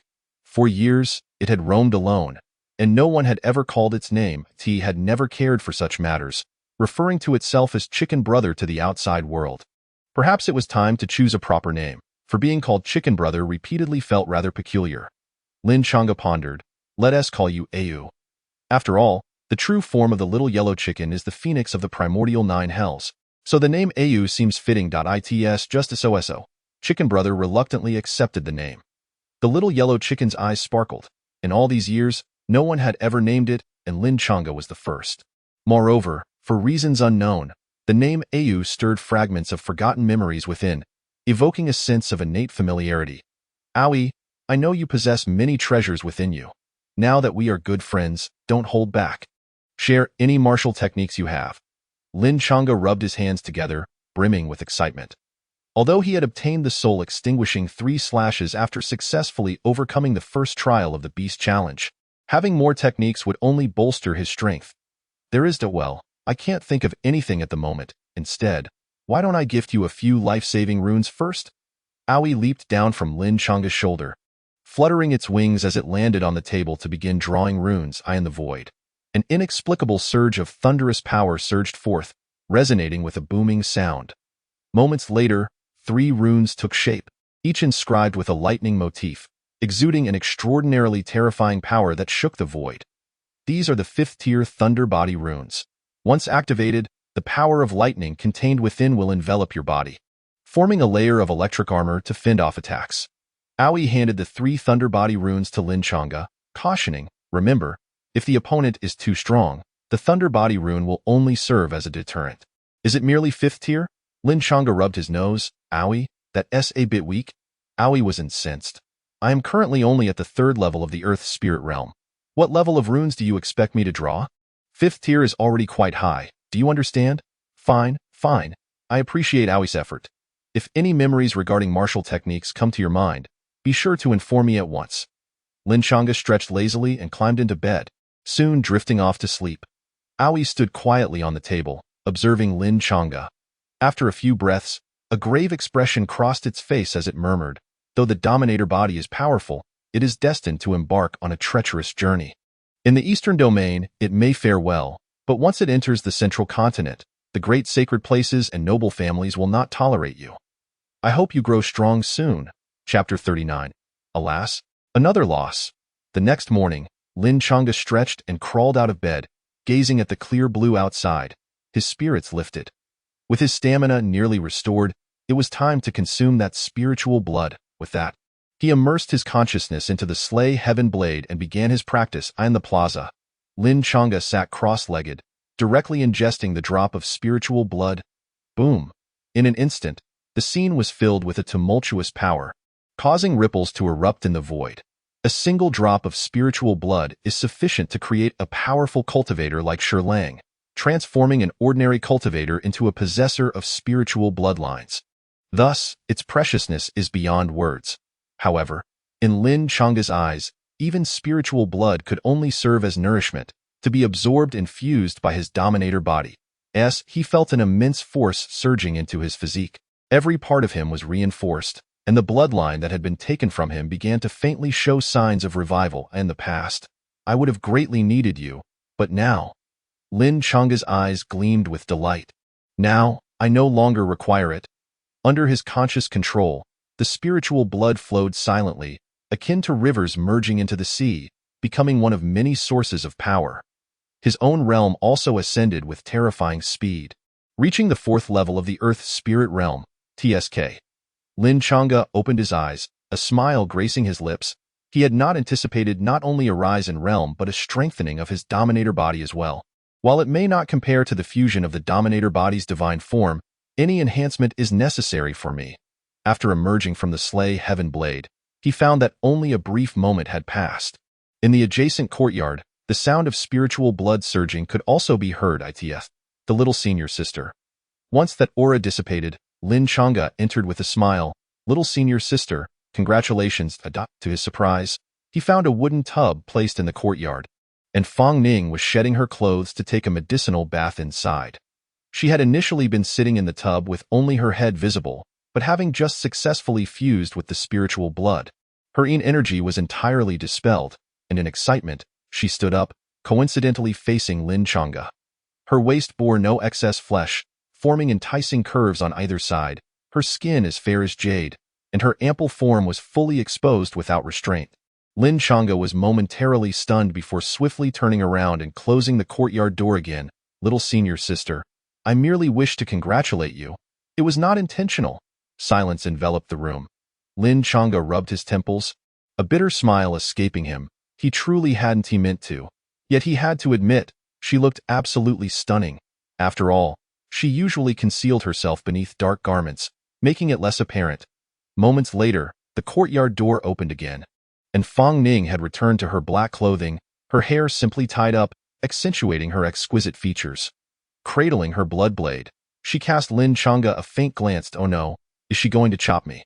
That single glance sent a shiver down Lin Chang'e's spine. Tio, the training ground. Fang Ning's voice was calm and devoid of any emotion, not sparing Lin Chang'e even a glance as she strode ahead. Lin Chang'e scratched his head, obediently following her to the training ground. The disciples of the Yi family were originally engaged in cultivation, but upon seeing Fang Ning and Lin Chang'e arrive, they displayed expressions of keen interest. Are they about to spar? The clash of two blade cultivators is thrilling. Quickly, everyone step aside and observe closely. The group of disciples cheerfully descended from the training ground, dispersing to make room for Lin Chang'e and Fang Ning. Little senior sister. Lin Chang'e cleared his throat. You do know that I am not that sort of person. This was purely an accident. Besides, it all happened so quickly, I didn't really see. Would you like to see it more clearly? Fang Ning suddenly countered. Huh? Lin Chang'e was taken aback. Could it really be? No. What am I even thinking? Whoosh! At that moment, a brilliant blood-colored blade light suddenly formed, rushing toward them with a fierce aura, its might unrelenting. Lin Chang'e instantly cast aside all distracting thoughts, swiftly drawing his blade from its sheath as the Slay Heaven blade shot forth, clashing with the blood blade in a flurry of strikes. Accompanied by the sounds of clashing metal, sparks flew, and the two blades collided several times, neither yielding to the other. Lin Chang'e propelled himself off the ground, soaring upwards to catch the returning Slay Heaven blade, and without hesitation, unleashed the soul-extinguishing 3 slashes. Whoosh! The blade light was fierce, and the intent terrifying. Once this strike was launched, there was no turning back. Fang Ning understood the unique nature of Lin Chang'e's martial technique. Her expression remained emotionless as she wielded her blood blade. Her speed having increased several-fold compared to before, the blade light coalescing into a vast net that ensnared Lin Chang'e's first slash.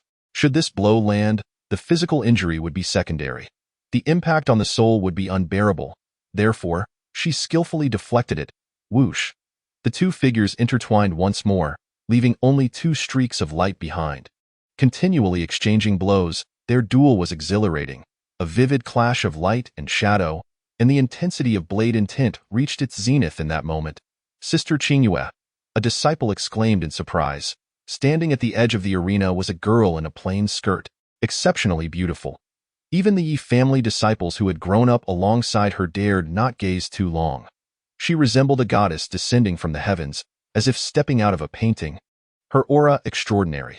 Significant improvement. Yi Qingyue nodded, contemplating thoughtfully. She absorbed every movement of Lin Chang'e, subconsciously comparing him to the outer disciples of the sacred grounds.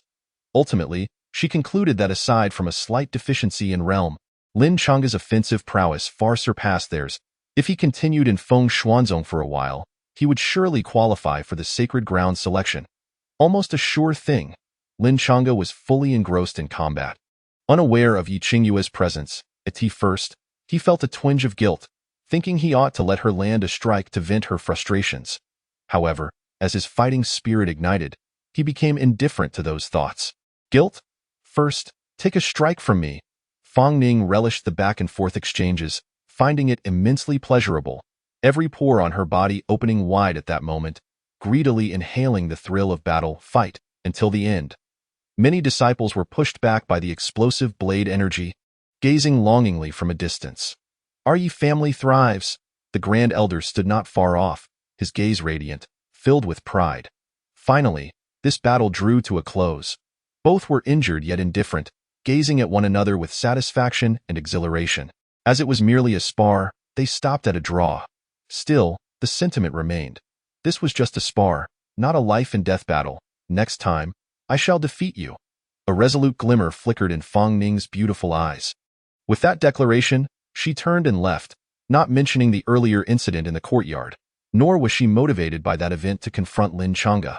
She simply wished to spar. Alas, another loss. Chapter 40. An unfathomable existence. You let her win.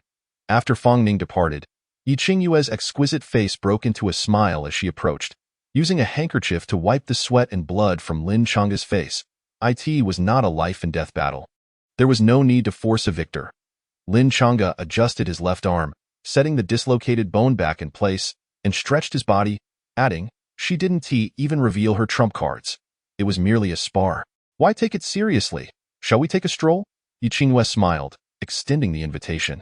The two walked side by side down the streets of Tianjin City, reminiscent of years gone by. Though their powers and statuses had changed, the memories of their childhood and the feelings buried deep within their hearts had never altered. "Changa, do you remember that time when we were 10 and went to the wild mountains to play?" Qingyue initiated, recalling how a fierce tiger charged at me, intending to devour me. "You were only 10 then, yet you stood behind me, wielding a wooden stick to fend off the tiger, ultimately being knocked down and left with a scar on your shoulder." Lin Changa chuckled, pointing to his shoulder. "The scar remains. If you're grateful, why not give it a gentle rub?" Qingyue shot him a glare, her beauty captivating even when feigning anger, particularly in Lin Changa's presence. Lin Changa lowered his voice. "Have you found any leads regarding that incident?" He referred to the mysterious annihilation of the Lin family years ago when he was merely 8, with only fragmented memories.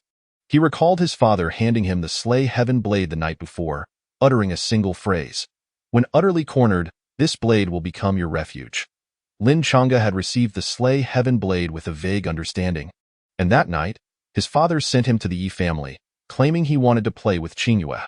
The following day, upon awakening from sleep, he was met with the devastating news of the Lin family's inexplicable destruction, with the area obliterated by a terrifying force, leaving nothing but dust, not even a trace of anyone. Even the nearest neighbors could not articulate what had transpired. The entire Tianjin city had slept soundly the previous night. Lin Changa was on the brink of despair. His parents, who had been his companions throughout his life, vanished without a trace, along with many clan members. From that moment onward, the young Lin Changa harbored a single obsession. He must uncover the truth behind his family's destruction. Before heading to the sacred grounds, Qingyue had promised Lin Changa that she would help him investigate this matter using the information channels within the sacred grounds. A flicker of sympathy passed over Qingyue's expression.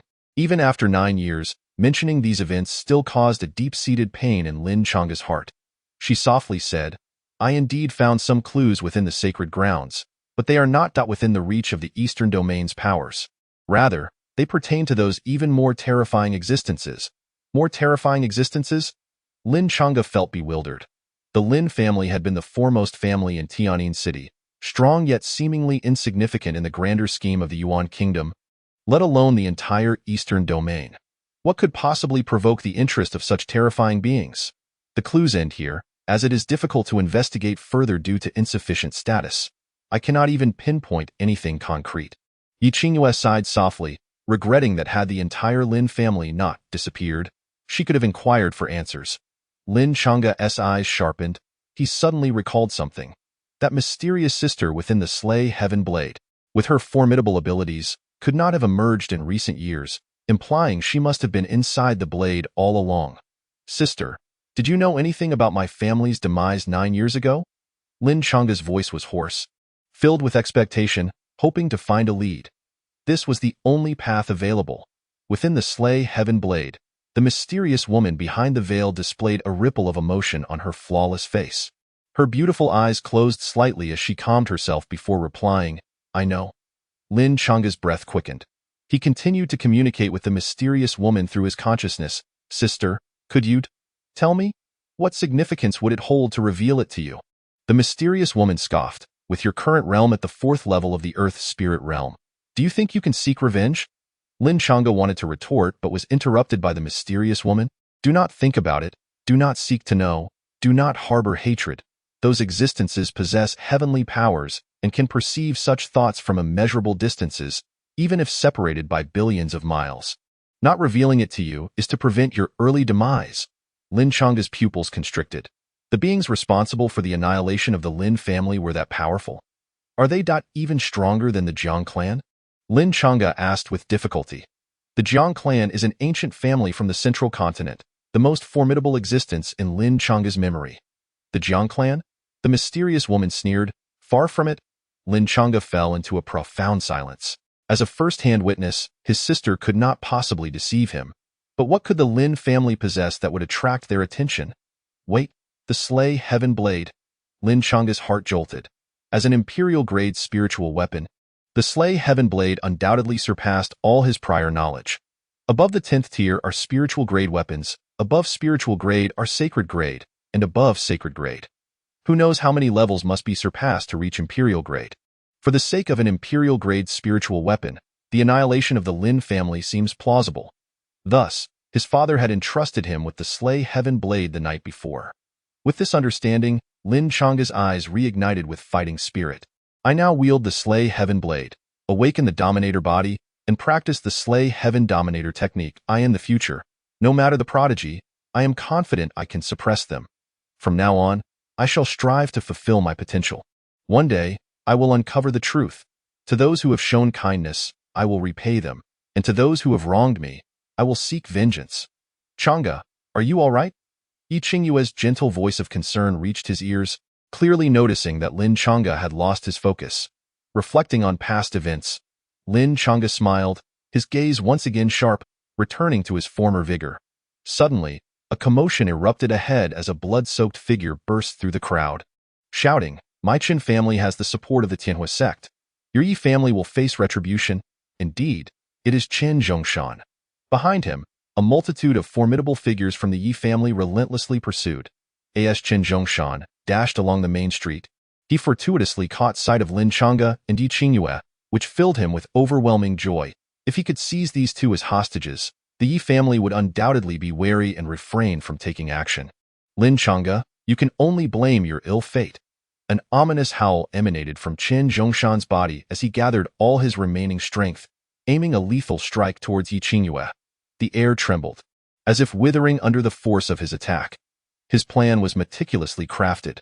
First, he would grievously injure Yi Qingyue, for she hailed from the sacred land and posed a significant threat. After incapacitating her, he would then capture both of them. As for Lin Changa, he regarded him with utter indifference. Merely a lad who had just regained his cultivation, what qualifications did he possess to contend with someone at the 5th level of the Earth spirit realm? He has delivered himself right to my doorstep. Lin Changa did not even lift his eyelids. The insignificant Chen Zhongshan, in the past, might have caused him some concern, but now. Instinctively, he shielded Yi Qingyue behind him, his right hand resting on the hilt of his sword. Just as he was about to draw his weapon, an overwhelming force pierced through Chen Zhongshan's chest from the It was sudden. Chen Zhongshan's body stiffened, collapsing to the ground. Lin Changa furrowed his brow, abruptly turning to locate the source of the force, only to find Zhong Rui, clad in white, with an ethereal demeanor, nonchalantly meeting his gaze with a hint of provocation. Chapter 41. You practice such a low-level technique? Lin Changa's brow furrowed tightly, an unnameable fury igniting within him.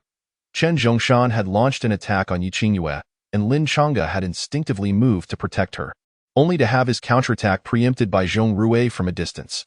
Lin Changa did not seek to steal the limelight. He genuinely believed that as Yi Qingyue's betrothed, it was his duty to safeguard her. Yet here was an unrelated outsider overstepping his bounds.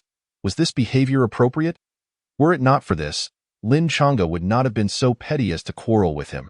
The crux of the matter, however, was that Zhong Rui had dared to provoke him. Qingyue, you are the pride of our sacred land. Why Master and I have been entrusted to ensure your safety. I shall preemptively eliminate any dangers that may arise. After taunting Lin Changa, Zhong Rui immediately assumed a condescending demeanor, subtly belittling him, implying that he was unworthy of protecting her. Yi Qingyue's beautiful eyes narrowed. She was not oblivious to Zhong Rui's intentions. Noticing Lin Changa's grip on his sword tightening, she placed her delicate hand atop his, her eyes conveying a silent message. Let me handle this. Lin Changa smiled, realizing that he should not be quarreling with an outsider. After all, when he was out shopping with his fiancée Yi, he did not wish for anyone to continue following him. Moreover, even if Su Hufa were to become his protector, it would be him, not Zhong or Yi Qingyue's beautiful eyes turned icy, a sharp gleam emanating from them, as a silent yet potent sword light pierced through the heavens, instantly striking Zhong Rui's brow. Zhong Rui let out a muffled groan. Staggering backward, a violent tremor coursed through his soul, excruciating pain invading his mind, as if he were being violently fried in a cauldron. This was the eye of the divine sword, one of Yi Qingyue's extraordinary talents. It bore no fixed grade, but would strengthen in accordance with its user's power. For those exceptionally gifted prodigies, the eye of the divine sword served as an unparalleled auxiliary. It could pierce through all illusions, its razor sharpness revealing the essence of things. Coupled with Yi Qingyue being a natural sword body, her talent was unmatched even within the sacred land. Zhong Rui found it unbearable, abruptly spitting out a mouthful of blood. He was injured, and significantly so. Having accomplished this, Yi Qingyue reached out to take Lin Chang's hand, gently saying, "Chang'e, let us depart." Watching the two depart, Zhong Rui's teeth ground in frustration. He truly dared not offend Yi Qingyue, yet he could not help but feel enraged. How could a worthless individual have an engagement with her? His earlier attack on Chen Zhongshan was driven by an overwhelming sense of imbalance. He sought to showcase his prowess while simultaneously mocking Lin Chang'e. "Qingyue, it was our failure to encircle him that allowed you to be frightened." An elder from the Yi family approached, his expression somewhat awkward. They had been tasked with surrounding and eliminating two major families, successfully killing Lu Ying, yet unexpectedly, Chen Zhongshan had fought desperately to break through their encirclement and attempted to attack Yi Qingyue and Lin Chang'e. "It's merely a small matter. There's no need to dwell on it." Why Yi Qingyue replied indifferently, "After the annihilation of the two families, there are many matters that require the elder's attention. You should return to your duties." Since returning from the sacred land, Yi Qingyue had become the most formidable cultivator within the entire Yi family. Even the elders treated her with utmost respect, a situation she was still somewhat unaccustomed to. Lin Chang'e smiled and inquired, "Where shall we go next?" "To the deep mountains." Why Yi Qingyue blinked playfully, transforming in an instant out of you. Having crawled out from Lin Chang'e's collar, stretched languidly, clearly having enjoyed a comfortable nap inside. "What do we go to the deep mountains for?" At that moment, a ewe overheard and flapped its wings. "Are we going to do something unspeakable?" "Silence." Lin Chang'e seized a ewe and tossed it away. "What a disgrace!" A ewe, flapping its wings, returned to hover nearby. "Don't throw me. I want to see too. Take me with you." Upon exiting Tianyin City, the two arrived at the nearest mountain range. The deep mountains were desolate, filled only with the sounds of insects and birds, exuding a sense of tranquility. "I heard you have cultivated a technique. What level is it?" Yi Qingyue's beautiful eyes sparkled. "I can only stay with my family for 7 days. It's a short time, so I must make every day count. Therefore, unleash your technique and engage me in battle." Yi Qingyue's expression was calm and gentle, a smile gracing her lips. Lin Chang'e summoned the Zhan Tian Dao, simultaneously activating the Zhan Tian Ba Tiju, a terrifying aura surging outward, resonating like the sound of crashing waves. "What a powerful physique. It seems you've thoroughly absorbed that spirit blood." Though Yi Qingyue was unfamiliar with the Ba Ti, she could perceive the ceaseless, boundless vitality exuding from Lin Chang'e in battle. The strength of one's physique was crucial. She sensed Lin Chang'e activating the Zhan Tian Ba Tiju. Yi Qingyue's lovely brows furrowed. However, how could the grade be so low? The Zhan Tian Ba Tiju is a progressive technique that grows stronger alongside the Ba Ti. At present, it only seemed to be at the 5th or 6th grade level. Lin Chang'e scratched his head, genuinely unsure how to respond. The exclusive technique of the Zhan Tian Dao and Ba Ti, it could hardly be weak.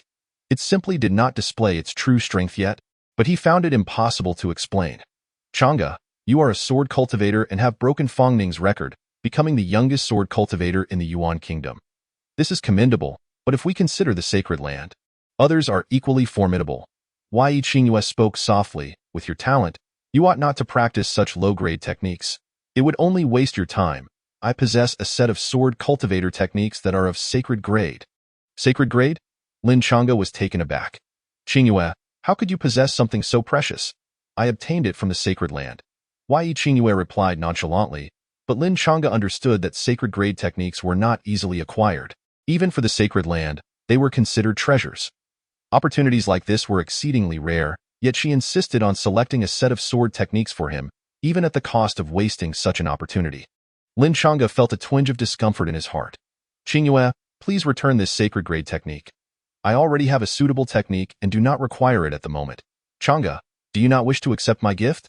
Yi Qingyue's delicate nose crinkled, a mixture of indignation and grievance washing over her, feeling that accepting her gift would wound his pride. "But we are betrothed." She felt that Lin Chang'e was treating her as an outsider. Lin Chang'e shook his head with a wry smile. "Qingyue, it is not like that. I truly do not need the technique. Oh, not be fooled by the low grade of my current technique. It is capable of growth." Capable of growth? Qingyue gasped, realizing that such techniques were rarer than sacred grade ones. She hesitated slightly, suspecting he was trying to deceive her. How could that be? How could it not? Lin Chang'e grinned, wielding the Zhan Tian Dao and casually slashing at a distant target. With the surge of vitality augmenting his strike, the blade light erupted, tearing the air apart wherever it passed. Qingyue was taken aback, supporting her chin with her jade hand.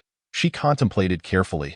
Indeed, the aura generated was significantly stronger than that of ordinary techniques. After confirming that Lin Chang'e's technique was legitimate, Qingyue set aside her grievances, her rosy lips pouting slightly as she playfully suggested, "Since you refuse the technique, may I gift you a martial skill instead? That should be acceptable, right?" Lin Chang'e chuckled. "I am not afraid to accept a soft meal. I would welcome it." Chapter 42. In the future, we shall meet at the pinnacle. This martial skill was acquired during my training in the Sacred Land's Forbidden Area. I had it evaluated, and it is of sacred grade, possessing astonishing power. Qingyue gracefully turned her hand, retrieving a circle of bamboo slips from her storage ring, bound with a cord, emanating an ancient and profound aroma. "This is the Heart Tribulation Sword technique, the first volume?" Lin Chang'e exclaimed in astonishment, not surprised by its grade. This was the first volume, implying there were further installments. Indeed, the Heart Tribulation Sword technique was created by a sword deity during ancient times. It is said to have 5 volumes. Even the first volume has reached the sacred level, and if the subsequent volumes can be collected, their value is immeasurable. Qingyue's beautiful eyes sparkled like crescent moons as she gently explained. The sword deity who achieved the perfect realm of sword intent. Lin Chang'e murmured to himself, "To cultivate to such an extent, one must be a being above the pinnacle. To learn martial skills created by such an existence is a stroke of fortune." "Qingyue, thank you." Lin Chang'e solemnly accepted it. "You have aided me immensely. In the path of cultivation, I will not disappoint you." "Not so fast." Qingyue retracted her delicate hand, her enchanting eyes blinking playfully. "First, let us have a spar. How shall we fight? In what manner?" Before Lin Chang'e could respond, Yu eagerly interjected, "Is it the kind of fight I can watch?" "Go away." Lin Chang'e flicked Yu away with a finger. The little yellow chick landed on a distant branch, grinning. The two stood in the desolate mountains, one wielding a sword, the other standing barehanded. "You should be cautious. I will not hold back." Lin Chang'e grinned, intentionally teasing Qingyue, being at the celestial spirit realm, even if he unleashed his full strength, would likely not injure her in the slightest, yet the necessary momentum must be maintained. After all, a man cannot lose. "Come." Qingyue's smile gradually faded. She was always serious and solemn when it came to battle. With a swish, Lin Chang'e executed a vertical slash, silent yet forceful, the blade light effortlessly piercing through the void, annihilating trees and rocks into dust along its path. Qingyue formed seals with her jade hands, sword energy surging forth, relentlessly striking towards Lin Chang'e, colliding with his incoming blade light. A fierce battle of sword intent against blade intent ensued, neither side willing to concede defeat. Boom! Lin Chang'e leapt forward, propelled by the terrifying aura, pouncing towards Qingyue with the speed of a cheetah, leaving a series of afterimages in the air. Clang! The Zhan Tian Dao swung horizontally, only to be easily blocked by the sword energy Qingyue had gathered before her. Although the Zhan Tian Dao was exceptionally sharp, it could not shatter the sword intent that far surpassed its own. After just one exchange, Lin Chang'e realized the vast chasm that lay between them, an insurmountable gap. Fortunately, this battle was merely for learning. Victory or defeat was not the goal. Qingyue's movements were clean and decisive, devoid of any hesitation. Each time she condensed her sword energy and swung her sword, she unleashed unimaginable power within an incredibly short distance. The exquisite sword techniques were under her complete control, with not even a hint of deviation. This was not merely the result of diligent practice. True prodigies do not require arduous training. Without sufficient talent, no amount of hard work could achieve such a level. Gradually, the two entered a state of pure practice, not fighting for the sake of combat, but rather engaging in a back-and-forth exchange that resembled a teacher-student dynamic. Sword intent and blade intent were to a certain extent, interconnected. Each individual's comprehension varied. One must clarify the path they tread upon and stride forward without looking back. Thus, this is my sword path. As Yi Qingyue's voice fell, a radiant light enveloped them. Blindingly brilliant. Terrifying sword intent erupted, mercilessly assailing Lin Chang'e, as if it originated from all directions, making it unbearable and impossible to evade. As long as one remained within this space, it was impossible to emerge unscathed from Yi Qingyue's sword technique. This was the rule, the great principle. Lin Chang'e's pupils constricted violently, his surroundings filled with sword energy, all light coalescing into sword intent. The walls of this space lined with countless sword lights hanging down, solemn and grave. Suddenly, the first sword energy shot towards him. Before Lin Chang'e could evade, the second, third, and fourth followed. Countless, innumerable, an overwhelming barrage of sword lights filled the space, pressing down upon his heart like a massive stone, making it difficult to breathe. In an instant, Lin Chang'e's body erupted with blood, countless tiny wounds forming. This was because Yi Qingyue had held back. Otherwise, merely this sword formation could have trapped him to death within. Impressive. In the distance, a ewe watched in awe, murmuring to itself. This chicken has traversed countless realms, scoured through so many memories, yet I cannot find a single prodigy capable of matching her. She is a pearl, a precious gem, a celestial beauty that any force would strive to cherish, and a formidable contender for the title of the foremost in the eastern domain. No, perhaps even beyond that. As the space dissolved, Lin Chang'e stood bloodied and bruised, his grip on the Zhan Tian Dao faltering. This is my sword path. Thus, you must hasten to comprehend your blade path. Yi Qingyue approached, her lovely face radiating seriousness. Chang'e, I pondered what kind of martial skill would suit you. While the heart tribulation sword technique is powerful, it is incredibly difficult to cultivate. One must break through all heart tribulations with supreme strength to master it. Had I any doubt in you, I would not have chosen this martial skill for you. The sacred land has many martial skills suitable for sword cultivators. I could have meticulously selected another. But I believe in you, and I understand you. I know you will spare no effort to grow stronger. No matter how arduous the journey may be. Yi Qingyue extended her hand, gently wiping the blood from Lin Chang'e's face, a flicker of concern flashing in her beautiful eyes. Therefore, you must diligently cultivate and find your own blade path as soon as possible. I will be waiting for you in the sacred land. In the future, we shall meet at the pinnacle.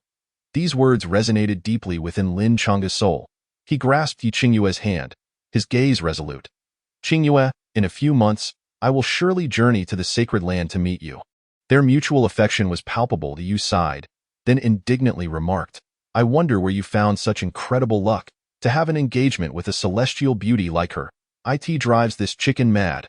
Upon returning to his family, Lin Chang'e took the first volume of the Heart Tribulation Sword Technique and entered the Zhan Tian Dao to cultivate, planning to utilize its accelerated time flow to swiftly master the martial skill. This martial skill lay in the distance. A mysterious woman cast a glance, remarking nonchalantly, not bad.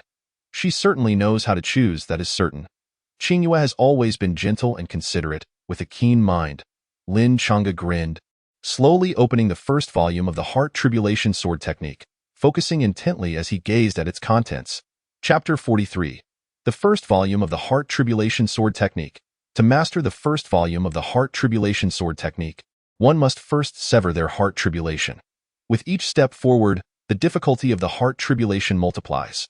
Lin Chang'e contemplated deeply. This meant that to cultivate the Heart Tribulation Sword Technique, he must first seek his own path, approaching it through the essence of the path to overcome the heart tribulation. So, what is my path?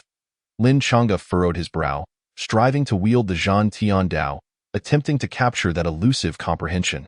Fortunately, Yi Qingyue had previously enlightened him, revealing the essence of the path. Whether sword cultivator or blade cultivator, upon entering the realm, one would undergo a lengthy process. If one could discover a great path that resonated with them during this journey, they could achieve transformation. Transitioning from blade cultivator to great blade cultivator may seem a slight difference, yet in reality, the disparities are vast. Whether or not he could uncover his own blade path was Lin Chang'e's most pressing concern at present. The martial art I practice is the celestial severing body technique. I am the embodiment of dominance, and my formidable physique distinguishes me from other blade cultivators. This is my advantage. Lin Chang'e pondered, as if suddenly enlightened why strength lies in my physicality, and a powerful physique can enhance any of my techniques. Since it is an advantage, I must magnify it. What is this dominance? If I were to describe it in 2 words, it would be all-encompassing. 9 different forms of the dominant body represent 9 distinct techniques. The more I fuse them, the more terrifying my combat power becomes.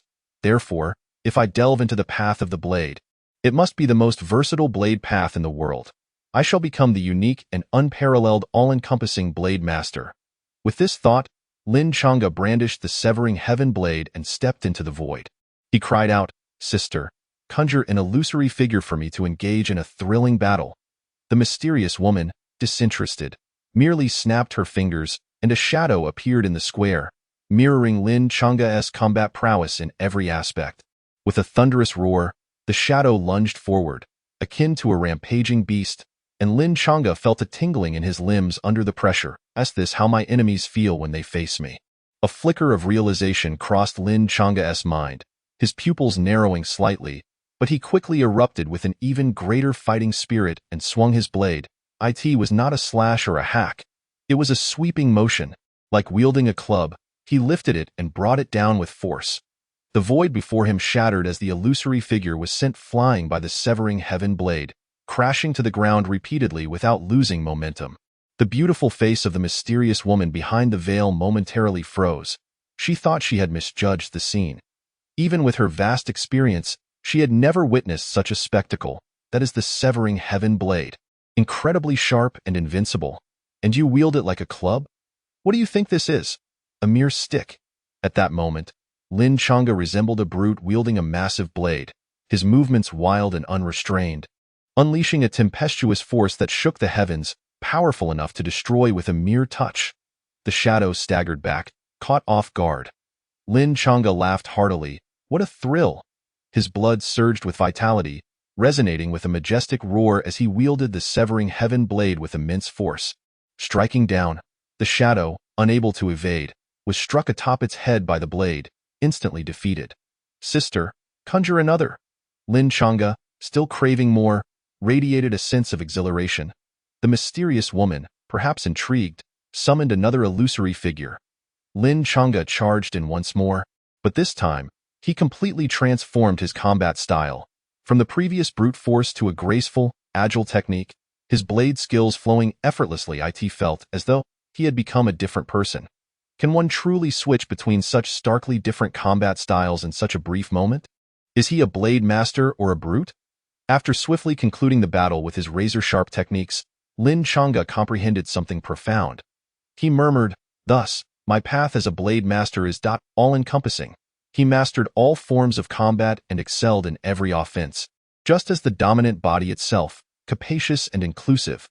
Imagine, when one possesses an arsenal of techniques beyond imagination, they become nearly impossible to decipher. In life and death battles, one cannot be easily predicted. Throughout history, there have been those who practiced multiple techniques, but they are rare. Lin Chang'e is determined to pursue the path of all-encompassing mastery to its utmost limit. This is my way. Engulfed in this profound realization, Lin Chang'e felt increasingly exhilarated, his blood surging anew. Akin to a conflagration, a volcano erupting, unparalleled, unimaginable, and invincible. Seizing the warmth of enlightenment, he took the first volume of the Heart Tribulation Blade technique into his hands and began to contemplate it deeply. Indeed, this time he successfully entered a state of comprehension. This boy, the mysterious woman could not help but remark, he has actually grasped the path of the blade through this. It was the first time she had encountered such an unconventional blade master. Over the years, there have been prodigies who practiced both blade and body arts. The blade is the blade, and the body is the body. Strong blade skills and a powerful physique. But those were always spoken of separately. No one, however, has ever integrated everything as seamlessly as Lin Chang'e. Perhaps, allowing him to walk this unique path is not such a bad thing after all. The woman shook her head. As long as Lin Chang'e displayed sufficient combat prowess, it could hardly be considered a misguided path. The Heart Tribulation Blade technique emphasizes the heart tribulation. Lin Chang'e entered a meditative state, legs crossed, eyes closed, filled with excitement and desire for this martial skill. As long as he could grow stronger, he was unafraid of hardship. What if the journey was arduous? Not long after, a figure gradually materialized before Lin Chang'e. With your pathetic talent, you dare to compete with me? It was a figure resembling a white swan, her chin slightly raised in arrogance, disdain radiating from her beautiful eyes. There is but one spot in the sacred land, and it is destined to be mine, Su Yao's. As for your bloodline, it belongs to me. You shall become a waste, and I shall tread this path alone. Su Yao pointed a finger, and a terrifying bloodline power surged forth, her sacred phoenix bloodline. With a thunderous roar, wings unfurled behind Su Yao, radiating brilliance and grandeur that resonated through the ages. Is this my heart tribulation? Lin Chang'e was momentarily taken aback, then found himself wanting to laugh. Having faced his own illusory figure, battled beings stronger than himself, and even defeated the war demon ape multiple times, how could Su Yao compare? Lin Chang'e, watch me kill you. Su Yao's illusory figure sneered as she charged at Lin Chang'e. Since this was a heart tribulation conjured by Lin Chang'e himself, her strength was limited. Yet the oppressive aura she emanated was daunting, causing Lin Chang'e to recall the moment he was stripped of his bloodline. Had it not been for his fortuitous encounters, this would have become a heart tribulation he could never overcome. But now, he was no longer concerned. The first strike of the heart tribulation blade technique is bestowed upon you. Lin Chang'e grinned, raising his blade to strike. Swift as lightning, Su Yao's smile froze on her face as a vertical blood mark appeared on her brow, spreading throughout her body until she was cleaved in two. You dare to be my heart tribulation? Lin Chang'e sheathed his blade, his expression cold and resolute. Chapter 44. The Day of Departure. At the moment Lin Chang'e completely vanquished Su Yao within his heart tribulation, he could distinctly sense an insight from his soul merging into his heart. This was the heart tribulation blade technique. He had entered the threshold. Lin Chang'e's consciousness returned to his body as he opened his eyes, beaming with joy. Truly, the enhancement brought by this sacred-level martial skill was astounding. If the technique is akin to a trunk, the foundation of all, then powerful martial skills are like flourishing branches and leaves, mutually reinforcing. With the celestial severing body technique as a foundation, any martial skill he cultivates will only grow stronger. With a flourish, Lin Chang'e danced the severing heaven blade, feeling the sharp radiance blossom before him. He involuntarily closed his eyes and murmured, "My path of the blade is all-encompassing." Since receiving guidance from Yi Qingyue, he had remained in a state of comprehension, and after striving to find his blade path, he had finally succeeded. It seems I am not far from the second layer of transformation. Lin Chang'e smiled faintly. Transformation, also known as the Great Blade Master. He was already the youngest Blade Master in the Yuan Kingdom. Once he ascended to Great Blade Master, at this age, it would likely cause a stir across half of the eastern region. His talent could even rival Yi Qingyue's. Yu was bouncing on the desk in front of him, exclaiming, "Lin Chang'e, chicken brother is hungry. I want to eat." "What do you want to eat?" Lin Chang'e finally noticed that Yu had seemingly not eaten anything since emerging from the secret realm.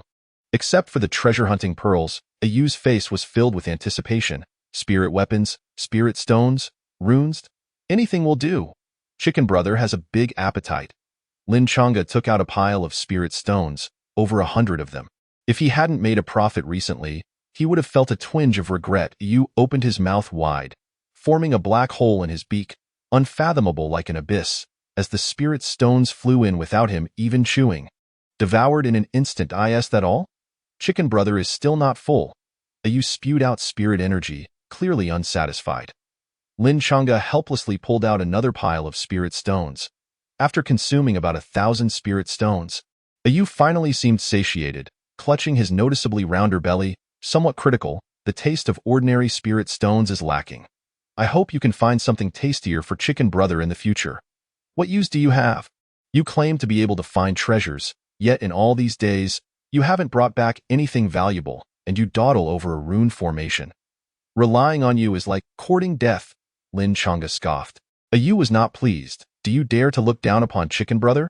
After leaving the room, Lin Chang'e saw Yi Qingyue sitting gracefully in the courtyard pavilion, beside a peach blossom tree, her beauty accentuated by the blossoms. Qingyue, when did you arrive? Lin Chang'e was taken aback, somewhat surprised. I came after sensing the blade intent emanating from your room. Yi Qingyue replied gently. Chang'e, in just one day? You have comprehended the heart tribulation blade technique. Your talent is truly astonishing. Lin Chang'e scratched his head. It's nothing much. It seems my words yesterday had an effect, Yi Qingyue said, taking out tea utensils from her storage ring and setting them on the desk. Come, let's have some tea together. When we were young, we often imitated the adults, savoring tea and discussing the Tao. All right, Lin Chang'e smiled as he sat down opposite Yi Qingyue, assisting her in preparing the tea. The leaves were placed in the bowl, hot water poured over them, revealing a beautiful hue. Each took a cup, their gazes locking. Chang'e, the sacred land is vast and fiercely competitive, and it places great importance on hierarchy. Even I am still striving for a position in the inner sect, Yi Qingyue said gently. Yet, there are benefits. The sacred land is the foremost sect in the eastern region. Once you reveal your talent, few will dare to challenge you. I understand. The fiercer the competition, the greater the rewards, Lin Chang'e grinned, having long prepared himself for all of this. Moreover, he had already told his junior sister that the Fengxian sect was merely a temporary refuge. In return, he would work hard to strengthen the sect. His ultimate goal was always to join the sacred land. Furthermore, your joining the Fengxian sect is commendable, but it will inevitably attract the sacred land's scrutiny. These past few months of growth are crucial for you. You must cultivate diligently to endure these times. Yi Qingyue sipped her tea, her beautiful eyes fixed on Lin Chang'e. I could invite you in through my position, but doing so might lead others to underestimate you, and the pressure on you would be immense. Qingyue, Lin Chang'e reiterated, you have already helped me immensely upon returning from the sacred land, whether in understanding my own path or in bestowing the heart tribulation blade technique upon me, which has significantly enhanced my abilities. If I cannot join the sacred land through my own strength, how can I be worthy of you? Chang'e, I dislike hearing such words. Yi Qingyue's delicate face revealed a hint of sorrow. How can you be unworthy?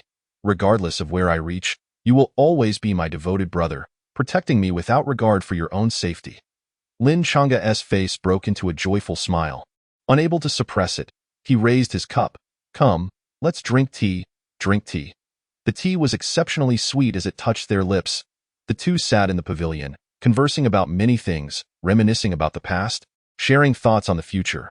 Finally, moved by the moment, Lin Chang'e reached out and plucked a peach blossom, placing it in Yi Qingyue's hair. Is it beautiful?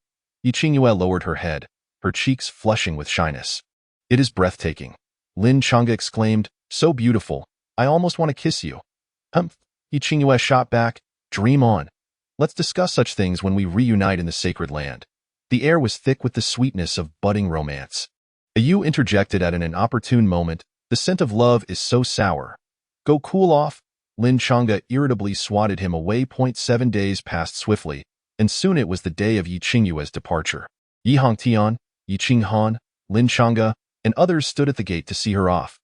Qingyue, cultivate well in the sacred land. Yi Hongtian had 1,000 words to say but found himself at a loss, only managing a perfunctory remark. Yi Qingyue nodded, her beautiful eyes turning to Lin Chang'e in succinct terms. Lin Chang'e reassured, Qingyue, I will honor our promise. We shall meet at the pinnacle. Yi Qingyue's expression brightened, and she turned her gaze to Yi Qinghan, who stammered, his demeanor awkward. In his view, it was merely a temporary separation. Why the need for such emotional farewells? You need not compete for a position on my behalf. Don't underestimate me. I will join the sacred land on my own merit. Yi Qinghan feigned nonchalance, looking away. Yi Qingyue smiled, stepping forward to tousle his hair. Don't let your sister-in-law and father worry too much. Yi Qinghan maintained his stoic expression. I'm leaving. Yi Qingyue waved to everyone and, in an instant, her figure vanished like a flash of light. Not far off, Protectors Su and Zhong Rui stood there with their hands clasped behind their backs. They exchanged a few hushed words before Protector Su approached Lin Chang'e with a warm smile. Lin Chang'e, I have something to discuss with you. May I have a word? Chapter 45. Is the blood of the elite also red? Yi Hongtian was not surprised. Protector Su was about to become Yi Qingyue's protector, and since he was amiable, it was likely he had something to convey to Lin Chang'e. Lin Chang'e gazed at Protector Su, and although he wore a smile, an inexplicable discomfort stirred within him. The source unknown. Nevertheless, he followed him. Protector Su led him to a secluded alley, turning to him with a smile, Lin Chang'e, your talent is extraordinary, more terrifying than Fang Ning's, ranking among the top in the Yuan kingdom, unmatched by anyone. Lin Chang'e remained silent, Knowing that this was not the crux of the matter, Protector Su had more to say. It is no exaggeration to state that even in the sacred land, you could definitely enter the inner sect based on your talent. Protector Su sighed. To emerge from a small kingdom and ultimately enter the inner sect of the sacred land is indeed a source of pride for your entire family.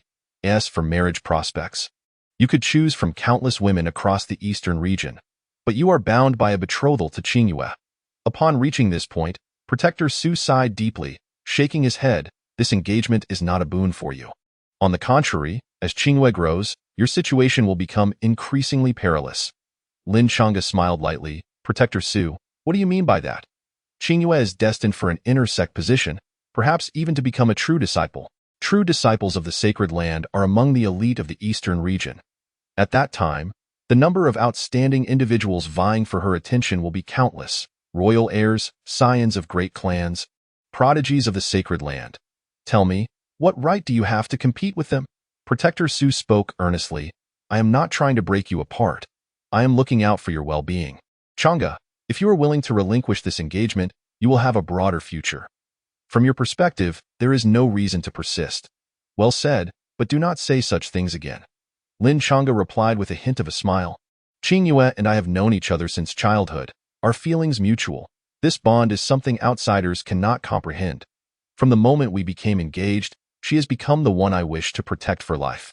Unless she directly tells me she has no feelings for me and wishes to annul our engagement, no one can persuade me otherwise. Protector Su's gaze sharpened. He had thought that his words would resonate with Lin Chang'e, that the various reasons would sway him. Yet, he was taken aback by Lin Chang'e's steadfastness, which ignited a flicker of anger within him. This insistence will lead to your detriment. Surely, Qingyue would not want to see you walk into a dead end. Would she?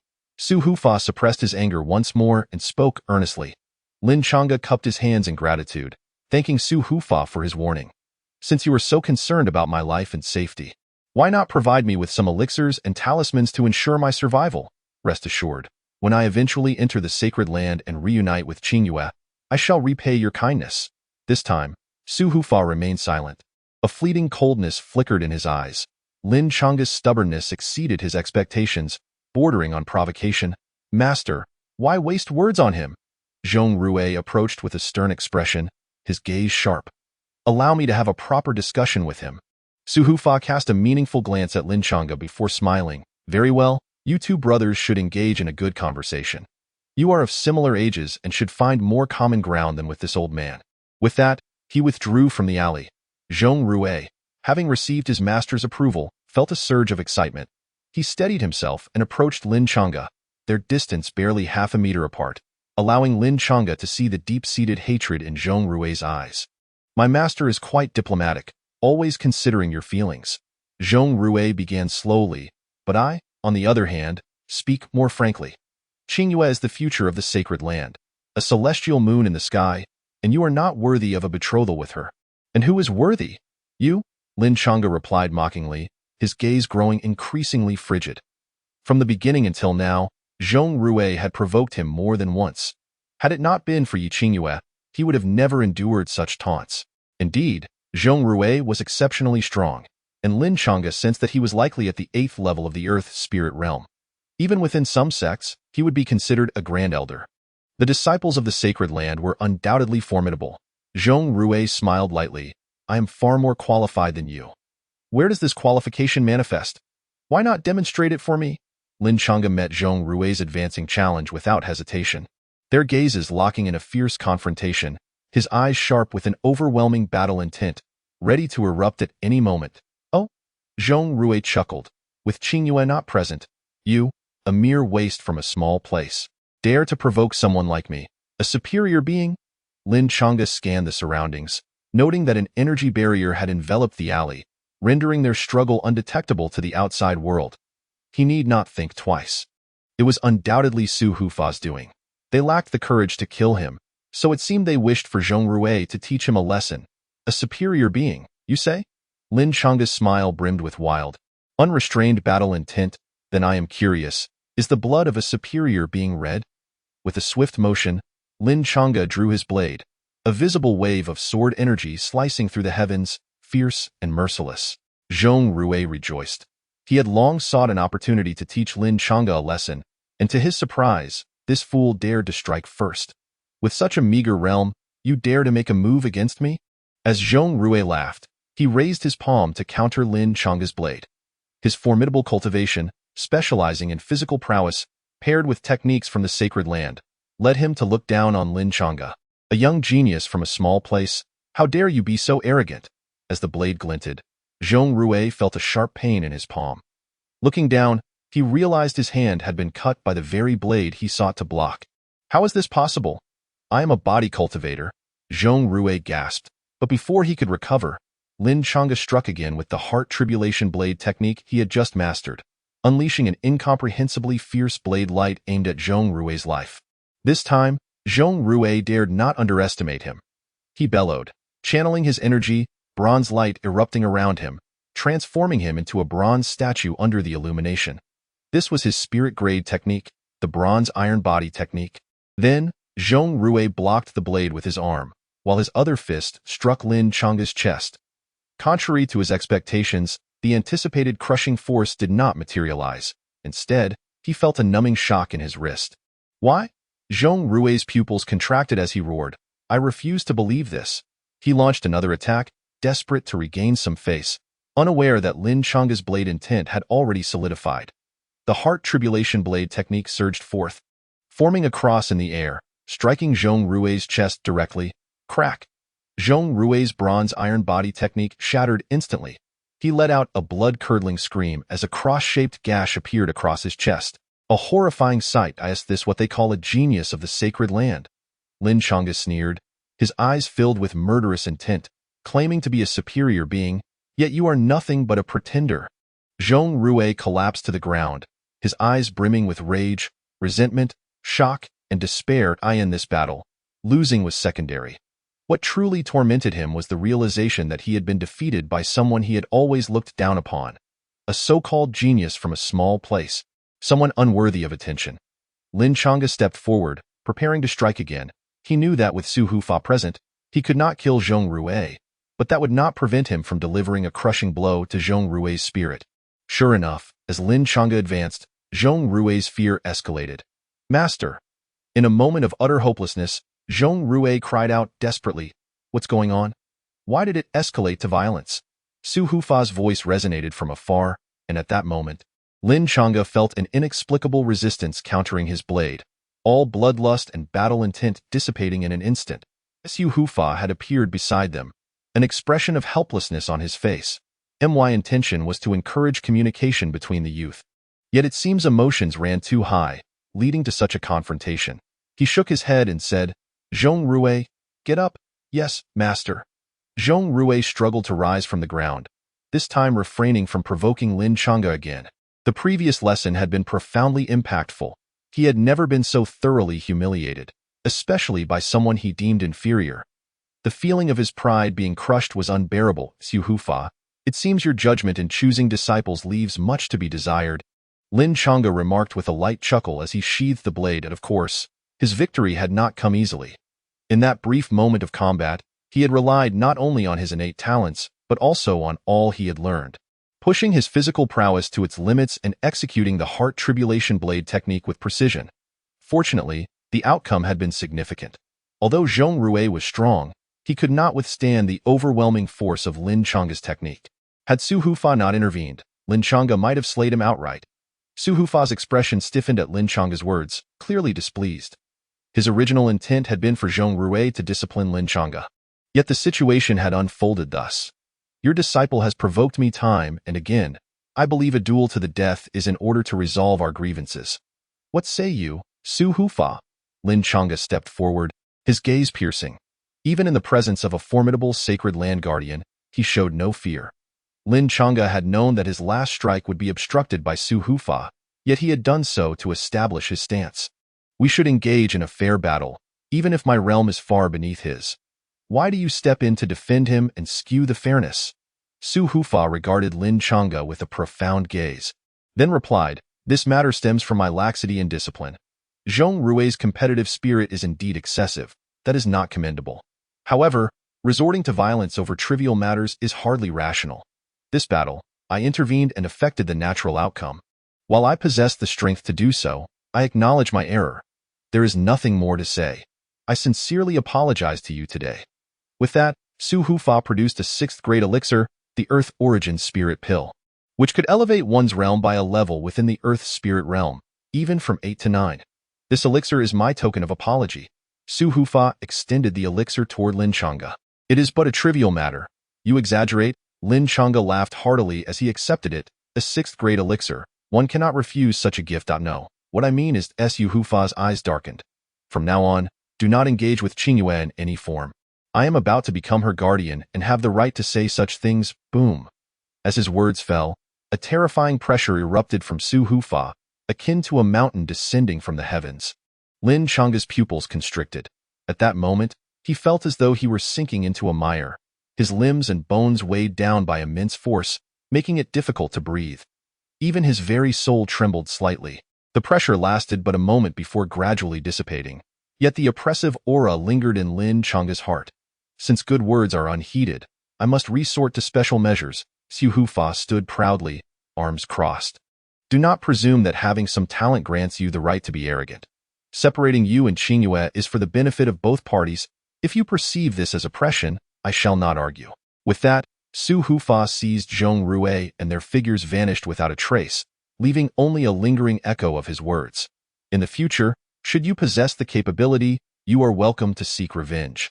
In the next breath, the energy barrier surrounding them dissolved, abruptly transforming the silence of the night into the bustling sounds of a market, the calls of vendors filling the air, everything returning to a harmonious natural state. No one knew what had transpired in that alley moments ago. Lin Chang'e lifted his head, bloodshot eyes swirling with determination. I will. This was his response to Su Hufa. Upon returning to his family, Fang Ning and the others had prepared everything. Their prolonged stay in Tian'an City due to a series of events had indeed taken longer than expected. Upon seeing Lin Chang'e, Fang Ning raised her brows. Has your fiancé left? Yes. Lin Chang'e adjusted his mood and replied, Junior sister, shall we depart? Let us go back to the sect. The group led their horses out of the Yi family estate. Yi Yin, Yi Han, Yi Ling, and Yi Hongtian. The members of the Yi family came out to see them off. After a brief farewell, Lin Chang'e mounted his horse and rode away. As he watched Lin Chang'e's receding figure, Yi Hongtian sighed. Xiao Yin, Xiao Han, both of you possess commendable talents. It is time you head to the sect to serve. Thank you for your concern, clan leader. Yi Yin smiled. I intend to set out early tomorrow morning, embarking on my journey to train wherever I may. Very good. And you, Xiao Han? Gazing at his father's expectant look, Yi Qing Han snorted coldly. I am exceptionally talented and need not enter the sect. I can cultivate within the family. When the sacred land holds its selection, I shall naturally join with my outstanding talent. Yi Hongtian sighed, realizing that he could not impose too many expectations on his son, as long as he did not stray onto a misguided path. It was enough. As for how far he could cultivate or whether he could succeed, that was up to him. Xiao Han, do not place too much pressure on yourself. Just be happy. Yi Hongtian patted Yi Qing Han's shoulder, advising him that whether he succeeded in cultivation or not, he should not force himself, and to remember to engage with the world outside. Your sister will find it difficult to marry in the short term, so the responsibility of continuing the family line falls to you. Yi Qing Han clenched his fists, growling, Father, do not underestimate the youth. Chapter 47. The 10 Steps of Taishian, Mysterious Dark Iron. Fengxian sect is situated north of the royal city of Yuan Kingdom. Merely 100 miles from the Tianhua sect to the south. It is this close proximity that has fostered countless grievances over the years, resulting in a situation of irreconcilable enmity. Time has passed long enough to harbor too much blood hatred, rendering reconciliation impossible. Under the guidance of Fang Ning, Zhang Yun, and others, Lin Chang'e entered the bustling royal city. Fang Ning remarked, Elder Zhang, you may return now. I will take him around. Zhang Yun and the others nodded, turning their horses in the opposite direction towards their sect. The royal city was grand and lively, the main thoroughfare wide enough to accommodate over 10 beast carts side by side, while the streets were bustling with people and countless trading caravans. Junior sister, is there something you need? Lin Chang'e queried, somewhat surprised that their itinerary did not originally include a visit to the royal city. The Tongtian Pavilion in the royal city is filled with treasures. Fang Ning replied, I need to purchase various cultivation materials. Lin Chang'e scratched his nose. You can go alone. I still need to report back to the sect. You possess a golden token, granting you significant discounts at the Tongtian Pavilion. Fang Ning did not look back. Every little bit saved counts. Lin Chang'e. So you are this frugal? Lin Chang'e chuckled helplessly. The 7th Pavilion Master was her uncle. Hadn't he given her a token? He did, but it's silver. The discounts are not as great as yours. Fang Ning explained, your golden token is the only one in the Yuan Kingdom. At this, Lin Chang'e was left speechless. The Tongtian Pavilion in the royal city was located on the most prosperous street, with leaders of numerous trading caravans waiting outside, all with eager expressions. Lin Chang'e and Fang Ning walked straight in, and after presenting the golden token, they faced no obstacles whatsoever. Such youth to possess a golden token? They must be from a prominent family. How enviable. With a golden token, they received substantial discounts on everything. The many caravans surrounding them displayed envious expressions. According to protocol, the golden token should be personally welcomed by the pavilion master. However, since he is currently away, I will attend to you both. A steward approached with a smile, recognizing Fang Ning immediately. Miss Fang, it's you? Fang Ning was well known, having visited the Tongtian Pavilion multiple times, and the steward naturally recognized her. However, Fang Ning had never publicly disclosed her relationship with the 7th Pavilion Master, so the steward only knew her as the top genius of Fengxian sect and one of the esteemed guests of the Tongtian Pavilion. And the golden token. The steward paused, his gaze appraising Lin Chang'e. He appeared unfamiliar, having never seen him before. The authenticity of the golden token was indisputable, leading to only one conclusion. The 7th Pavilion Master had just issued this token during his recent travels. Stewardly, please take us to the 3rd floor. Fang Ning was eager to save time. Having absorbed spiritual blood to heal her wounds, she was now keen to break through her realm. The upcoming expedition had allowed her to earn some spirit stones, and she intended to purchase all the materials she needed in one go. The 3rd floor of the Tongtian Pavilion housed the most precious treasures, seldom accessed by those who could afford them. Very well. Stewardly led the way to the 3rd floor, and the sight of countless treasures left Lin Chang'e awestruck. So many delectable items. A ewe popped out from Lin Chang'e's collar, revealing a yellowed little head. Rubbing its hands together, I can't wait to try them. What an intelligent beast companion! Stewardly exclaimed in surprise. Beasts capable of speech must have awakened their intelligence and were thus priceless. You are the beast. Your entire family is filled with beasts, a ewe scoffed, raising its middle finger. Brother Ji is of such noble status, never a slave. Lin Chang'e smiled awkwardly, pressing a ewe back down. Stewardly, he is indeed not a beast companion but my friend. Though he has a bit of a temper, I hope you understand. Not a problem. Every demonic beast has its own temperament. Stewardly waved his hands, chuckling. This is the 3rd floor. Feel free to browse. If you need any assistance, just call for me. With that, Stewardly stepped aside. Cultivation techniques, martial skills, talismans, spirit weapons. Fang Ning pointed out several directions to Lin Chang'e. You can explore. I will find the rare materials I need. Perfect. I also require some martial skills. The 7 feet mysterious step from the Yi family can no longer keep pace with my rapidly growing realm. Lin Chang'e made his way to the area displaying martial skills. Carefully selecting his options, a 6th grade martial skill, the highest available? Lin Chang'e furrowed his brow, feeling somewhat disappointed. Then he slapped his forehead, realizing that he had grown accustomed to encountering Saint grade and Emperor grade techniques, making the lower tiers appear lackluster. In truth, 6th grade techniques were already extremely formidable, with a staggering price tag of 300,000. Above the 9th grade, one entered the realm of Saint grade. Sacred treasures, reserved exclusively for those of the highest echelons. Lin Chang'e casually leafed through the selections before ultimately choosing one technique, known as the Taishian 10 Steps. Lin Chang'e possessed a treasured AT that moment. The sly figure of Au emerged from the collar of Lin Chang'e's robe. Hissing, what an enticing aura! It must be a supreme treasure. Where is it? Lin Chang'e lowered his voice. Lead the way. Under Au's guidance, Lin Chang'e navigated through twists and turns, arriving at a deserted shelf littered with scraps of useless metal. Au darted forward, retrieving a piece of ghostly iron and triumphantly declaring, "This is it. Is this, or?" Lin Chang'e infused his spiritual energy into it, but received no response. It felt no different from an ordinary stone. There are good things within. Remember to buy them all later. Au stated earnestly, Chicken Brother has an unparalleled sense for treasures. He has never been wrong. All right. Lin Chang'e grasped the fist-sized black ghostly iron and picked up the Taishian 10 steps, leading the way outside.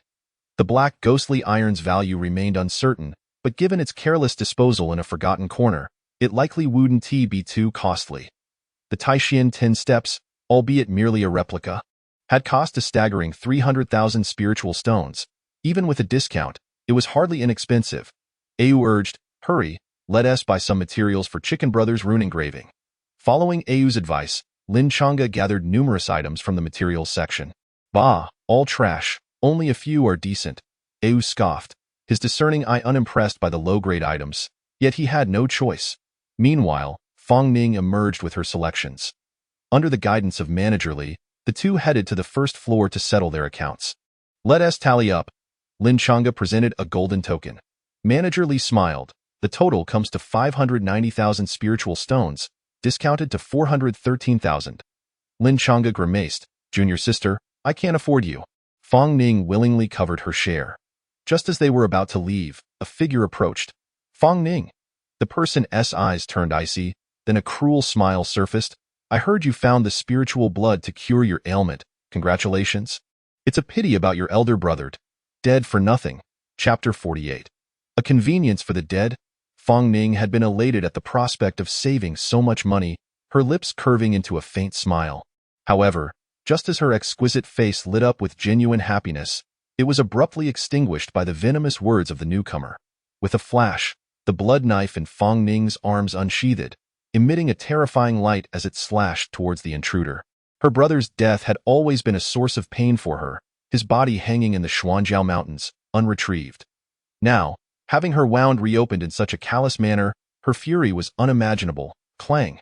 The sound of metal clashing reverberated through the air as the intruder summoned a bronze four-edged mace to block Fong Ning's blood knife. "What's wrong? Did I strike a nerve?" The assailant exerted force, sending Fong Ning's blood knife ricocheting back, then sneered, "Unfortunately, being at Feng Xian's sect, you'll likely never have the chance to retrieve their bodies." Within Tongtian Pavilion, fighting was strictly forbidden. Manager Li frowned deeply. "Fanon, as the instigator, you shall never step foot in Tongtian Pavilion again." "Oh dear. My apologies, Manager Li." Fanon feigned innocence, waving his hand dismissively. Lin Chang'e had heard of him, a prodigy from Tianhua sect, who had been taken in by the Grand Elder Han Yin at a young age, leading to little competition between them. Yet, Fanon was notorious for his ruthlessness, with countless disciples of Feng Xian's sect meeting their demise at his hands. "If you seek a fight, I shall oblige." Fong Ning's beautiful eyes grew increasingly fierce, though she retained a sliver of composure. Fanon chuckled, not directly responding to her. His gaze shifted to Lin Chang'e's face. Laden with meaning, "Isn't this the sinner cast out from our Tianhua sect? I've heard you harbored illicit intentions towards Su Yao. Scoundrels like you are treasured by Feng Xian's sect. Trash like you belongs with a trash sect. Perhaps this exemplifies the disparity between our two sects." Fanon sheathed his four-edged mace, his eyes gleaming with arrogance. "Fifth level of the Earth Spirit Realm?" Lin Chang'e raised an eyebrow, calmly stating, "I recall you had just entered the Earth Spirit Realm when I joined the sect. Years have passed, and you've only reached the 5th level. The term trash suits you far better." Fanon laughed. "Do you truly believe you possess the same brilliance as before, with your spiritual veins shining brightly? I forgot to mention, Su Yao's bloodline possesses limitless potential, already garnering the attention of significant figures in the Holy Land. I hear you still dream of exacting revenge. Truly, a delusion of grandeur. Significant figures in the Holy Land, you say? Can they recruit her into the Holy Land? If not, won't she still have to wait for the Holy Land's recruitment to participate in the selection? What does it matter if she has been noticed? A minuscule accomplishment in your eyes is merely that, a trivial achievement. It's no wonder your progress is so sluggish," he retorted without hesitation, leaving Fanon momentarily speechless. "Keep being stubborn. One day, you will inevitably confront reality," Fanon sneered, moving forward to enter Tongtian Pavilion, but his gaze unconsciously fell upon a material in Fong Ning's hand. "Star Source Meteorite?" Fanon's pupils narrowed, and a determined glint flickered in his eyes. "I recall that you only have one such item in Tongtian Pavilion. Regardless of the price, I will pay double." He had also come seeking the Star Source Meteorite, only to find Fong Ning had gotten there first. This infuriated Fan An, yet his confidence remained unshaken. Isn't it just money? I'll simply pay double. Surely Tongtian Pavilion understands how to choose. Manager Li maintained a stern facade. At Tongtian Pavilion, we conduct our business without turning back. This item has already been sold to Miss Fong, and it matters not how much you offer. Manager Li, Tongtian Pavilion is a place of commerce. She is merely a pauper, while my Fan family possesses the largest trading fleet in the Yuan Kingdom. Not even you, let alone the 7th Pavilion Master, would dare disregard my Fan family's standing. You know how to make a choice without my instruction, yes? Fan An scoffed, triple the price, and I have given you ample face. Manager Li furrowed his brows. In all matters, we adhere to the principle of first come, first served. Young Master Fan, Tongtian Pavilion cannot forcibly reclaim an item already sold to a customer. The Fan family was indeed formidable, but some things required steadfastness. Fan An glared at Manager Li, taken aback by the abrupt refusal. Anger surged within him, and he sneered, "Fine. If you refuse to sell, then outside Tongtian Pavilion, I shall kill and seize treasures. You won't be able to intervene, will you?" With that, Fan An produced a communication crystal, calling for reinforcements from Tianhua sect. Throughout the ordeal, Lin Chang'e and Fong Ning remained coldly observant. Let us call for help too. Fong Ning was equally irate, determined to confront Fan An to the end. No need. Lin Chang'e chuckled, pressing down on Fong Ning's hand, smiling effortlessly. Why complicate matters? Fong Ning looked puzzled. Lin Chang'e stepped forward, patting Fan An's shoulder. Though we share a bond as fellow disciples, this is indeed our first meeting. To have Manager Li collect your body on your behalf is something I sincerely regret. What?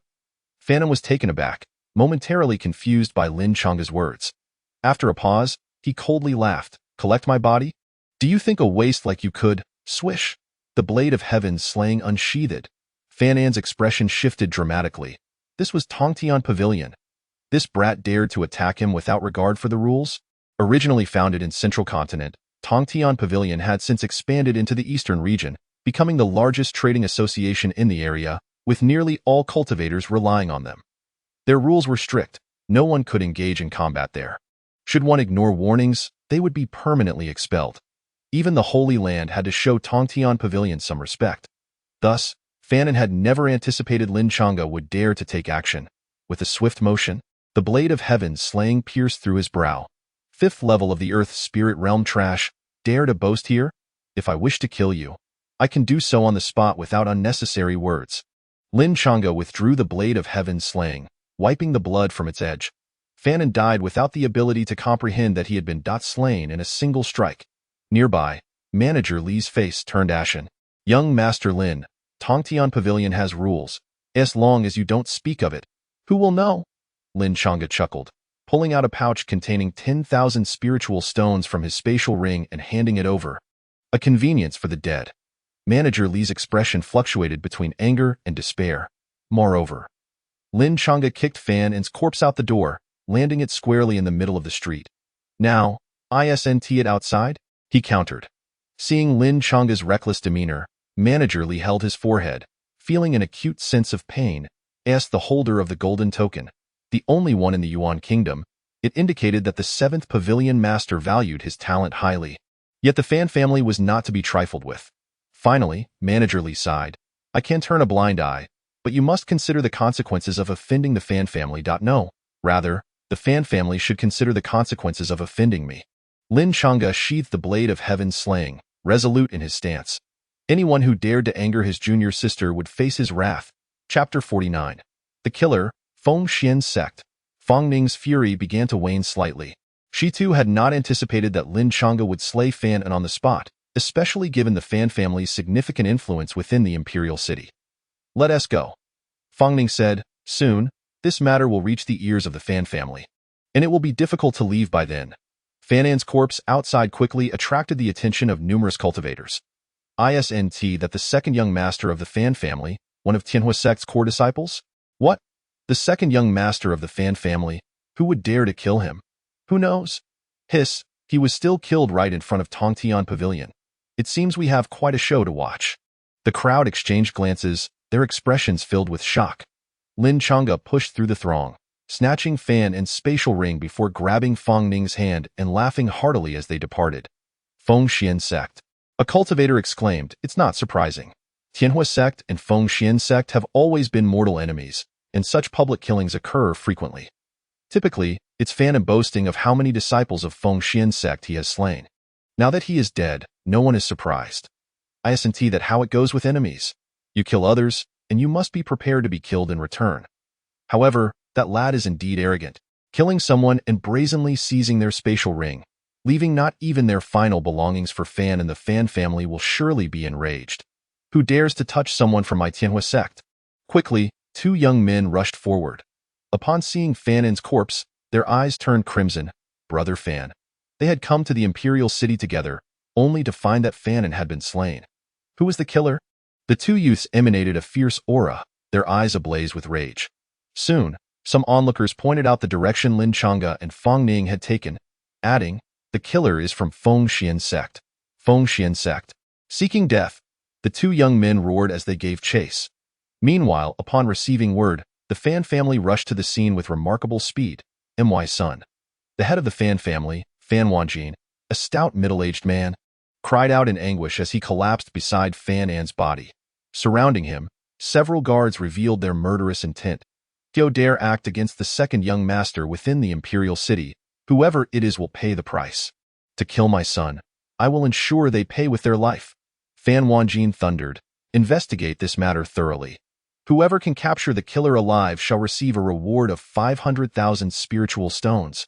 Such a figure was beyond what an ordinary person could even dream of. Immediately, the guards' eyes blazed with fervor, scattering in all directions to gather information, eager not to lag behind. Fan Wanjin clutched Fan's corpse, overwhelmed with grief. "Manager?" At that moment, a refined figure stepped out from the crowd, looking bewildered. "This is the 7th Pavilion Master. My son was killed at your Tongtian Pavilion's doorstep." Fan Wanjin raised his head, his chubby face contorted with rage. "Is this so?" The 7th Pavilion Master was taken aback, unsure who was audacious enough to slay Fan. However, he quickly recalled that Fan was a core disciple of Tianhua sect, and given the deep-seated enmity between the two sects, it was not entirely surprising for him to be killed in the street. After offering a few words of consolation, the 7th Pavilion Master entered Tongtian Pavilion. After departing from Tianjin City, he had specifically visited an old friend to pave the way for Fang Ning's future entry into the Holy Land, which delayed his return. "What happened? Who killed Fan right in front of our door?" The 7th Pavilion Master felt somewhat vexed. The imperial city was vast, yet someone chose to kill right at Tongtian Pavilion's threshold, burdening him with unnecessary trouble. No one would be pleased with that. "Master." Manager Li's expression was a mix of complexity, as if he had a multitude of things to say but didn't he know where to begin. He quietly said, "Please follow me." "What?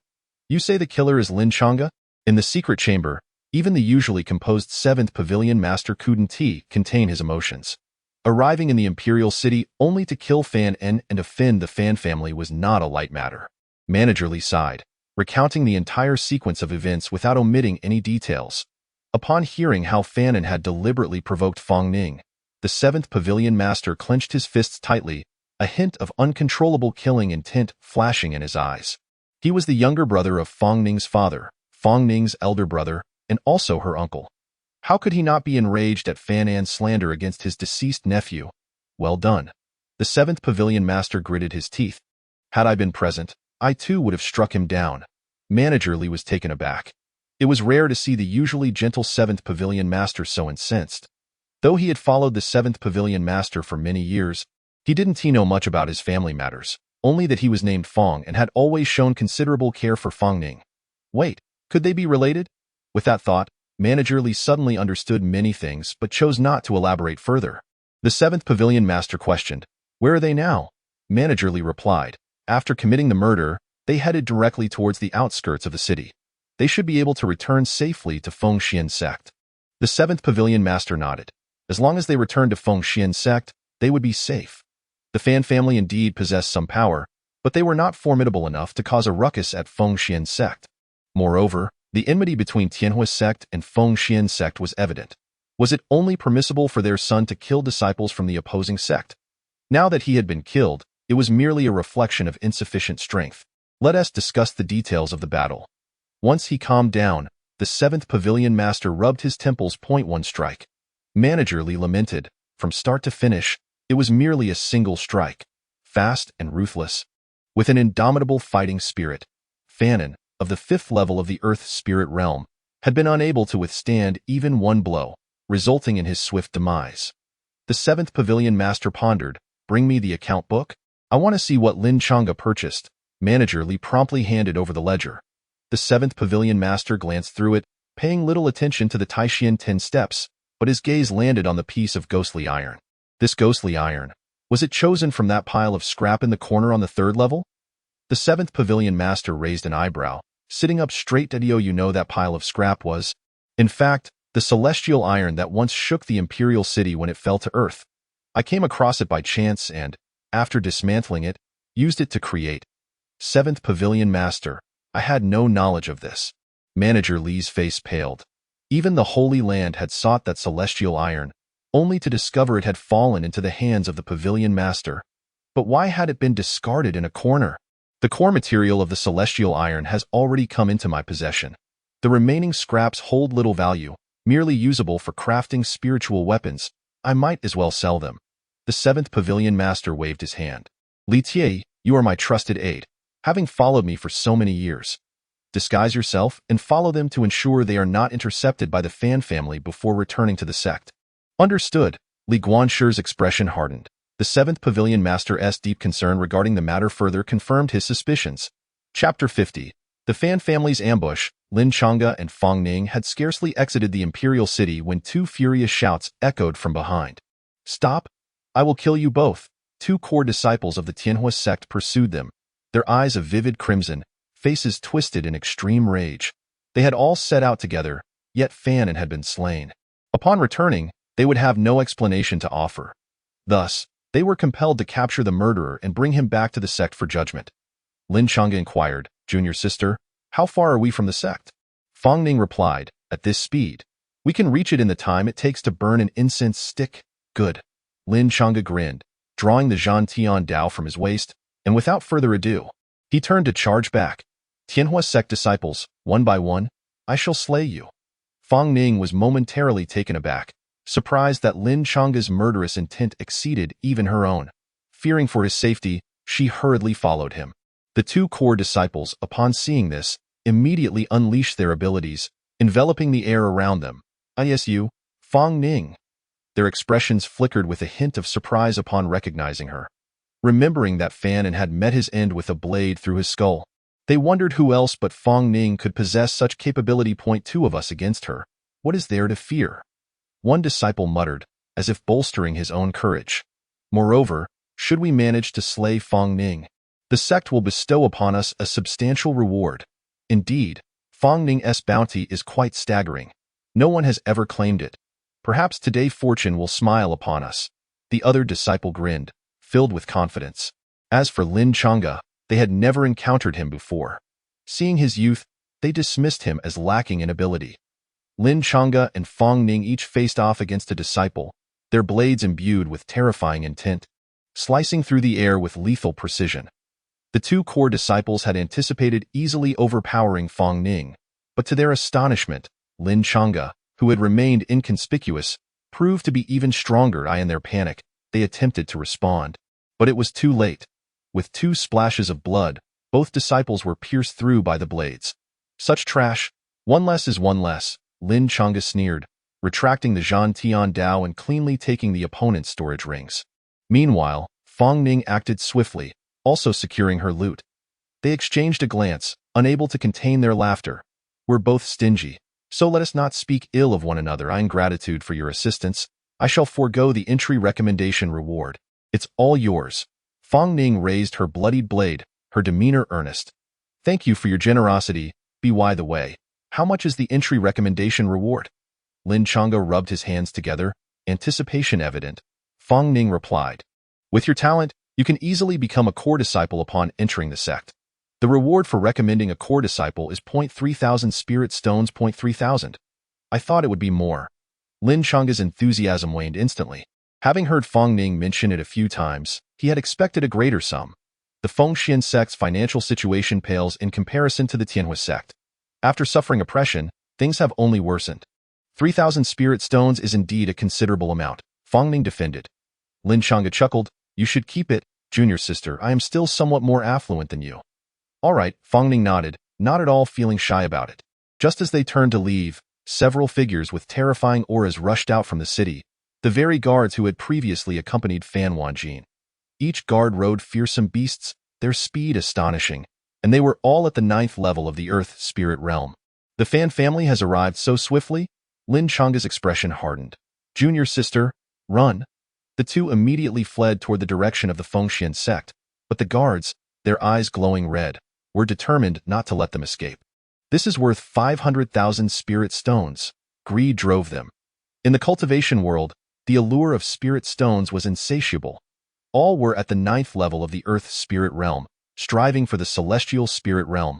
Aside from innate talent, they required substantial resources to enhance their training. Whoever could seize this 500,000 spirit stones, even with insufficient talent, could purchase pills to advance, effectively guaranteeing their entry into the celestial spirit realm. The guards relentlessly pursued, the gap between them rapidly closing. Realizing their dire situation, Fang Ning halted and summoned her bloodied blade, holding a communication crystal in her other hand. I am cornered by the Fan family guards. Come quickly to my rescue. After saying this, she turned to Lin Chang'e. I'll hold them off. You hurry back to the sect, they're after you. I'm not in as much danger, junior sister. Do you take me for a fool? Lin Chang'e stopped, his eyes aflame with fierce determination. If we must face them, let us do so together. Even if today ends in our demise, we shall carve out a bloody path. Fang Ning gritted her teeth. Very well, let us fight together. There were 5 of them, all at the 9th level of the Earth Spirit Realm. Once they formed a pincer movement, more reinforcements would surely arrive. Breaking through? Easier said than done. There was only one path, to endure until reinforcements from the Fengxian sect arrived.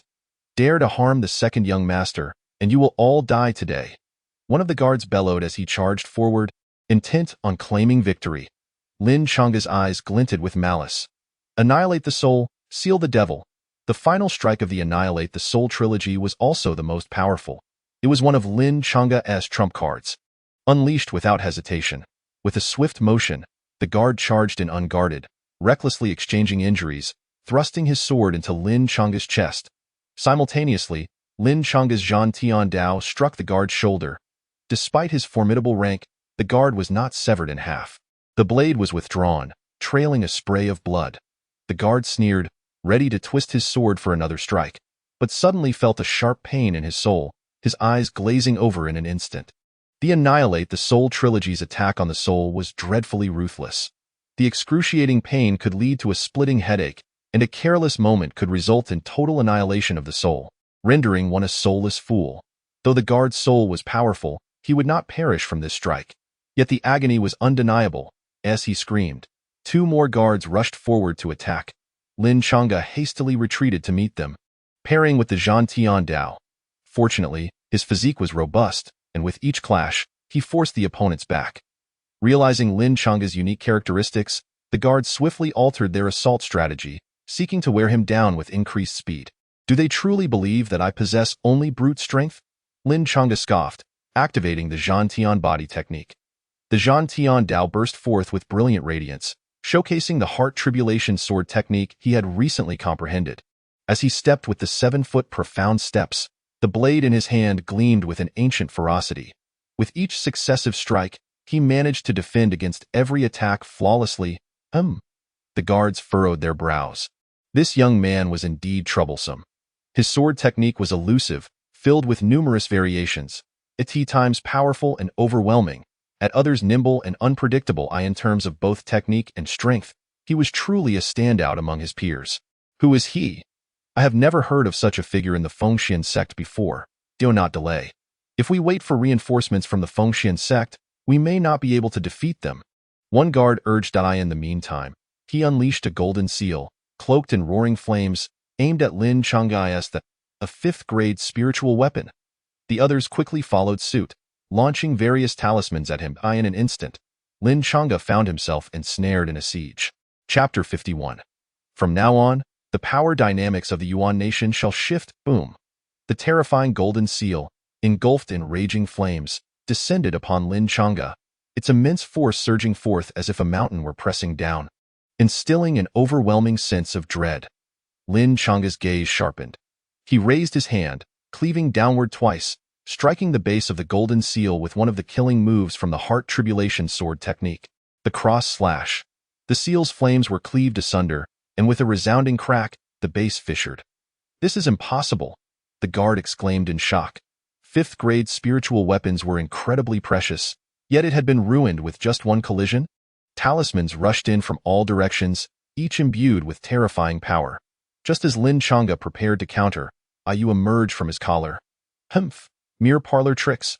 Let Brother Chicken handle this." With that, he began forming seals, and soon a circle of light enveloped him. The talismans that landed upon it vanished without a sound, not even a ripple. The guard's pupils constricted at the sight. "Even the talismans are ineffective?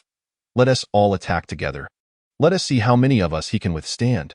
The guard who had thrown the golden seal, seething with rage, charged in again. Instantly, a devastating sword aura materialized, thrusting toward Lin Changa's vital points. The disparity in their realms was evident. Even if he were not a swordsman, the power was still terrifying. Lin Changa's brow furrowed. Despite his efforts to evade, several blades struck him, leaving multiple wounds that bled profusely. As three guards coordinated their assault, Lin Changa found himself in a precarious situation once more. Meanwhile, the two guards attacking Fang Ning were relentless. The onslaught was fierce, and she had already unleashed all her trump cards. Each sweep of her bloodied blade radiated lethal intent. If this continued, she could endure, but it was uncertain whether junior sister could hold on. As this thought crossed Lin Changa's mind, a resolute glint ignited in his eyes. Within him, a force began to surge. With a sudden thrust, a guard ruthlessly carved a deep wound across Lin Changa's back, tearing his clothes and exposing flesh to the bone. This injury ignited Lin Changa's battle spirit. The form of the demon ape surged forth, a terrifying phantom rising behind him, its power overwhelming, shattering the void. Empowered by this force, Lin Changa's pupils turned crimson as he entered a frenzied state. Wielding the Zhan Tian Dao with absolute brute strength. "What kind of swordplay is this?" the guard scoffed, believing Lin Changa to be merely a wounded beast, thinking he could easily capture him with a little more effort. With such thoughts, the guard charged forward, dismissive of Lin Changa's unconventional swordplay. Even if you possess some brute strength, real experts do not win by mere might. Otherwise, physical cultivators would reign supreme. Yet before his words could settle, Lin Changa's downward slash sent him crashing into the ground, reduced to a puddle of meat. The earth trembled violently, fissures splitting open, all thanks to Lin Changa's strike. The remaining guards stood dumbfounded. This was not right. At the 9th level of the Earth's spirit realm, the next step was the celestial spirit realm. Such a figure was undoubtedly a master within the Yuan nation. Yet how could he die at the hands of a mere 4th-level Earth spirit realm cultivator? After slaying one, Lin Changa felt a wave of emptiness wash over him, as if all his vigor had been drained in that moment. His legs weakened, nearly causing him to collapse. Yet he forced himself to maintain his momentum. Slowly raising his head to face the remaining four, one is already dead. "Who among you wishes to be the next?" The Zhan Tian Dao in his grasp emanated an unparalleled terror. Fang Ning swiftly flew to Lin Changa's side, whispering, "Do you still have the strength to fight?" "No," Lin Changa replied softly, "but I can intimidate them and buy us some time." Fang Ning gritted her teeth. "Reinforcements from the sect will arrive shortly. What are you pretending for? With this level of onslaught, a single slash is already your limit. It is impossible for you to continue killing across so many realms," a guard bellowed. Yet none dared to move. "You can demonstrate. Come at me first and see." Lin Changa grinned maliciously, his eyes growing ever more fierce. "Go be frank. I can still unleash one more strike. So, which of you wishes to die?" Upon hearing this, the expressions of the four guards turned grim. He had admitted he still had one strike left, and the more he did so, the more genuine it appeared. If all four attacked, one would surely perish. Who among them was willing to die? Holding the Zhan Tian Dao, Lin Changa stood proudly, his expression arrogant and unrestrained, his battle spirit unwavering. He resembled an unbending spear. "Who dares?" Lin Changa suddenly roared, his voice like thunder. The four guards jumped in surprise, exchanging glances and recognizing the fear reflected in each other's eyes. 500,000 spirit stones were incredibly valuable. yet none wished to become the pawn for another. This was a gamble with their lives. Thus, time ticked by, the situation stalemate. Some grew anxious, realizing that if things continued like this, they would earn not a single spirit stone. What should we do? We attack together and resist his single strike. I refuse to believe he can defeat all four of us at once. Ultimately, greed overcame their better judgment, and they resolved to strike as one. Onward. United in purpose, they prepared to overwhelm Lin Chang'e with their combined strength. Junior sister, I truly cannot hold on any longer, Lin Chang'e sighed, having exhausted all his strength to kill that one guard to intimidate the others. Since breaking through was unlikely, he could only instill fear in them. Making them hesitant to act, Fang Ning remained silent, gripping her bloodied blade, her beautiful eyes reflecting determination. Just then, at the critical moment, the void in the distance suddenly shattered, and a terrifying handprint descended from the sky, effortlessly dispersing the combined power of the four. The four were sent reeling, blood spewing forth, severely wounded. Dare to lay a hand on my Fengxian sect? A white-haired elder stepped through the void, his gaze icy. It was none other than the vice-master of the Fengxian sect, known as the Seventh Elder. Seventh Elder, Fang Ning's eyes sparkled. A moment earlier, she had felt a deep sense of despair. Thankfully, the sect's reinforcements had arrived in time. A celestial spirit realm expert. We must flee. The four guards scrambled away, not daring to utter a word. Upon seeing the Seventh Elder's arrival, Lin Chang'e finally relaxed, his body slumping into Fang Ning's embrace. Thank you, Seventh Elder, for arriving just in time. As long as you are safe, let us return to the sect first. The Seventh Elder waved his hand, and a surge of power lifted the two into the air. Seventh Elder, wait! Fang Ning struggled to jump down, retrieving the undestroyed storage ring from the remains, nodding in satisfaction. Now, we are ready. The Seventh Elder had long since grown accustomed to such antics. With a wave of his hand, the three departed. The scene fell into silence. Shortly after, Li Guanshi emerged from the distant woods. Though masked, the shock reflected in his eyes was unmistakable. Earlier, he had been prepared to intervene, but for reasons beyond comprehension. He had hesitated, wanting to witness Lin Chang'e's limits. To his astonishment, he had indeed seen them, a full-power strike capable of subduing a 9th-level Earth Spirit Realm cultivator. What terrifying strength! No wonder the Pavilion Master valued him so highly. Li Guanshi murmured to himself, the Tianhua sect has misjudged him. The power dynamics of the Yuan nation are bound to shift. Chapter 52. Turning back to make her submit, at the Fengxian sect, numerous disciples gathered outside, anxiously awaiting news. After hearing that Fang Ning and Lin Chang'e were ambushed, they had been on edge, yet powerless to assist, merely hoping for the Seventh Elder to bring them back safely. A figure descended from the sky, carrying the two behind him. Seventh Elder, Zhang Yun exclaimed excitedly. Look, they returned. The disciples displayed elation, rushing forward. Fang Ning was the heart and soul of the Fengxian sect, the most gifted disciple. Many powerful factions from outside the Yuan nation had sought to recruit her, but she had always refused. She had stated firmly, I will not leave until the Tianhua sect is destroyed. The Seventh Elder nodded. All is well. After uttering this, he soared into the sect. As Fang Ning and Lin Chang'e descended, a throng of disciples parted to make way for them. Junior sister, how was the battle? Did the Tianhua sect manage to harm you? Many inquired with concern. Lin Chang'e glanced around. Each disciple's eyes were filled with genuine care, a warmth that made him feel at ease. 3 core disciples of the Tianhua sect perished. One guard from the Fan family met his end as well. Lin Chang'e replied with a smile. The moment these words left his lips, the disciples gasped in disbelief. The Tianhua sect, with its greater number of disciples and stronger core members, had always held the upper hand in their rivalry with the Fengxian sect. Since the battle at the Suinjiao mountain range, the Feng-Suin sect has found it increasingly challenging to confront the Tianhua sect head-on, resulting in a significant decline in the number of core disciples, forcing them to drastically reduce their operations. Unexpectedly, they have managed to eliminate 3 core disciples of the Tianhua sect in one fell swoop, including the infuriating figure of Fanon, who has long been a thorn in the side of many deity. Has been quite some time since we, the Feng-Suin sect, have had such a moment of triumph. One disciple, named Duan Hua, had reddened eyes. His uncle, Duan Yang, was the elder who led the expedition to the Suinjiao mountain range over a year ago, and now his bones hang from the mountain peak. This is a blood feud. Amidst the throng of disciples, Lin Chang'e entered the Feng Suin sect. Upon ascending the peak, he beheld vast ancient architecture. Once, this place was a veritable paradise, but alas, the spiritual veins have gradually weakened, creating a widening gap with the Tianhua sect. In recent days, Lin Chang'e's exploits have been transmitted back to the sect through Zhang Yun, and everyone is now aware of his formidable prowess. He is a youth endowed with greater talent than Fang Ning. As for his past, it has been fraught with trials. He was stripped of his bloodline by the Tianhua sect and humiliated before being expelled. And naturally, he now stands in opposition to them. Furthermore, he possesses an unparalleled fiancé, Yi Qingyue, who joined the Yaoguang Holy Land early on. Many disciples looked at Lin Chang'e with admiration and reverence. Fang Ning guided Lin Chang'e to a place of residence, saying, "You shall stay here for now. I will arrange for your entrance rewards shortly."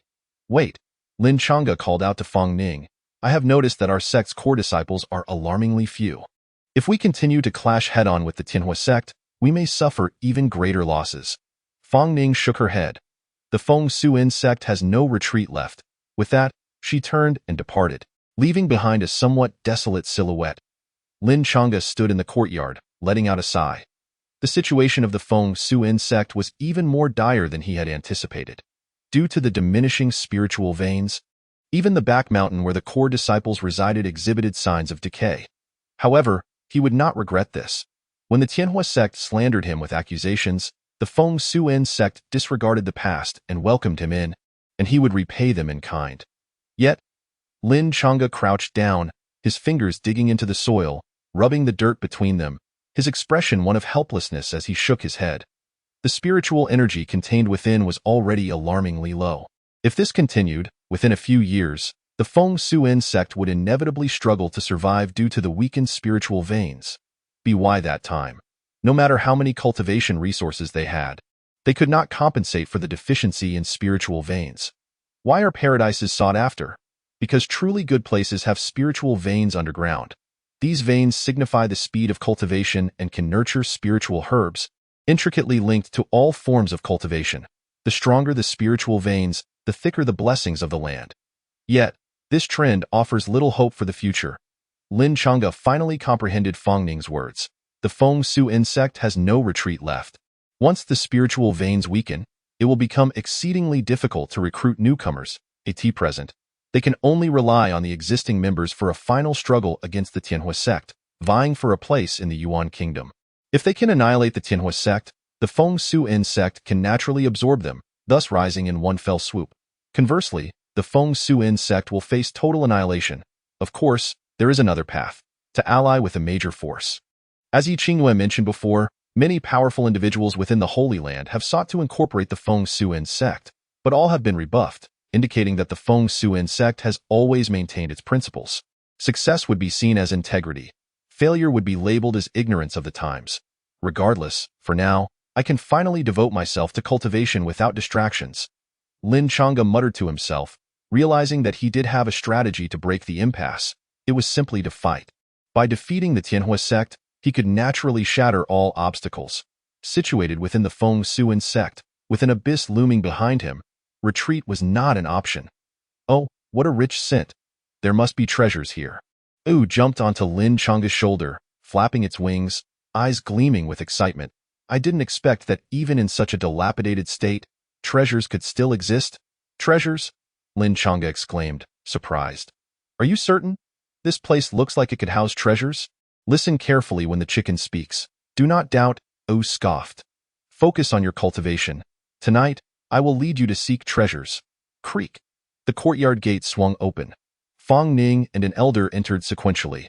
This is our sect leader, Feng Wuji. We generally refer to him as Elder Feng. The elder, clad in a coarse robe, was small in stature but sprightly, sporting a goatee that gave him a keen appearance. Chang'e, that girl Ning has sung your praises along the way. Feng Wuji chuckled, extending his hand. I have heard of Elder Feng. Lin Chang'e quickly grasped Feng Wuji's hand. In that instant, a terrifying force surged from Feng Wuji's palm, gripping Lin Chang'e with such intensity that the sound of cracking bones echoed. Unable to bear the pressure, Lin Chang'e was initially startled but soon realized Feng Wuji meant no harm. He was merely testing his strength. He summoned all his energy to counter Feng Wuji's immense force. Pushing it back effortlessly, ouch, Feng Wuji withdrew his hand, grinning through gritted teeth. You, as a blade cultivator, possess such terrifying brute strength. Quite impressive, indeed, living up to Ning's praises. What did my junior sister say about me? Lin Chang'e glanced at Feng Ning, a smirk on his face, curious about how she had lauded him. She said your talent is adequate. Feng Ning replied coldly, tossing a pouch containing 3,000 spirit stones. Here it is. After speaking, she turned and left without looking back. Lin Chang'e chuckled. Dare to praise but not to admit it. It seems my junior sister still refuses to yield. I shall make her submit when the time comes. Chapter 53. The Secret Treasure of the Back Mountain. The sect shall provide you with the finest treatment, on par with Feng Ning. Feng Wuji was straightforward, never beating around the bush. Thank you, Elder Feng. Lin Chang'e nodded, believing that Elder Feng must be aware of his situation.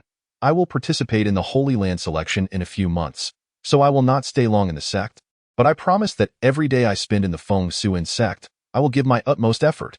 The old man has no great expectations of you or your peers. Even if the Feng Suin sect ceases to exist, with your talents, you will surely find a good place elsewhere. Upon mentioning this, Feng Wuji appeared to age significantly, murmuring, Feng Zhan and Feng Ning. I regard them as my own children. The battle at the Suinjiao mountain range interrupted the Feng Suin sect's path of ascension, gradually leading the sect into a deadlock. If possible, I hope you can bring back their remains for burial. I will. Lin Chang'e's voice was resolute. The Tianhua sect represents enmity to me. Some debts must be repaid in blood. Feng Wuji smiled. Feel free to act without reservation. My purpose now is to bring down the Tianhua sect. However, this is no easy task. Lin Chang'e replied without hesitation. No matter how difficult, I will bear it alongside the sect. Good child, Feng Wuji grinned. There are many fine children like you in the sect. Feng Zhan, Feng Ning, Duan Hua. With you all here, what is there to worry about for the future? Cultivate diligently. Feel free to ask me anything you do not understand. After leaving this remark, he patted Lin Chang'e on the shoulder and departed the courtyard. Lin Chang'e entered his room, tidied it up briefly, and prepared to cultivate within the Zhan Tian Dao, waiting for nightfall. Chang'e, don't rush. Take me with you? Au eagerly raised its wing, clearly wanting to join. Lin Chang'e hesitated, first needing to see if that elder sister was willing, and second, whether the Zhan Tian Dao could allow other beings to enter. Let him in. Within the Zhan Tian Dao, the mysterious woman spoke calmly. As long as you focus your intent, you can bring him along. Lin Chang'e understood, gripping Au tightly, and focused his intent in the next moment. Both he and the little chick appeared in the plaza. Wow! Au's eyes were filled with shock.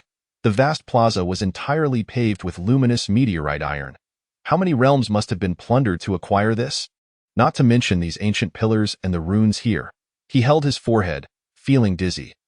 Although he had lost the memory of being the primordial 9 Netherfire Phoenix, even in his little yellow chick form, he had traversed countless years and seen much. Yet, everything before him surpassed his imagination. In the distance, the mysterious woman cast a glance, startling, "Ooh, little chick, I have met a senior." Oh knelt on the ground. Bowing deeply, if I have offended you in the past, I hope for your forgiveness. If not, I extend my sincerest greetings. Lin Chang'e could not help but laugh. Little chick, weren't you the mighty chicken? Why the sudden change? The mysterious woman did not bother to argue with Au, merely stating, you have chosen a very correct path. I hope you can follow Lin Chang'e and be a useful chick. Naturally, Au repeatedly bowed. Feeling the pressure emanating from the mysterious woman, which stemmed deeply from the essence of his soul.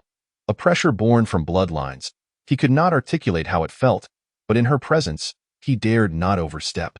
The mysterious woman withdrew her gaze, resting her chin on her hand, staring into the chaotic sky, seemingly lost in thought. No one knew what she was observing or pondering. Lin Chang'e, adhering to his usual routine, began practicing the Heart Calamity Blade technique, a martial art renowned for its practical combat prowess, created by a legendary blade deity. The most terrifying aspect was that it could be enhanced by the Zhan Tian dominance technique. Much like trees absorb nutrients from the soil to flourish. After completing a set of blade techniques, Lin Chang'e wiped the sweat from his brow, took out the imprint version of the Tai Xian 10 steps, and spread it before him, beginning to study it. This was a 6th grade body technique, undoubtedly sufficient for his current level. Lin Chang'e felt a pang of heartache. Having spent 300,000 spirit stones on it, he grew ever more determined to cultivate diligently. Under the 10-to-1 flow rate of the Zhantian Dao, several days later, it was finally deep into the night. Lin Chang'e was in the midst of focused meditation when suddenly he felt someone nudging him. Upon opening his eyes, he found it was Ayu, the little yellow chick, its face brimming with excitement. "The time is nigh. Let us go. Chicken will take you to explore," Lin Chang'e teased. "Aren't you a little chick? Get lost." "Who are you to call me a little chick?" Ayu retorted, then cast a somewhat guilty glance at the mysterious woman resting with her eyes closed. Even with her veil, her extraordinary beauty was evident. The pair stealthily slipped out of the courtyard, making their way towards the depths of the back mountain. The moonlight was bright, and the surroundings were unnaturally quiet. "This is the turtle-breathing talisman. Apply it to your forehead to conceal your aura."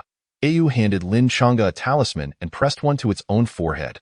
After Lin Chang'e followed suit, he was pleasantly surprised to find he could no longer sense Ayu's aura. "Just don't get caught. Otherwise, you'll have no defense."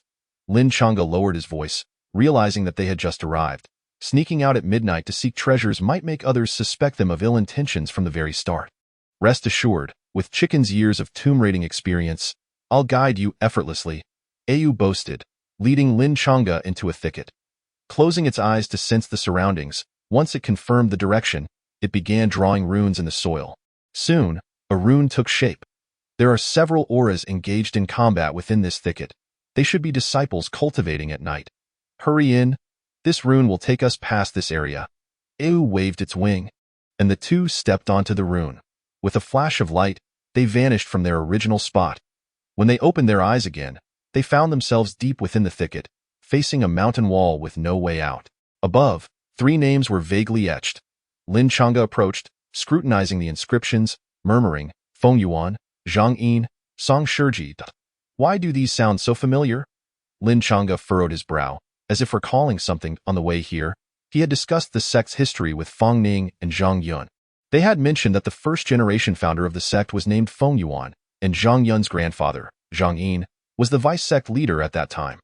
However, something happened to both the principal and vice leaders, as they returned heavily injured on the same day and soon passed away. As for Song Shiji, he was the eldest senior brother of the Feng Suan sect at that time. After the leaders fell, he took on the role of sect leader. It was said he later died during a high-level secret realm expedition. After Song Shiji, Feng Wuji ascended to the position of sect leader. Could there be a fourth name beyond this stonewall? The name was exceedingly vague, as if it had been erased many times. After careful scrutiny, Lin Chang'e finally discerned it. Feng Wuji, Chapter 54. Only Lin Chang'e is missing. Is this the name of the past sect leaders? Lin Chang'e pondered, but then sensed something amiss. If it were necessary to commemorate past sect leaders, why choose such a remote corner of the dense forest? Moreover, the scratches of Feng Wuji appeared quite fresh, likely not more than 3 days old. After all these years as sect leader, wouldn't he have carved it long ago? Why bother with those names? Wu rolled its eyes at Lin Chang'e. "Let us go in and seek treasures." "In? Where?" Lin Chang'e suddenly remembered he was here to seek treasures, but before him lay a stone wall, blocking the way. The sides were shrouded in dark woods, offering no indication of treasures hidden within. If you could fly, you would see. This stone wall is situated in the middle of the entire mountain range, with spiritual veins running through it. This wall is also referred to as the vein-cutting wall. Wu grinned, shaking its head. "The aura of a precious treasure lies behind this vein-cutting wall. I suspect this treasure is related to the spiritual veins. It has absorbed the power of the veins, causing them to weaken further. If we retrieve this treasure, we would be assisting the sect." Lin Chang'e was half convinced but nodded at Ayu's confidence. "All right, lead the way. This small obstacle won't faze Chicken." Wu flapped its wings and soared into the air, gathering the power of the runes, and struck the vein-cutting wall. In the next moment, their figures were instantly drawn into it. Inside the room. "Are you truly determined?" Elder Seven asked with a serious expression. 3 others have attempted this route in the past, and without exception, all have failed. There was clearly still time then, yet they stepped forward regardless. Feng Wuji replied indifferently, "Now, there is little time left," asked the sect leader. "How could I be selfish and fear death? Even if this is a path to certain doom, I shall proceed with calm resolve." Elder 7 closed his eyes, falling into silence. After a long while, he finally spoke. Then tell me, what shall we do with Feng Yan's remains? Who will bring him back? Who will collect his body? Feng Wuji, having no descendants, regarded Feng Yan, the orphan he had raised, as his own grandchild. Feng Yan had excelled in cultivation, earning a considerable reputation even across the Yuan kingdom. He and Feng Zhan were heralded as the twin pillars of the Feng Suin sect. However, a year ago, he set out for the Suinjiao mountain range and never returned. I have asked Lin Chang'e. He will bring back everyone's remains. After I depart, I leave the sect in your hands. Feng Wuji's expression was resolute. If I fail, within a year, you must lead these children away from the Yuan kingdom to find refuge in another dynasty. The Feng Suin sect. Elder 7 intended to say more. Within a year, if the spiritual veins are completely severed, will there be any need for the Feng Suin sect to exist? Feng Wuji interrupted him. Why then? Will any disciple choose the Feng Suin sect? Even if there are, we cannot accept them. We cannot delay their futures for the sake of our selfish interests. At this point, Elder 7 was left utterly speechless. I have inscribed names upon the wall of severed veins, and the first 3 predecessors have already made the ultimate sacrifice. Now it is my turn. Feng Wuji stands, calm and composed, embodying a courage that has long transcended the fear of life and death. However, at this moment, a flicker of shock crosses his face as he suddenly rises. Someone has breached the barrier and entered the wall of severed veins. What? The 7th elder's countenance pales. How could anyone possibly know of this place? Let it not be that a disciple has wandered in. Hurry. With hands forming seals, Feng Wuji steps into the void as a beam of light flickers. The 7th elder follows suit, quickly vanishing from sight. Deep within the forest, before the wall of severed veins, Feng Wuji and the 7th elder materialize. Feng Wuji reaches out to touch the runic traces on the wall, murmuring, "Such profound engravings, beyond imagination. Who could possess such skill?" The 7th elder studies it closely, his brow furrowing. This place is in close proximity to the back mountain, where outsiders rarely intrude, and the core disciples residing there number but a handful. Who could it be? More importantly, what could their purpose be in entering here?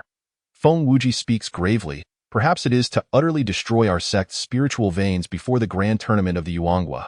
Do you think the intruder belongs to the Tianhua sect?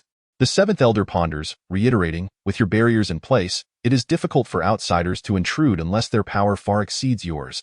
If that is the case, is there a need for stealth? Then, which of the core disciples could it be? A hint of displeasure flickers across Feng Wuji's face.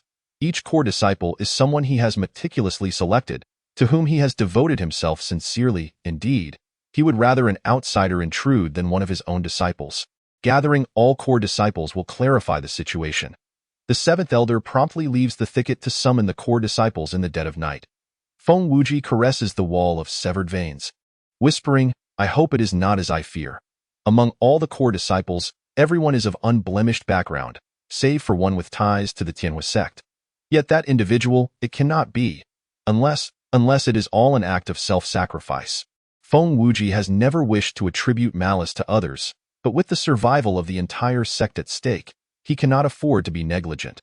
The Fengxian sect may perish. The spiritual veins within the mountain are waning, and they are powerless to avert it, having lost the essence of what it means to be a sect. However, that should occur in a year, not now, for in 3 months, the grand tournament of the Yuanhua will commence. The grand tournament is the culmination of the Fengxian sect's aspirations over the years, a chance to prove themselves, even a decisive battle for their future. The Fengxian sect indeed finds itself in a precarious position, yet they still harbor ambitions, yearning to defeat the Tianhua sect and secure a place for their disciples in the sacred land. Even should the sect disband after that battle, seizing the opportunity from the Tianhua sect would be a sweet victory. This is the essence. Thus, even if the Tianhua sect were to dissolve, it must do so standing tall. No one shall undermine our spiritual veins in advance. Regardless of who it is, I shall show no mercy. Feng Wuji's gaze turned steely, each word punctuated with resolve. Moments later, all core disciples gather deep within the forest. They appear perplexed, uncertain of the purpose of this assembly, yet they hasten to gather upon receiving the summons.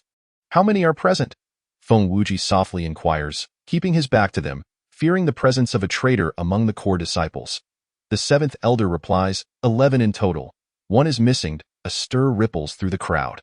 Fong Ning frowns, glancing around, yet the figure of Lin Chang'e remains absent. Feng Wuji's voice trembles. Who is missing? The scene falls into a profound silence as the gravity of the situation dawns upon them all. The seventh elder closes his eyes. Lin Chang'e. Chapter 55. If he destroys our sect's spiritual veins, I shall personally slay him. Upon the utterance of this name, Feng Wuji's expression freezes momentarily. Now, everyone can see that something is amiss.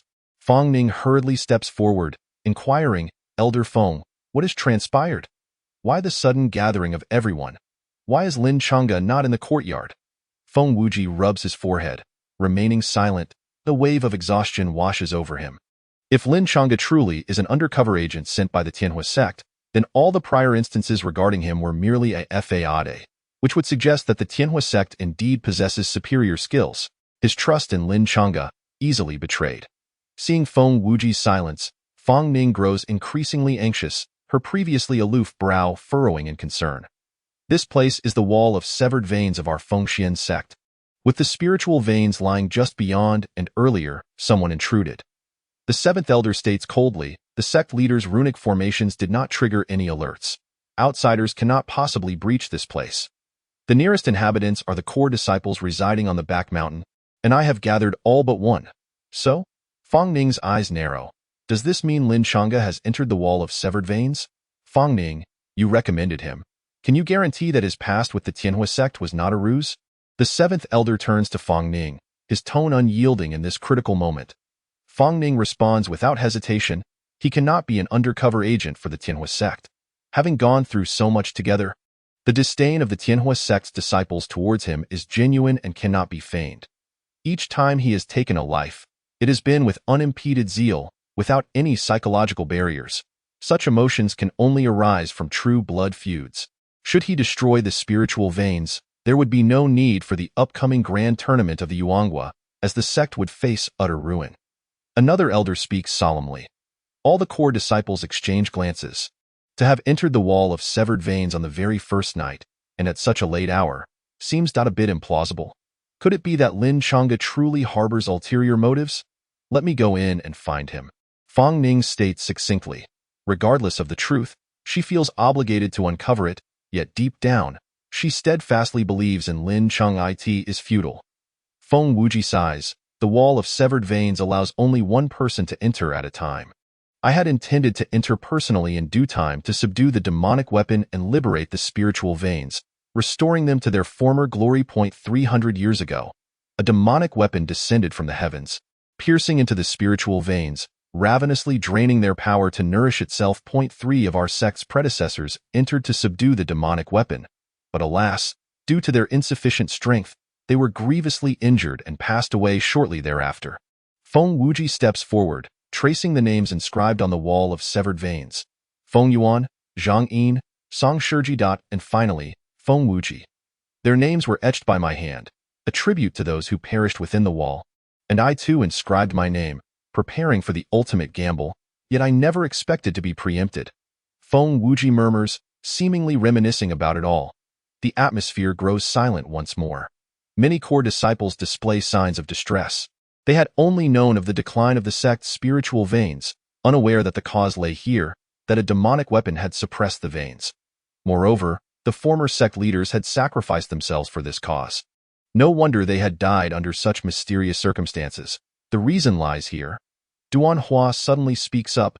Could it be that he has confidence in subduing the demonic weapon, and thus secretly ventured in, intending to surprise us? At this pronouncement, the other core disciples gaze at him as if he were a fool. Did I say something wrong? Duan Hua scratches his head awkwardly. If even you are unaware of this matter, how could a newcomer know? Moreover, breaching the barriers of the wall of severed veins is no easy feat. It is not something his cultivation level can achieve. I can only say it has been premeditated.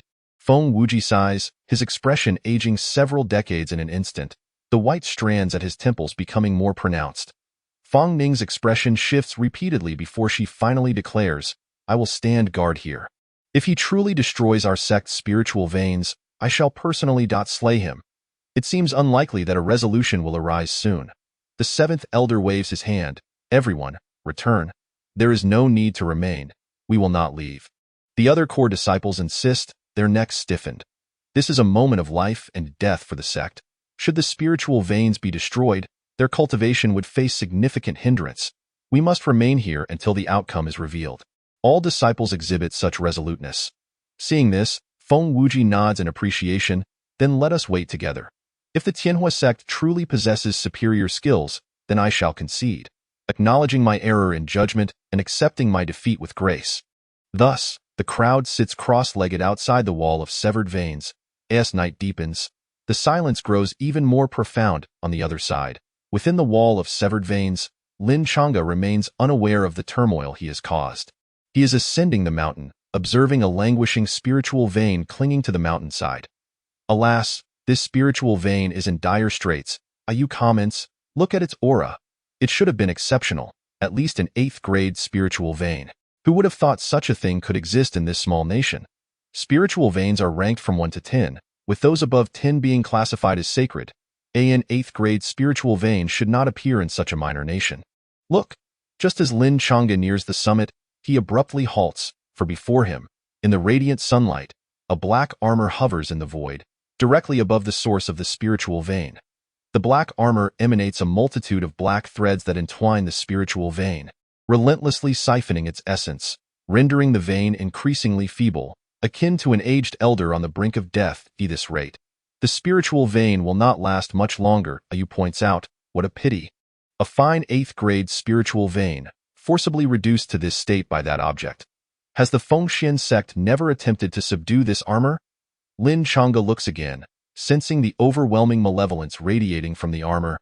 The end of the spiritual vein already tainted black, is evident that once the vein is fully drained, it will not vanish but instead become filled with malice, impacting the entire mountain range, leaving no life to flourish. Do you understand? Ayu rolls his eyes at Lin Chang'e. Do you think subduing this armor is a simple task? It is a sacred grade spiritual weapon, and its previous master must have been a figure of immense ruthlessness to corrupt it to this extent. So? Lin Chang'e feels Ayu's words carry deeper meaning. To forcibly subdue it, one must possess strength surpassing the Tianling realm, reaching the Jinling realm. Do you think, in this Fengxian sect, there exists a Jinling realm expert? Ayu scoffs. Do you still remember the names inscribed on the wall of severed veins? I do. Lin Chang'e suddenly experiences a flash of insight. Those names etched upon the wall were clearly intentional. But why here? Could it be that the 3 predecessors of the Fengxian sect had attempted to subdue this black armor, only to fail and perish? As this thought crystallizes, Lin Chang'e feels increasingly convinced that everything aligns perfectly. Chapter 56. Subduing the Black Armor. Saving the Spiritual Vein. Wait, if so many formidable individuals could not succeed in subduing it, how can you, at the 3rd level of the Dilling realm, possibly achieve it? Lin Chang'e rubs his forehead, suddenly realizing the crux of the issue. The 3rd level of the Dilling realm is in the past. Ayu beams with pride. After training within the Zhantian Dao, I have broken through to the 4th level of the Dilling realm. Impressive. I give you a thumbs up. Lin Chang'e rolls his eyes. Just a single level of improvement, yet he behaves as if he has become immensely powerful. No joking. Even with your strength alone, it would be difficult to subdue it. But if we work together, victory is nearly assured. Ayu stands with hands on his hips, brimming with confidence. Listen to you. Lin Chang'e reassesses the black armor, noticing numerous silver streaks adorning it, the silver and black colors contrasting beautifully, with a beastly visage intricately carved upon the chest plate, enhancing its menacing appearance. This is a sacred-grade spiritual weapon, immensely powerful and suffused with overwhelming malevolence, rendering it difficult to conquer. Yet, if it can be subdued, the benefits will undoubtedly be substantial. Wait here. Let me handle it first, Ayu declares, stepping forward to face the black armor. He spits on his chicken claw and begins inscribing runes, forming seals in the air. His method of rune inscribing is dazzling and exquisite, undoubtedly an extraordinarily skilled technique that leaves even Lin Chang'e, despite his lack of understanding, thoroughly impressed. Buzz, buzz. As Ayu completes the rune inscribing, radiant symbols begin to float and encircle the black armor. Once all the runes coalesce, a formation is established. Sensing the intrusion of external force, the black armor retracts all its black threads, violently slamming against the various runes, creating a cacophony of sound. Ayu is knocked back several steps by the force, wiping the corner of his mouth with his claw. A cold smile gracing his features, Dare to resist? If it weren't for my current diminished state, I could subdue you with a single hand. With that, Ayu amplifies the power of the runes, infusing strength into the formation. The two sides engage in a fierce confrontation. The malevolence of the black armor is subdued by the formation, and the black threads that had sprouted gradually retract, much like a worm deprived of its antennae. After half an hour, Ayu finally gains the upper hand, forcing the remaining malevolence back into the armor. Come, Lin Chang'e, it is your turn, Ayu steps aside, saying, activate your dominating body and grasp the black armor. The malevolence within has been significantly dispersed, but some still lingers. As long as you can withstand its pollution, the sacred-grade spiritual weapon will be yours. Lin Chang'e opens his eyes, a sharp light flashing within, as he takes a deep breath and activates his dominating body, a golden radiance enveloping him. The dominating body is terrifying, its strength immeasurable, capable of pushing aside all obstacles. Subsequently, Lin Chang'e extends both hands, seizing the black armor in an instant. A torrent of malevolence, akin to a sea of corpses and rivers of blood, surges into Lin Chang'e's body, coursing through his arms and veins. Where it passes, Lin Chang'e's skin splits open, his veins bulging, and excruciating pain envelopes him. Lin Chang'e had anticipated this. His brow furrows as he counters the onslaught with his dominating body, boom, boom. As the dominating body roars, his blood surges like a tidal wave. Throughout this process, the malevolence is absorbed by the dominating body at a visibly accelerated rate. At the end, Lin Chang'e feels somewhat surprised, but just as this thought crosses his mind, the malevolence suddenly detonates as if it possesses consciousness, forcefully propelling Lin Chang'e away. Spitting out a mouthful of blood, Lin Chang'e is left battered and bruised, multiple veins ruptured, collapsing to the ground. His body is riddled with dozens of wounds, each a result of the malevolence exploding within his veins. Smoke billowing from the injuries, causing Lin Chang'e to gasp in agony. Fortunately, he possesses the dominating body, which allowed him to withstand this blow. Otherwise, anyone else would have surely perished from such a catastrophic rupture of their veins. Damn it! Lin Chang'e curses. Didn't you say it would be fine? Why didn't you tell me the malevolence would explode? I nearly got myself killed. Ayu realizes he has caused a predicament. Scratching his head sheepishly, I didn't expect the malevolence inside to be so ferocious. Clearly, the black armor's previous master must have been an extraordinary figure. However, Ayu's tone shifts. At least we have secured the black armor now. He grasps the black armor, weighing it in his hands, swallowing repeatedly. It looks quite delectable, Ayu. If you dare to eat it, I will roast you. Lin Chang'e struggles to sit up. His lips pale, Ayu reluctantly hands the black armor to Lin Chang'e. Once the black armor is removed, the entire spiritual vein is no longer affected by the malevolence, and it begins to recover gradually. At this rate, it will return to its peak within a month. Ayu grins. Although we snuck in here somewhat inappropriately, we have indeed aided the sect. Don't forget to take credit when we exit. Take credit for what? Lin Chang'e shot him a glare, remarking, our arrival in the dead of night, shrouded in secrecy, resembles nothing less than an act of theft. Though the outcome may ultimately benefit our sect, we initially came here with impure intentions, driven by our quest for the black armor. All right, let's hurry and return to our chambers for a good night's rest. As if we know nothing, Ayu yawned, lamenting that today's exertions had drained him considerably, requiring at least 2.5 days of rest to recuperate. By the way, do remember to fetch me some delectable treats. With that, he nestled into the collar of Lin Chang'e's robe. With great effort, Lin Chang'e, battered and weary, staggered to his feet, limping towards the exit. Outside the pulse-severing barrier, everyone awaited in hushed silence, no one daring to speak or discuss. They all understood the gravity of the moment, one that could determine the fate of their sect. If Lin Chang'e truly intended to destroy the spiritual veins by entering the barrier, then the last hope of Feng Xian's sect would be utterly crushed. Many core disciples furrowed their brows, clenching their fists, burdened with unspoken words, unsure where to begin. How many more betrayals could the sect endure? Lin Chang'e, so many believed in you, and Feng Ning even went personally to retrieve you. Is this how you repay our trust? Since your arrival, we have all regarded you as our savior, the hope to surpass the Tianhua sect. Do you not feel the weight of our expectations? Regrettably, these thoughts would never reach Lin Chang'e. Feng Ning, clutching the blood dagger, stood at the forefront, the night breeze lifting her dark hair, revealing her delicate yet cold features, devoid of any expression. However, a discerning eye would see her body trembling slightly, a clear sign of her inner turmoil. Suddenly, the pulse-severing barrier trembled, an overwhelming surge of spiritual energy pouring forth. Feng Wuji and Elder Qi's expressions changed dramatically as they rushed forward. Such dense spiritual energy. The spiritual vein itself would never manifest like this.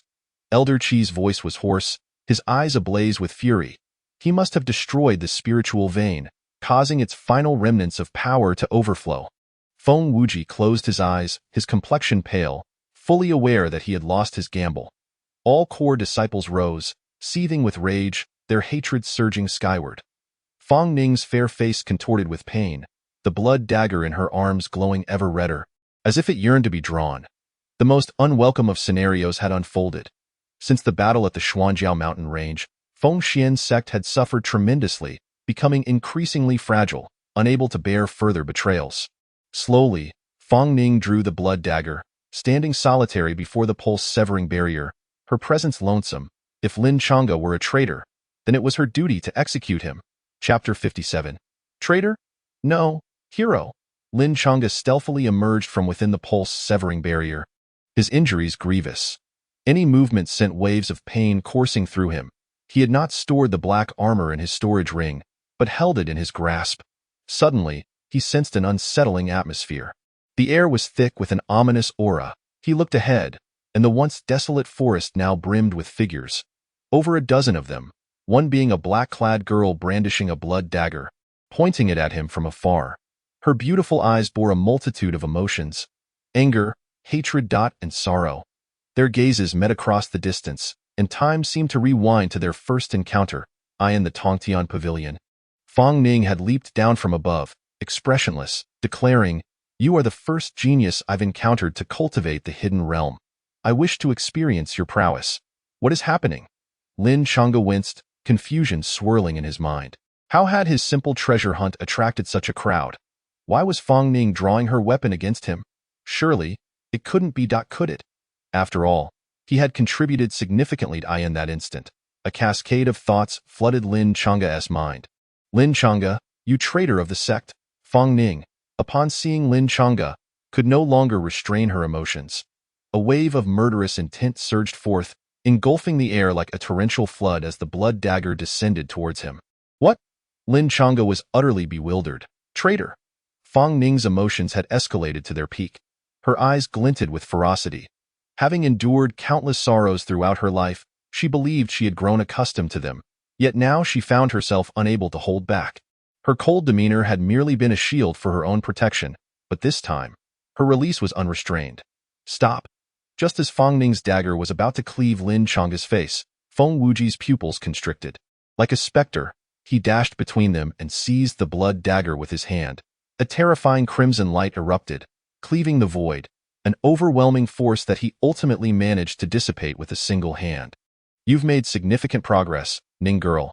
Feng Wuji grinned, his lips curving upwards. I recall you weren't this hasty before. What has changed today? Perhaps the concern has muddled your judgment? Elder Feng. Fang Ning's voice trembled. Why are you protecting this traitor? Who says I am a traitor? Lin Chang'e exclaimed, feigning grievance as he stepped forward into the gaze of the crowd, abruptly raising the black armor. Take a good look. What is this? At that moment, the other disciples finally beheld Lin Chang'e's condition. His garments were tattered, his body marred with at least dozens of wounds, many stained with blood, his face pale. Clearly, he had suffered grievous injuries. As for the black armor, none could identify its significance. Feng Wuji gradually pressed Fang Ning's blood dagger back, his focus shifting to the black armor, sensing its aura, and he exclaimed, "No, indeed. It is this very aura. Our Feng Xian sect's 3 ancestors perished beneath it." Elder Qi's expression changed dramatically. This is that cursed object, the black rhinoceros armor. Both elders turned their gazes to Lin Chang'e, their emotions shifting from wariness to gratitude. Especially Elder Qi, who bellowed softly, "This very black rhinoceros armor has suppressed our Feng Xian sect's spiritual veins for centuries, causing them to wither. 3 of our sect's powerful figures sought to subdue it, yet all perished in the attempt. Lin Chang'e, you have succeeded." Feng Wuji's voice was hoarse, astonished that Lin Chang'e accomplished what even those in the celestial spirit realm could not. All disciples looked at Lin Chang'e with renewed respect, their previous disdain evaporating. Observing his injuries, it was evident he had paid a heavy price to subdue the black rhinoceros armor. He was not a traitor. On the contrary, he had chosen to come here under the cover of night, silently, unbeknownst to anyone, with the sole purpose of subduing the black rhinoceros armor to liberate the sect's spiritual veins. This selfless spirit brought tears to many disciples' eyes, so noble, so self-sacrificing. They questioned themselves, could they ever measure up? Had it not been for the sect leader sensing it all and arriving promptly, who would have believed that the long-standing dilemma of the spiritual veins would be resolved by Lin Chang'e in silence? From the very beginning, he never sought to make a grand spectacle. He cared little for fame or fortune and had not informed anyone. Embarking alone on this path destined for peril, he stood alone, without assistance, unafraid even knowing that 3 celestial spirit realm experts had previously perished here. What remarkable fortitude! In the cultivation world, countless prodigies existed, yet those with such heart and resolve were 1 in a million. Traitor? No. A hero. Watching the reactions of the disciples before him, Lin Chang'e internally exhaled a sigh of relief.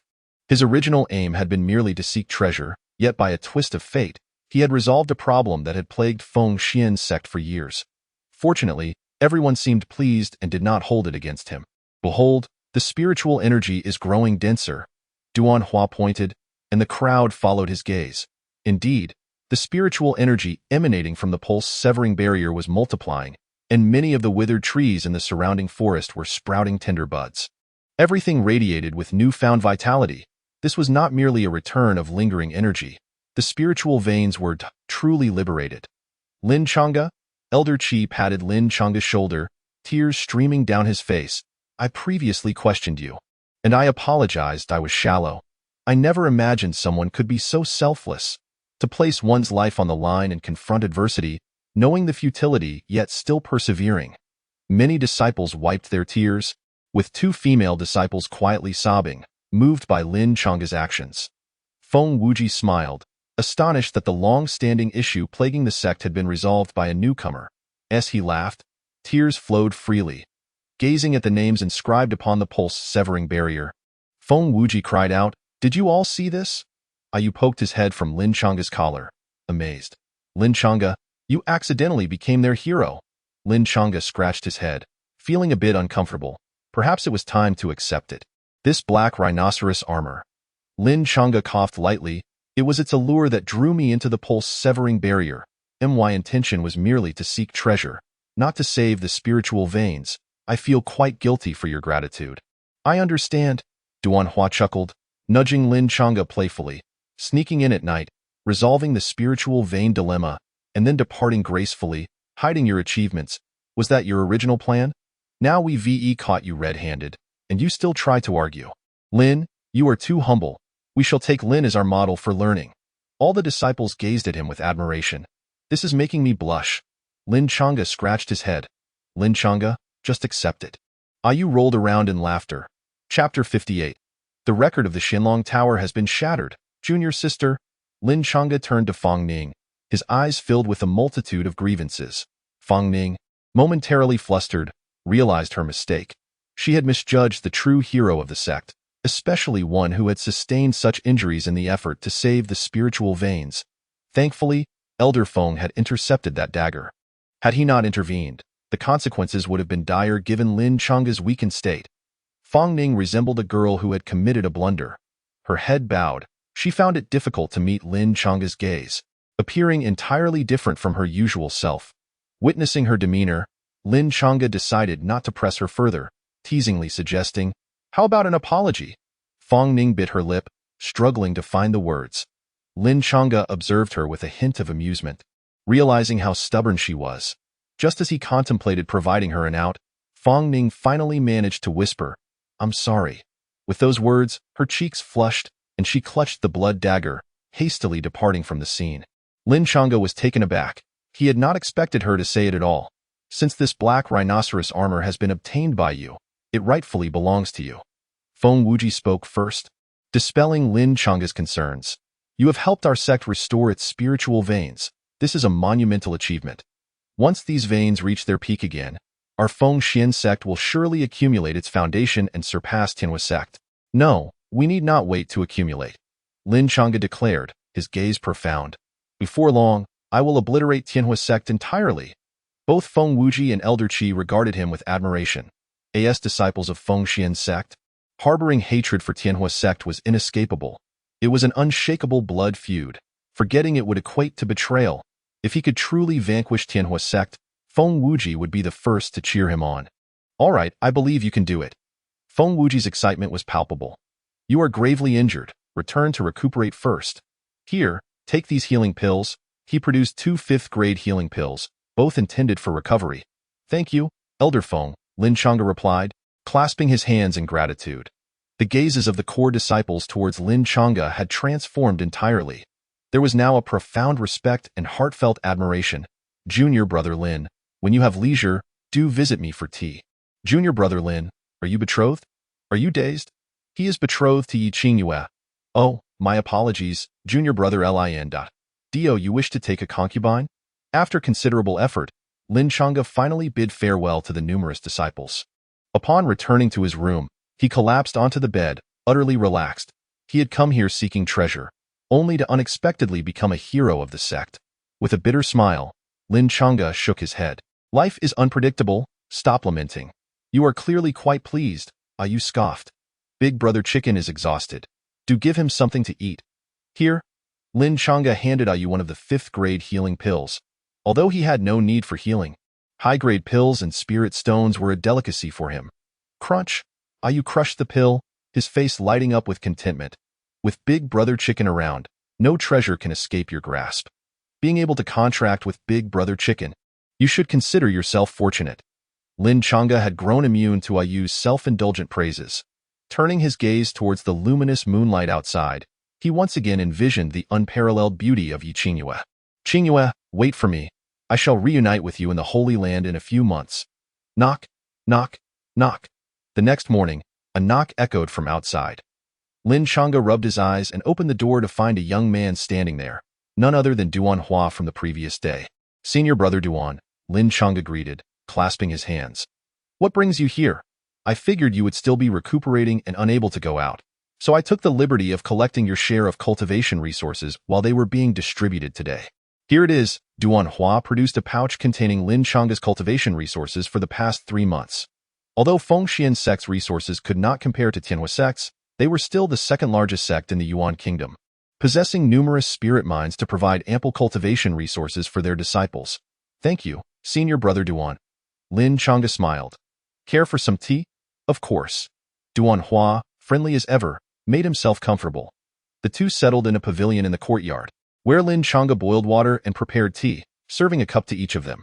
Junior Brother Lin, do you know how the selection for the Holy Land will proceed this time? Duan Hua initiated the conversation.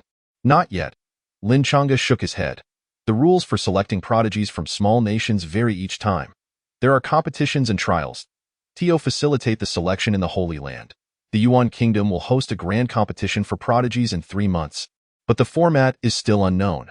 Duan Hua continued, after the pain we experienced in the Xuanjiao mountain range, our sect has been eager to win against Tianhua sect. We have prepared extensively for this grand competition. Yet, the disparity in the number of core disciples between both sides renders our chances slim. Then, Duan Hua's tone shifted to one of excitement. But now, it's different. With Junior Brother Lin's addition, we are like a tiger with wings. We will surely win this competition. Winning alone is not enough. Lin Chang'e's eyes deepened. I intend to step on Su Yao's face, claiming a spot in the Holy Land, and I want to witness the extreme regret on Su Wanjun's face. I shall see Tianhua sect utterly annihilated. Everyone was aware of Lin Chang'e's enmity towards Tianhua sect, so Duan Hua did not find it surprising. Junior Brother Lin, he said in a low voice, if we can indeed defeat Tianhua sect, then we can finally bring back the remains of our senior brothers who fell in the Xuanjiao mountain range for a proper burial. Every day we fail to recover the remains. They endure humiliation. Lin Chang'e smiled. From now on, we shall strive together. Feng Xian sect relies on me, but also on all of you. Agreed. Duan Hua clenched his fists. This time, the Holy Land selection will have 2 spots, Tianhua sect, Feng Xian sect, and the Imperial Academy will fiercely compete. but I believe junior brother Lin will surely succeed. He drank from his cup, full of determination. Junior brother Lin, time is of the essence. I must return to my training. After seeing Duan Hua off, Lin Chang'e fell into thought. The Yuan kingdom had only 2 spots, which he found unsurprising. Securing a place in the Holy Land was inherently challenging. At this moment, he recalled Yi Qingyue's words. Fengxian sect had no backing in the Holy Land, making entry exceedingly difficult unless they could win with absolute superiority, leaving no room for others to undermine their achievements. He must secure one of those 2 spots at all costs. As for Su Yao, if there was even the slightest opportunity, she must be eliminated on the spot. Not long after Duan Hua departed, the courtyard gate was knocked upon once more. Lin Chang'e approached to open the door, only to find a graceful young woman clad in black. Fang Ning. Junior sister? Lin Chang'e exclaimed, taken aback. The record of the Qianlong Tower was refreshed last night. Fang Ning inquired, shall we go take a look together? Chapter 59. Lin Chang'e challenges the tower again. The Qianlong Tower? Lin Chang'e's gaze sharpened, unable to suppress a wave of memories. It was during that very trial in the Qianlong Tower that he and Su Yao continuously broke records. Whoever among them persisted until the very end would claim the title of record holder. The Qianlong Tower comprises 9 levels, with the previous record being the 5th level. They had already stepped into the 6th level when Su Yao suggested taking a brief rest before continuing their challenge, to which Lin Chang'e readily agreed. Upon returning to the 1st level lounge, they were taken aback to find Su Wanjun waiting there for an extended period. Together with Su Yao, he forcibly restrained Lin Chang'e and stripped him of his bloodline. After Lin Chang'e fell unconscious, Su Wanjun branded him a traitor and expelled him from the sect, an edict that quickly spread throughout the Yuan kingdom. Now, every time Lin Chang'e reminisced about the Qianlong Tower, he was transported back to those years. I recall that Su Yao once made it all the way to the 7th level. Who could it be that has refreshed the record? Lin Chang'e asked, regaining his composure. The identity of the individual remains undisclosed. Fang Ning replied, given my age, I have no chance to challenge the Qianlong Tower again, but you still can. After all, you once fell here. Do you not wish to rise again? Her words resonated with Lin Chang'e. Months prior, he had the opportunity to break the record but was nearly ruined by that treachery. Fortunately, with the unwavering support of the Yi family and having obtained the Zhan Tian Dao, he awakened the overlord body, emerging from the abyss. Now, with a new chance to challenge, why not seize it? All right, let us go. Lin Chang'e nodded, filled with determination. The Qianlong Tower, located in the imperial city, is a renowned place of trials where countless prodigies venture forth to test their mettle. To break the record means one's name will be inscribed upon the stone tablet of the Qianlong Tower, earning the admiration of heroes from all corners. What an honor that would be! Lin Chang'e's motivation for this challenge was twofold. Firstly, the need for cultivation resources. Since acquiring the Tai Xian 10 steps, his spiritual stones were nearly depleted. The Qianlong Tower had promised a reward of 500,000 spiritual stones to the first person to successfully clear the challenges, an undeniably substantial sum. Secondly, Lin Chang'e wished to prove to the entire Yuan kingdom that the once renowned prodigy had returned. Before the Qianlong Tower, throngs of people gathered, many cultivators gazing up in awe, expressing their astonishment. Who could have possibly broken Su Yao's record? They are truly formidable. However, this did not imply much. It was clear that Su Yao had no time to challenge the Qianlong Tower again, for this place was a source of sorrow for her. Are you referring to that incident from back then? Ha! That Lin Chang'e was truly laughable, daring to harbor ill intentions towards Su Yao. He deserved to be crippled. Su Yao's thoughts were evidently elsewhere, as she prepared for the sacred grounds. If she wished, passing through the Qianlong Tower would be a breeze for her. Many cultivators engaged in such discussions, unanimously believing that Su Yao was the strongest prodigy to emerge from the Yuan kingdom since Yi Qingyue, with few able to compare with her. As for Lin Chang'e, once her equal, he was now a mere cripple, who still remembered him. Even after his subsequent rise and joining Fengxian sect, his reputation remained insufficiently impactful. Yet, who could this new prodigy be, whose name remained elusive? A disciple gazed at the stone tablet, noting Su Yao's name in second place, while the first remained blank. Other disciples speculated, perhaps they wished to keep a low profile. Fang Ning glanced at Lin Chang'e, seemingly awaiting his decision. Would he step back into the Qianlong Tower to reclaim what rightfully belonged to him? I wish to sign up for the challenge, Lin Chang'e declared without hesitation. 100 spiritual stones. The overseer of the Xinlong Tower barely lifted his head, for since the record had been broken last night, numerous cultivators had come to challenge the tower, eager to capitalize on the momentum to elevate their own fame. However, most were merely there to pay the entry fee. After Lin Chang'e paid his stones, he received a token and strode into the Xinlong Tower. Fang Ning lifted her gaze to the towering edifice, murmuring, "If you are to return, let it begin with the Xinlong Tower. I am the 8th level of the Xinlong Tower." A charming figure paused, sighing softly, "I can only make it this far. The 9th level is simply too challenging for me." The 8th level, being the final tier, was indeed formidable. Before the young girl stood a mature and composed young man, his brow raised. A few months ago, Su Yao was defeated at this level. Your achievement in surpassing her record is worthy of celebration. The girl was none other than Shi Qingqing. "Brother, you mentioned that was months ago." Shi Qingqing pouted, recalling that it was on that very day that Su Yao's bloodline ascended to the saintly grade. If she were to attempt it again, passing the 8th level would be effortless. Even if you called her here now, she would surely conquer the 9th level and successfully clear the Xinlong Tower. However, her heart is not in it. Shi Qingqing sighed deeply, feeling increasingly aware of Su Yao's formidable strength. Her holy phoenix bloodline was nearly insurmountable. The young man whom Shi Qingqing referred to as brother was Shi Lang, the vice president of the Imperial Academy, one of the most dazzling figures among the younger generation of the Yuan Kingdom, possessing a spiritual grade bloodline and remarkable strength. Such a bloodline had transformed him entirely. One could only imagine the power of a saintly grade bloodline. Shi Lang ruffled Shi Qingqing's hair, saying, "All right, you have exerted much effort for this challenge. Once we return, focus on your cultivation to strive for a breakthrough to the 5th realm of the Earth Spirit before the sacred selection." Understood. Just as Shi Qingqing was about to leave, she hesitated, blinking her eyes. "Brother, what do you think would happen if Lin Chang'e were here? How far could he get?" Ever since their encounter in Tianyin City, the little green tea had been unable to forget Lin Chang'e, often mentioning him. Even Shi Lang found himself intrigued by him. From my understanding, he would likely clear the 8th level but falter before the 9th. Shi Lang pondered. After acquiring a spiritual grade bloodline, his innate talent and strength should have returned to peak condition, making it difficult to compare with Su Yao.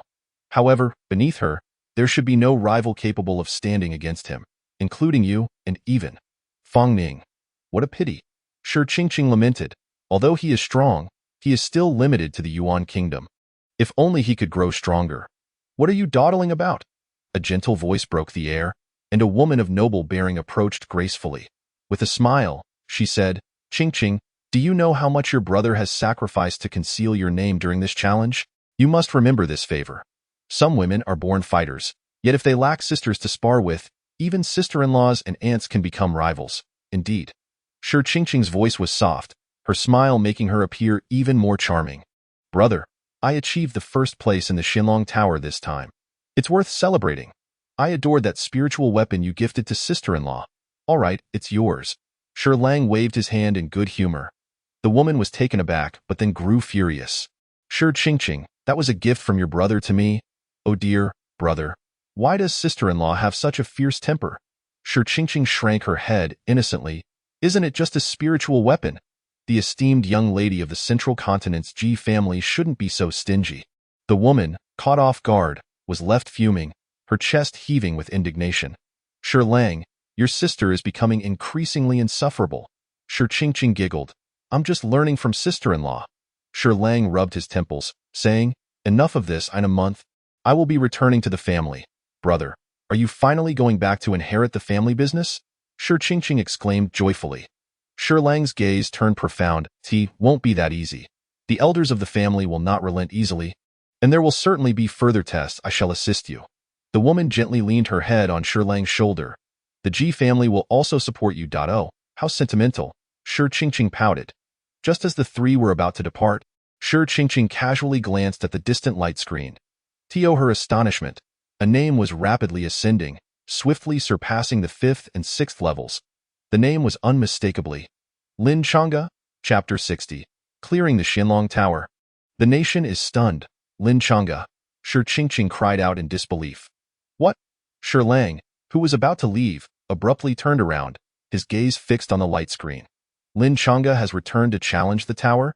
The speed was astonishing. Just moments ago, he was at the 6th level, and now he had reached the 7th level.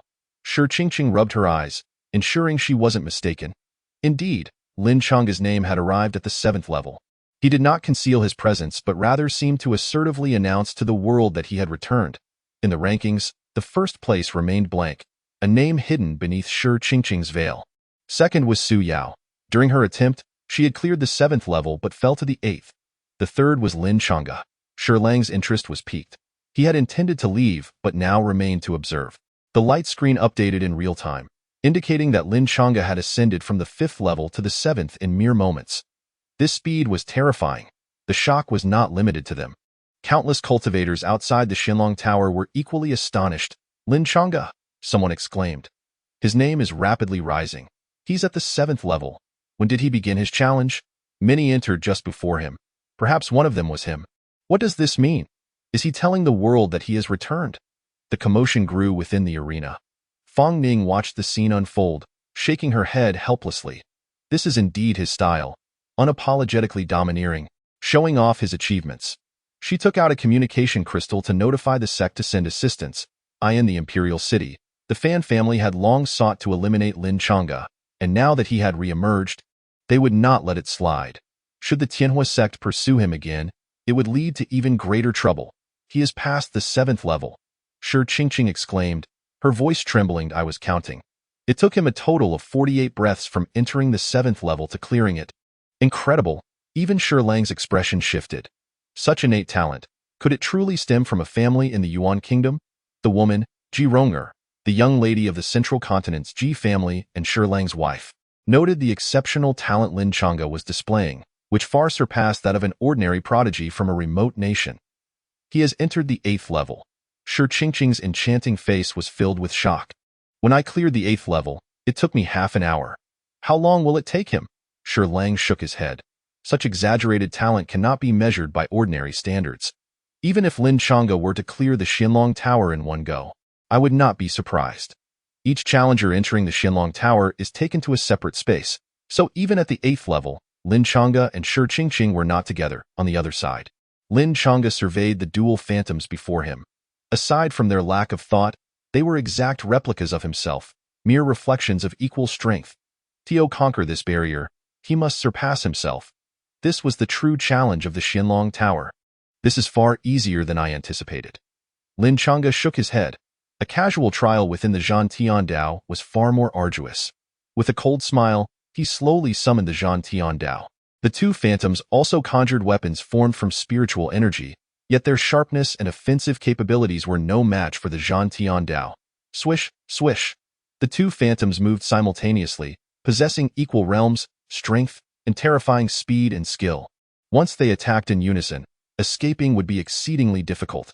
However, to Lin Chang'e, this was merely a fade. With the Zhan Tiandao poised, he would shatter all before him. Cleared. Shi Qingqing's face was marked with astonishment, a result she had never anticipated. How long did that take? Shi Lang's breath quickened. 100 breaths. Shi Qingqing inhaled sharply, unable to believe her eyes. He is past the 8th level, now entering the 9th. On the stone tablet, Lin Chang'e's name surged to the top, standing proudly beside the blank space, overshadowing Su Yao. All the cultivators present were left dumbfounded. This is far too swift. Someone was the first to voice their disbelief. And soon a wave of excitement swept through the crowd as they all began to chatter, each offering their thoughts. From the start of his challenge until now, it has barely taken a single incense stick's worth of time. Is this truly a challenge? So effortlessly. I heard that clearing the 9th level brings rewards from the Xinlong Tower. Until now, no one has succeeded. Could he be the first? Hiss, that notorious fellow, managing to clear the Xinlong Tower. I feel sorry for Su Yao. He is now at the 9th level. Shi Lang took several deep breaths to steady himself. Even in the sacred grounds, he would undoubtedly qualify for the inner sect, or even compete for a seat. Ji Ronger blinked, asking, Qingqing, I heard you have a good relationship with him. We've only met once. It's not particularly close. Shi Qingqing instinctively replied, then her face turned wary. What are you implying? Such a prodigy is certainly worth investing in. Ji Ronger chuckled. Qingqing, with your charm, why not try to woo Yi Qingyue? If he becomes the son-in-law of the Shi family, it will greatly aid your brother in his quest for power. How could you say such nonsense? Shi Qingqing's face flushed red, then she implored her brother, Brother, look at her. She is bullying me. Shi Lang waved his hand. Enough, it's not the right time. Even if he clears the Qianlong Tower, it's not enough. He must at least distinguish himself in the eastern region, ranking among the top prodigies. Boom. Just as the three conversed, a violent tremor shook the entire Qianlong Tower, accompanied by a thunderous roar that echoed through the heavens, deafening to the ears. On the light screen, Lin Chang's name not only reached the pinnacle but transformed into a golden hue, signifying his successful clearing of the Qianlong Tower. Across the Yuan Kingdom, numerous stone tablets of the Qianlong Tower stood tall, scattered throughout various locales to inspire disciples to strive for excellence and achieve remarkable feats. These stone tablets simultaneously radiated golden light, proclaiming to the world that someone had cleared the Qianlong Tower. Who could it be? For years, no one had ever cleared the tower. I heard the 9th level is exceptionally difficult. Indeed, so many prodigies of the past reached their limits at the 7th level. At the same time, cultivators across the land murmured in disbelief. Upon gazing at the stone tablet, they were left speechless, as if struck by shock. The three characters were familiar yet jarring, as if they should not appear on the leaderboard. The entire nation was stunned. Lin Chang'e? Lin Changdaku. How could it be him? Has he returned once more? Chapter 61. Having cleared the tower, you shall die. All held their breath, finding it hard to believe what lay before them. Countless cultivators from within the imperial city rushed toward the Qianlong Tower, eager to witness this historic moment firsthand. The first prodigy of the Yuan Kingdom was unanimously acknowledged as Yi Qingyue. However, Yi Qingyue had joined the sacred grounds early on and had no opportunity to traverse the Qianlong Tower. Following Yi Qingyue, Su Yao was recognized as the next foremost prodigy. The daughter of the Tianhua sect's master. She possessed a saintly grade bloodline, and it was widely believed that her future achievements would rival those of Yi Qingyue. When the record was broken last night, surpassing Su Yao, it had already sent shockwaves through the community. Little did they expect to witness an even greater spectacle at dawn. Lin Chang'e's triumphant return to challenge the Qianlong Tower, effortlessly clearing it and achieving what countless prodigies had failed to accomplish. Such a feat was truly terrifying. Outside the Qianlong Tower, the crowd surged. A sea of cultivators gathered in fervor. Fang Ning's beautiful eyes swept across the crowd, noticing many members of the Fan family mingling among them. She let out a faint sigh. As she had anticipated, those who were meant to arrive had indeed come. Besides the Fan family, numerous disciples of the Tianhua sect were also present. Their expressions were hostile, evidently harboring a grudge and eager to take action against Lin Chang'e. Xiao Ning, a voice called from beside her. Fang Ning turned to see the 7th pavilion master. Uncle, she replied with a wry smile.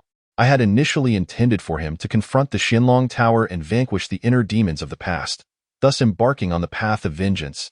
I never expected him to make such a ruckus and clear the tower in one go. With his talent, it was only a matter of time before he shone. Such brilliance cannot be concealed, the 7th pavilion master remarked nonchalantly. However, it seems your Feng Xian sect will soon have its hands full. I have already informed Elder Feng to come and retrieve him. Fang Ning nodded, hoping that after this journey, they would return to their sect safely. Meanwhile, after Lin Chang'e cleared the challenges, apart from the slight depletion of his spiritual energy, only his right hand, which held the Zhan Tian Dao, bore a crack, stained with blood, but it was no significant issue and would heal swiftly. Su Yao. This is merely the beginning. Lin Chang'e gazed at the rankings displayed on the luminous screen, fully aware that the moment he reached the top, the entire Yuan Kingdom would be informed. This was his tribute to Su Yao. Subsequently, Lin Chang'e strode purposefully toward the teleportation portal, determined to claim his reward from the Qianlong Tower, which he rightfully deserved. Within the first floor of the Qianlong Tower, in the Grand Hall, several elderly figures wore grim expressions. How could it be him? One elder exclaimed sharply. It was bad enough that Su Yao's record was shattered by Shi Qingqing. But now Lin Chang'e has meddled as well, and he succeeded in clearing the challenges. Having Lin Chang'e's name above Su Yao's was a disgrace to the entirety of the Qianlong Tower. This brat once acted inappropriately towards Su Yao within the tower, nearly tarnishing our reputation. He must not be allowed to take first place. The elders exchanged heated words. One elder hesitated, but according to the rules, The first to clear the challenges shall enjoy the promised reward of 500,000 spiritual stones. How can we actually give it to him? We can refuse, but I fear it may affect the reputation of the Xinlong Tower. Haha, reputation? Who could have a worse reputation than Lin Chang'e? Just then, a servant approached to report, "Esteemed sirs, Lin Chang'e has arrived, and he is just outside." He came rather quickly, one elder said, crossing his arms and coldly declaring, "Inform him that the Xinlong Tower has a close relationship with the Tianhua sect and shall never acknowledge the achievements of a criminal." The servant nodded, prepared to exit, when suddenly, a resounding crash echoed as the grand hall's door was forcefully kicked down. What a close relationship. It seems everything that transpired that day was tacitly approved by you. Lin Chang'e entered with a dark expression, initially confused as to why the Xinlong Tower, fully aware of the truth, chose not to clarify. He now realized that they were complicit, colluding in their deceit. Lin Chang'e? The elders were taken aback, then sneered. "It seems you truly wish for death, daring to barge in here. Just this act alone is enough to sentence you to death, with no one daring to speak against it. The Xinlong Tower is merely a testing ground, not a sect, and lacks significant power, existing only by leaning on the Tianhua sect. I'm curious, who gave you the courage to judge me?" Lin Chang'e retorted with a cold smile. "Is it simply because of your pathetic selves?" The elders were enraged, realizing he was genuinely seeking his demise.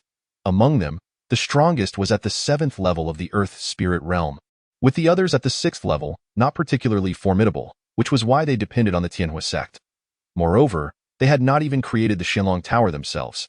Years ago, during their travels, they discovered a formation relic that they painstakingly transported to the Xinlong Tower, creating layer upon layer of challenges to collect entrance fees. If one were to truly assess their strength, it was hardly impressive. To them, Lin Chang'e, merely at the 4th level of the Earth Spirit realm, was easy prey to manipulate.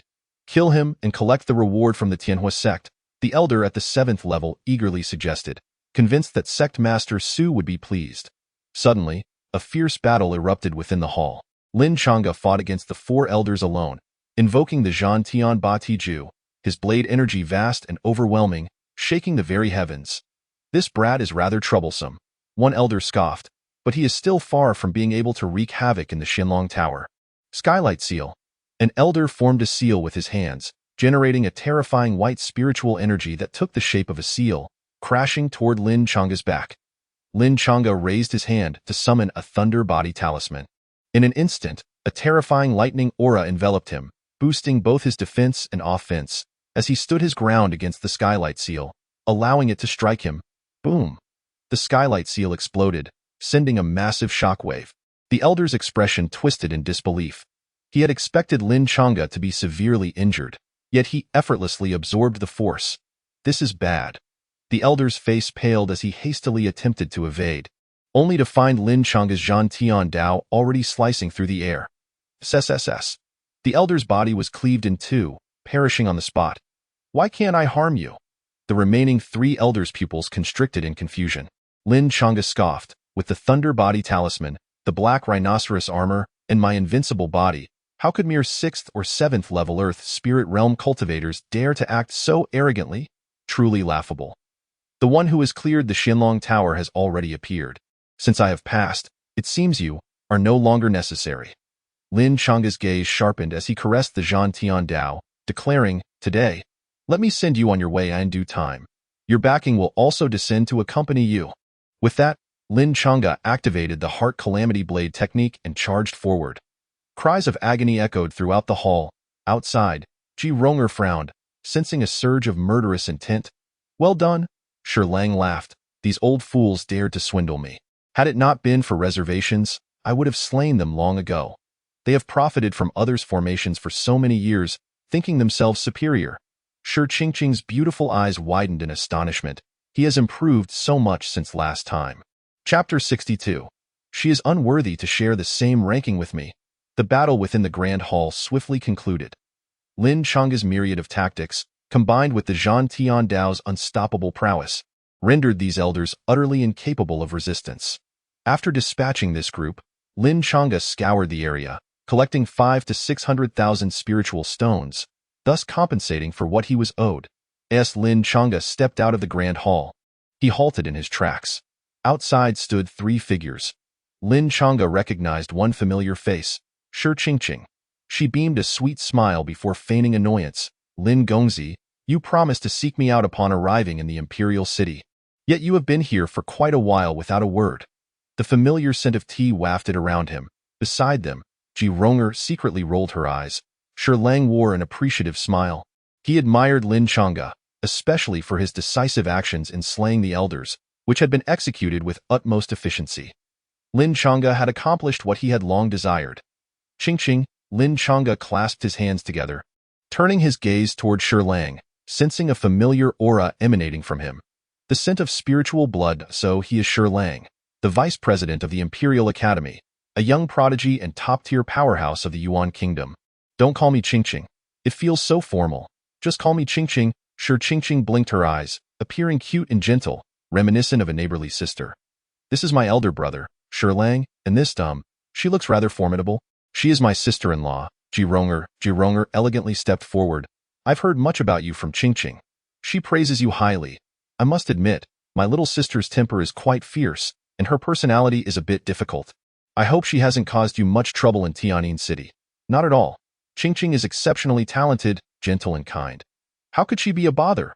Lin Chang'e replied awkwardly, unsure of the underlying meaning. Why would they start off by speaking ill of each other? The two women seemed to be at odds. Could there be some grudge? Regardless, he wisely chose not to intervene. Master Shi, I have long heard of your esteemed reputation, Lin Chang'e said, cupping his fists in greeting. Shi Lang waved his hand. No need for such formalities.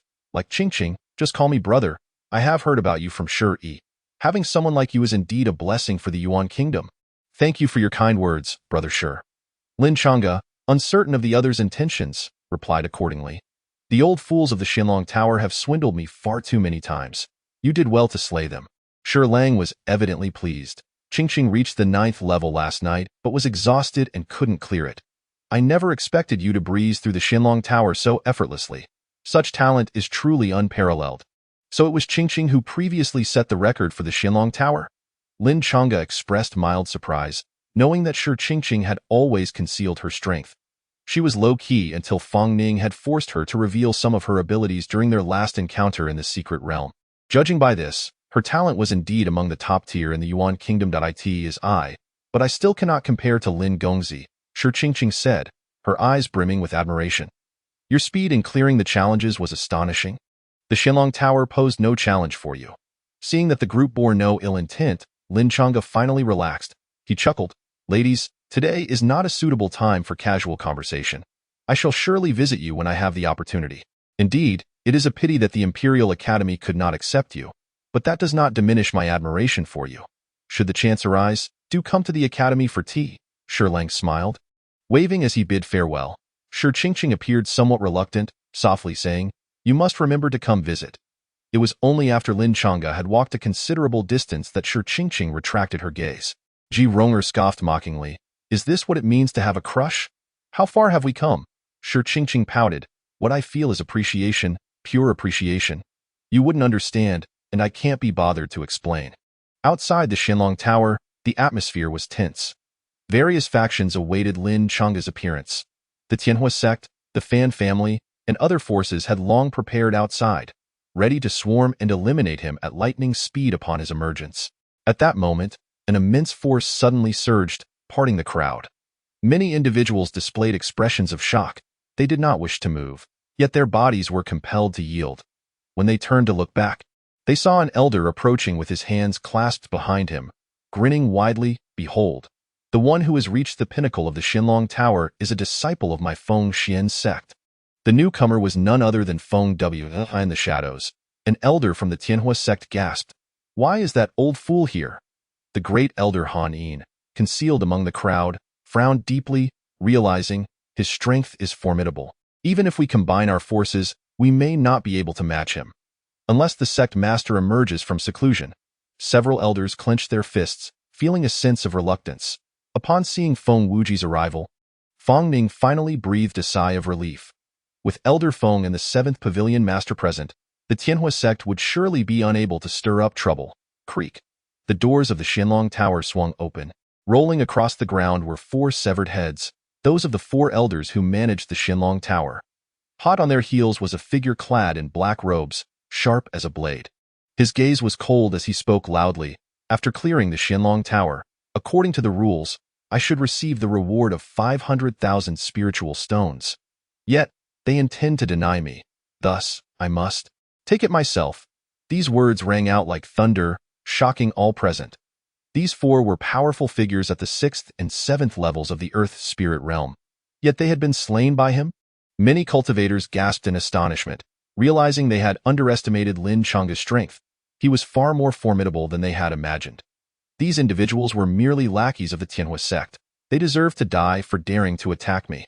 Lin Chang'e, with the Zhan Tian Dao at his side, gripped the hilt tightly and suddenly slashed forward. Accompanied by a surge of blade and tint, a terrifying arc cleaved through the air, striking the tall stone monument in the distance with pinpoint accuracy. The name of Su Yao, ranked 3rd, was instantly erased from existence, as if it had never been there. To ascend the stone monument of the Qianlong Tower represented glory and achievement, deserving of reverence from all. Yet Lin Chang'e was determined to obliterate Su Yao's name from the rankings. Today, I will tread upon Su Yao's head and claim the peak of the Qianlong Tower. Lin Chang'e spoke each word with conviction. And she, the vile thief of my bloodline, is unworthy to share the same monument with me. All disciples of the Tianhua sect, listen well. I grant you 3 days.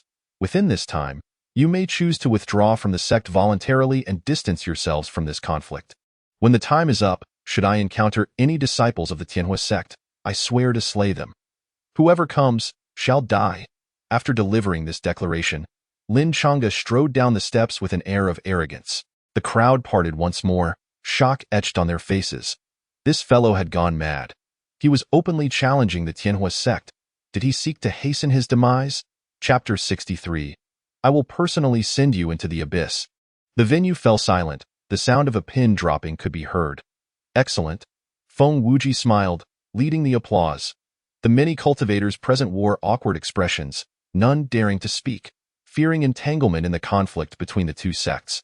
Lin Chang'e strode forward with his head held high, stepping over the 4 severed heads, which remained wide-eyed in defiance, as if witnessing the crowning of a deity. This is indeed the pride of my Feng Xian sect. Feng Wuji raised his thumb in commendation. Heh, the pride of your Feng Xian sect is merely hanging at the pinnacle of the Xuanjiao mountain range, isn't it? Han Yin could no longer suppress his disdain, coldly mocking. The moment those words escaped his lips, the atmosphere froze, a terrifying aura enveloping everyone present. Feng Wuji narrowed his eyes, glancing at Han Yin and the others, and said softly, not far off. What? The disciples of the Tianhua sect furrowed their brows, puzzled by Feng Wuji's meaning. The day of your Tianhua sect's collapse is not far away. Feng Wuji's chilling words echoed as he turned to leave with Lin Chang'e, Fang Ning, and the others in tow. Hiss, what a joke. Members of the Tianhua sect snickered. Yet ultimately, none dared to stop Feng Wuji. Why had the Feng Xian sect, despite having inferior foundations and disciples compared to the Tianhua sect, managed to endure until now? It was simple. They relied on Feng Wuji. Apart from Su Wanjun, no one in the Tianhua sect was his match. Even with Han Yin rallying so many elders, they still dared not confront him. On the way back, Fang Ning remarked, I merely wanted you to attempt the tower, yet I never anticipated you would create such a stir. She referred to his not only clearing the Qianlong Tower but also slaying its overseers, an act that truly shook the heavens. The Feng Xian sect has been suppressed for too long. As a disciple of the sect, I must do something. Lin Chang'e smiled slightly. A behemoth like the Tianhua sect cannot collapse in an instant. We must dig away at its foundations bit by bit, just as I have done today. Chang'e, Feng Wuji turned solemnly, your intentions for the sect are commendable, and I am pleased. However, you must also pay attention to your safety. They are despicable and will stop at nothing. I may have arrived this time, but what if I cannot next time? I understand. Thank you, Elder Feng. Lin Chang'e clasped his hands in gratitude, assuring, from now on, I will be especially cautious. Elder, are we just going to let him leave?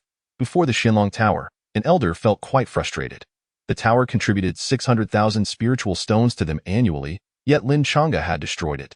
What else can we do? Han Yin retorted angrily, with Elder Feng here, do you dare to stop him? The others remained silent.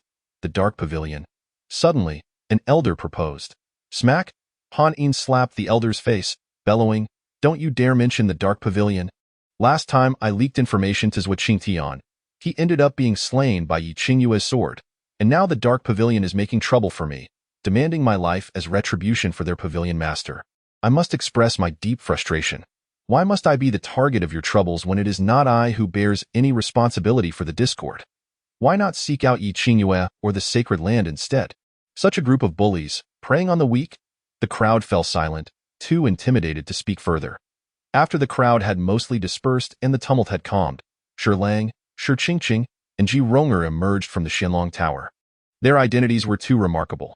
Should they be recognized by any meddlesome individuals, it would certainly lead to complications.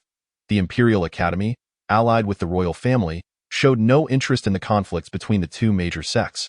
During my years of training in the eastern region, Zhang Bo has gathered numerous prodigies for me, and he recently sent word of a powerful alchemy prodigy he has discovered. One day, when I return to my family, these individuals will serve as invaluable support.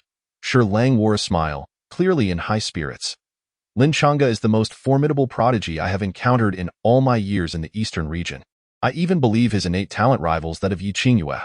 Alas, such a free-spirited individual is difficult to tame. Forming a good rapport and becoming friends would suffice. Ji Ronger chuckled lightly. Your little sister must pay more attention then. She has a fiancé. Shi Qingqing rolled her eyes. And what of that? Can he withstand the allure of your little green tea? Ji Ronger scoffed. They are not even married. Who said Yi Qingyue must be the main consort? Brother, look at her. Shi Qingqing feigned grievance, tugging at Shi Lang's sleeve. Shi Lang waved his hand. All right, Ronger, Qingqing is still young. You must be lenient with her. Shi Qingqing revealed a cunning smile. The statements made by Lin Chang'e in front of the Xianlong Tower swiftly spread throughout the Yuan Kingdom. 3 days. He has given the disciples of the Tianhua sect 3 days, and once that time elapses, he will unleash a massacre without distinction, slaying all in his path. Since this is a blood feud, it must be washed away in blood. His words fell upon the ears of the Tianhua sect disciples as nothing short of absurdity. Your Fengxian sect is barely holding onto its second position, struggling to maintain itself, and yet you dare to boast. No one paid any heed to these words. Lin Chang'e remained unfazed, having offered you a chance. Since you decline, do not blame me for being merciless. Within the Tianhua sect, outside a magnificent hall, Su Wanjun knocked on the door. Yao Yao, how did your seclusion go this time? The door creaked open, and a stunning young woman dressed in a flowing gown emerged. She carried a strong aura of flames about her, akin to a phoenix descending. This was indeed the hallmark of the Su Yao Saint Phoenix bloodline, her entire being enveloped in flames, her spiritual energy, when unleashed, was nothing short of terrifying. Everything went smoothly, Su Yao nodded. What did the clan elder say? The guardian just became Yi Qingyue's protector and cannot openly accept you as a disciple, but he has assigned an elder to look after you. You can perform confidently in the sacred land selection, with a high chance of success. Su Wanjuan's eyes darkened. This Yi Qingyue is indeed something else, managing to draw the attention of several guardians. If it weren't for your clan elder's past kindness towards her, it would have been challenging to accept her. A glimmer of ambition flashed in Su Yao's beautiful eyes. Once I have fully tapped into the potential of the Saint Phoenix bloodline. What of Yi Qingyue? I shall surely surpass her. Of course, Yao Yao, you possess a sacred bloodline. Even the sacred land must hold you in high regard, Su Wanjun declared proudly, before abruptly shifting the topic. Lin Chang'e has joined the Fengxian sect and has caused quite a stir. He then recounted the events that transpired earlier. Upon hearing that Lin Chang'e had erased her name from the stone tablet, Su Yao's delicate face twisted in rage. Clenching her fist, she thought it outrageous that Lin Chang'e, whom she deemed a waste, could rise again. Yet, how dare he provoke the Tianhua sect with such meager talent? It was laughable. At the upcoming Yuan Kingdom Prodigy Tournament, she would personally eliminate him. Lin Chang'e's actions were nothing short of an affront to her. The most intolerable aspect for Su Yao was that the waste she had usurped blood from had not succumbed to despair. How ridiculous. Did he not realize how lowly he was? Such a person should remain at the bottom for all eternity, never to rise. If he thought to struggle, she would ensure he fell into an even deeper abyss. Chapter 64. The Special Training of Feng Wuji. Upon returning to the sect, Feng Wuji was in high spirits and eagerly beckoned Lin Chang'e. Come, let us head to the training ground. Lin Chang'e glanced at Feng Ning.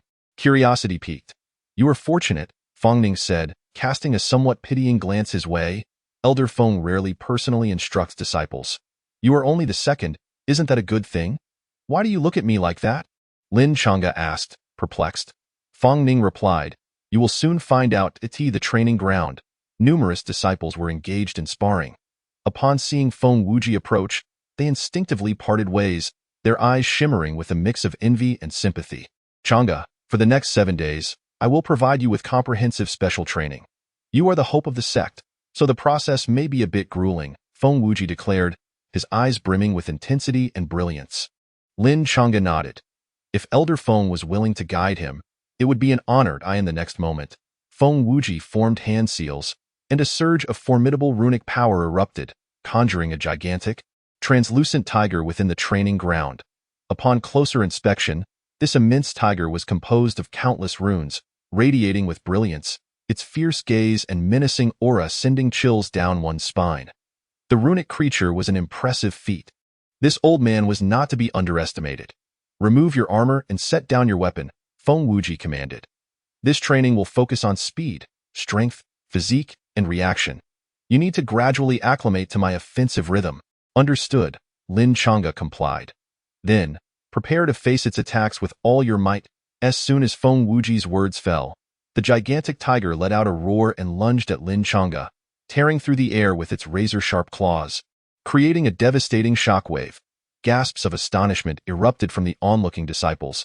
They couldn't help but recall how Feng Wuji had trained Feng Ning in a similarly ruthless manner. It was nothing short of tragic. After 7 days, Feng Ning was left battered and bruised, her bones fractured, requiring half a month of recuperation to recover. Now, it was Lin Chang'e's turn. Is it really this intense? Lin Chang'e felt a jolt of apprehension as he confronted the tiger's fearsome presence, akin to a mountain pressing down upon him, leaving him breathless. Each strike felt capable of tearing him apart.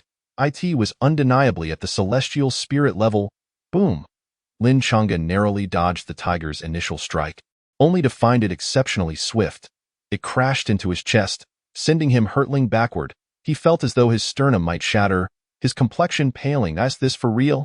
As the tiger lunged again, Lin Chang'e dared not hesitate any longer and began to maneuver cleverly around the beast. However, he had significantly underestimated its speed. A flicker of movement, and the tiger's paw struck him hard against his waist, swiftly followed by a second blow. Employing the Tai Xian 10 steps, Lin Chang'e narrowly avoided the second attack. Yet, he had yet to master the technique. He could only force himself to utilize it, or he would be slain by the tiger. One blow after another. Lin Chang'e was sent flying dozens of times, utterly disheveled, with several bones fractured. Were it not for his formidable physique, he would have long since succumbed. Not bad, Feng Wuji observed from a distance with a grin.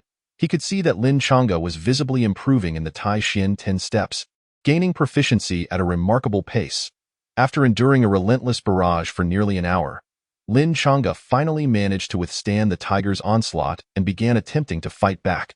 The tiger, crafted from runes, possessed a body as tough as iron. Lin Chang'e's punches barely made an impact. Bang! He was once again knocked down. The tiger opened its jaws, aiming to snap Lin Chang'e's neck. Lin Chang'e gripped its jaws with both hands. Engaging in a fierce struggle, the perilous battle left the surrounding disciples gasping in astonishment. Feng Ning turned to Feng Wuji. Elder Feng, this is still insufficient. Not enough. Feng Wuji chuckled. You are truly ruthless. Having faced numerous life and death battles, this level of challenge barely stirred his potential. Feng Ning insisted. Increase the intensity. Feng Wuji formed hand seals again, amplifying the tiger's power. Lin Chang'e's pupils constricted as he desperately braced himself against the tiger's abdomen, channeling all his strength to kick the beast forcefully to the side before quickly rising to his feet. The two faced off once more. Now this is getting interesting, Feng Ning remarked, a smile gracing her lips. Ning, you must ensure that others endure the same hardships you once faced, Feng Wuji mused with a sigh. Feng Ning retorted, do not place all the blame on me. You also wish to see his limits tested. Do you not? Roar! The tiger charged forth, its power and speed vastly surpassing its previous display. Lin Chang'e activated his formidable physique, golden light radiating from his body, and delivered a fierce punch to the tiger. However, the beast remained unmoved, and he was instead forced back several steps. Another round of combat commenced. 7 days and nights passed without respite for Lin Chang'e. This was a brutal battle to push his limits. Many disciples watched in awe, increasingly astonished by Lin Chang'e's resilience. Time and again, he found himself at death's door, yet he persevered without requiring Feng Wuji's intervention. Initially, Fang Ning had found some amusement in his plight, but as time wore on, she could only stare in disbelief. "How many times did I save you back then?" Feng Wuji inquired. "Twice," Fang Ning muttered. "That was my limit. I never imagined he could endure without your help. Just how much potential does he possess?" At the end of the 7th day, the tiger vanished. Lin Chang'e lay on the ground, every inch of his body marred with wounds, gasping for breath. Over these 7 days, in addition to mastering the Taishan 10 steps, he had made significant strides in reaction time, combat experience, and more. Some lessons could not be imparted. They required repeated exploration on the brink of life and death, and Feng Wuji had provided him with that very environment. Truly remarkable. To think Lin Shidi possesses such extraordinary talent. I have witnessed it today. Who else can compare? The surrounding disciples expressed their genuine admiration. "Here, this is a medicinal liquid. Toss it into the tub for him to soak in. It will aid in his recovery," Feng Wuji said, flicking his finger to toss a vial of liquid to Fang Ning. "Let me do it." Fang Ning was taken aback. "What? You want an old man to bathe him?" Feng Wuji shot her a glare. "I'm tired. I'm going to rest." Reluctantly, Fang Ning hoisted Lin Chang'e onto her shoulder and carried him to her courtyard, filling a tub with water and adding the medicinal liquid. Soon, the water turned a vibrant green. Plop! Fang Ning unceremoniously tossed Lin Chang'e into the tub. "Cough, cough. Why didn't you take my clothes off first?" Lin Chang'e spluttered, his expression one of grievance. Fang Ning maintained her icy demeanor. "Shall I help you scrub your back?" "Fine. Get lost." Chapter 65. Fragments of the small ding within the Yutai. It must be said that the medicinal bath proved quite effective. In the dead of night, Lin Chang'e lay in bed, his injuries having healed. Aside from the medicinal bath, the inherent self-healing capabilities of his formidable physique also took effect. The special training over these 7 days had yielded far more improvement than he had anticipated. Lin Chang'e took a deep breath. Although Feng Wuji had not directly assisted him, every strike and every maneuver had provided guidance, imparting his years of combat experience. Such advancement was far more profound than when he learned on his own. Aware of the urgency of time, Lin Chang'e did not rest. Instead, he plunged his consciousness into the Zhan Tian Dao, eager to witness the results. Yu sat cross-legged in the square, contemplating runes. Upon noticing Lin Chang'e's arrival, he teased, "So diligent. You just finished 7 days of training and already wish to engage in further arduous practice. Come here and be my sparring partner." Lin Chang'e beckoned to Yu. The little yellow chick promptly drooped, mumbling, "Even if you defeat me, what satisfaction would you gain?" Lin Chang'e chose not to engage in further banter, instead turning to the mysterious woman. "Sister, the usual arrangement." Boom! A phantom appeared, exuding an aura of terror, reaching the 9th level of the Earth spirit realm. Typically, Lin Chang'e practiced against phantoms of the 7th and 8th levels. This time, he faced a 9th level opponent directly. With a flash of sharp blade light, Lin Chang'e initiated the attack. Swish! The blade light was dazzling and blinding, fierce and unparalleled. Lin Chang'e's figure moved like lightning, darting through the air with the newly mastered Taishan 10 steps to confront his foe. It must be noted that completing the Taishan 10 steps had significantly enhanced his agility, allowing him to hold his own even against opponents adept in speed. Heart Tribulation Blade Technique.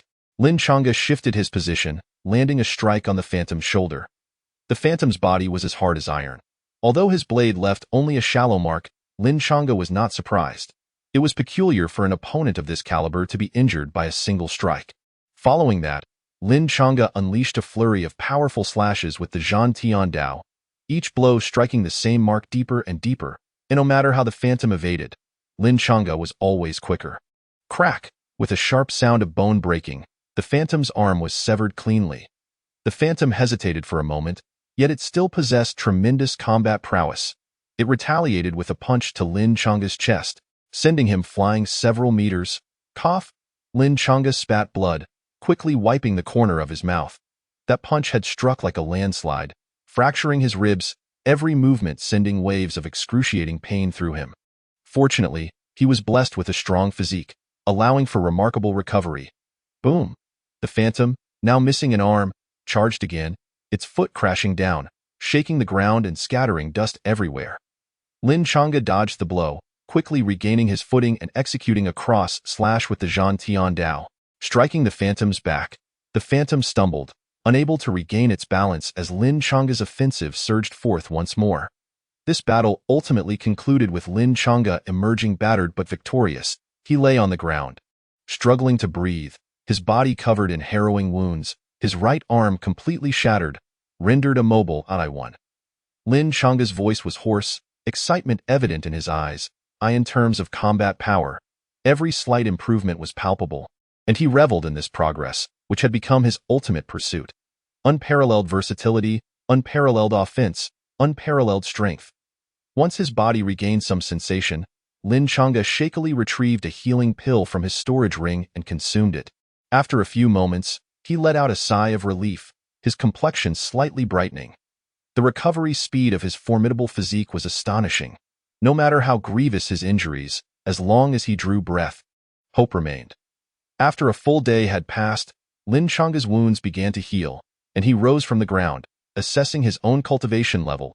At this rate, it wouldn't be long before he entered the 5th level of the Earth Spirit realm. Within his storage ring lay another Earth Yuan Spirit pill, ready to elevate his cultivation at any time. Lin Chang'e smiled, well aware of the pill's immense value. He intended to save it for later use. Each ascension would inevitably become more challenging. When he reached the 7th or 8th level of the Earth Spirit realm, utilizing it would yield the greatest effect in the distance. Yu held the piece of yutai he had obtained from the Tong Tian Pavilion, deep in thought. Brother Chicken, I have been pondering what is within this yutai. I have attempted many times to open it, yet to no avail. Lin Chang'e raised an eyebrow. Isn't that just a piece of yutai? It can be used as material for forging spirit weapons. No, it is much more than that. Yu replied earnestly. I have an instinct that this item is anything but ordinary. Let me use my heavenly eye to see if I can open it. With that, Yu placed the yutai before him and formed hand seals. In an instant, beams of resplendent golden light shot forth from his eyes, akin to 2 flickering candle flames in the darkness of night, both tenacious and terrifying. Lin Chang'e glanced at his gaze from a distance, and immediately felt a profound tremor in his soul, his consciousness becoming somewhat hazy, as if all secrets had been laid bare before him, devoid of any semblance of privacy. Truly, he was a 5th-ranked existence among the ancient ferocious beasts, and any of his methods were dreadfully formidable. Lin Chang'e pondered within, considering that Yu was merely at the 4th level of the Earth Spirit realm. Should his realm continue to ascend and reach the Heaven Spirit realm, would he not become even more fearsome? Just a single glance could obliterate an opponent's soul, utterly suppressing them. The Taichu 9 Hell's Fire Phoenix, even bereft of memory, would not be something an ordinary individual could contend with merely based on instinct. Before long, beads of sweat began to trickle down Yu's forehead, and as the brilliance in his eyes intensified, he seemed to dissect the piece of dark iron bit by bit. Even the void before him trembled with a resonant hum. Lin Chang'e's face was alight with anticipation, his fists clenched tightly. Moments later, Yu appeared to be short of breath, a mix of impatience and ire evident as he formed seals anew, and the light in his eyes surged once more, resembling the descent of celestial flames. Lin Chang'e quickly closed his eyes, fearing that this radiance might disrupt his own mental state. That gaze could pierce through all worldly illusions. Finally, Yu exclaimed in surprise, as expected, there is indeed something inside. Lin Chang'e's heart jolted. Whatever could evoke such astonishment from Yu must surely be a remarkable treasure. What could it be? He hurriedly stepped forward, pressing for answers. Fragments, blood seeped from Yu's eyes, yet he maintained his divine sight, his voice brimming with excitement. From my observation, it appears to be a fragment of a small cauldron. Do not rush. Allow me to attempt to open this dark iron. Blood flowed increasingly, staining his yellow feathers. Yet, Yu remained oblivious, continuing to form seals, striving to cleave the dark iron with his divine sight. Enough! Lin Chang'e grasped Yu, covering his eyes. If this continues, you may very well lose your sight. Chapter 66. Midnight Ambush on the Heavenly Fire Sect. Sizzle. Before Yu could retract his divine sight, those 2 brilliant golden rays instantly melted flesh and bone, piercing through Lin Chang'e's palm, emerging from the back of his hand before vanishing into the void. Lin Changa's expression remained impassive, as if the injury were not his own. He enunciated slowly, "Do not overexert yourself." Only then did Ayu snap back to reality, casting a regretful glance at Lin Changa's hand before sighing. "Alas, I was too excited. You see, even though I am unaware of what that small cauldron is, the mere fragment is enough to elicit such enthusiasm.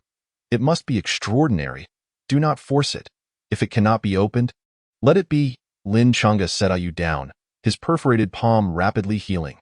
He then produced a series of spirit stones from his storage ring, offering them to Ayu. Ayu inhaled over 1,000 spirit stones in one gulp.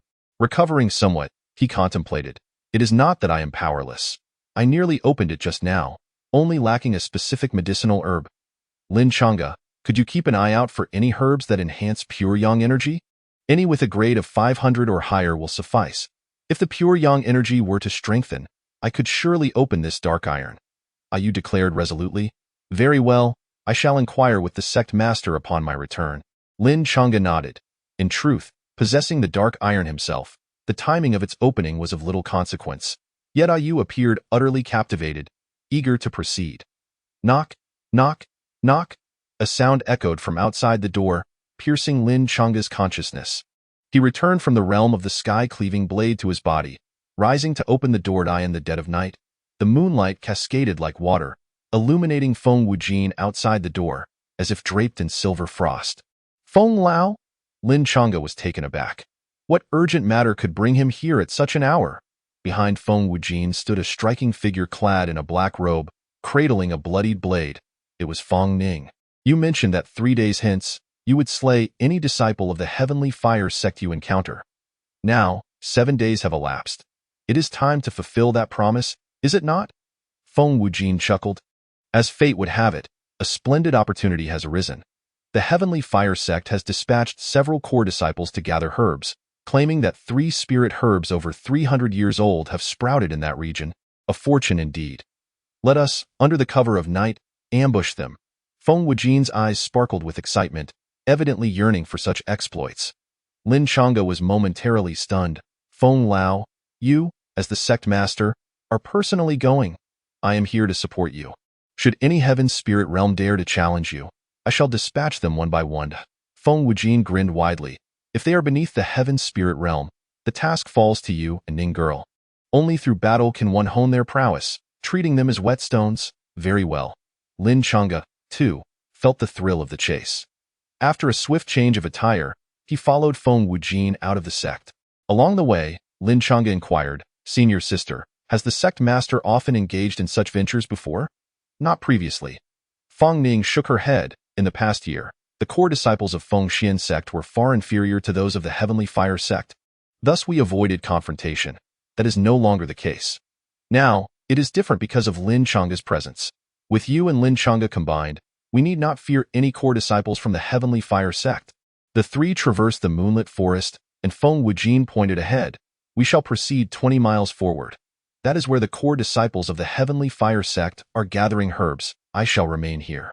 Among the various sects, despite their animosity, there existed an unspoken rule. Elders of a higher realm must not easily strike down juniors. Otherwise, there would be no end to the conflict, merely a cycle of retribution against each other's disciples. Yet, Lin Changa's emergence had pushed the heavenly fire sect to the brink of breaching this tenet. Thus, Feng Wujin had come in person to ensure Lin Changa's safety while also conveying to the heavenly fire sect that should their powerful members engage in hunting each other's disciples, the Feng Xian sect would inevitably emerge as the dominant force. Onward. Lin Changa and Feng Ning melded into the shadows, their movements exceptionally deft. Even as they dashed through the forest, no sound betrayed their passage. The distance of 20 miles was traversed in the blink of an eye. They halted, attuning their senses to the commotion ahead. Beneath the moonlight, several core disciples of the heavenly fire sect were engaged in a fierce battle with a beast. This beast had reached the 8th level of the earth's spirit realm, its strength formidable, yet it was battered and bruised by the onslaught of the core disciples. "Hurry, press on, slay this beast." The core disciples' eyes gleamed with fervor. They had initially believed to be gathering 300-year-old spirit herbs, yet were astonished to discover that the herbs were over 600 years old. A truly unexpected windfall. Ha ha ha, this will yield great merit upon our return. The core disciples, elated, unleashed their various techniques, vibrant lights cascading upon the beast, resonating with thunderous sounds. Meanwhile, at the cave's entrance behind the beast, a cluster of spirit herbs thrived, lush and verdant, evidently nearing maturity. Come take a look, Lin Changa whispered. Do any of these herbs suit your needs? Ayu peeked out from Lin Changa's collar, his eyes lighting up with excitement upon seeing, yes, yes. The blood dragon grass at the center contains pure yang energy, and its age has reached 600 years. With it, I can surely open that dark iron. Excellent. Lin Changa pressed Ayu back down, chuckling softly. It appears we have indeed stumbled upon a fortuitous encounter. Roar! The beast, riddled with spirit weapons, stumbled as its massive form leapt, expending tremendous energy. Ayu had little breath left, its struggle akin to that of a cornered animal, waiting for the inevitable end. Realizing its demise was nigh, the beast roared mightily after being pierced by a sword, suddenly raising its forepaw and striking at the nearest core disciple with lightning speed. Thud! The disciple's body was torn apart midair, blood spraying forth. This beast, junior brother Lu, was too careless. The remaining core disciples displayed expressions of regret, yet there was little to be said. Such was the way of the world. A single misstep could lead to utter ruin. After delivering that devastating blow, the beast finally succumbed, crashing to the ground and kicking up clouds of dust. The other core disciples, refusing to relent, unleashed a barrage of attacks until the beast lay motionless, confirming its demise. You lot, deal with this beast. Its body is filled with treasures. One core disciple commanded. He sure. Accompany me to gather the spirit herbs. Lin Changa smiled, glancing at Fong Ning, who was also observing him. Their thoughts aligned. One on each side. As Lin Changa's words fell, he surged toward the spirit herbs. Chapter 67. Blood Dragon Grass, Earth Spirit Realm, 9th level.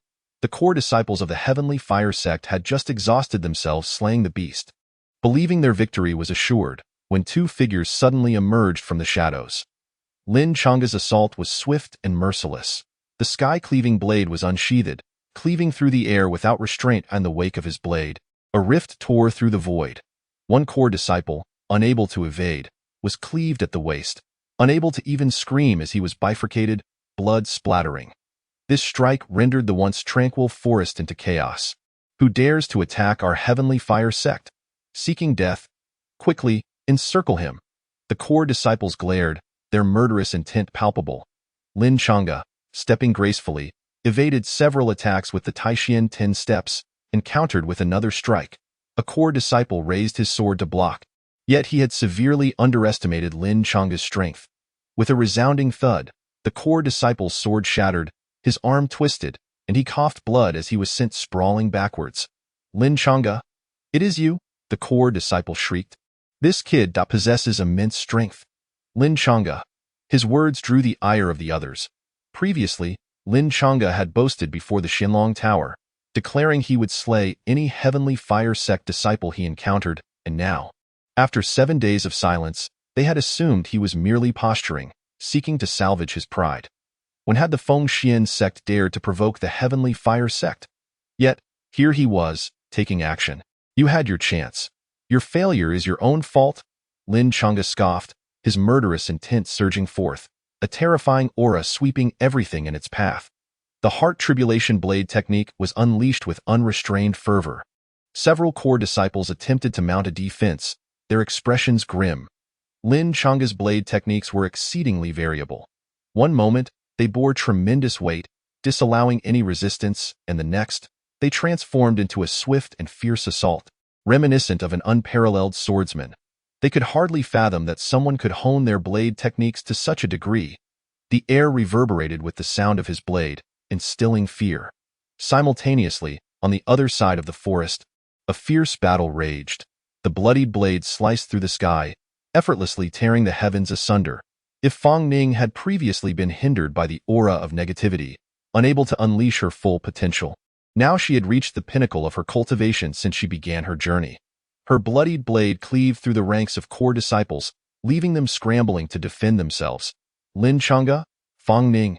These two are treasures of the Fengxian sect. If we can capture them alive, it will be a monumental achievement. The leading core disciple roared. a rallying cry meant to inspire and stabilize the morale of his comrades. Capturing them alive is one thing, but Lin Chang'e is far too dangerous. I must break his limbs first, so that he, one core disciple bellowed, yet before he could finish, Lin Chang'e, employing his ethereal agility, appeared behind him. Swoosh!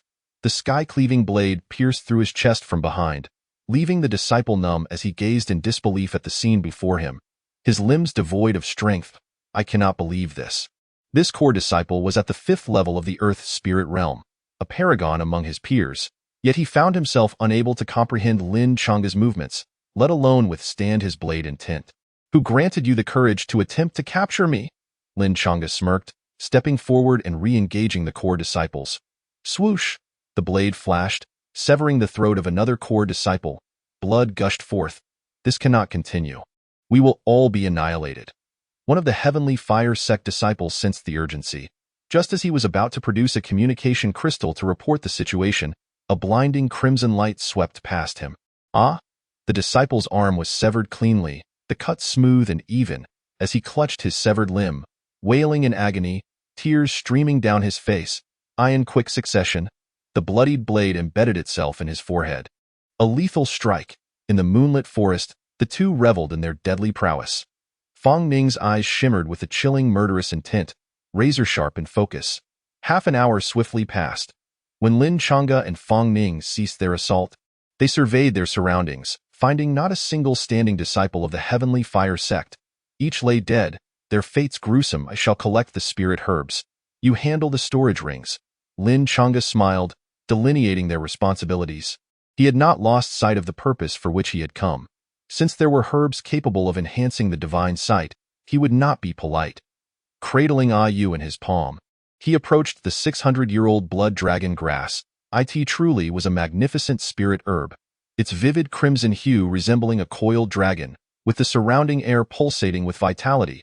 Yu leaned closer to the root of the blood dragon grass, deftly plucking it with a cunning motion and swiftly consuming it. Lin Chang'e glanced at the other spirit herbs, each surpassing 300 years in age. He retrieved a long box, meticulously gathering the herbs and placing them within. He still had to report back. Once he had organized the spirit herbs, Fong Ning on the other side also stowed away all her storage rings. This battle had yielded far more than anticipated. Senior sister, all these spirit herbs will have to be confiscated. Lin Chang'e gazed earnestly at her. So, could you share half of your storage rings with me? Fong Ning hesitated, wrestling with her thoughts for a moment before finally nodding. Very well. It was evident that she regarded Lin Chang'e as exceedingly important, willing to share with him. Had it been anyone else, they would never have received such generosity. Asking for half? Go elsewhere. Anyone who dares to harm the core disciples of the heavenly fire sect will certainly meet their demise today. A thunderous shout erupted from the depths of the forest, shaking the very air, as an oppressive aura surged forth, reverberating in succession.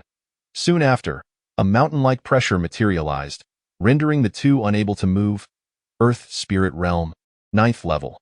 Feeling this familiar aura, a fierce glint ignited in Lin Chang'e's eyes. Senior sister, it seems we have encountered a formidable foe. Let us fight. Fong Ning's response was even more direct, her bloodied blade slicing through the air as her figure transformed into a streak of light. Soaring, buzz! Lin Chang'e shattered a lightning talisman to bolster his defenses before planting his foot firmly on the ground, and with a resounding boom, shot upwards defying the heavens. Two war blades, one left and one right, met the oncoming adversary. Such a level of cultivation is far too audacious. The newcomer seethed with rage. Have the disciples of Feng Xian's sect grown so arrogant lately? It seems they have not been dealt with sufficiently. Boom! He swatted Fong Ning aside. Under the pure pressure of realm, her assault posed little threat to him. Then, in the face of Lin Chang'e's incoming strike, he was confident enough to meet it with his palm. Soul-cleaving blade. Lin Chang'e's eyes blazed with brilliance as his blade struck the man's palm. He hesitated slightly, clearly feeling the impact on his soul. Yet this minor disturbance halted him only for a breath's time before more terrifying attacks surged forth. Lin Chang'e was struck in the chest by a fist, the overwhelming force causing the lightning talisman to explode. Yet he did not retreat, his pupils radiating fighting spirit as he retaliated with a slash across the opponent's chest, drawing forth a line of blood. Chapter 68. Your final role is to serve as their whetstone. The newcomer was evidently taken aback, stepping back as he clutched his chest wound in disbelief. A mere boy at the 4th level of the Earth spirit realm can actually wound me. As Lin Changa's gaze fell upon the man, realization dawned. This was none other than Elder Sun. Sun Shuren. Lin Changa flashed a smile, questioning whether there was no one left in the Tianhua sect that they had sent him.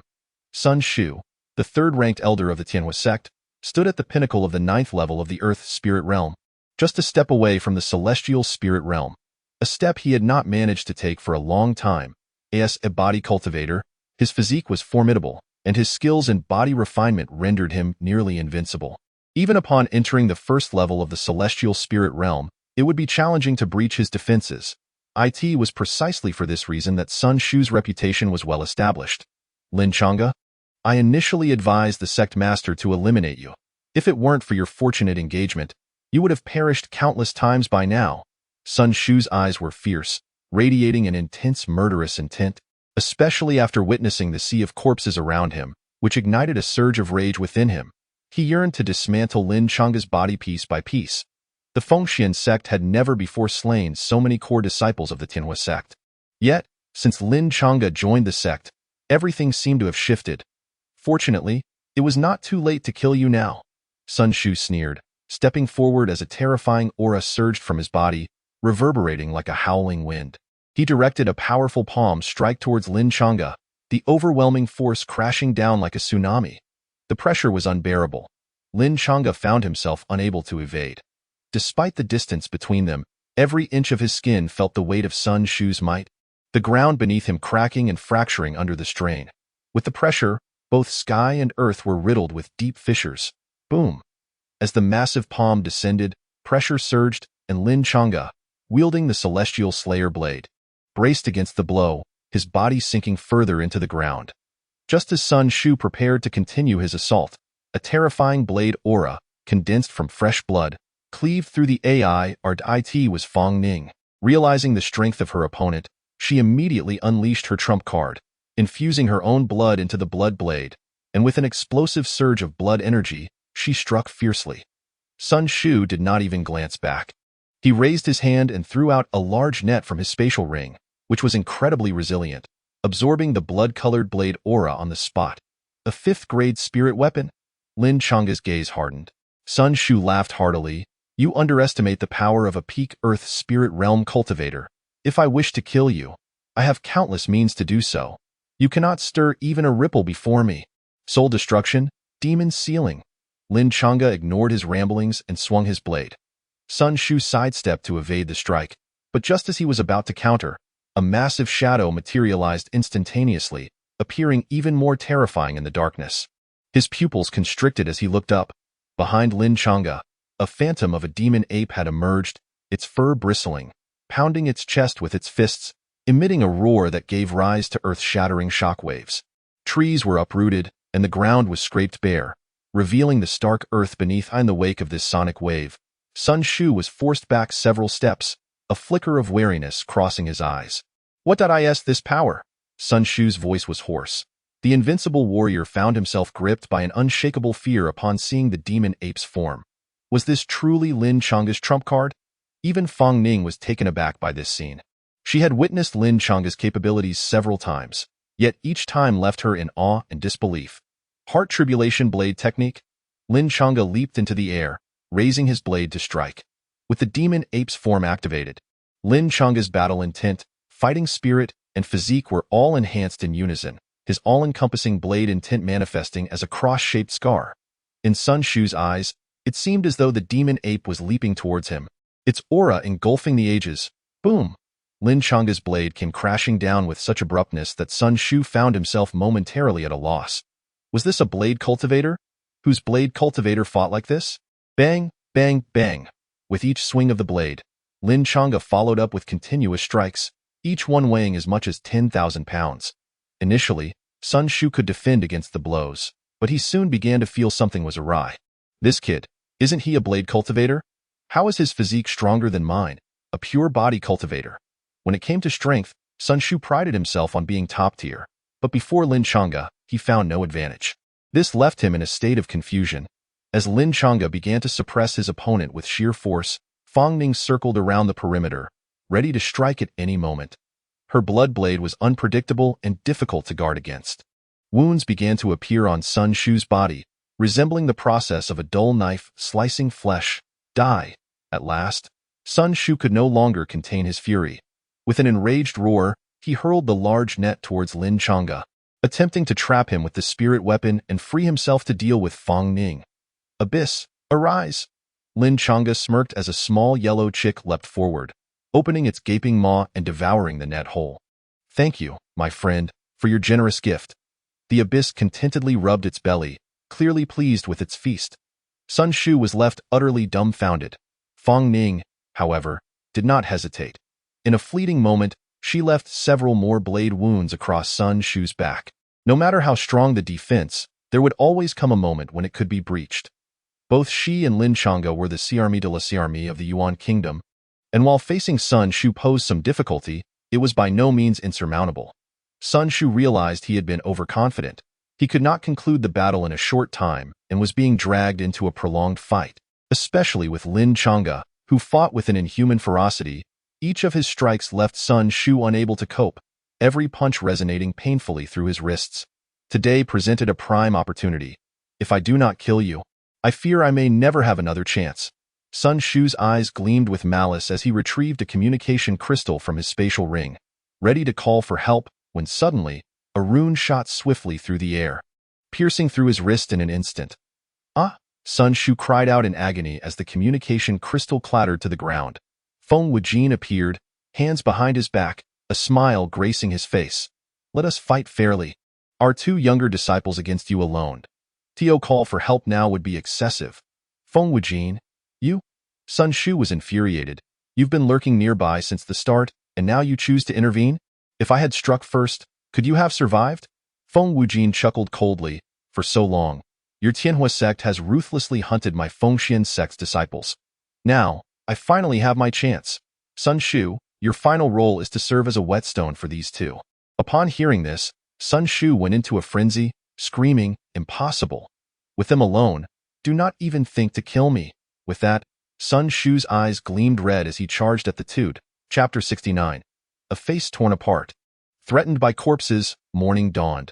The first rays of light filtered through the trees into the forest, revealing swirling mists rising. Sun Shu lay on the ground, devoid of any sound. His body was battered, bloodied, and mangled. Not a single piece of good flesh remaining. Lin Chang'e and Fang Ning had also sustained significant injuries. An elder at the peak of the Earth spirit realm was indeed a perilous opponent when he fought with everything he had. Sun Shu held a position within the Tianhua sect that ranked among the top 5. Lin Chang'e wiped the blood from the corner of his mouth, his expression frigid. Just this little bit, to gradually erode the power of the Tianhua sect, until one day, the vast sect would collapse with a thundering crash, reduced to ruins. Throughout the protracted battle, he had ascended to the 5th level of the Earth spirit realm. This was the essence of tempering. Fang Ning, covered in wounds, felt no pain as she approached and retrieved Sun Shu's spatial ring. This time, she did not keep it for herself, but tossed it to Lin Chang'e. Lin Chang'e raised an eyebrow. He is ours, we killed him together. That final blow, you saved me. Fang Ning pointed to a gaping wound at her waist. Her fair skin split open, revealing her ribs within. If it weren't for your strike, he would have killed me. Fang Ning's expression was steady, her words succinct. The wound looked painful, yet she had long since grown accustomed to injuries in battle, not even furrowing her beautiful brows. Then I shall not be polite. Lin Chang'e chuckled lightly, tossing the spatial ring to the abyss. Wow, Lin Chang'e, you've finally become human, the abyss exclaimed joyfully. The contents of the spatial rings were merely low-grade spirit weapons and pills, of little use to Lin Chang'e but a feast for him. Creak. The abyss gulped down the spatial ring, devouring all the treasures within in an instant, the satisfaction of being full bringing him immense joy. Let's go. The core disciples of the Tianhua sect have been missing for a night. They will soon begin their search. Feng Wujian smiled, his gaze filled with hope for the two. Fang Ning and Lin Chang'e might not remain in the Fengxian sect for long. But they were the future of the sect. Watching them grow was akin to witnessing Fang Zhan and Feng Yin during their youth. For Feng Wujin, it held a deeper significance. Upon returning to the sect, Lin Chang'e immediately retreated to his courtyard to soak in a bath. Feng Wujin provided both of them with a medicinal pouch containing some unknown grade of spirit medicine, but its effects were outstanding. Ah, how delightful! Lin Chang'e closed his eyes, savoring the brief pleasure. He had grown accustomed to enhancing his strength through battle. Thus, these moments of relaxation were all the more precious. Meanwhile, within the celestial slayer blade, the abyss utilized the pure yang energy from the blood dragon grass to continue employing the heavenly divine ability to cleave through the dark iron.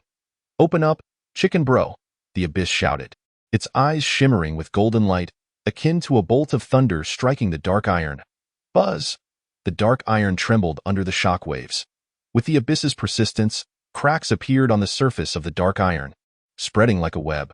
Ultimately, the entire piece shattered with a crack, fragments floating in the air, resembling a quarter of a complete small cauldron. The abyss held the small cauldron fragment, examining it closely, but could discern little about it. "What on earth is this?" it muttered to itself, when suddenly, a mysterious woman floated in, her jade-like hand beckoning, and the small cauldron fragment flew into her palm. "Elder, you are well versed. Please identify this." The abyss immediately stepped back. Wearing a smile, the mysterious woman's beautiful eyes narrowed slightly.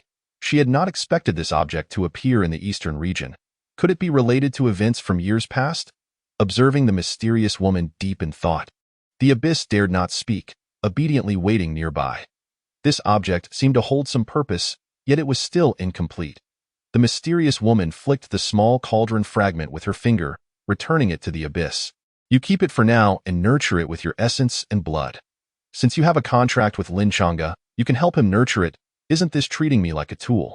"No, a tool chicken?" the abyss muttered under its breath. Though it complained, it still complied.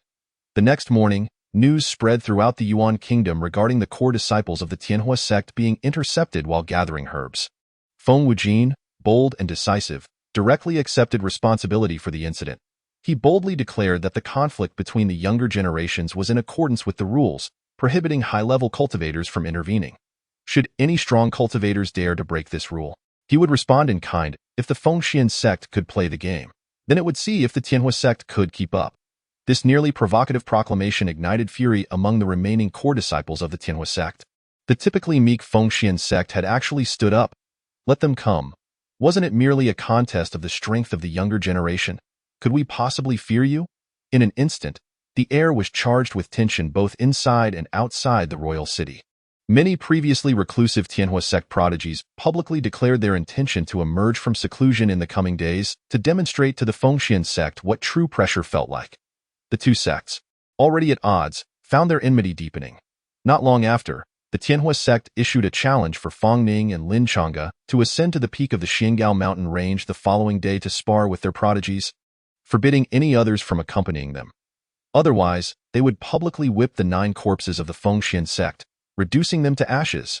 "You Fengxian sect wanted to bring back these corpses? I shall not allow you to have your way." Upon receiving the news, Fang Ning stormed into Lin Chang'e's courtyard, her beautiful eyes radiating a fierce murderous intent like never before. "Lin Chang'e, I must go," Fang Ning declared emphatically. "Not only is my elder brother's corpse among them, but also Feng Lao's grandson Feng Yin, and so many senior brothers." Lin Chang'e narrowed his eyes, replying, "If we are to go, we shall go, but do not rush. We still have time to plan." Fang Ning's anger subsided slightly. "What do you have in mind?" "Come." Lin Chang'e invited Fang Ning into the room, where a large sheet of rice paper lay spread across the table, densely covered with writing and accompanied by a map outlining various regions. "Since entering the sect, I have been contemplating how to retrieve their corpses. Relying on brute force is clearly insufficient. They can destroy the corpses at any moment, subjecting us to humiliation," Lin Chang'e sneered.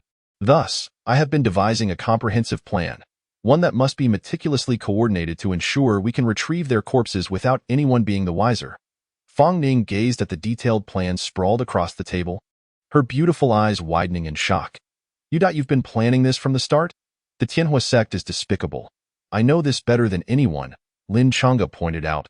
"That is why I devised this plan, which has been in place for quite some time. It was merely lacking one crucial element." "What element?" "The Abyss's realm.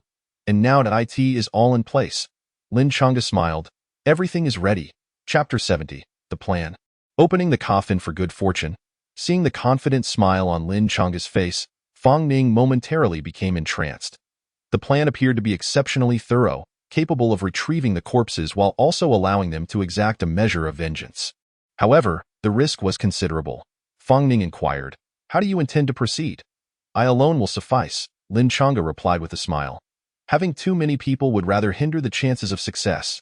You intend to venture into a den of dragons and tigers alone?" Fang Ning's fists tightened, suddenly feeling anxious for Lin Changa. "No, there is also him." Lin Changa opened his palm, revealing the abyss standing there, arms crossed, displaying an air of arrogance. "With Chicken Bro here, this plan is guaranteed to succeed." Fang Ning hesitated, seemingly doubtful of the abyss's abilities. This scene infuriated the abyss. "If it weren't for your broad-mindedness, I would make you pay for humiliating Chicken Bro." It gritted its teeth. The atmosphere lightened somewhat with the abyss's playful banter. Yet Fang Ning still felt apprehensive. In the end, Lin Changa fixed his gaze on her, asking, "Do you wish for their corpses to return?" "I do," Fang Ning replied. "Then trust me, this is the only way. But you would be placing yourself in danger." Fang Ning hesitated. "I am part of the sect. I share a deep-seated enmity with the Tianhua sect. From any perspective, my going poses no issue if you wish to ensure my safety." "Remember my next words?" Lin Changa spoke firmly, each word resonating with conviction. On this day, Fang Ning responded. They would accept the Tianhua sect's demands but requested to meet 3 days later, as they were currently in seclusion. She also proposed a fair duel against the Tianhua sect's prodigies at the summit of the Xiangao mountain range. If victorious, the Tianhua sect must return the corpses. Naturally, the Tianhua sect readily agreed. This news rapidly spread throughout the Yuan kingdom. Numerous cultivators realized that the battle between the Tianhua sect and the Fengxian sect's prodigies might be upon them sooner than expected. 3 months hence, the Yuan kingdom would host the prodigy tournament, yet it was evident that they were unwilling to wait. Atop the Xiangao mountain range, a few simple structures had been erected, where Han Yin spent most of his time. Outside, a massive wooden frame bore 9 corpses, left to the elements for far too long, now reduced to mere skeletons. Each corpse bore a wooden plaque around its neck, inscribed with their names.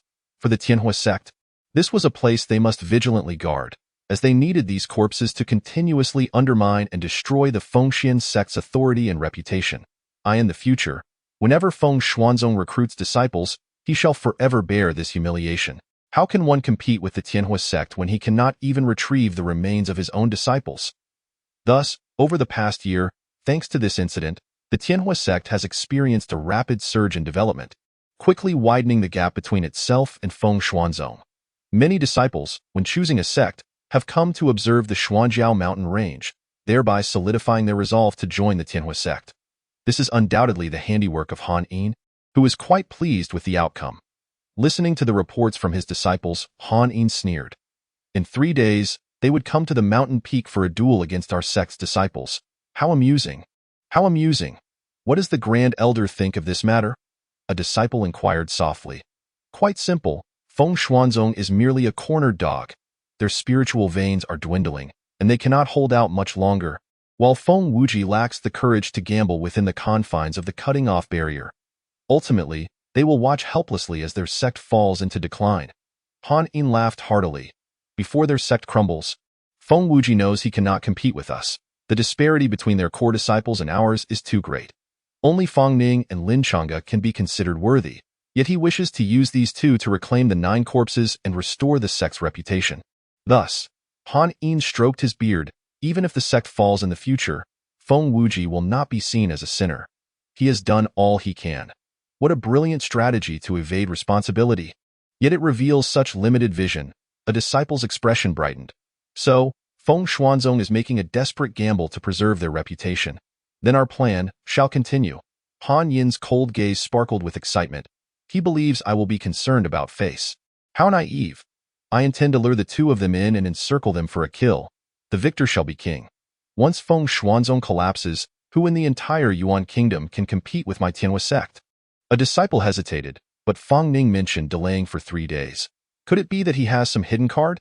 It is merely a matter of enhancing their realms and honing their martial skills.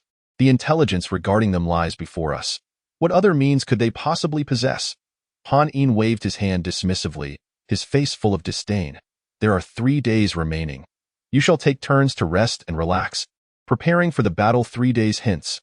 What about the Lord of the Holy Land? Another disciple inquired. I shall make contact. Han Yi nodded. I in the dead of night.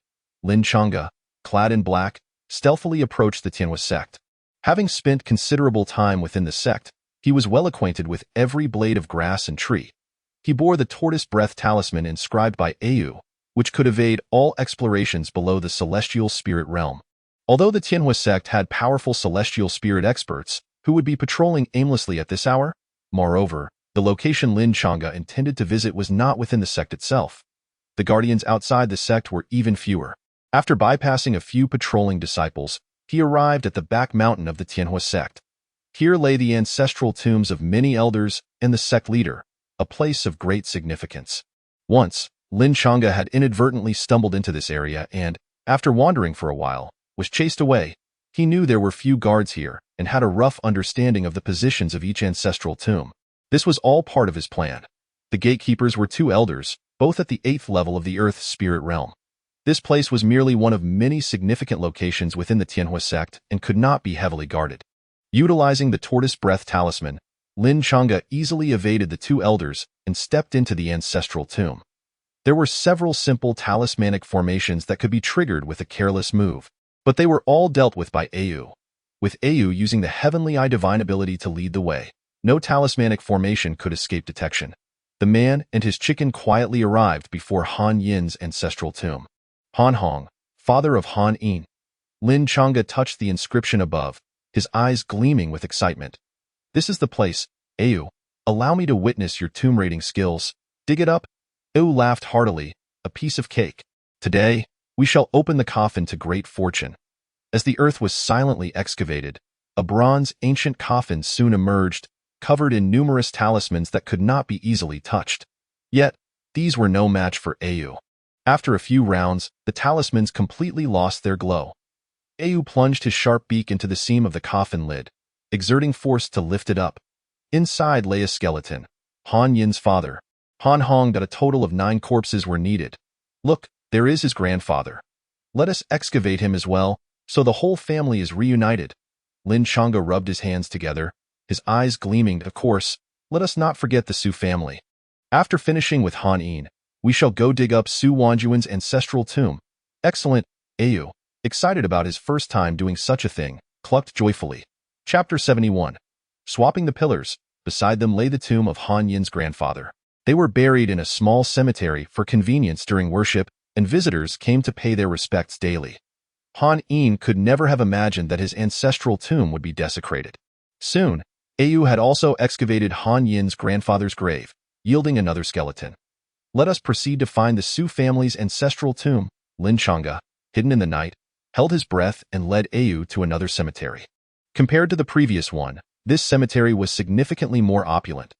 This was the ancestral tomb of the current sect leader, Su Wanjun. Inside lay his father, mother, grandfather, and great-grandfather.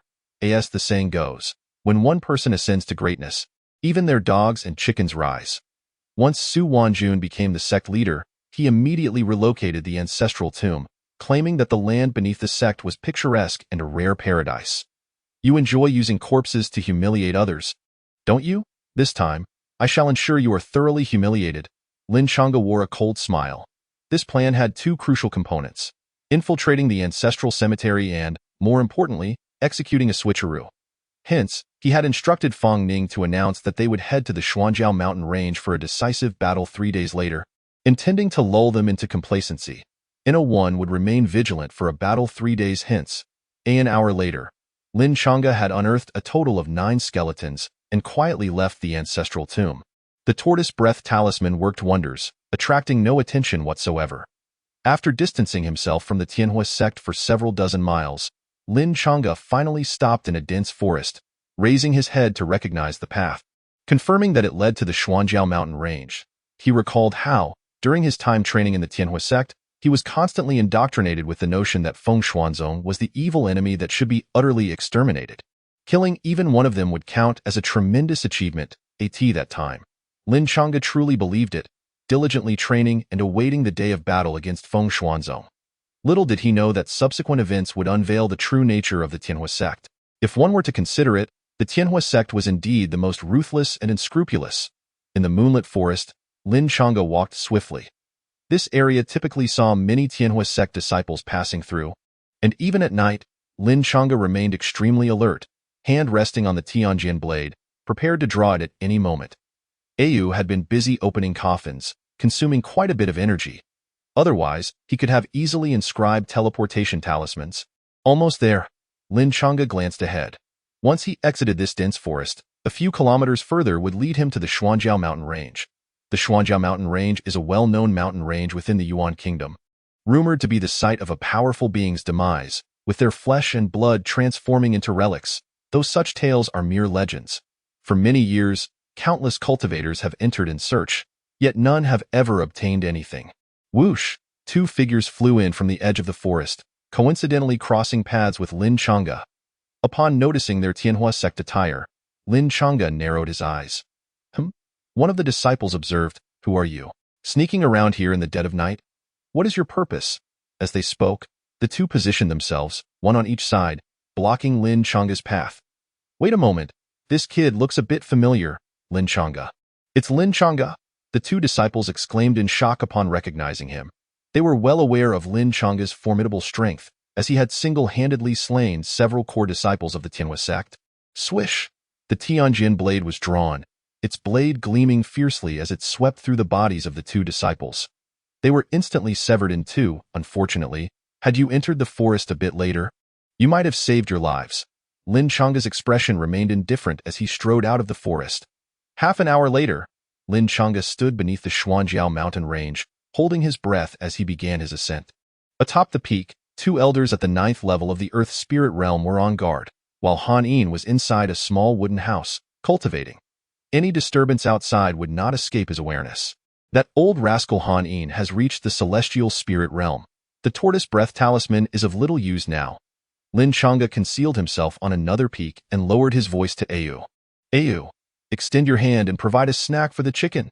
Lin Chang'e tossed a few storage rings to him, all filled with earlier plundered treasures. "What is all this rubbish? Give me something useful." Wu rolled his eyes. "I'm eating grass and squeezing milk. Is there really such exploitation of a chicken?" Lin Chang'e produced several thousand spirit stones and chose a few spiritual weapons, giving them all to Ayu. Wu opened his mouth, inhaling them in a storm. Afterward, he clutched his belly, saying, "Only when full does one have the strength." Wu then began to inscribe symbols, the talisman still being the tortoise breath talisman, but with a noticeable difference in the final 3 strokes, as if imbued with more rules. Soon, Ayu presented a talisman to Lin Chang'e. This is an enhanced tortoise breath talisman that can significantly evade detection by celestial spirit realm experts. However, do not create too much commotion. Otherwise, no one can save you. All right. Lin Chang'e's eyes brightened as he affixed the enhanced tortoise breath talisman to his forehead. In an instant, his aura vanished completely. Even if Lin Chang'e stood right in front of someone, they would not perceive his presence if they closed their eyes. "Prepare the corpses, Ayu. Estimate the distance." Ayu squinted, gazing toward the large wooden frame on the distant peak. After estimating the approximate distance, he began inscribing a talismanic formation on the ground. One must admit, Ayu's talismanic skills are indeed remarkable. Even without the memories of being the phoenix of the primordial 9 hells, his years of experience had endowed him with numerous techniques. Soon, a talismanic formation was completed. Wu wiped the sweat from his forehead. "Go on. The chicken will help you cover." "Aren't you going? Are you afraid?" Lin Chang'e shot him a disdainful look. "Afraid of what?" Wu rolled his eyes. "This formation is a one-time use. Once you go over, the chicken must maintain it here, lest you find it difficult to return. Truly, you are as expected." Lin Chang'e ruffled Ayu's head, then stepped into the formation in silence. Lin Chang'e activated the teleportation formation, appearing on the enormous wooden frame atop the mountain. The two elders stood merely a few dozen meters away, with their backs to Lin Chang'e, chatting idly. Lin Chang'e began to carefully remove the corpses hanging from the frame, replacing them with those he had unearthed from the ancestral tomb. However, from appearance alone, it was nearly impossible to discern any difference. Unless one approached for a meticulous examination, no one would realize they had been swapped. Lin Chang'e possessed an exceptionally strong mental fortitude. Even with Han Yin's abode directly behind him and the two elders potentially turning around at any moment, He remained calm and steady, one after another. The 9 corpses were swiftly replaced. Lin Chang'e even thoughtfully hung the same wooden plaques on these skeletons. Only the inscriptions read Han Hong, Su Chong, and other ancestors' names. Having completed all this, Lin Chang'e signaled to Au on the distant peak. Au nodded and activated the formation, allowing Lin Chang'e to leave without incident. Chapter 72. 2 days later, let us watch the show. How is it? Au raised an eyebrow, boasting. Is this talismanic technique of the chicken the strongest you have ever seen? His words brimmed with pride, almost inscribing praise me on his face. Remarkably powerful, Au. Lin Chang'e gave a thumbs up, generously praising him. Without him, it would have been impossible to bring back so many corpses right under Han Yin's nose. This also explained why Feng Xuanzong had always found it difficult to retrieve the corpses. Tio forcefully stormed the peak of Xuanjiao Mountain. Their attacks could easily smash those corpses. That was not the outcome Feng Xuanzong desired. They aimed to retrieve these remains for burial, allowing them to rest in peace. Lin Chang'e bowed respectfully to the saved corpses, addressing them. You are the backbone of Feng Xuanzong. Together, you upheld this sect. Today, I bring you home. Maintaining respect for those who sacrificed for the sect is the most fundamental virtue. Among them were Feng Ning's elder brother Feng Zhan, Feng Wuji's grandson Feng Yan, and Duan Hua's uncle Duan Yang. The next morning, within Feng Xuanzong, Feng Ning had not slept a wink, sitting on a stone bench in the courtyard, resting her chin in her hands as she waited. Tio say that she felt no worry would be a lie. The corpses atop the Xuanjiao mountain range had become her source of anxiety. Her elder brother had ventured there for her sake, yet now they could not even reclaim their bones, suffering humiliation. She longed for those remains to return, but it was not Lin Chang'e's place to take such risks. How long had he even been in the sect? If someone were to take the risk, it should be her. If anything were to happen to him, what could she do? Lost in thought, dawn broke. Feng Ning lifted her gaze to the sky, murmuring, has it already been a night so early? The cool morning dew dampened Feng Ning's black robe, and the blood blade lay on the stone table, merely a foot away from her hand. At a moment's notice, she could seize it and retaliate should anything occur. This was a habit Feng Ning had developed since childhood. Even when sleeping, the blood blade had to be close at hand to keep her anxiety at bay. Creak. The courtyard door swung open. It was Lin Chang'e. Yet, at that moment, Lin Chang'e seemed to recall the previous awkwardness and quickly shut the door again, knocking lightly. Junior sister, you aren't in the bath this time, are you? Feng Ning wanted to laugh. Truly wanting to laugh. That rascal had returned safely. She rose to open the door, finding Lin Chang'e unscathed. It's fine if he didn't succeed. Even if he didn't, it mattered not. Feng Ning spoke first, her habit of gripping the blood blade rising to the fore, only to find it was absent. Turning around, she saw the blood blade still quietly resting on the stone table. She had never been without her blade. Why had she overlooked this detail when answering the door for Lin Chang'e? Could it be that she felt a moment of peace in his presence? So much so that she hadn't even noticed the absence of her blade. No, Lin Chang'e shook his head. It's done. As he spoke, he produced all 9 corpses from his storage ring, laying them out in the courtyard. The ever-strong Feng Ning broke down in tears at that moment. She knelt before Feng Zhan's remains, embracing them and weeping inconsolably. Lin Chang'e said nothing. Over the past year, she had accumulated too many emotions that required release. Feng Zhan had died for her, and so many of their comrades had perished for her.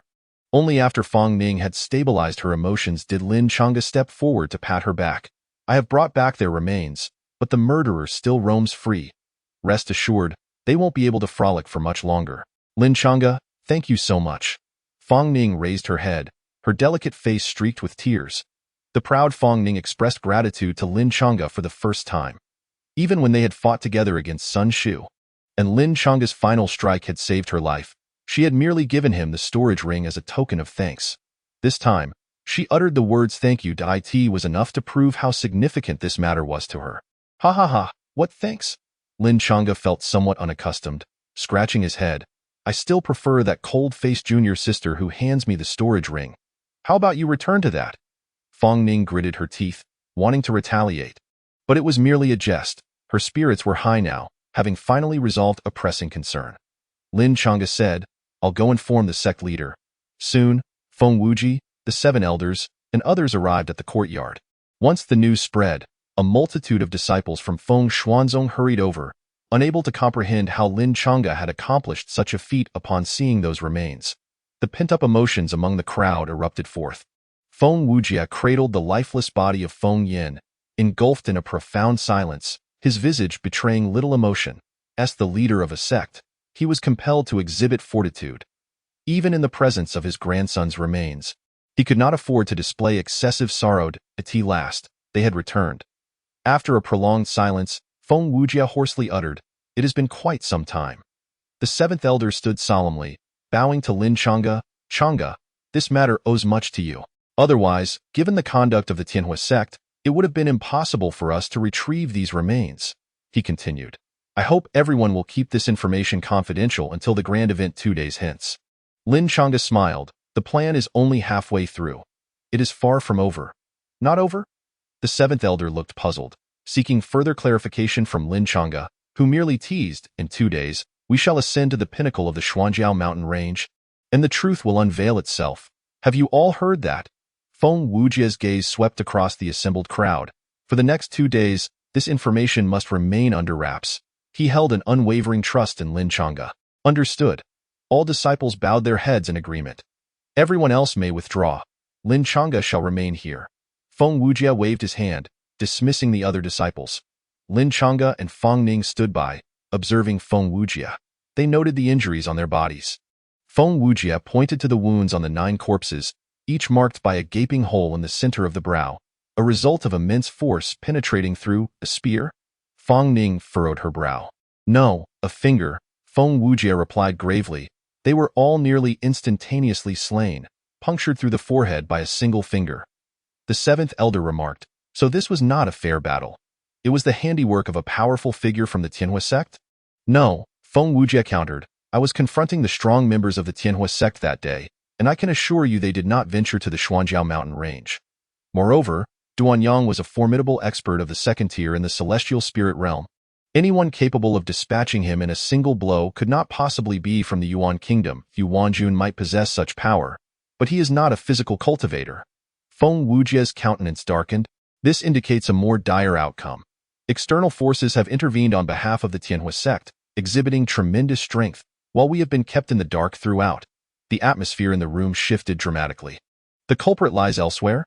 Fang Ning's beautiful eyes flared with killing intent. "I have always suspected foul play. Even if they were outmatched and slain, why was there no damage to the Tianhua sect? This was supposed to be a contest of equals, yet the results are vastly disparate. Indeed, another party is involved, but they will reveal themselves soon enough," Feng Wujie pronounced, emphasizing each word. Chapter 73. All is ready. Only the eastern wind is needed. The Tianhua sect has backing. At this moment, Lin Chang'e interjected, "Elder Feng should be aware that within the Yaoguang sacred land, the Tianhua sect has formidable support." Silence enveloped the room. No one had anticipated that this matter would involve the Yaoguang sacred land, a colossal entity. Across the entire eastern domain, it is a unique sect. There have been multiple overtures from powerful figures within the sacred land. Yet I have consistently declined, Feng Wujie said, weariness etched on his face, his voice hoarse. Each year, the quota for entering the sacred land is exceedingly limited. Once agreed, we effectively become pawns in their hands, subject to their whims. The resources we are compelled to surrender each year are staggering. I refuse to accept such a fate. I would rather allocate these resources for our collective benefit than hand them over. Thus, this is the root of the issue. Lin Chang'e had gleaned some insights regarding the sacred land from Yi Qingyue, fully aware that in an environment where all sects seek backing, lacking support places one at a disadvantage. Others might perceive you as unappreciative. Given that this matter involves powerful figures beyond the Yuan kingdom, it is highly probable they hail from the sacred land. This is foreseeable. Fang Ning's expression hardened. If it truly is from the sacred land, no, to be precise, their backing merely originates from the sacred land. The sacred land is vast, and no one holds the authority to represent it, Lin Chang'e asserted. As Elder Feng mentioned, the truth will surface in due course. Let us temporarily store them here, and after the matter of the Xuanjiao mountain range is resolved in 2 days, we shall conduct a proper burial for them. Feng Wujie rubbed his temples, reasoning that since more than a year had passed, an additional 2 days would not matter. The seventh elder inquired, "What plans do you have for the following 2 days?" Lin Chang'e replied, "They are using the corpses to lure me and my junior sister, forbidding others from following. undoubtedly preparing to ambush us. The Tianhua sect is known for its ruthless tactics and will not hesitate to disregard face. Their reliance rests solely on those corpses. Should we decline to attend, they will publicly destroy the remains. Regardless, they will not suffer a loss, but once I intervene, the true spectacle will commence. Lin Changa's smile was enigmatic. In 2 days, not just the two of us will attend. All the formidable figures of our sect will join. What do you think will happen? They will be infuriated and publicly destroy the corpses to humiliate us. The seventh elder responded first. Indeed, let them proceed as such. Lin Changa clapped his hands, as I mentioned. There will undoubtedly be a grand event in 2 days. I beseech both of you to disseminate this news widely. Inviting many to witness, understood. Feng Wujia appeared contemplative. The news of Lin Changa and Fang Ning's impending duel with the Tianhua sect's elite rapidly spread. The Tianhua sect had initially intended to handle the situation discreetly, as surrounding and slaying them atop the mountain was not a glorious affair, yet the information disseminated swiftly. They sought to halt the spread, but it was already too late. In every street and alley, countless cultivators discussed the matter. This time, it seems Feng Xuanzong is poised for retribution. In that fateful battle years ago, Feng Xuanzong suffered a catastrophic defeat, leading to their subsequent decline. I do not believe they have swiftly regained their strength. Indeed, I have heard that Feng Xuanzong's spiritual veins are on the verge of deterioration. What do they possess to contend with the Tianhua sect? However, Fang Ning and Lin Changa are both prodigies. Feng Xuanzong's decision to accept the challenge must have its reasons. We must all attend this viewing. In every prominent tavern, shop, and gathering place for cultivators, discussions flourished. They reached a consensus that they must witness the confrontation, their anticipation mounting for the events of 2 days hence, atop the Xuanjiao mountain range. Han Yin listened to the recent news, his expression darkening. It appeared that Feng Xuanzong was far more astute than he had anticipated. They aimed to publicize this matter, drawing in more spectators, thus rendering their methods unusable. What should we do? One disciple asked with concern. If a multitude of cultivators arrives, are we to slay Fang Ning and Lin Changa before their eyes? And what of it? Han Yin retorted coldly. In this world, the one with the mightier fist dictates the terms. Once these two are dispatched, Feng Xuanzong's demise is imminent. Do you think those cultivators would dare gossip behind their backs? The disciple pondered thoughtfully. These two must perish. It is the command of the sect master. Han Yin smirked, patting the disciple's shoulder. The sect master does not wish to see Lin Changa participate in the Tian Kingdom's prodigy battle. Understand? I understand, master. The disciple nodded repeatedly at Han Yin.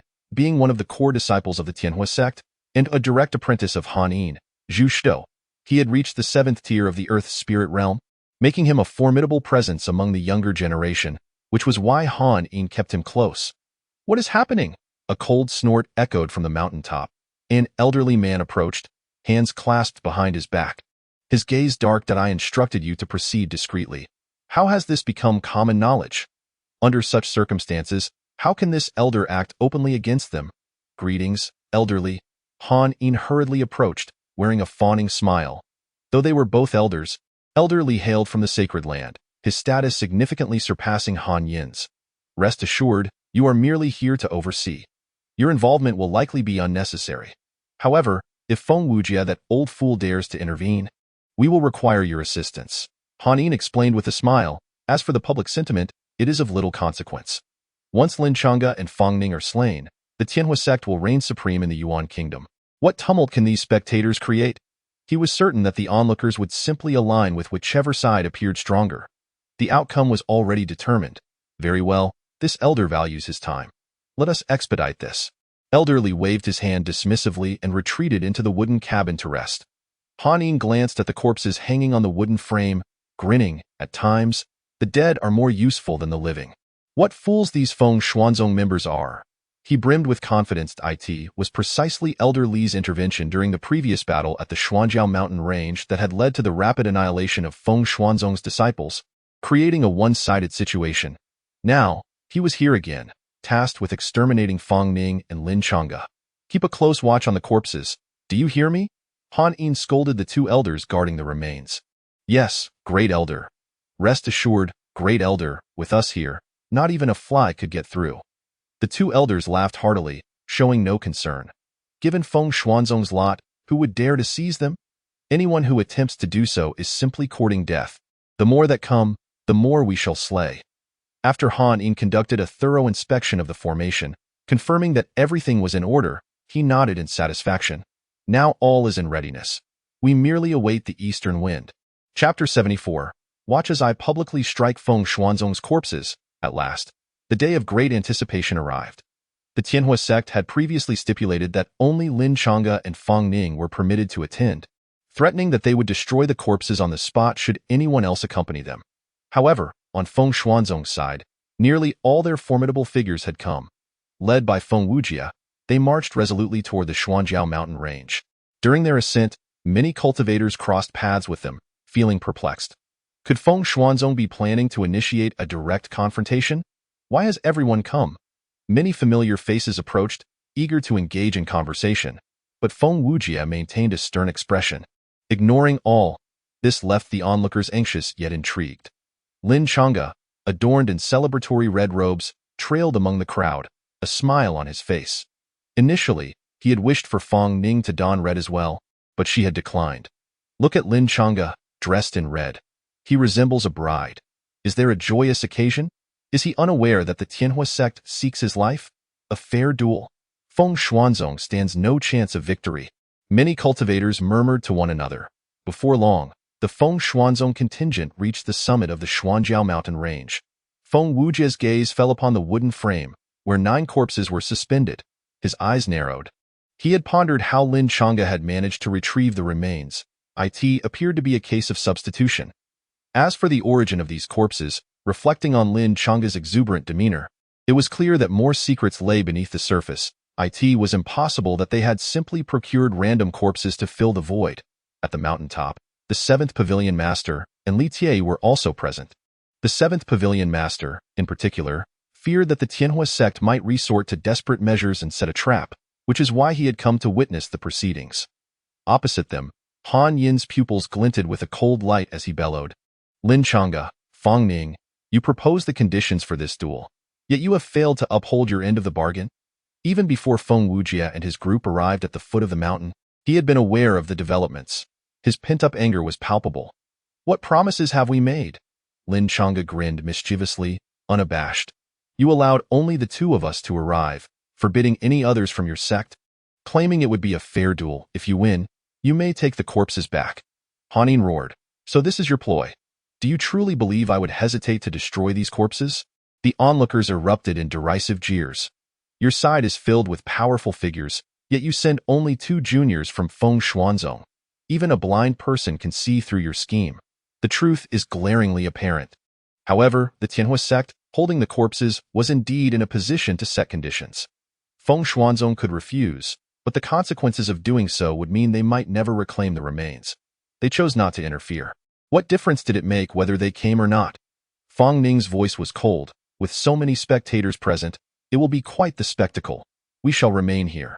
Send forth your core disciples from the Tianhua sect for a duel. Han Yin's expression darkened, but after a few moments, he sneered. Very well, step forward. He snapped his fingers, and a simple teleportation array manifested. Zhu Shou, select a partner and enter. Han Yin feigned a selfless demeanor. Zhu Shou emerged. Selecting another core disciple, the 2 stepped into the teleportation array, their forms vanishing in a flash of light. This was a formation that Han Yin had specially set up upon learning of the spectators. The battle would unfold within this array, and even if the spectators speculated on the proceedings, they would have no direct evidence.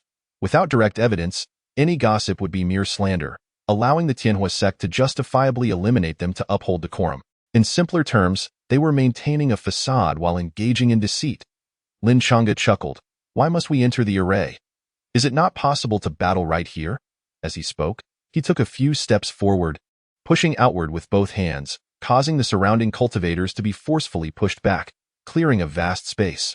Right here, Lin Changge pointed at the ground beneath him. In full view of the multitude, the duel between the elites of the Tianhua sect and Feng Xuanzong would surely generate more buzz. Are you trying to bargain with me? Han Yin's eyes glinted with cold light as he glanced at the corpses suspended above. He then chuckled icily. You seem to have forgotten that the corpses are in my possession. My forbearance in not destroying them immediately is already a show of patience. Spare me your prattle. Step into the array for a fight to the death. Such ferocity? Lin Chang'e blinked. I suspect you have laid a trap within the array to eliminate me and my junior sister. Otherwise, why not engage in an open battle? The veins on Han Yin's forehead throbbed. He realized Lin Chang'e was completely disregarding the expected norms. Could it be that the corpses did not intimidate him? That made sense. He had no personal ties to the remains and had not been in the sect long enough for his attachment to rival that of others. Thus, Han Yin turned to Feng Ning, grinning menacingly. Your older brother is inside, yet you allow him to act so recklessly? I shall ask you one last time. Will you step into the array for battle? As he spoke, the elder beside the wooden frame raised his hand, energy swirling within his palm. I advise you to think carefully. Otherwise, should I act, these corpses will be reduced to ashes, completely obliterated. This was clearly a threat. The gathered cultivators exchanged glances, their disdain palpable. The Tianhua sect, in their desperation to eliminate Feng Ning and Lin Chang'e, resorted to every conceivable tactic, which was rather ludicrous. Yet, given that the corpses were in their possession, they could leverage that against their opponents. Feng Ning's expression was resolute. After a brief pause, she declared, Lin Chang'e's decision is mine, and it is the decision of the entire sect. Very well. Han Yin bellowed in fury. Everyone has heard. Feng Xuanzong has always claimed to value loyalty, wishing to reclaim the corpses. Yet here they are, violating their agreement on the spot. These corpses shall turn to ashes today. With that, he strode toward the corpses, raising his hand, which was now wielding a long whip. He then swung it back, landing a resounding crack against one of the corpses. The sharp sound echoed.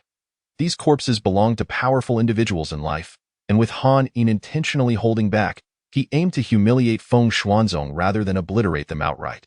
Is this what you desired? Watch closely. These are the remains of your Feng Xuanzong elites.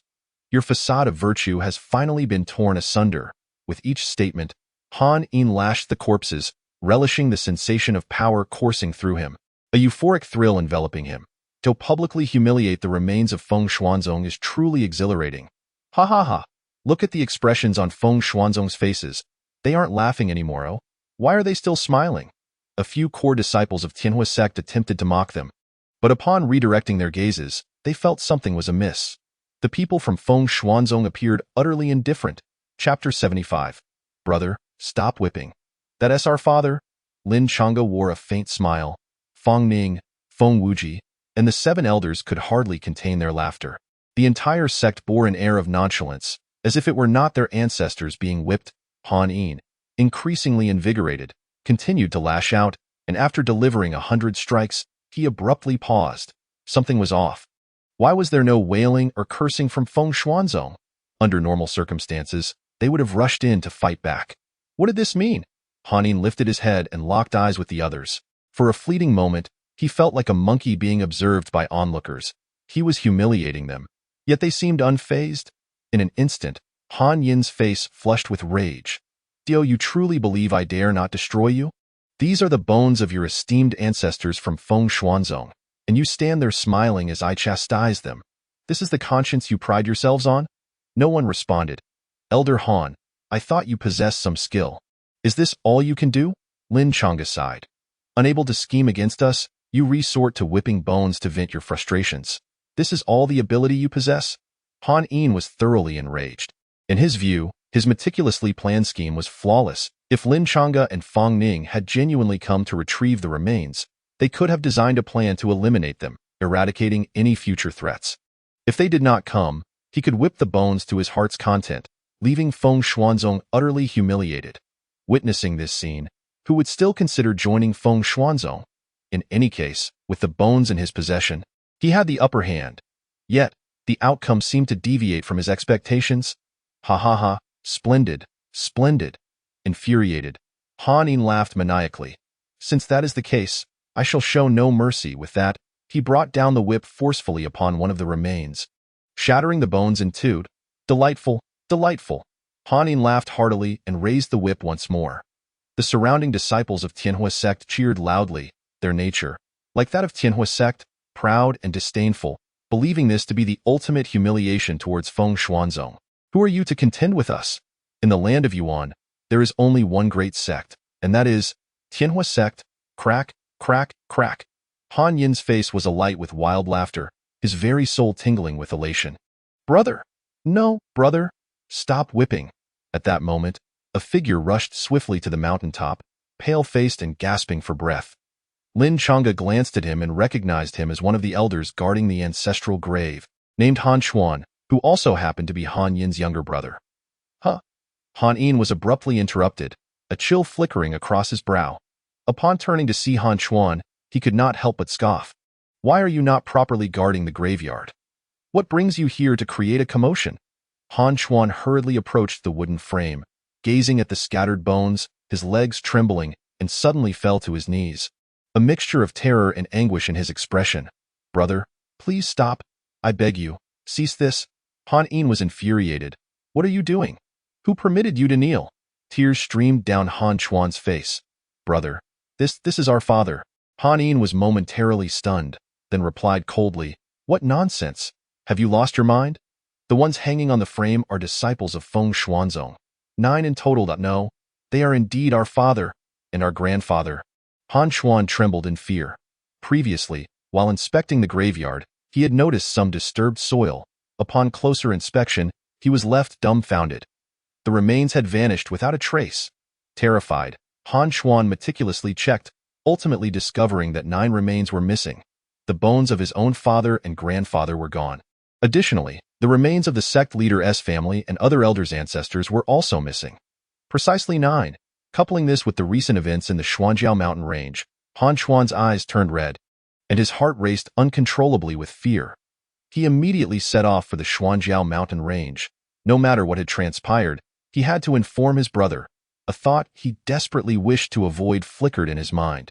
If it were truly the case. This led to Han Xuan's earlier outcry. Han Yin stood frozen, discarding his whip, and frantically rushed to the remains, picking up a plaque to inspect. Han Yin's father, Han Hong. The inscription burned into his eyes. The very bones he had ruthlessly whipped had now rotted beyond recognition in his fury. With a roar, Han Yin immediately sought out the remains of the others. His own grandfather, the sect leader's father, the sect leader's grandfather. Crack, it was over, utterly over. Han Yin collapsed onto the ground, his pupils dull. He could not fathom why those 9 remains had been replaced. When exactly had the swap occurred? But he finally understood why the members of Feng Xuanzong displayed such a demeanor of spectatorship. He was merely a fool, a live monkey, treated like a simpleton. Clap, clap, clap. Lin Chang'e was the first to applaud, his expression one of astonishment. To publicly whip one's own father's remains is unprecedented, a unique spectacle. Truly, you have gone to great lengths to prepare this performance for us. Ha ha ha. All members of Feng Xuanzong could not help but burst into laughter. The pent-up frustrations of all present were released in that moment. Feng Wuji laughed until tears streamed down his face, a blend of satisfaction and bitterness. For the remains that had once hung there belonged to their own sect's disciples. They had endured countless grievances while suspended there for a year. As a result, Feng Xuanzong was struck down, unable to hold its head high. The battle in the Xuanjiao mountain range had become their everlasting anguish. Today, though they had vented their frustrations, ultimately, the culprits had yet to face justice. It was you. It was you who did this. Han Xuan abruptly stood up, his gaze fixed intensely on Lin Chang'e. During your time in Tianhua sect, you trespassed into the graveyard. You must know the location of those ancestral graves. Lin Chang'e raised his hands in mock innocence. Han Xuan, you can't just accuse me without evidence. Did you see me digging up graves? Your brother whipped your father's remains, and instead of addressing that, you turn your ire towards me. What sort of reasoning is that? Han Xuan trembled all over, spitting out a mouthful of blood, and fainted on the spot. The graveyard he had guarded was desecrated. The remains of the Su Wanjun family were wantonly humiliated. He feared he would have no place to rest in death. Han Yin sprang to his feet, his pupils bloodshot. Lin Chang'e, you shall die today with that. He charged at Lin Chang'e. Feng Wuji stepped forward. Are you cornered like a dog? Stop. A cold snort resonated from the void. Shortly after, Elder Li of Tianhua sect stepped out from the wooden cabin. He cast a chilling glance at Lin Chang'e and Feng Wuji, then admonished Han Yin. You invited me to spectate, and yet this is the outcome? Are you not ashamed? Return at once. Han Yin swallowed his rage, lowering his head as he retreated. Lin Chang'e narrowed his eyes, directing his gaze towards elderly. Just as he suspected, the true culprit had indeed surfaced. Chapter 76. The true culprit appears. Lin Chang'e did not know elderly well, but his demeanor was haughty and his expression frigid, easily dismissing Han Yin. Clearly, his status was far from ordinary. It was not difficult to surmise that he likely hailed from a holy land. To confirm his suspicions, Lin Chang'e turned to Feng Wuji, seeking further insights from his expression. Feng Wuji's eyes were icy, his face grim, evidently suppressing his fury. Lin Chang'e realized he had guessed correctly. This elderly was most likely the mastermind behind the massacre of Feng Xuanzong's disciples during the battle in the Xuanjiao mountain range. Who is this? Lin Chang'e inquired, feigning ignorance. Yaoqi Holy Land, Li Weixian. Elderly replied nonchalantly. Lin Chang'e, your recent development has been impressive. At this pace, you are likely to emerge as a contender in the upcoming Yuan Kingdom's top talent competition. Thank you for your kind words. Elderly, Lin Chang'e smiled, yet within his depths brewed a chilling frost. Transmit this thought, Lin Chang'e instructed. I sense that this old fellow harbors ill intentions towards you. Replied. I sense it too, Lin Chang'e responded. I believe he wishes to kill me, queried. You have no grievances with him, nor have you offended him. Why would he want to kill you? Lin Chang'e mused. My interactions with the Holy Land have been minimal. Aside from Qingyue and Su Hufa and his disciple, I believe I have not offended anyone else. It is likely they simply disapprove of me. The reason I am here is to witness the battle of the Yuan Kingdom's top talents with my own eyes. It is regrettable that it did not occur. Now, let us all return. Elderly waved his hand, clearly disinterested. Lin Chang'e squinted, discerning from his words that he was constrained by rules and could not overtly attack him, but would resort to clandestine methods to eliminate him. Since his plans had failed, there was little purpose in remaining. However, elderly, Han Yin's pupils turned crimson, filled with unwillingness, his nails digging into his flesh. He had personally whipped the remains of his father and grandfather, and even struck the ancestors of the Su family. It was no exaggeration to say that if this incident reached the sect, Su Wanjun would likely flay him alive. Thus, Han Yin dared not be negligent. He must capture Lin Chang'e and present him before the sect leader. This boy had committed an unforgivable crime and deserved to die. Do you dare defy me? Elderly glanced at Han Yin, and with just that one look, a terrifying pressure erupted, causing the void to crackle ominously, as if it would shatter. Han Yin, being a powerful figure within Tianhua's sect, was among the top ranks, yet before Elder Li's terrifying might, he was rendered insignificant. Han Yin spat out a mouthful of blood, his face pale as he fully grasped the terror of the situation. Yes, everything must comply with Elder Li's arrangements. Han Yin lowered his head and retreated hastily. Feng Lao, let us depart as well. No one responded. Lin Chang'e felt a jolt in his heart and quickly turned to Feng Wuji, only to see his eyes narrowed, radiating cold light as he stared intently at Li Weixian in the distance. The 7 elders sensed something was amiss and quickly patted Feng Wuji's shoulder. It's him. Feng Wuji stammered. Li Weixian is an elder of the Yaoguang Holy Land, and an exceptionally powerful body cultivator. He possesses a unique technique known as the Great Heavenly Gang Finger. The 7 elders felt a chill run down their spines, understanding Feng Wuji's implication. The Li Weixian standing before them was the very instigator that had brought Feng Xuanzong to its knees, violating the rules by attacking Feng Xuanzong and causing the sect to suffer significant losses among its core disciples. But what could be done? He was an elder of the Holy Land, far surpassing the cultivators of Yuan Kingdom in both strength and combat prowess. Even the strongest of Yuan Kingdom would be unable to stir up any waves in his presence. Though he wished to retaliate, he could only endure. Elderly spoke slowly. It seems that the sect leader has some objections towards me? Feng Lao. Lin Chang'e quickly stepped forward, placing a hand on Feng Wuji's shoulder, and whispered, I understand your indignation and desire to confront him in battle. But we are outmatched. Acting impulsively would provide him with the perfect excuse to annihilate Feng Xuanzong. Feng Wuji painfully shut his eyes, and when he opened them again, his emotions had stabilized. He forced a smile. It's nothing, elderly. Until we meet again. With that, Feng Wuji cupped his hands in respect to Li Weixian and turned to leave. The moment he turned his back, the flames within his pupils erupted uncontrollably. Yet he had to endure. He must endure. Let us go. The 7 elders led the remaining core disciples away. Following them were Lin Chang'e and Fang Ning. Watching the departing members of Feng Xuanzong, Han Yin seethed with frustration, cursing himself for missing such a golden opportunity. Lin Chang'e had not only evaded his trap but had turned the tables on him. "Father, grandfather!" Han Xuan awoke from his stupor, weeping over the remains. "How dare you still cry?" Han Yin roared in rage, slapping Han Xuan's face and sending him flying. Following that, Han Yin bellowed, advancing forward with 2 punches that crushed the skulls of the 2 Tianhua sect elders guarding the wooden frame. "Useless trash, utterly useless. You didn't even notice when the remains were swapped?" Han Yin raged, exploding with fury. "I previously inquired of you, and you claimed everything was fine. Find my ass, go die." Not appeased, he continued to stomp down on the 2 elders' bodies, reducing them to a bloody mess. The surrounding cultivators watched in stunned silence. He had truly lost his mind. A bunch of incompetents. After Li Weixian made this remark, he turned to leave. He had come at Han Yin's behest, who had assured him of a plan to utterly defeat Feng Xuanzong and simultaneously eliminate Lin Chang'e. Li Weixian was a subordinate of Su Hufa, and in this instance, since Su Hufa could not appear himself, he had sent Li Weixian to take action against Lin Chang'e. Although Su Hufa held no grudge against Lin Chang'e, he was solely concerned with Yiqingyue, a prodigy whose extraordinary talent must not be hindered by a mere engagement. What was Yiqingyue? Perhaps, in the future, the entire Yaoguang Holy Land would look up to her. Yet, Lin Chang'e had the audacity to be engaged to such a celestial figure. Did he even deserve it? "I had offered you numerous opportunities, yet you refused to relent. Thus, you must die." Su Hufa did not care about Lin Chang'e. His only concern was Yiqingyue.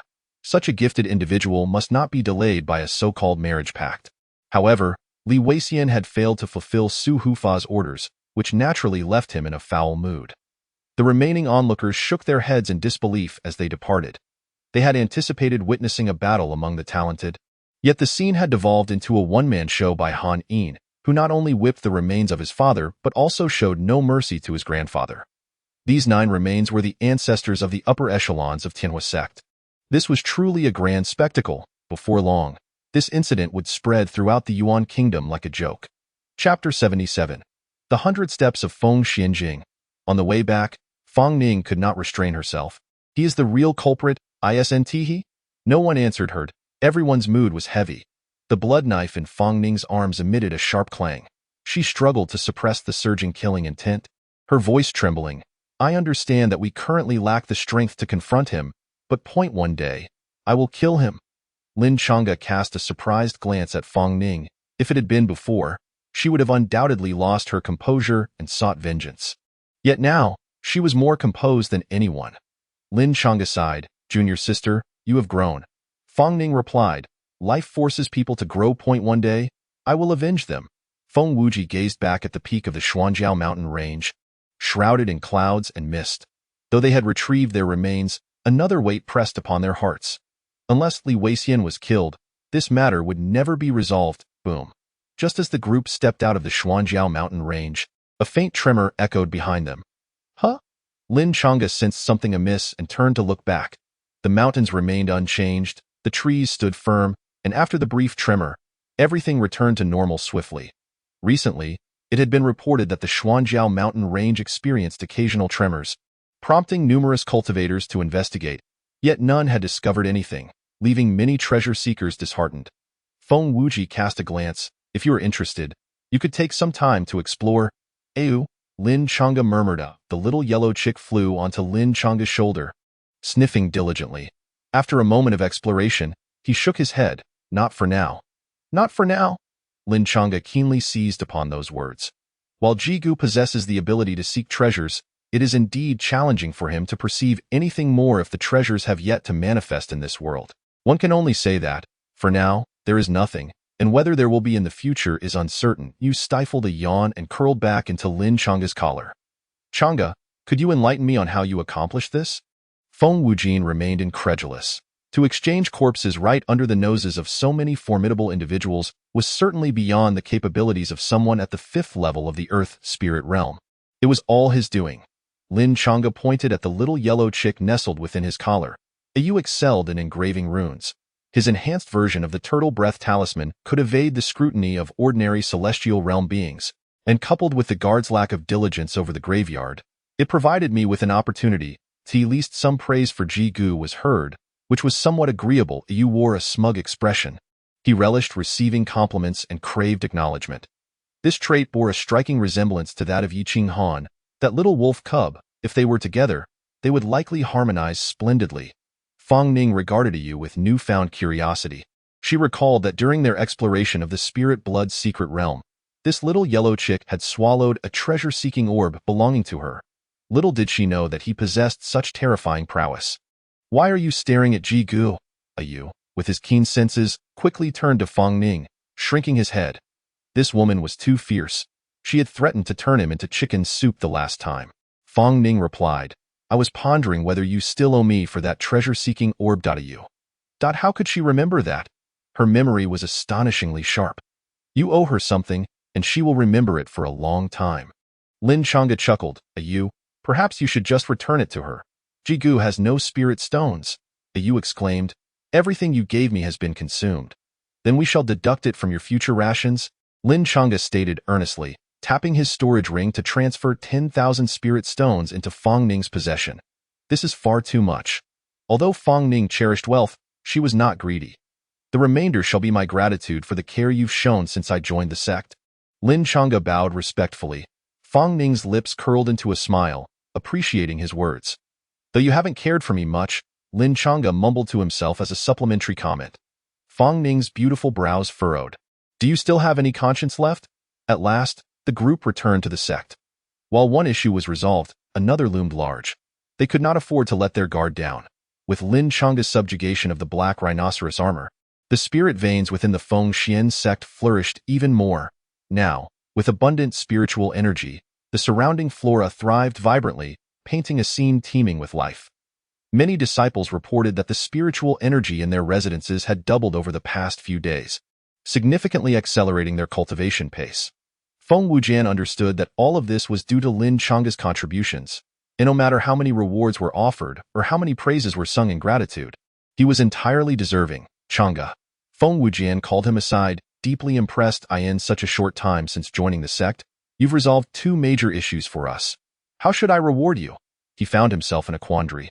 To be frank, Feng Xian sect's foundation was far inferior to that of Tianhua sect, and the rewards they could offer were limited. Spirit weapons? Lin Chang'e already possessed the Zhantian Dao. Techniques or martial arts? He had no need for those. Spirit stones? How many should he award? If calculated by contributions, even giving him the position of sect master would not be excessive. Old Feng, there's no need to be so polite. Lin Chang'e scratched his head. I am a part of the sect, and doing these things is only my duty, if you must reward me. What do you desire? Feng Wujian smiled, determined to fulfill Lin Chang'e's wish to the best of his ability. I have heard that our Feng Xian sect possesses an ancestral body technique called the 100 Steps Feng Xian Jing, of which the Tai Xian 10 Steps is a branch. Lin Chang'e rubbed his hands together. Old Feng, might you impart the 100 Steps Feng Xian Jing to me? You lad, what a choice. Feng Wujian was taken aback. This was the secret art of the Feng family, a closely guarded treasure meant only for his descendants or the next sect master's heir, not to be revealed to outsiders. Lin Chang'e's expression fell. He had heard tales of the 100 Steps Feng Xian Jing's renown during his time at Tianhua sect. It was an exceptionally famous body technique and was Feng Wujian's exclusive skill. There was a time when the Feng Xian sect was on the brink of collapse, and Feng Wujian had severed a part of the 100 Steps Feng Xian Jing, renamed it Tai Xian 10 Steps, and sold it to Tong Tiangu to weather the storm. Lin Chang'e had only learned of this later, and after personally experiencing the profundities of Tai Xian 10 Steps, he yearned even more for the 100 Steps Feng Xian Jing. Unfortunately, Feng Wujian had only passed it down to Feng Yin. Haha, I've long thought of this. One cannot take their skills with them to the grave. What good is a secret art if it becomes lost to time? Feng Wujian clapped Lin Chang'e on the shoulder. Chang'e, come to the back mountain tomorrow morning, and I will impart this body technique to both you and Ning Girl, ensuring the legacy of our Feng Xian sect continues. Lin Chang'e was overjoyed. This unexpected turn of events left him astounded. He quickly bowed. Thank you, Old Feng. Chapter 78. Yi Ching-han enters the Xianjiao mountain range. The following day, Lin Chang'e rose early and made his way to the back mountain. Feng Wujian stood beneath the shade of a tree, hands clasped behind his back, wearing a smile, clearly having waited for some time. Old Feng, you haven't waited too long, Have you?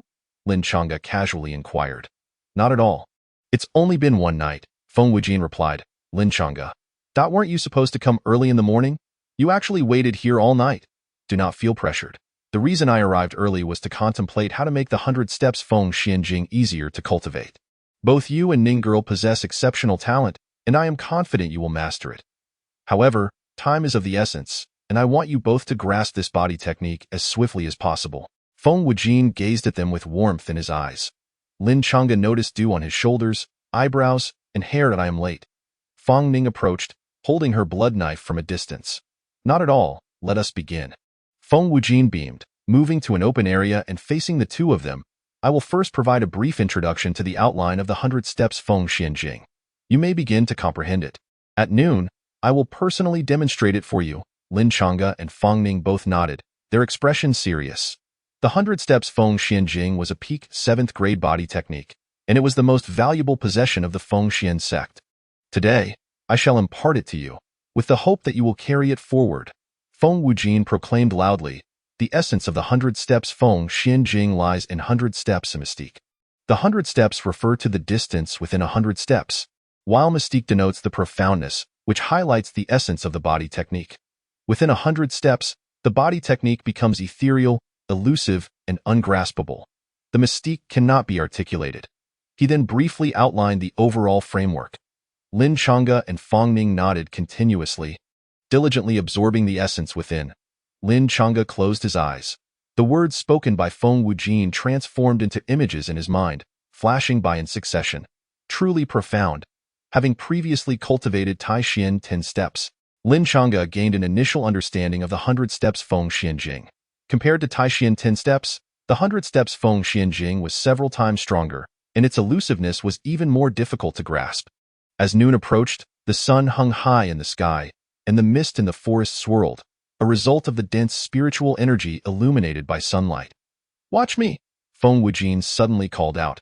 His figure became indistinct, and in the midst of shifting forms, he transformed into dozens of phantoms that scattered in all directions, leaving one dazzled.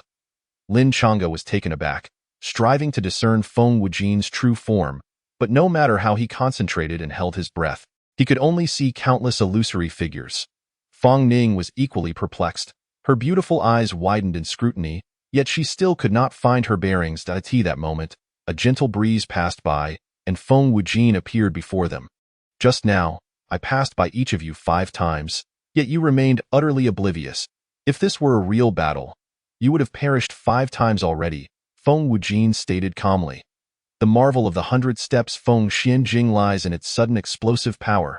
Within 100 steps, even if your realm is far superior to mine, it would be difficult to discern my true form. Lin Chang'e nodded, absorbing the knowledge while sensing his own progress. Now, I will teach you the first movement. This movement comprises 19 steps and requires exquisite control of your own body to master. Feng Wujin waved his hand. However, this threshold does not exist for you. The two focused intently, their breaths held. After several days of arduous practice, Lin Chang'e had initially grasped the 100 Steps Feng Xianjing. With his foundation in Tai Xian 10 steps, he was progressing considerably faster than Fang Ning. In the open area, the two figures chased each other, their phantoms scattering. Smack! Lin Chang'e placed a hand on Fang Ning's shoulder. 48 steps, junior sister. You have lost again. Fang Ning gritted her teeth. Let us go again. They engaged in a spirited chase, testing their skills with the 100 Steps Feng Xianjing, leading to evident improvements. After imparting the teachings, Feng Wujin had seemingly vanished, leaving the two to refine their skills. Fortunately, both were diligent, and their progress was swift. As dusk approached, Lin Chang'e stood alone in the forest, his brow furrowed. He had comprehended the first 90 steps with ease, but the final 10 were proving to be quite challenging. He directed his consciousness into the Zhan Tian Dao, seeking to grasp the last 10 steps. After prolonged practice, he found no breakthrough. In the distance, a mysterious woman cast her gaze upon him, her words either a soliloquy or a deliberate guidance as she observed. What is the difference between the last 10 steps and the initial 10? In an instant, Lin Chang'e felt a jolt, as if enlightenment had struck him. No wonder he had been struggling. He had been laboring in the wrong direction all along. Indeed, the last 10 steps and the initial 10 should not be distinct. The 100 Steps Feng Xianjing is unparalleled in its profundity, with its beginning and end resonating in harmony, forming a complete and perfect body technique. With this realization, Lin Chang'e resumed his practice without pause as the sun began to rise. Lin Chang'e's consciousness returned to his physical form, and he slowly opened his eyes, a brilliant light shining within. Feng Wujin had appeared at some point, and their gazes met. "You seem quite confident. Shall we see how you fare? Let us try." Lin Chang'e laughed heartily, rising to engage in a chase with Feng Wujin in the open field.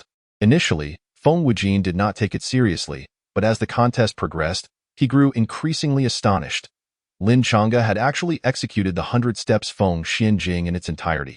How remarkable! Although he still appeared somewhat unpolished, he had indeed mastered it. Beside them, Fang Ning stared in disbelief. Just yesterday, he had been troubled by the final 10 steps. How had he suddenly become so adept overnight?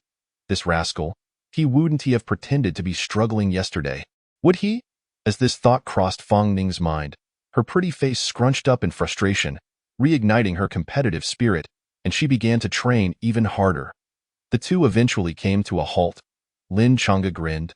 "Old Feng, what do you think?" "Much more than I had imagined." Feng Wujin marveled. "The 100 Steps Feng Xianjing seems tailored just for you. So perfectly suited. I wonder how this body technique will evolve when combined with your knife techniques." "Old Feng, take a knife from me?" Lin Chang'e laughed, unsheathing the Zhantian Dao and striking toward Feng Wujin. Such a splendid opportunity for honing one's skills could not be missed. As evening descended upon the Xianjiao mountain range, a steady stream of cultivators passed through. Many had come drawn by rumors of a treasure emerging, yet as time wore on and nothing materialized, interest began to wane. The horse whinnied as a young man tethered it outside and strode confidently into the Xianjiao mountain range. "I have heard that a treasure has appeared here. Let me, Yi Qinghan, see for myself." The young man was none other than Yi Qinghan. Over the past few months, he had grown taller, his confident gaze radiating a fierce defiance, an unyielding spirit that refused to bow to anyone. He believed himself to be the destined child, convinced that the treasures others could not find would surely fall into his hands, just as it had in the spirit blood's secret realm. This time, Yi Qinghan had bid farewell to his family early in the morning and ridden briskly to the Xianjiao mountain range. The adventure of the destined child was about to unfold. Just as he stepped into the mountains, Yi Qinghan noticed over 10 figures clad in black descending from a flying vessel, their movements exceptionally adept. They were clearly taller and more robust, their auras more concentrated. "It's already evening, and there are still so many here searching for treasure."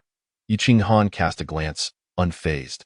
After all, even the small Tianjin city was aware of the treasure's emergence here.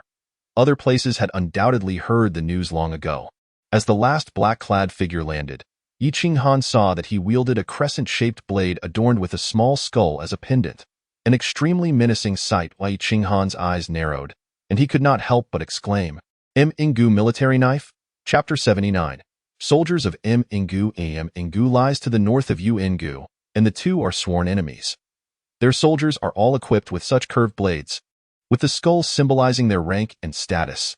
This was precisely why Yi Qinghan recognized them instantly. In recent years, the wars between the two nations had intensified, both sides driven into a frenzy, with U. Ingu consistently dispatching large contingents to the front lines. The Xianjiao mountain range, vast and ancient, spanned both nations. If the news could attract numerous cultivators from U. Ingu, it was certainly no secret to M. Ingyu. As soon as he spoke, Yi Qinghan realized he had stirred up trouble. Sure enough, the black-clad figures, who had originally intended to delve deeper into the mountains, suddenly turned their murderous gazes upon him, their eyes filled with malice. Yi Qinghan's heart sank. It seemed he had run into a group of M. Ingu soldiers exploring the Xianjiao mountain range and had inadvertently crossed paths with them. "Kill him!" the soldier wielding the crescent blade barked, charging at Yi Qinghan. Yi Qinghan felt an urge to curse.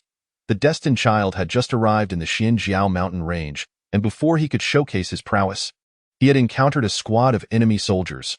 What rotten luck! Thud. Yi Qinghan did not retreat an inch, sidestepping the black-clad soldier's blade with ease, and then lunged forward, striking him squarely in the chest. Wow! The black-clad soldier spat out a mouthful of blood, his pupils constricting. The attack he had aimed at Yi Qinghan had been effortlessly evaded. This young man, despite his age, possessed such formidable strength. Did he think he was an easy target? Yi Qinghan's playful demeanor vanished, replaced by a grim smile. With two nations at war and each other as enemies, he rarely took a life. Today, however, he would offer their blood to the heavens. Bang! As soon as he finished speaking, Yi Qinghan delivered a heavy punch to the soldier's forehead, the overwhelming force shattering his skull and splattering blood and brain matter across the ground. During this time, Yi Qinghan had never ceased his arduous training. Compared to others, his focus was purer, his singular goal being to grow stronger and catch up with his sister. Now, barely past his 16th birthday, he had already reached the third level of the Earth Spirit Realm. This was thanks to the will inheritance he had obtained in the Spirit Blood Secret Realm. If placed among all of Yuangu, even when compared to other top talents, he would not fall short in the slightest. Swish! Yi Qinghan swiftly executed a hand chop, cleaving through another black-clad soldier who charged at him. Clean and efficient in battle, he fought like a ravenous wolf, dispatching foes with lethal precision. Among these black-clad individuals, apart from their leader, who was at the fourth level of the Earth Spirit Realm, the rest were merely at the third level. Although their realms were equivalent, the techniques they practiced were not on the same level. Furthermore, as they were enemy soldiers, Yi Qinghan felt no moral burden in slaying them. After a short while, the ground was littered with corpses. While Yi Qinghan stood amidst the bodies, grinning widely. From now on, the entire Yi family will rely on me to hold the fort. Today is merely the first step of the destined child in conquering the world. His expression radiated pride. But he had overlooked one crucial detail above. The flying vessel had yet to depart. On the vessel stood a middle-aged man, who had witnessed the entire massacre, his teeth grinding in anger, his body trembling with rage. Why, Lord, we cannot act recklessly here. If there is any fluctuation of energy surpassing the sixth level of the Earth Spirit Realm, it will quickly attract the attention of powerful figures from Yuangu. A soldier beside him whispered urgently. No, I must kill this brat today. The middle-aged man's eyes glowed with bloodlust. As long as I strike quickly, it won't reach the outside world. If I don't kill him, I won't find peace. After saying this, the middle-aged man leapt from the flying vessel and plunged into the forest. Boom! His feet struck the ground, causing a violent tremor and sending dust flying. Originally, Yi Qinghan was about to leave when he sensed the presence of another, causing the smile on his face to gradually freeze. To his astonishment, there were reinforcements? You little brat, I will slay you. The middle-aged man did not even attempt to conceal his appearance, clearly believing that he could resolve the matter swiftly. Yi Qinghan cursed inwardly. The aura emanating from the man far exceeded his expectations, demonstrating at least the strength of the seventh level of the Earth Spirit Realm. Without a moment's hesitation, Yi Qinghan turned to flee. Even as the chosen one, he could not afford to be reckless in this situation. Aren't you arrogant? Why are you running? Stop and fight me, the middle-aged man bellowed, his tall stature and terrifying aura shaking the ground with each step. His face bore the distinctive high cheekbones typical of the people from Mang country, revealing a fierce disposition. Yet, he possessed a weakness.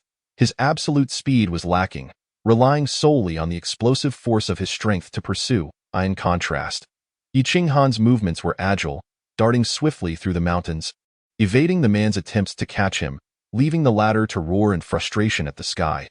Even the Mang country was stirred. It seemed there were indeed treasures to be found within the Xuanjiao Mountains. In a secluded canyon, Yi Qinghan furrowed his brow in contemplation. Although his intelligence was not particularly high and he struggled with complex thoughts, he was still capable of analyzing situations. However, after 2 years of frequent battles, it was clear that Mang country would not send merely a single team to explore the Xuanjiao Mountains. Perhaps he had only encountered one of many. Stroking his chin, Yi Qinghan realized he needed to communicate this information upwards to prevent the soldiers of Mang country from wantonly hunting down the cultivators of Yuan country within the Xuanjiao Mountains. With that thought, he took out a communication crystal and sent a message to Yi Yin. He recalled that his brother Yi Yin had seemingly been recruited by the Yuan country royal family, so he would inform him of the situation, allowing him to reach the heavenly court directly in a straightforward manner. In the grand palace of Yuan country, Yi Yin was immersed in the process of refining pills with the purple gold flame of heaven, his entire being engulfed in a blazing inferno, exuding an aura of unparalleled terror that kept outsiders at bay. Almost there, a glint of brilliance flashed in Yi Yan's eyes. Once this pill was successfully refined, he would truly step into the ranks of fifth-tier alchemists at his age. becoming a fifth-tier alchemist. If word got out, it would undoubtedly shock the entire Yuan country. The most powerful alchemist in Yuan country? The royal family's venerated Lu San was merely a sixth-tier alchemist. That man had been a master of alchemy for many years, while Yi Yin had only recently begun his journey. The contrast only highlighted his exceptional talent. With a hum, as the purple-gold flame of heaven dissipated, a plump round pill materialized in the void. Success? Yi Yin breathed a sigh of relief, his expression one of excitement. A sixth-tier pill, the Earth Spirit Pill. He had become a fifth-tier alchemist. Yi Yin stood up suddenly, his expression ecstatic. From the black ring, the ethereal figure of an old man emerged, his face filled with satisfaction. You have thoroughly mastered my transcendent alchemical technique. The day you refine a sixth-tier pill marks your ascension to the rank of a fifth-tier alchemist. The transcendent alchemical technique was an extremely precious inheritance that enabled alchemists to transcend their ranks and produce higher-tier pills. However, it required the accompaniment of extraordinary flames and had long been lost to the world, with few inheritors remaining. Now that he could refine this Earth Spirit Pill, he would be able to assist the disciples of his family in elevating their realms, thus strengthening the entire Yi family. Yi Yin was overwhelmed with excitement when suddenly, the communication crystal within his ring lit up. Xiao Han? Yi Yin raised an eyebrow, taking out the crystal to listen intently. Could it be that he has once again landed himself in trouble and requires my assistance? It was no wonder Yi Yin thought this way. Yi Qinghan had encountered countless issues in the past, and they had long since grown accustomed to cleaning up after him. Brother Yin, are you currently serving the royal family? I need to tell you something. I came to the Xuanjiao Mountains in search of treasures and discovered soldiers from Meng country. Over there, Yi Qinghan recounted the entire situation in detail. Understood. Prioritize your safety. Yi Yin rose immediately, clutching the Earth Spirit Pill tightly as he hurriedly made his way outside. Although the elder who had recruited him operated under the auspices of the Yuan country royal family, in reality, he was serving a colossal family from the central continent. After recruiting him, the elder provided him with a venue and medicinal materials for his training, imposing no requirements other than his swift advancement. Once he reached the fifth tier, he could meet their master. Yi Yin had contemplated this. Although they were not the royal family of Yuan country, they nonetheless held a significant identity. With soldiers from Meng country brazenly entering the Xuanjiao Mountains, it would be prudent to inform them so they could prepare in advance. Have you achieved your goal? As he entered the main hall, an elder's voice resonated. Zhang Bioda. Yi Yin bowed respectfully. The Earth Spirit Pill has been refined. I am now a fifth-tier alchemist. Ha ha ha. Splendid, splendid. The elder named Zhang Bo was overjoyed. Perfect timing. I shall take you to meet the young master. Yi Yin took a deep breath. Although he had been there for quite some time, he had only interacted with Zhang Bo and had yet to meet the young master of the Central Continent family. It was reasonable to assume that the individual would be a formidable talent. Knock, knock. Zhang Bo brought Yi Yin to another grand hall and knocked on the door. Come in, a youthful voice called from within. Young master, he has successfully ascended to the rank of a fifth-tier alchemist, a truly exceptional talent in the entire Yuan country. Once this news spreads, even the sacred land may seek to recruit him. Zhang Bo praised Yi Yin, noting that alchemists were quite rare, and given Yi Yin's extraordinary talent, his recruitment by the sacred land would not be surprising.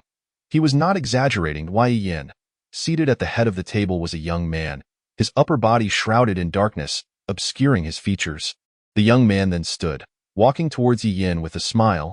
I never expected the alchemical genius Zhang Bo mentioned would be you. Yi Yin was taken aback, observing the sincerity in the young man's demeanor. His eyes sparkled with mirth, as if he recognized Yi Yin from somewhere.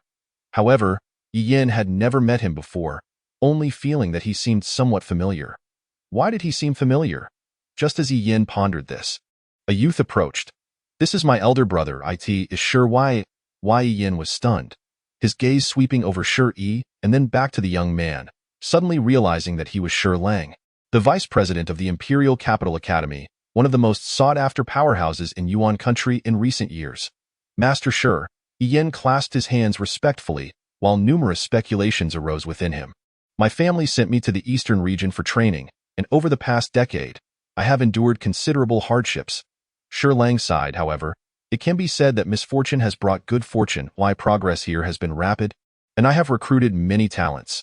You are the one I hold in the highest regard. In the future, I hope you can accompany me back to the central continent to assist me in vying for the position of family head. He spoke sincerely, laying everything on the table. What Zhangbo promised you is merely a part. There is much more to come. Rest assured, I will never regard the talents I recruit as subordinates. I hope we can be friends. Shi Lang's smile was warm. What do you think, Master Shi? I can assist you, but I hope to retain the right to leave at any time. Wei Yin pondered for a moment. I bear other missions, agreed. Shi Lang snapped his fingers. Then it is settled. Xiao Yi, go prepare food and drinks. Today, I want Yi Yin to have a good drink. Although Shi Yi was reluctant, he dared not defy his elder brother. Master Saichai. Yi Yin recalled a pressing matter. Just call me elder brother Shi. Shi Lang laughed heartily. Between us, there's no need for such formality. Yi Yin hesitated. When Zhangbo recruited me, he did so under the identity of the Yuan country royal family. I know you're curious about my identity in Yuan country. Coincidentally, the current ruler of Yuan country once received Zhangbo's favor, so Zhangbo has temporarily remained in Yuan country as a venerated elder, taking care of me in the process. Shi Lang raised an eyebrow. I see you have something on your mind. What do you wish to say? Only then did Yi Yin feel at ease. Given this connection, it was best to inform him directly. He proceeded to disclose the matter of Meng country's covert invasion of the Xuanjiao Mountains. Upon hearing this, Shi Lang frowned slightly. The conflict between Meng country and Yuan country has intensified in recent years, and under such circumstances, the two sides have severed formal ties, leaving only bloodshed. Their arrival in the Xuanjiao Mountains at this time suggests they have received some news. Could it be that the rumors of a great treasure emerging are true? Beside them, Zhangbo interjected, Meng country does not act without benefit. Regardless, we must prepare a response. Even if it is not for the treasure, we cannot allow them to roam freely in the Xuanjiao Mountains. Zhangbo, I leave this matter to you. Shi Lang's brow relaxed as he knocked on the table. Yi Yin and I shall drink here to celebrate his achievements. Not long after, Yi Qinghan received a response from Yi Yin. Upon hearing that this news had reached the ears of the ruler of Yuan country, he let out a long sigh of relief. The brutes from Meng country think they can act with impunity in Yuan country?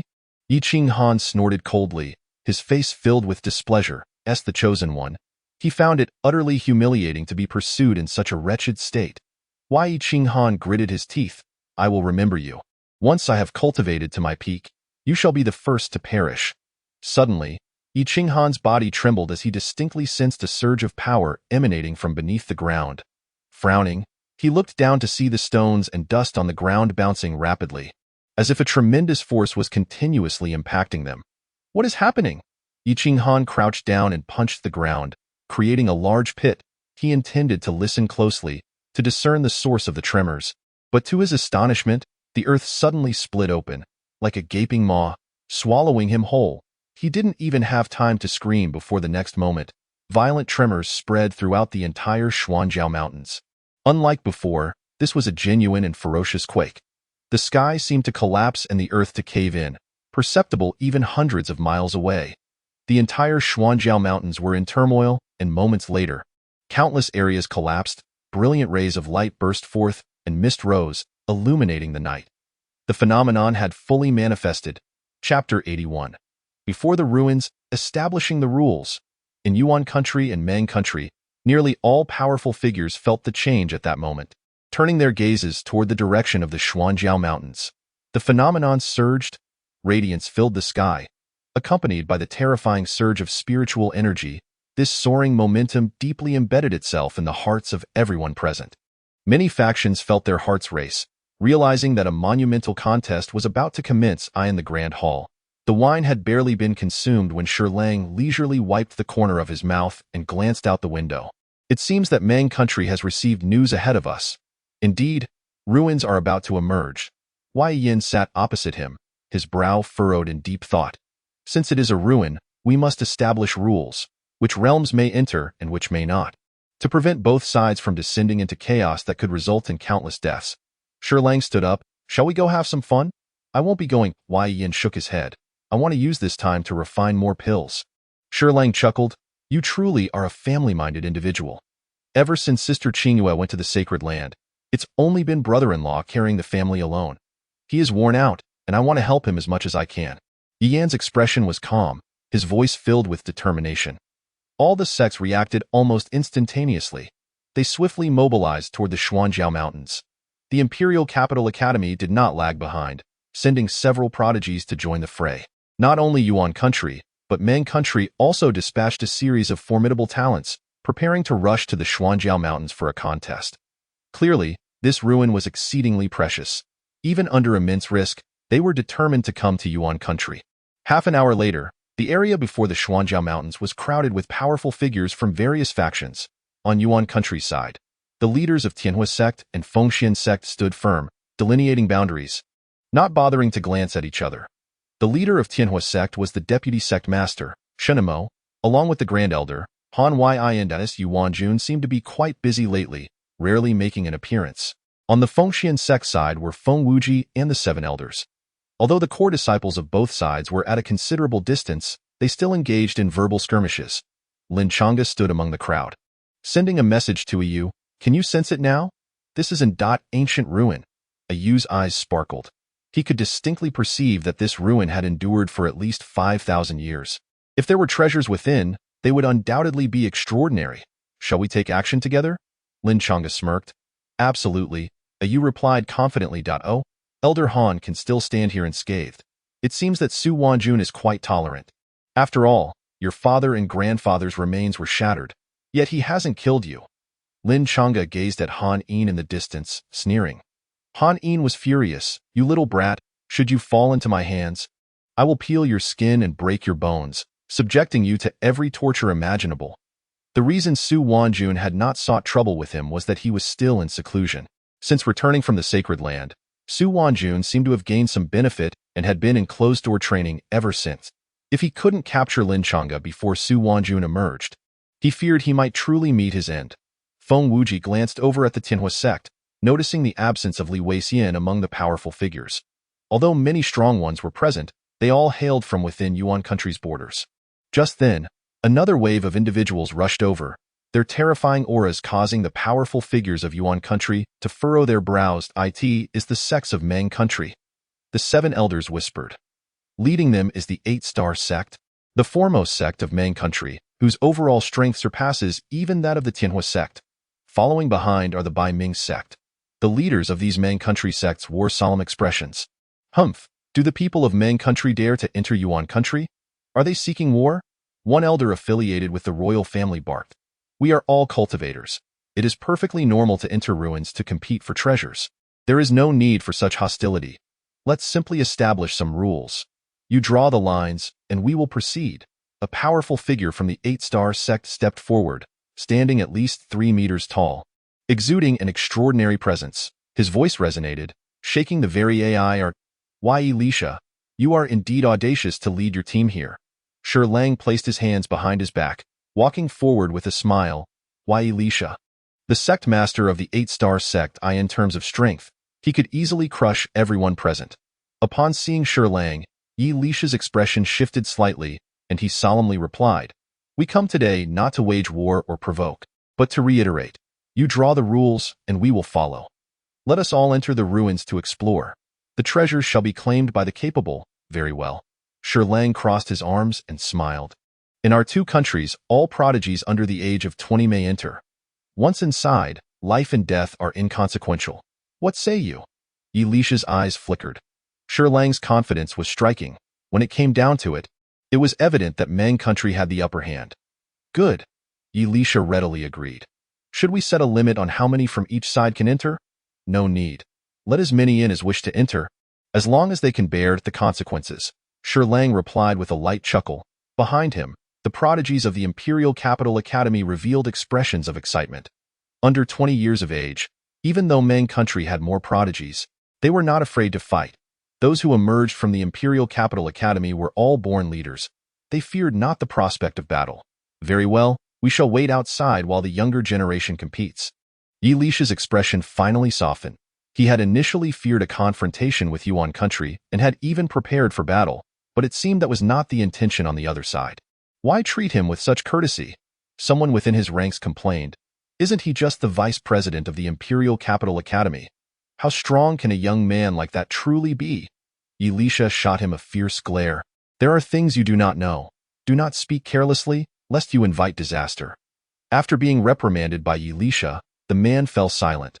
"Then let us begin." Lang glanced at Lin Chang'e among the crowd. Seemingly amused, Lin Chang'e appeared deep in thought. Being under 20 certainly limited the opponent's potential.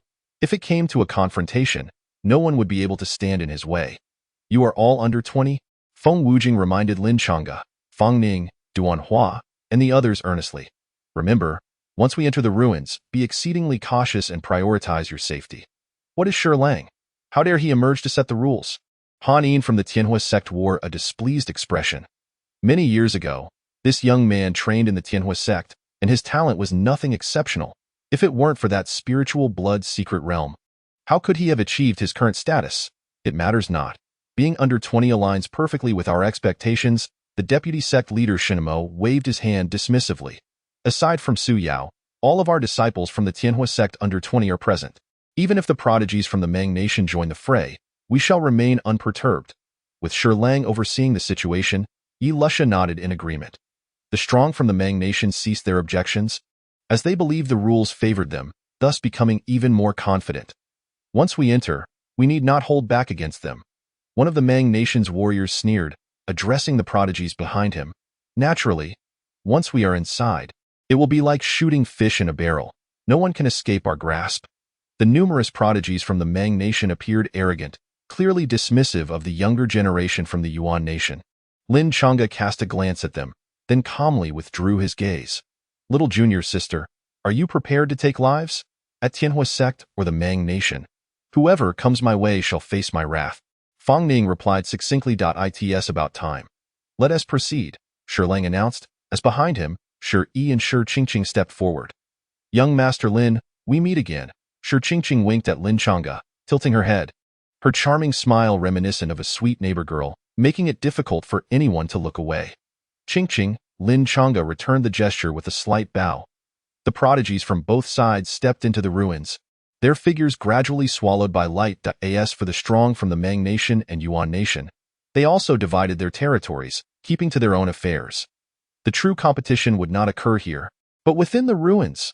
Lin Chang'e opened his eyes to find himself in a vast world, with mountains and rivers from a different realm, ancient trees reaching for the sky, exuding an aura of primeval wilderness. All around were rare treasures and exotic fruits, countless to enumerate. Wu sighed in awe. This is a self-contained little world. I never expected the formation would transport us to such a place. Gazing at the distant peaks, shrouded in clouds and mist, resembling swords pointing skyward, it was a series of rolling mountains, each crowned with gathering radiance, enveloping all directions and emanating an enticing ambience. In such a vast place, exploration won't be easy, Lin Chang'e remarked with a smile. However, we can rely on Au. Little junior sister, let us move. As his words fell, a profound silence enveloped the surroundings. Lin Chang'e was taken aback and turned around, only to find himself utterly alone. In the expansive jungle, he was the sole occupant, with an air of primal mystery surrounding him. It seemed that upon entering the ruins, everyone was randomly teleported, forcibly separated. Lin Chang'e pondered, grateful that Au was still with him. Otherwise, he would be as good as blind in this wilderness. Each mountain harbored treasures, which was purely a matter of luck. Au gazed into the distance, lamenting, each peak is so far apart. Even if we exert all our strength to rush, how many can we actually climb? Then it falls to you, brother chicken. Lin Chang'e chuckled, patting Au's head. Let us conquer the peak with the highest value in treasures first. Afterward, I want to feast on delicacies. Au haggled. All right, it's all up to you, Lin Chang'e agreed. Thus, the duo embarked on their journey. Their target was the nearest mountain. There were many paths to ascend, but once they stepped onto the actual climbing stairs, an overwhelming pressure was palpable. Under this oppressive force, Lin Chang'e felt his spiritual energy wane, as if suppressed. The higher he climbed, the more pronounced this sensation became. Could this mountain suppress a cultivator's spiritual energy? Lin Chang'e's expression hardened, contemplating that this might work to his advantage.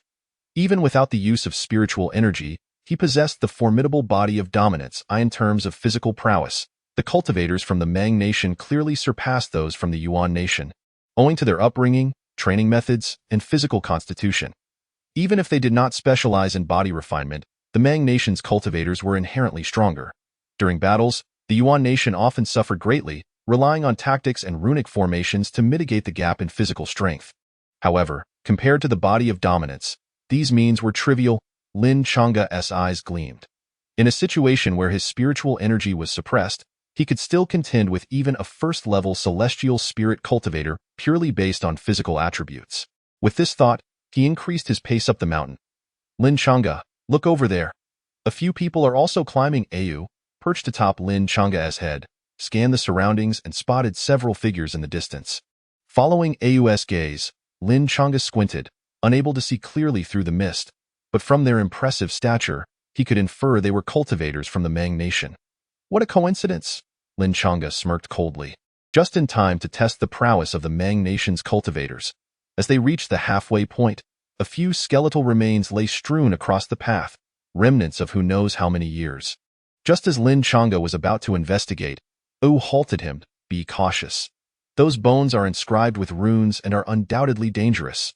No sooner had Au spoken than a violent wind erupted, whirling the bones into dust. The next moment, the world ahead suddenly darkened, bathed in a blood-red hue, as if stepping into a sea of corpses and blood. Before Lin Chang'e's eyes, a horde of skeletal cavalry charged forth, roaring with murderous intent. The sheer force of their advance was overwhelming, akin to a tidal wave of steel. The very aura they exuded sent shivers down one's spine, rendering one immobile in despair and deathly silence. Lin Chang'e's pupils contracted. Confronting this aura, he gritted his teeth, summoned his body of dominance, and stood firm, raising his fist to meet the oncoming wave. And no matter how overwhelming your force, I shall shatter your momentum with a single punch. Boom!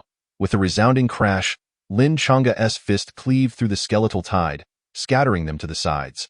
His body endured countless assaults, leaving behind hundreds of fine wounds, particularly on his waist, back, and chest, where the injuries ran deep to the bone. This steel tide came swiftly and departed just as quickly. In but a few breaths, Lin Chang'e found himself momentarily dazed, only to return to his senses. The mountain remained the same, the path unchanged, yet the blocking bones had vanished, as if they had never existed. Lowering his gaze to inspect his wounds, Lin Chang'e could not help but smile slightly. Even if it was an illusion, to create such a spectacle was no small feat. This was all thanks to his body of dominance and his resilient will. Had it been an ordinary cultivator, they would have either succumbed to madness in the illusion or been overwhelmed by the tidal wave of bones. With this thought, Lin Chang'e glanced toward the earlier Mang nation cultivators, curious about their progress. Of the initial 5, one had already fallen from the mountain, his fate unknown. The remaining 4 were clearly still ensnared in the illusion, unable to break free. The treasures atop this mountain shall be mine. Lin Chang'e's eyes sparkled as he resumed his ascent. Chapter 83. Only those who leave their names on the stone tablet may enter the land of inheritance. Having only 1/5 of the distance remaining to the summit, Lin Chang'e encountered several unforeseen events, such as beasts bursting forth from the mist and runic formations obstructing the path. Yet, with Au's assistance, they navigated through these challenges seamlessly. Upon reaching the final platform, the peak was now in sight. Lin Chang'e squinted, ready to ascend, when 3 cultivators from the Mang nation clawed their way up. They were battered and had a fierce glint in their eyes. Clearly, during their ascent, they had also spotted Lin Chang'e. Weren't there 5 of you? What happened? Did 2 perish along the way? Lin Chang'e glanced at them mockingly.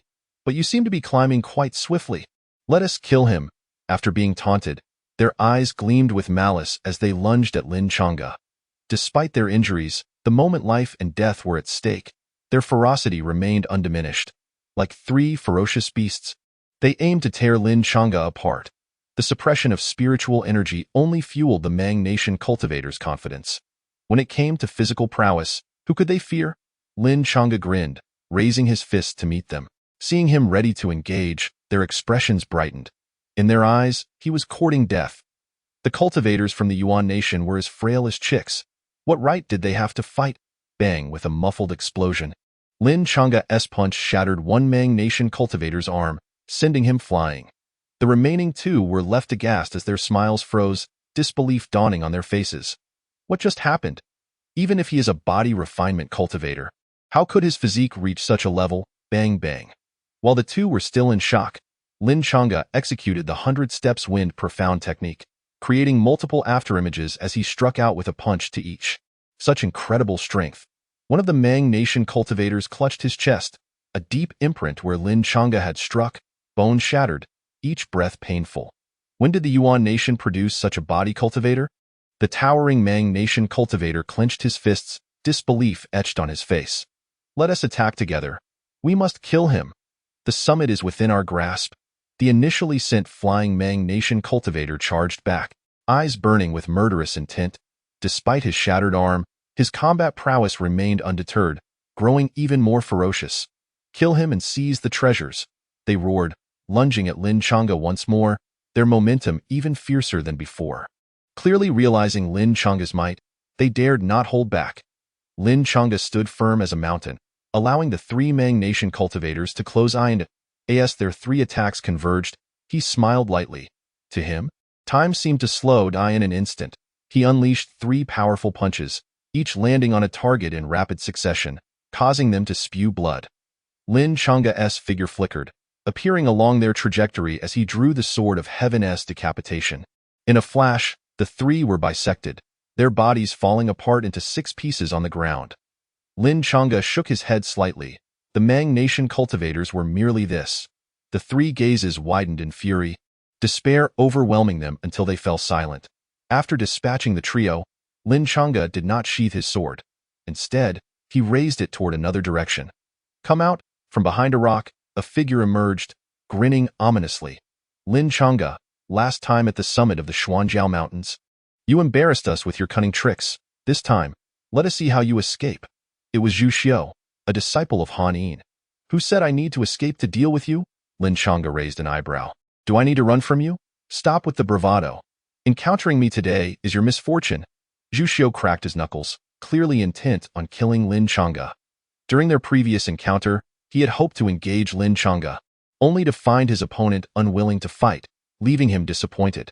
Encountering Lin Chang'e on this mountain was both a coincidence and his greatest misfortune. If you can withstand 100 moves from me, then, Zhu Xiu continued his threats, unaware that Lin Chang'e had already moved. Puff! A soft sound echoed as Lin Chang'e thrust the sword of Heaven's decapitation directly into Zhu Xiu's forehead, the sharp tip piercing through the back of his head with lethal precision. Lin Chang'e smirked lazily, stating, I spared you once, letting you live. You didn't appreciate it and even dared to provoke me. Aren't you courting death?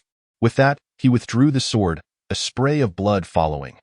Zhu Xiu trembled, limbs growing cold, a wave of horror washing over him. He collapsed to the ground, gradually losing consciousness. Lin Chang'e collected their storage rings and ascended the mountain peak.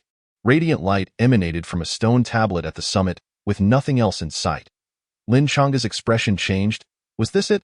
The tablet hardly seemed like a treasure. Wait, let Brother Chicken take a look. Au jumped down, circling the tablet for a moment before smiling. This tablet contains an extraordinarily pure energy. This must be the key reward for climbing. Pure energy? Lin Chang'e was taken aback. The next moment, Au placed Lin Chang'e's hand atop the tablet. Try feeling it.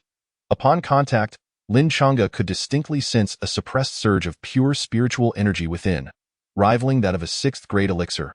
Whoosh! The energy surged into Lin Chang'e's body.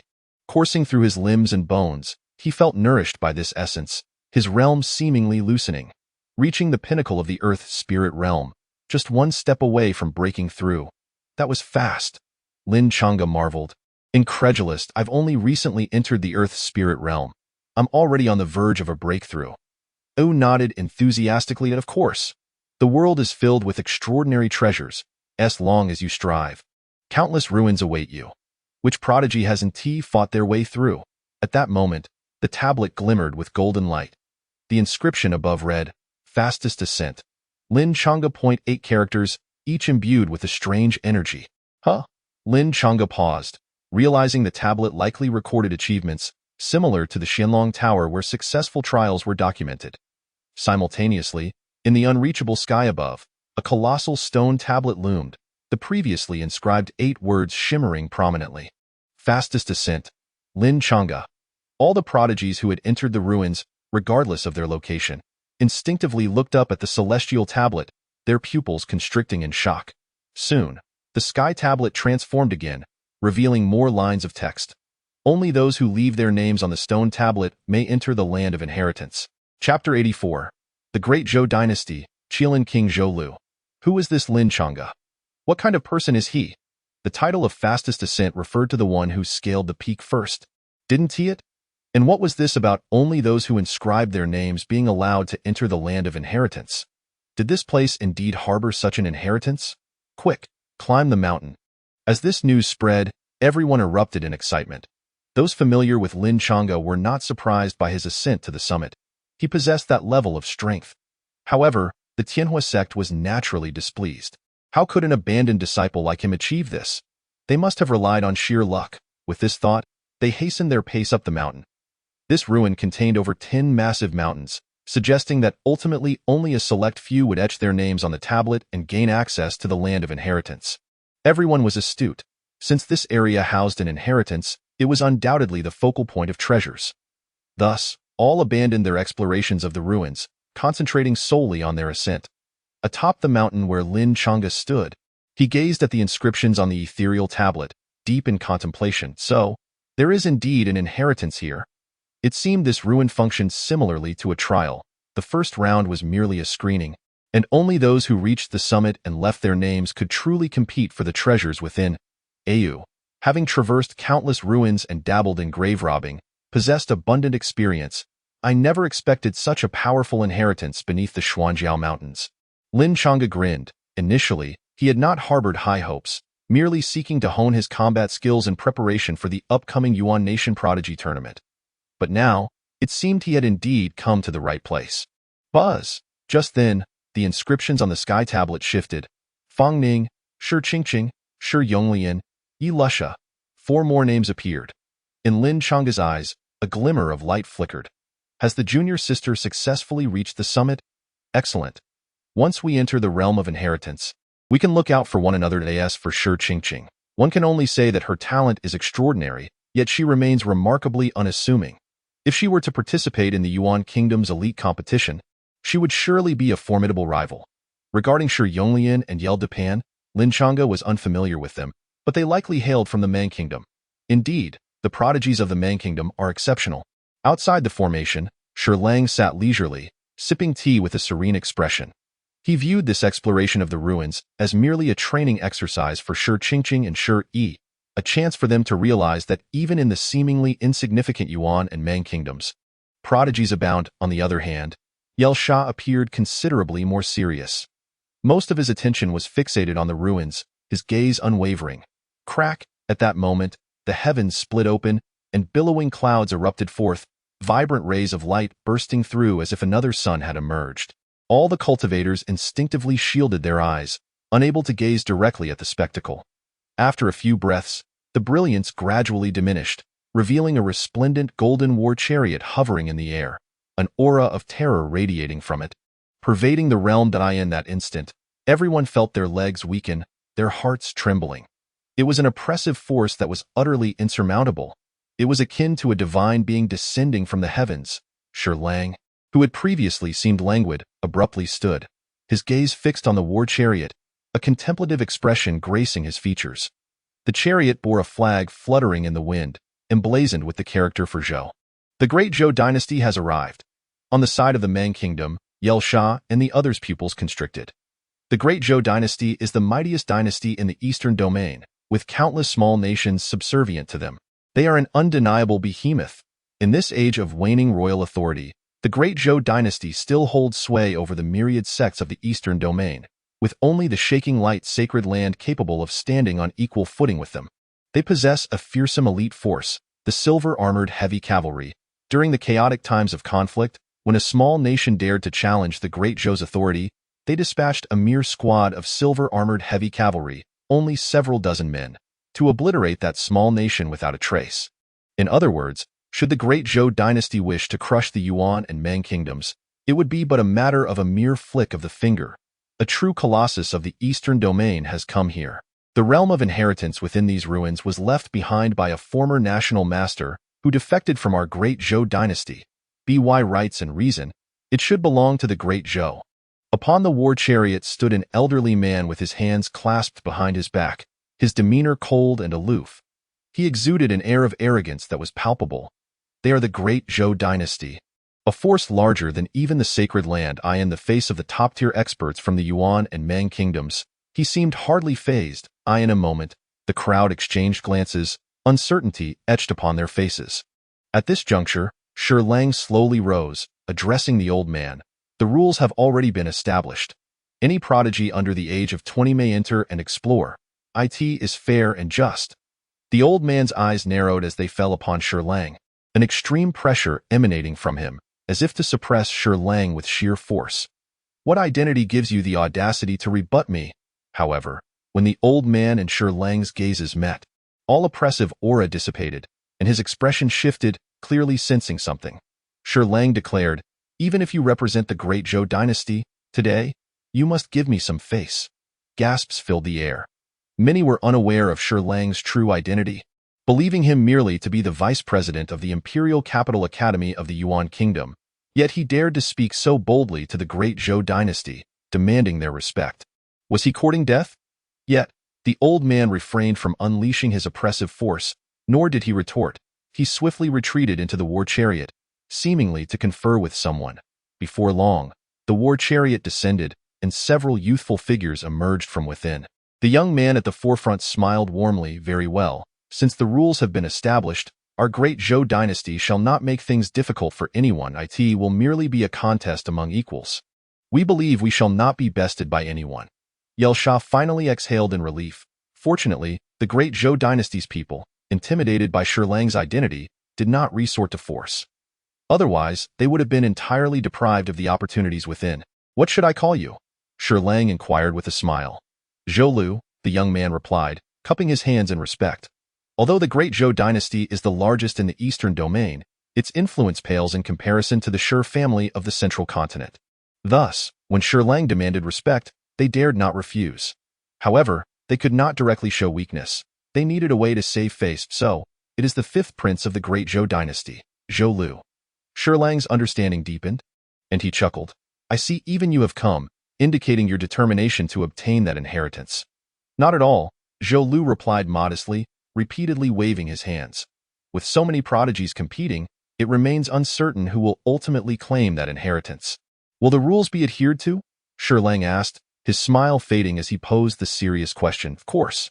Zhou Lu nodded, then gestured behind him. "These individuals with me are all my friends, all under 20 years old. Brother Shi may inspect them." "No need," Shi Lang replied lightly. The fifth prince of the great Zhou dynasty, Zhou Lu, the youngest prince, with the title of Qilin King, possesses a sacred body. On the day of your birth, auspicious signs appeared, and the Qilin presented treasures. Someone calculated with stargazing techniques, predicting that you would surely become a prodigy of unparalleled talent. "What you say, I naturally believe." Zhou Lu expressed his gratitude earnestly, as if receiving Shi Lang's acknowledgement was a tremendous honor. He then turned to his companions and said, "Let us proceed inside." As the four entered, the brilliance of this realm slightly dimmed. The competition had now entered a stage of fierce intensity. Chapter 85. Together to the realm of inheritance. Zhang Bo, what are your thoughts? Shi Lang turned and asked. Earlier, when the old man on the war chariot exerted his oppressive aura, Zhang Bo's eyes had gleamed, seemingly poised to take action. Fortunately, matters resolved swiftly, sparing him the need to intervene. Upon hearing Shi Lang's inquiry, Zhang Bo pondered, "Young master, I believe there is no longer a need to contend. He is the only one among the many prodigies under 20 who possesses the celestial spirit realm." He referred to Zhou Lu. Although young, Zhou Lu had already attained the celestial spirit realm. Competing in the realm of inheritance against him, who could hope to succeed? The disparity was too great. It could not be bridged merely by talent. Moreover, Zhou Lu was the Qilin King, the youngest prince of the great Zhou dynasty, his talent having reached the pinnacle of the eastern domain. Who could rival him? If Qingqing were to take this seriously, she might stand a chance against him, Shi Lang mused. Aside from her, Yeldapan possesses innate divine strength. He should manage well in 100 exchanges. At this point, Shi Lang's tone shifted. "Lin Chang'e." Zhang Bo was taken aback. "Young master, do you mean to say you have higher expectations for Lin Chang'e among so many?" Yi Yin had given him high praise, asserting that Lin Chang'e's potential was something he could never hope to reach. Shi Lang smiled knowingly. "Qingqing also holds him in high regard. Today shall serve as a test." If he can engage Zhou Lu, we shall see how he measures up. Never would I have anticipated such a plethora of prodigies in the Yuan kingdom, Zhang Bo remarked. Before the family head sent you to the Yuan kingdom, he had specifically consulted Tianjizi for a prediction, stating that countless stars would shine in the Yuan kingdom, with opportunities and fortunes abounding. It appears that this is indeed coming to fruition. Within the ruins, atop a majestic mountain, we are finally reaching the summit. A prodigy from the Meng kingdom grinned widely, his expression brimming with excitement. Bloodied and battered, he had evidently just survived a fierce battle. To be fair, luck was on his side. This mountain was occupied only by him and a few lesser-known cultivators from the Yuan kingdom. After encountering them, he had decisively dispatched them all. I never expected to have a day where I could stand shoulder to shoulder with young Master Yell. He gazed at the stone tablet at the peak. Overwhelmed with exhilaration, in the next moment, he surged forward, hand outstretched to touch the tablet. All the hardships of his journey vanished, leaving only pure joy. However, he suddenly felt a chill in his arm. Before he could react, his entire arm was neatly severed and fell to the ground, blood failing to even spurt forth. What just happened?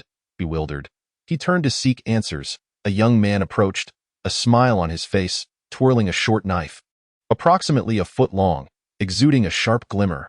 The arm of the Meng kingdom's prodigy had indeed been severed by this very knife. Who are you? The Meng kingdom's prodigy perceived an overwhelming sense of threat emanating from this young man, a terrifying sensation flooding his entire being, as if doused with a bucket of ice-cold water, chilling him to the bone. You need not know who I am. The young man smiled as he brushed past the bewildered prodigy, his playful manipulation of the knife unwavering. Without having seen him strike, the Meng kingdom's prodigy's body was suddenly torn asunder, scattering across the ground. His physique was robust, yet regrettably, his demise was far from graceful. The young man did not spare a glance at the corpse, striding toward the stone tablet and gently placing his hand upon it. He then tilted his head to gaze at the names inscribed in the heavens, revealing a pale, sickly smile as he mockingly declared, "Run now, for the Qilin king is coming to kill." Buzz! The stone tablet in the heavens underwent another transformation. This time, 4 more names appeared: Zhou Lu, Song Jiao, Qi Jia, Lu Xinteng. Compared to the previous change in the tablet, this one occurred at a notably faster pace, with hardly any time having elapsed. Lin Chang'e had Lu stationed outside to keep watch while he delved into the blade of heaven, continuing his pursuit of ascension. After absorbing the pure spiritual energy within the stone tablet, he reached the pinnacle of the Earth's spirit realm's 5th level, merely 1 step away from promotion. As he was about to engage in the contest for the unknown inheritance, Lin Chang'e naturally needed to be fully prepared. The stronger he became, the greater his weight in the competition would be. With so many elixirs before him, would they suffice for my ascension to the 6th level of the Earth's spirit realm? Lin Chang'e glanced over the array of elixirs laid out before him, predominantly 3rd and 4th grade, difficult to enhance directly. However, if their effects combined, they would still yield a significant amount of spiritual energy. Feeling it was insufficient, he also produced 3,000 spirit stones, stacking them before him, ready to absorb at any moment. With a swish, Lin Chang'e swallowed all the elixirs in one gulp. His physique, being a dominant body, rendered the adverse effects of the elixirs irrelevant. He merely needed to exert himself to the fullest in his pursuit of ascension. Boom, boom, boom. Above his head, the very fabric of this realm suddenly warped, reverberating with the sound of pure spiritual energy rushing past. His realm was rapidly elevating. Outside, Lu leaned against a boulder, gazing skyward. It shouldn't be long before we can enter the realm of inheritance, right? During this period of frequent changes, several unfamiliar names had appeared on the list. Each time the list shifted, 2 or 3 new names emerged, indicating that the competition was intensifying, with everyone employing all means to surge forward. Finally, they had reached the summit.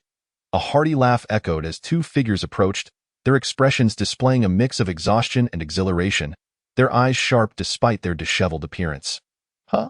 You observed that those were 2 young men towering over 2.5 meters in height, their bare chests revealing terrifying muscles coiling like dragons.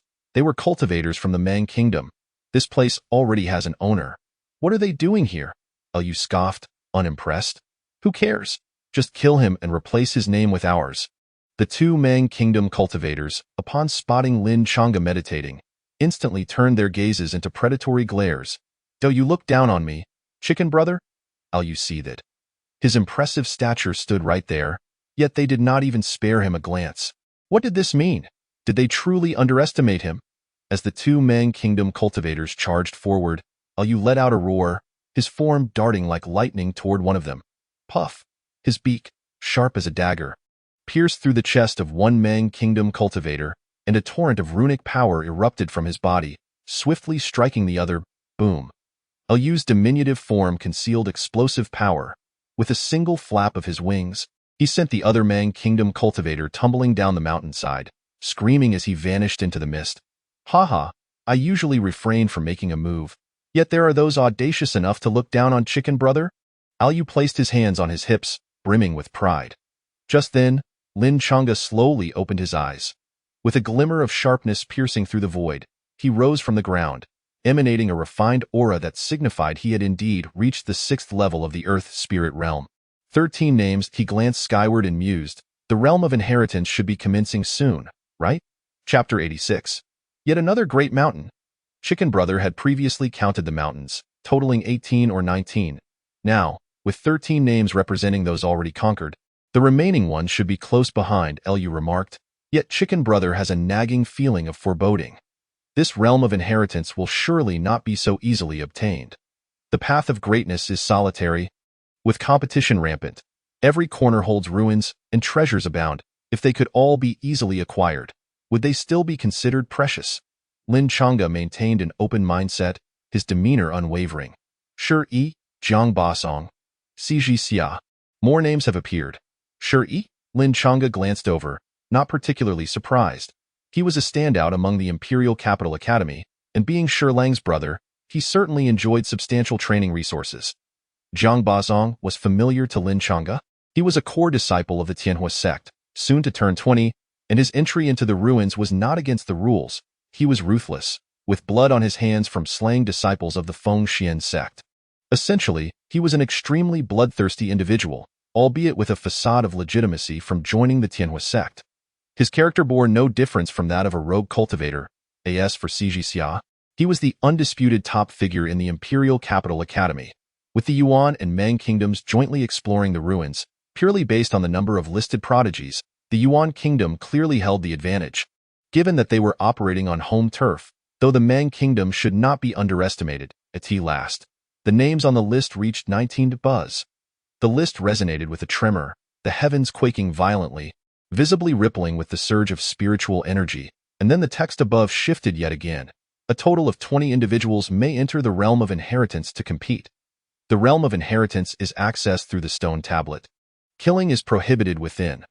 Otherwise, one will be slain by the rules, and ultimately, only one person may claim the inheritance.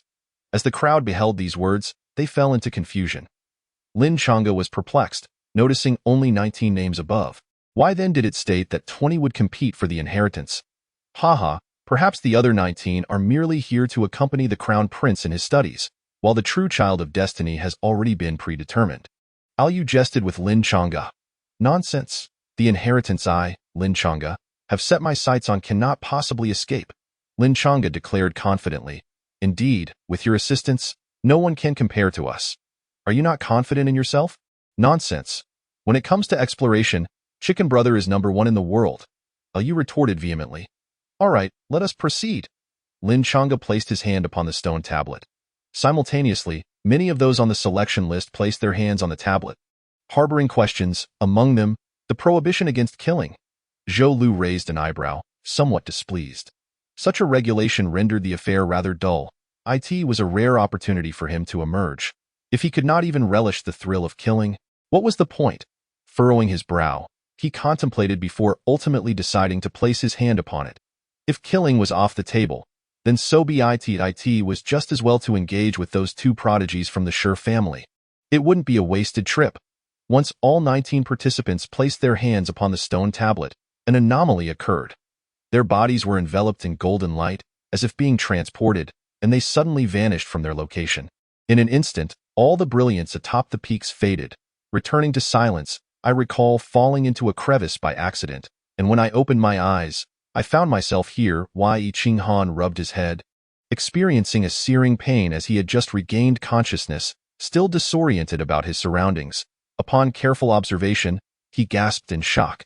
Standing atop a majestic and towering mountain, the only sight that greets the eye is an enveloping mist.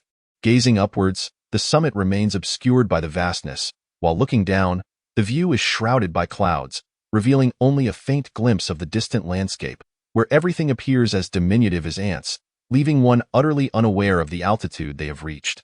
A colossal staircase, paved with green stones, wins its way from the summit downward. Although each step boasts a height of over a meter and is quite broad, it pales in comparison to the grandeur of the mountain itself. Could this place be a repository of heritage? An inexplicable surge of excitement welled up within Yi Qinghan, reminiscent of the tales he had read, where fated individuals plummeted into chasms only to discover awe-inspiring techniques hidden within caves. Was his predicament not akin to such tales? His thought process was indeed peculiar. Upon concluding this, he excitedly dashed upwards. Along the path, numerous runes adorned the sides of the green stone platforms, initially radiating a brilliant glow. Yet as Yi Qinghan passed, these runes seemed to dissipate, as if parting to grant him passage. Thus, he ascended the mountain with great strides. Suspended in the air 100 meters above the ground floated 19 golden platforms. Each platform, shaped like an inverted triangle, was distanced from one another, their outlines barely discernible in the haze. The individuals on the golden platforms awakened and briefly surveyed their surroundings. Their gazes swiftly locked onto the colossal mountain before them, a behemoth far surpassing any they had previously climbed, standing tenfold taller. Despite the high platforms hovering at such an altitude, they remained insignificant when compared to the mountain itself. Even craning their necks, they could not grasp its entirety. Were they to scale this mountain once more? Lin Chang'e narrowed his eyes, scrutinizing the magnificent peak. This mountain was indeed formidable. Yu opened his eyes, revealing a plethora of intricate runes adorning its surface, forming a unique set of rules. Ascending to the pinnacle would be no simple task. Lin Chang'e remarked that killing was forbidden here, implying that everyone would need to restrain themselves while competing to reach the summit. Thus, it seemed that the old rule remained. Only the swiftest would attain the inheritance, yet no one knew the specifics of these rules. All were still navigating through uncertainty. The mountain was interspersed with numerous climbing steps, snaking like serpents. Each stone platform was broad and elevated, as Yu had mentioned, etched with runes. If overcoming these barriers required engaging with the layers of runes, Lin Chang'e, with Yu's assistance, clearly held an advantage. Surveying his surroundings, he noticed two figures on the nearest platforms, their silhouettes unfamiliar to him. This journey was destined to be one of solitary combat. In the next moment, the golden light enveloping the platforms vanished.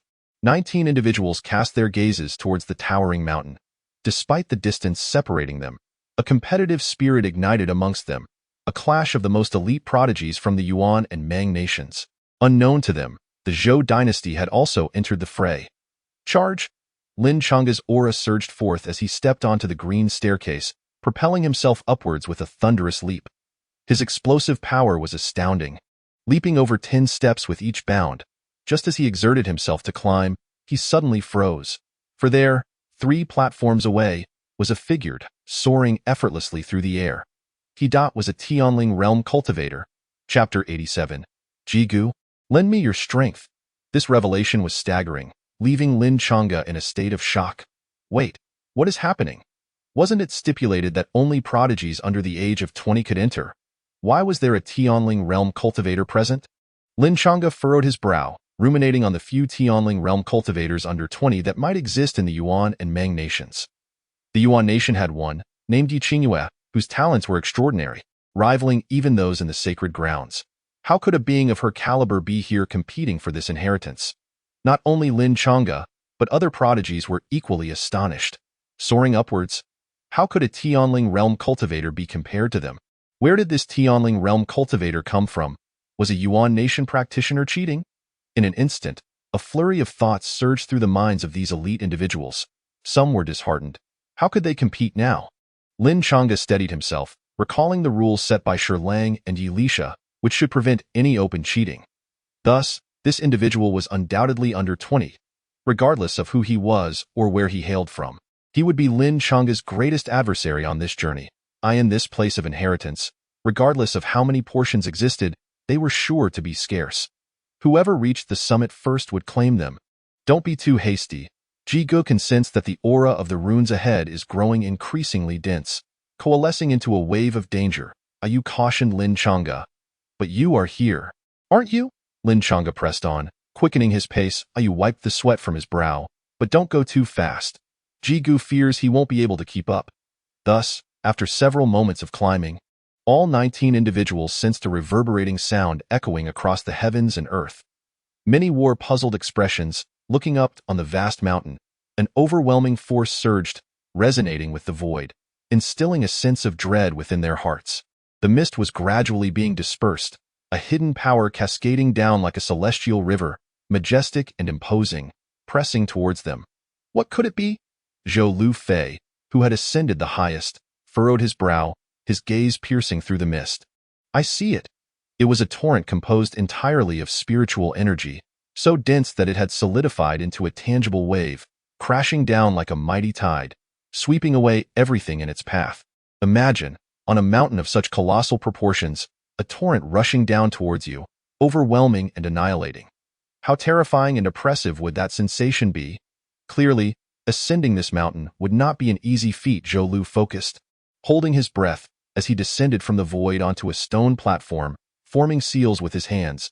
Instantly, a giant phantom emerged beside him, towering at 100 meters, seated cross-legged with closed eyes, creating a protective space around him. Soon, not only Zhou Lu but others also witnessed the white torrent breaking through the clouds, akin to a deluge, mercilessly sweeping towards the ants below. A moment's carelessness could lead to obliteration. Ji-gu, help me bear this, Lin Chang'e called out without pausing, maintaining his speed. Damn, Ji-gu can't take it. Ayu's expression changed. Do you have no respect for the terrifying power of this world? To expect me to bear such a torrent is to overestimate me. Lin Chang'e glanced at the distance. Even that Tianling realm prodigy had ceased flying, gathering their energy to withstand the torrent.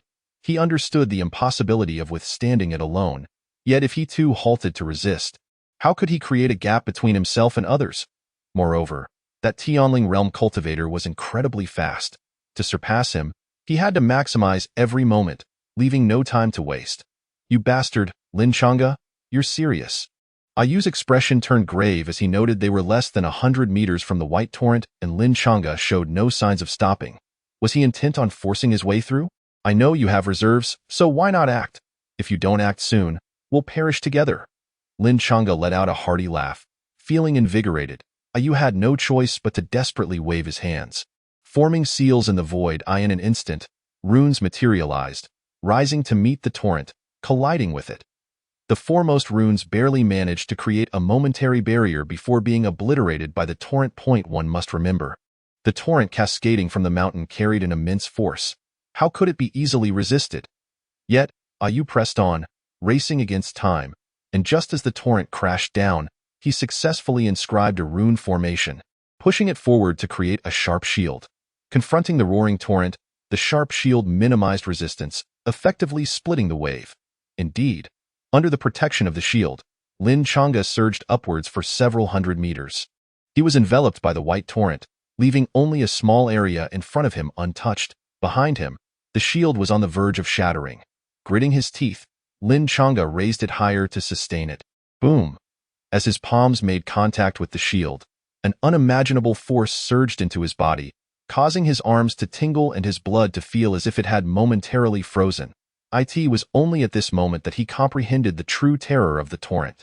Lin Chang'e, Ji-gu despises you. Ayu's face turned pale, yet he dared not stop, continuously urging his energy to support the shield. Lin Chang'e chuckled heartily. Once I find the inheritance, I'll gather a bounty of delicacies for you. He began to maneuver with the token, attempting to avoid the brunt of the torrent's pressure. Even a slight reduction in force would be beneficial.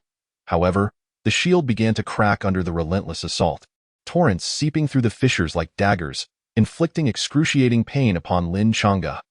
Thunder Body Talisman. Lin Chang'e flicked his fingers, activating the few remaining Thunder Body Talismans from his storage ring, enveloping himself in a tempest of lightning, warding off the torrent's assault. This won't do. The shield is about to break. I truly cannot climb any further. Ayu's complexion shifted dramatically. Quickly, stabilize your body and prepare to meet the torrent head-on. Lin Chang'e recognized the urgency. He dug his feet into the steps, anchoring himself like an ancient tree, and then withdrew his hands to shield his front. Crack! In that moment, the shield shattered. The torrent crashed down upon Lin Chang'e with a force so terrifying it forced him back a step, shattering the stone platform, yet he gritted his teeth and persevered. Veins bulged on his forehead. Even with the black rhino armor protecting him, he felt a numbing force buzz. Lin Chang'e's body shimmered with golden light, revealing his formidable physique. In terms of strength, even a Tianling realm cultivator could not compare. This time, he withstood the impact, yet the torrent was relentless. He dared not let his guard down, pushing himself to the limit to endure. Chapter 88. The Convergence of Climbing Paths. The others fared poorly as well. Fang Ning, Shi Qingqing, and Shi Yi, who were not particularly strong in physical prowess, were immediately swept away by the torrent, having misjudged its strength and failing to prepare in advance. However, they quickly regained their composure, retrieving spiritual weapons from their storage rings to counter the wave. The prodigies from the Mang Nation, such as Shi Yonglian and Yi Lidi, were robust, having trained beneath waterfalls since childhood.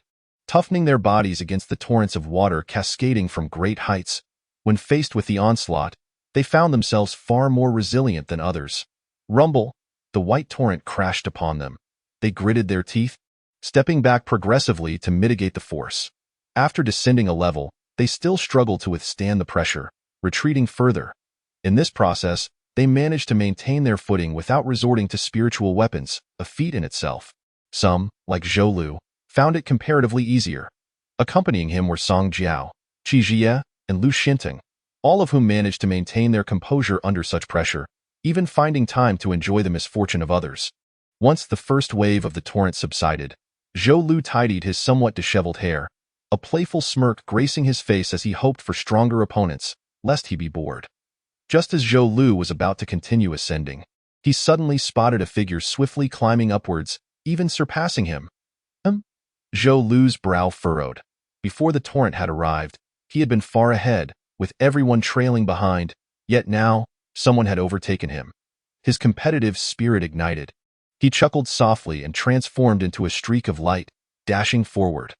Though he did not know who that person was, it certainly piqued his interest. Lin Chang'e surged ahead, continually adjusting his breathing to harmonize with the environment. Striving to recover his strength at the fastest pace possible, Ayu had explained that this would be a protracted ascent. The previous torrent was merely an appetizer, and maintaining a lead throughout would not be an easy task. Gradually, Lin Chang'e observed that the climbing path ahead grew increasingly straight, while the paths on either side began to converge towards his. The curvature was slight, easily overlooked without careful observation. Yet, Lin Chang'e was attentive and recognized this. It implied that the two paths would soon draw closer to his, potentially merging at some point. This aligned perfectly with the notion of competition. Otherwise, if everyone simply ascended their own paths, it would merely be a race, devoid of any true contest. Contemplating this, Lin Chang'e felt his determination reignite. It was a pity this place forbade killing. Previously, while climbing outside, he had only slain a few Mang Nation practitioners and Zhu Xiu from the Tianhua sect. Such a meager number was insufficient. He would have to venture out and eliminate more. A wave of dangerous energy surged ahead. Lin Chang'e, be cautious. Ayu, perched atop Lin Chang'e's head, was continuously sensing the path ahead, and upon detecting the influx of runic energy, he promptly warned. Lin Chang'e pressed on, hand resting on the handle of the Zhan Tian Dao, ready to draw it at a moment's notice. Boom! With a resounding crash. A massive round boulder shattered the clouds, rolling down the climbing path with tremendous force, reminiscent of the previous torrent. Should he evade or endure? In that instant, numerous thoughts raced through Lin Chang'e's mind. If he chose to evade, would a leap suffice to escape the boulder's path? It seemed a difficult gamble. Should he fail to evade, he would be left stranded in midair, rendered vulnerable. Moreover, who could guarantee that only this single boulder was descending? As for enduring, Lin Chang'e didn't even consider it. Such an action would significantly hinder his speed, wasting precious seconds. Lin Chang'e made his choice, forcing his way through. Come! Lin Chang'e shouted, his eyes gleaming with fierce determination. Not only did he maintain his speed, but he also accelerated. harnessing the momentum from his rapid movement to draw the Zhantian Dao and strike downwards. A single slash cleaved through the path of life and death. The blade's radiance illuminated the sky, even causing the void to momentarily freeze, followed by the massive boulder, measuring dozens of meters in diameter, splitting apart with a thunderous roar, scattering to either side. Lin Chang'e shot through the gap like an arrow, the boulder crumbling around him, enhancing his imposing figure. He landed safely on solid ground, continuing his ascent. In this manner, he effortlessly navigated past the crushing boulder. The other climbers faced similar challenges, yet none possessed Lin Chang'e's unyielding courage. Pausing to confront the boulder as a result, their positions were further distanced. Zhou Lu observed Lin Chang'e rising higher, igniting his competitive spirit completely. He accelerated towards the boulder, thrusting his short blade forward. Swish! The sharp sound of slicing echoed as his blade effortlessly cleaved through the boulder. Similarly, Zhou Lu's speed remained unaffected as he approached Lin Chang'e's level with increasing velocity. This was a contest. Soon, Zhou Lu noticed that the climbing paths on either side were converging towards him. At this rate, they would merge into one within 1,000 meters. A smile graced his lips. Finally, it was becoming interesting. At that moment, the paths on either side of Lin Chang'e converged entirely into his, slightly widening, yet due to the slow pace of the other two, they had not yet caught up. The contest was about to commence. Lin Chang'e glanced back, unceasing in his speed. After several moments, the other two had also reached this path. One was Shi Yonglian, and the other was Shi Yi. Although Shi Yi hailed from the central continent, he had spent several years in the Yuan nation, forming deep connections. Given that his academy continuously supplied soldiers to the Yuan nation, he harbored a profound animosity towards the Mang nation practitioners. Upon meeting, neither party spoke a word. They immediately engaged in combat. Shi Yonglian possessed a tall and slender physique, deviating from the traditional notion of being large and imposing, yet this did not diminish his immense strength as he delivered a powerful punch towards Shi Yi. Shi Yi had long anticipated this moment. With a swift flick of his long spear, he struck Shi Yonglian's arm with the grace of a swimming dragon, sending him sprawling. As he propelled himself upward, he turned to thrust, aiming to subdue Shi Yonglian with his height advantage.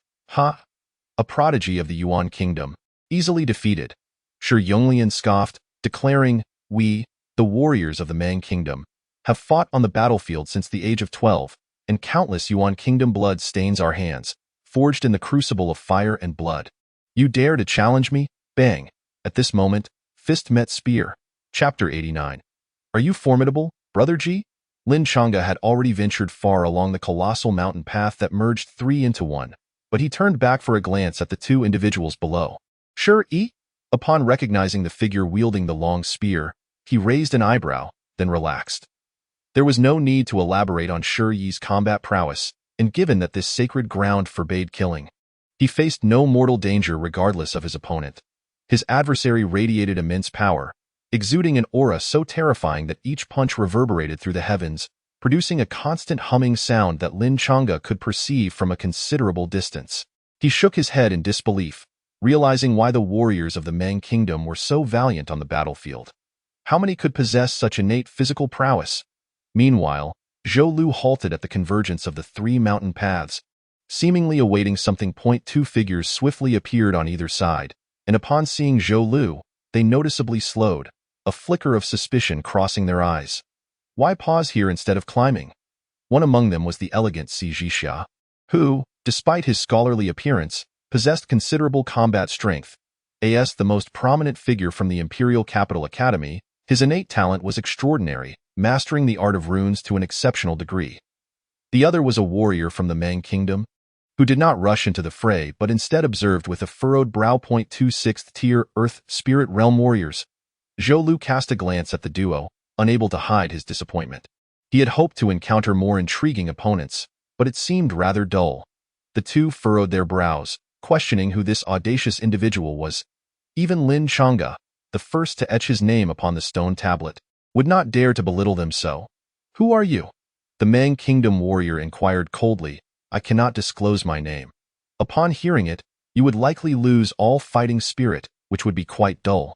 Zhou Lu replied with a smile on his pale face, a short dagger appearing in his hand as he toyed with it, beckoning them to attack with all their might. wishing for a few scars to experience the sensation of being wounded. Is this fellow mad? Si Jixia thought, glancing at the Meng Kingdom warrior. If not for Zhou Lu's obstruction, he would have resolved matters with the Meng Kingdom warrior by now. Yet now, they faced an unknown entity of indeterminate strength, and despite their aversion, they had no choice but to cooperate. Fortunately, the Meng Kingdom warrior shared the same sentiment. Since you have issued a challenge, we shall oblige, he retorted with a cold snort, taking the initiative to strike.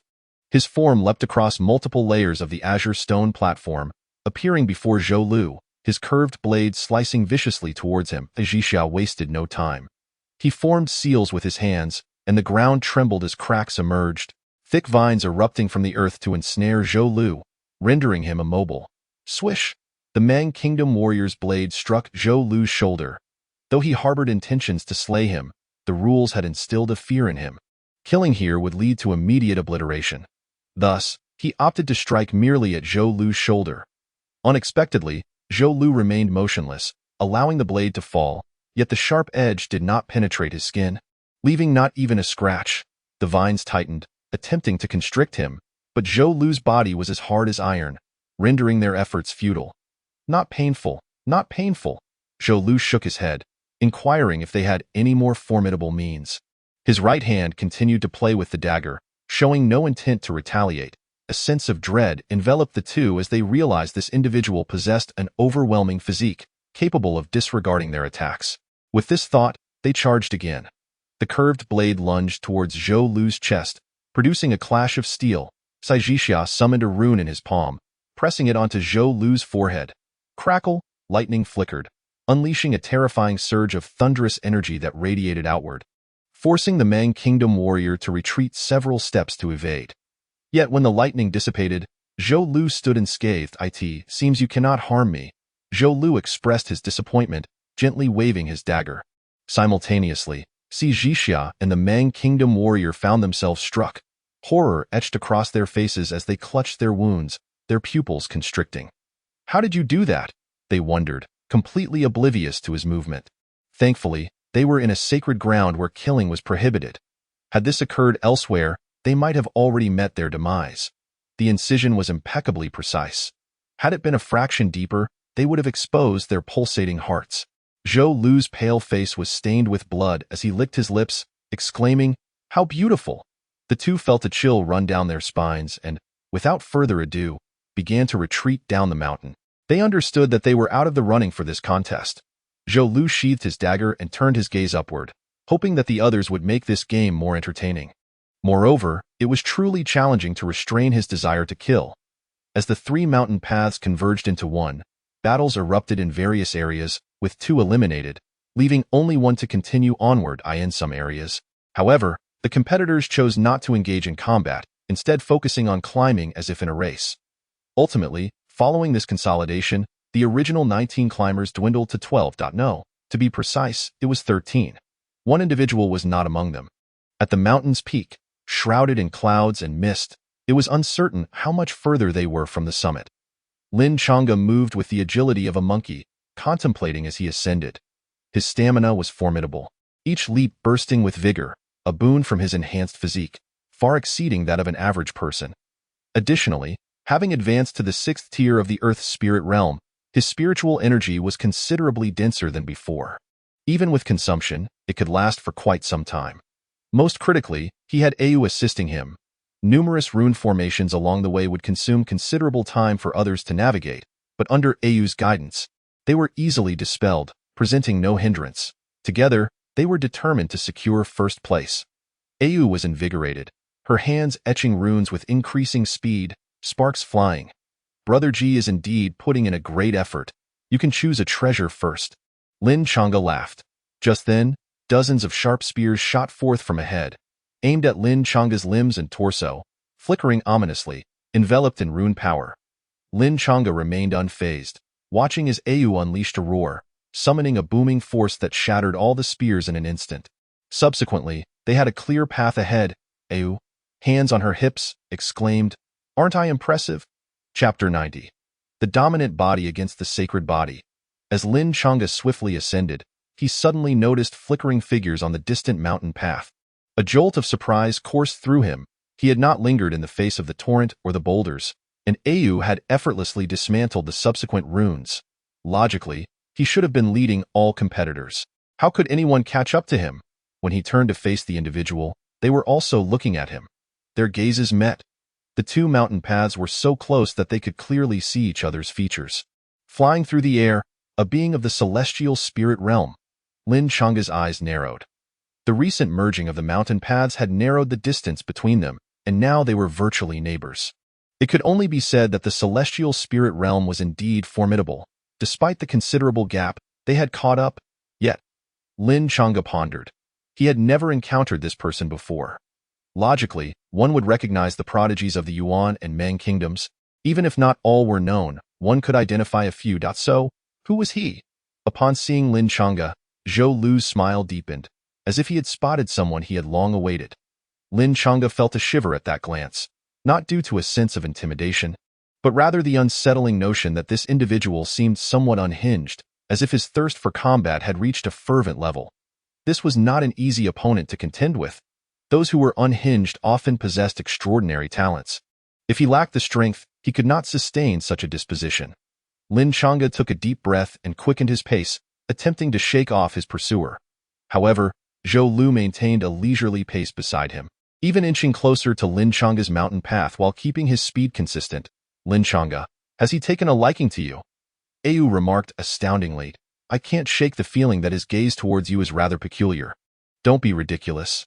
He likely seeks a duel with me, Lin Changa retorted. Rolling his eyes, he understood this sentiment. If one were truly passionate about martial arts, they would have an intense yearning for battle, much like his junior sister. However, different individuals expressed such sentiments in varied ways.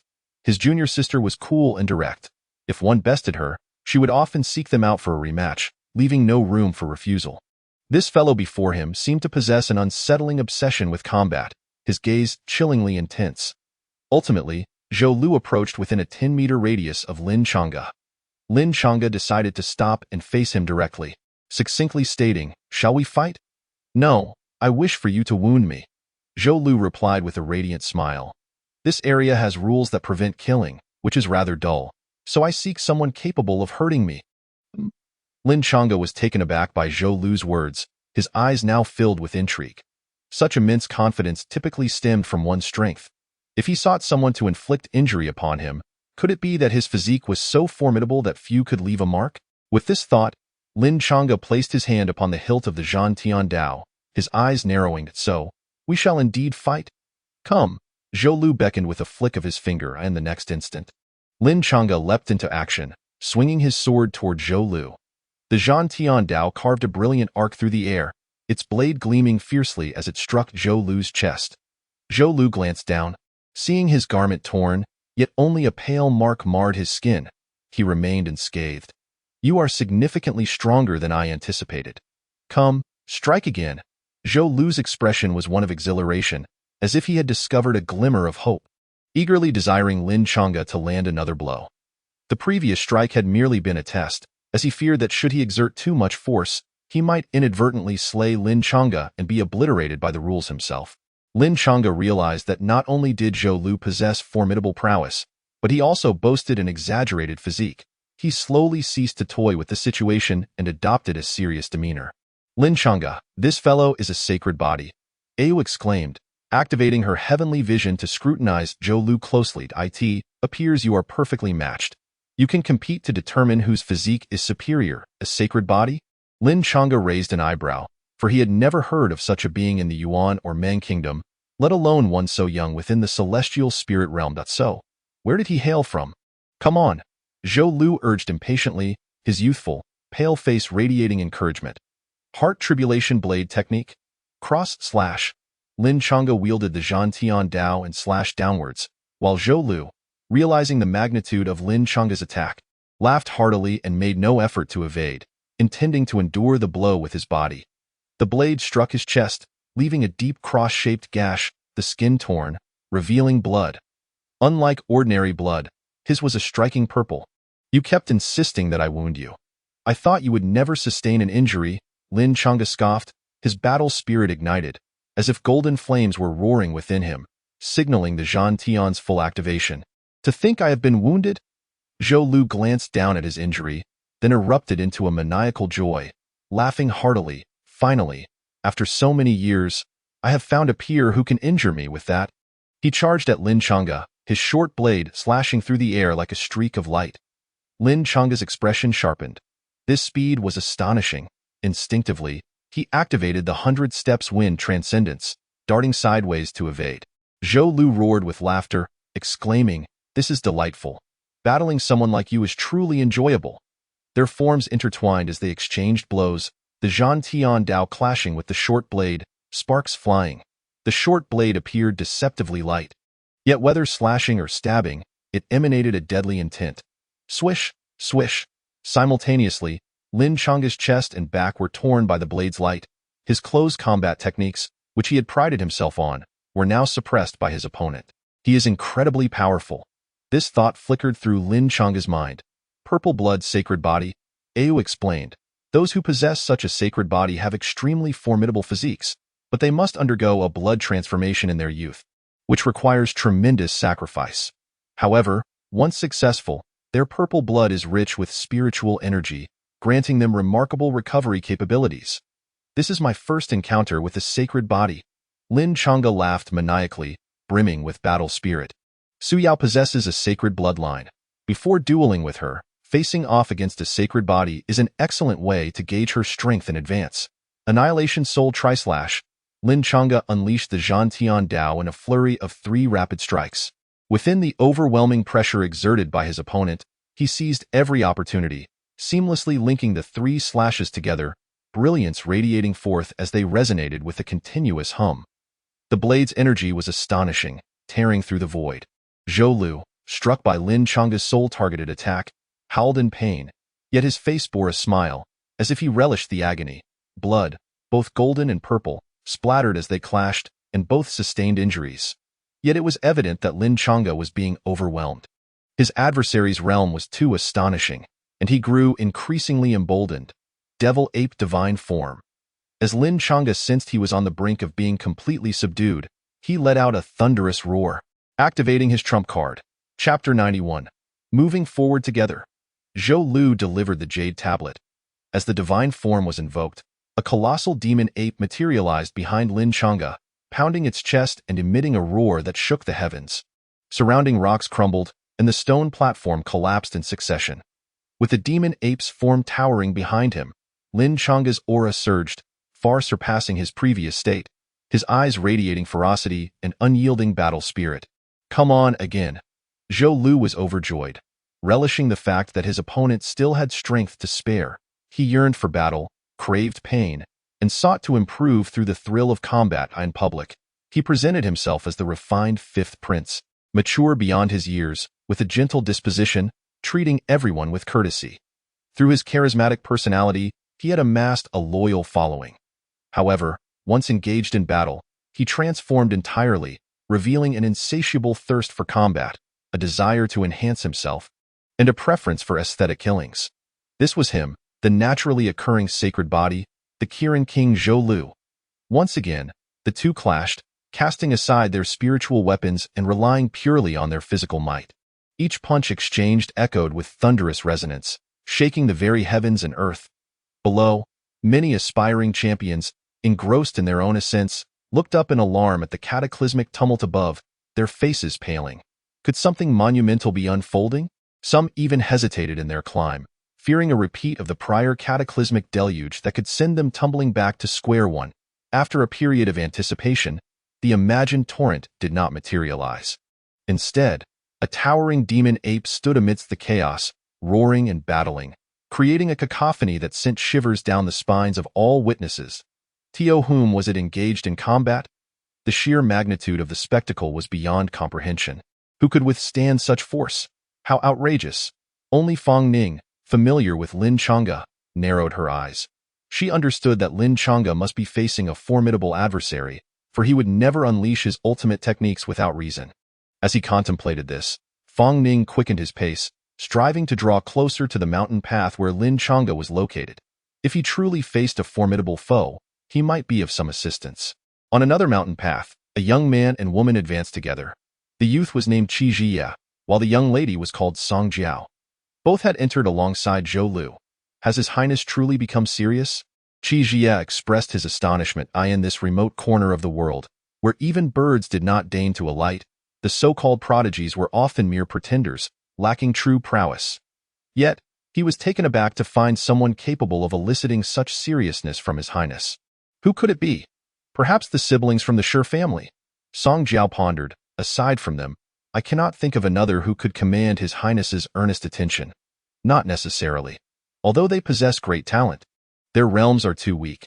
Their trials have yet to conclude, and they have not truly embarked upon the grand path that the Shi family has laid out for them. How could they possibly contend with His Highness? Qi Jie shook his head. It must be someone else. Who would have thought that such a small place could conceal such extraordinary talents? Should we ascend to take a look? Song Jiao inquired. Let us go and broaden our horizons, Qi Jie replied with a smile, his heart increasingly filled with yearning.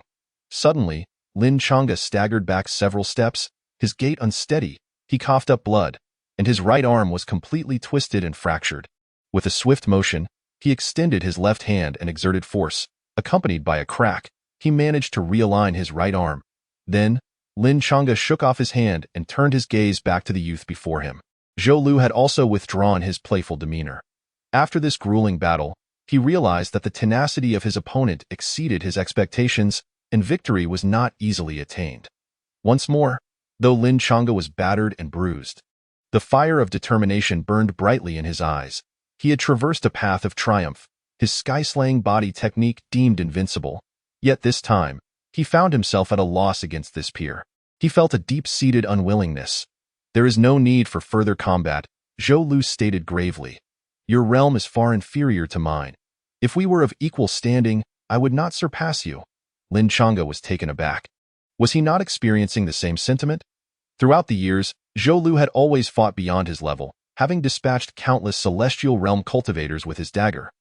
This was his first, and likely only, encounter where he was compelled into such a predicament by someone of a significantly lower realm. He reined in his imposing aura and approached Lin Chang'e. I have visited the Yuan Kingdom several times, yet I have never heard of a figure like you. What is your name? There was no arrogance, nor was there any sense of superiority. It was as if two friends were exchanging simple pleasantries. Seeing that the other harbored no intentions of continuing the battle, Lin Chang'e also dispelled his demonic aura. Lin Chang'e. Lin Chang'e? Zhou Lu was taken aback. The fiancé of Yi Qingyue, Lin Chang'e? Lin Chang'e furrowed his brow in surprise, not anticipating that his reputation would be so prominent outside, albeit in a different light. He nodded, indeed. You are fortunate, Zhou Lu grinned. Yi Qingyue is a paragon of excellence, known for her lofty standards.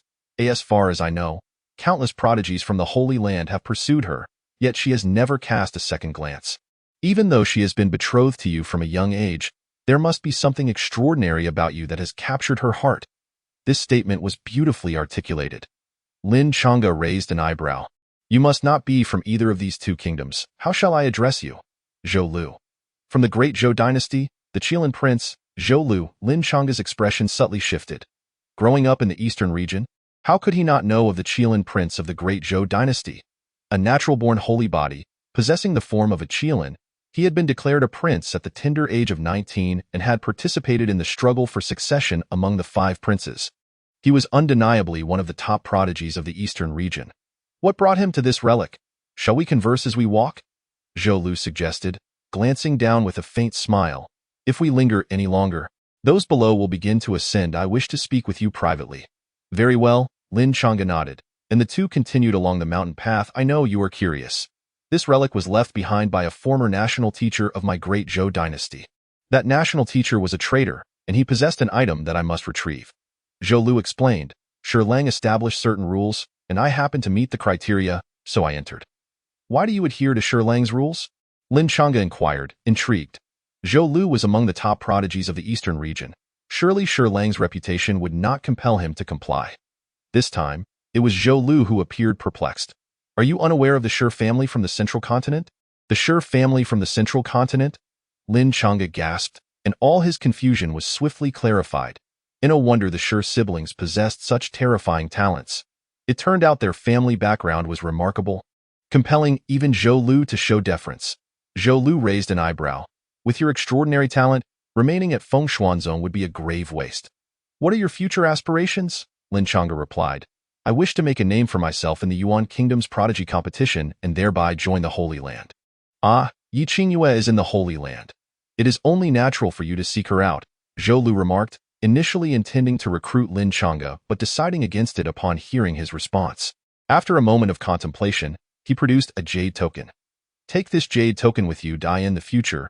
Should you travel to the great Zhou dynasty, possessing this token will facilitate many matters, Lin Chang'e asked.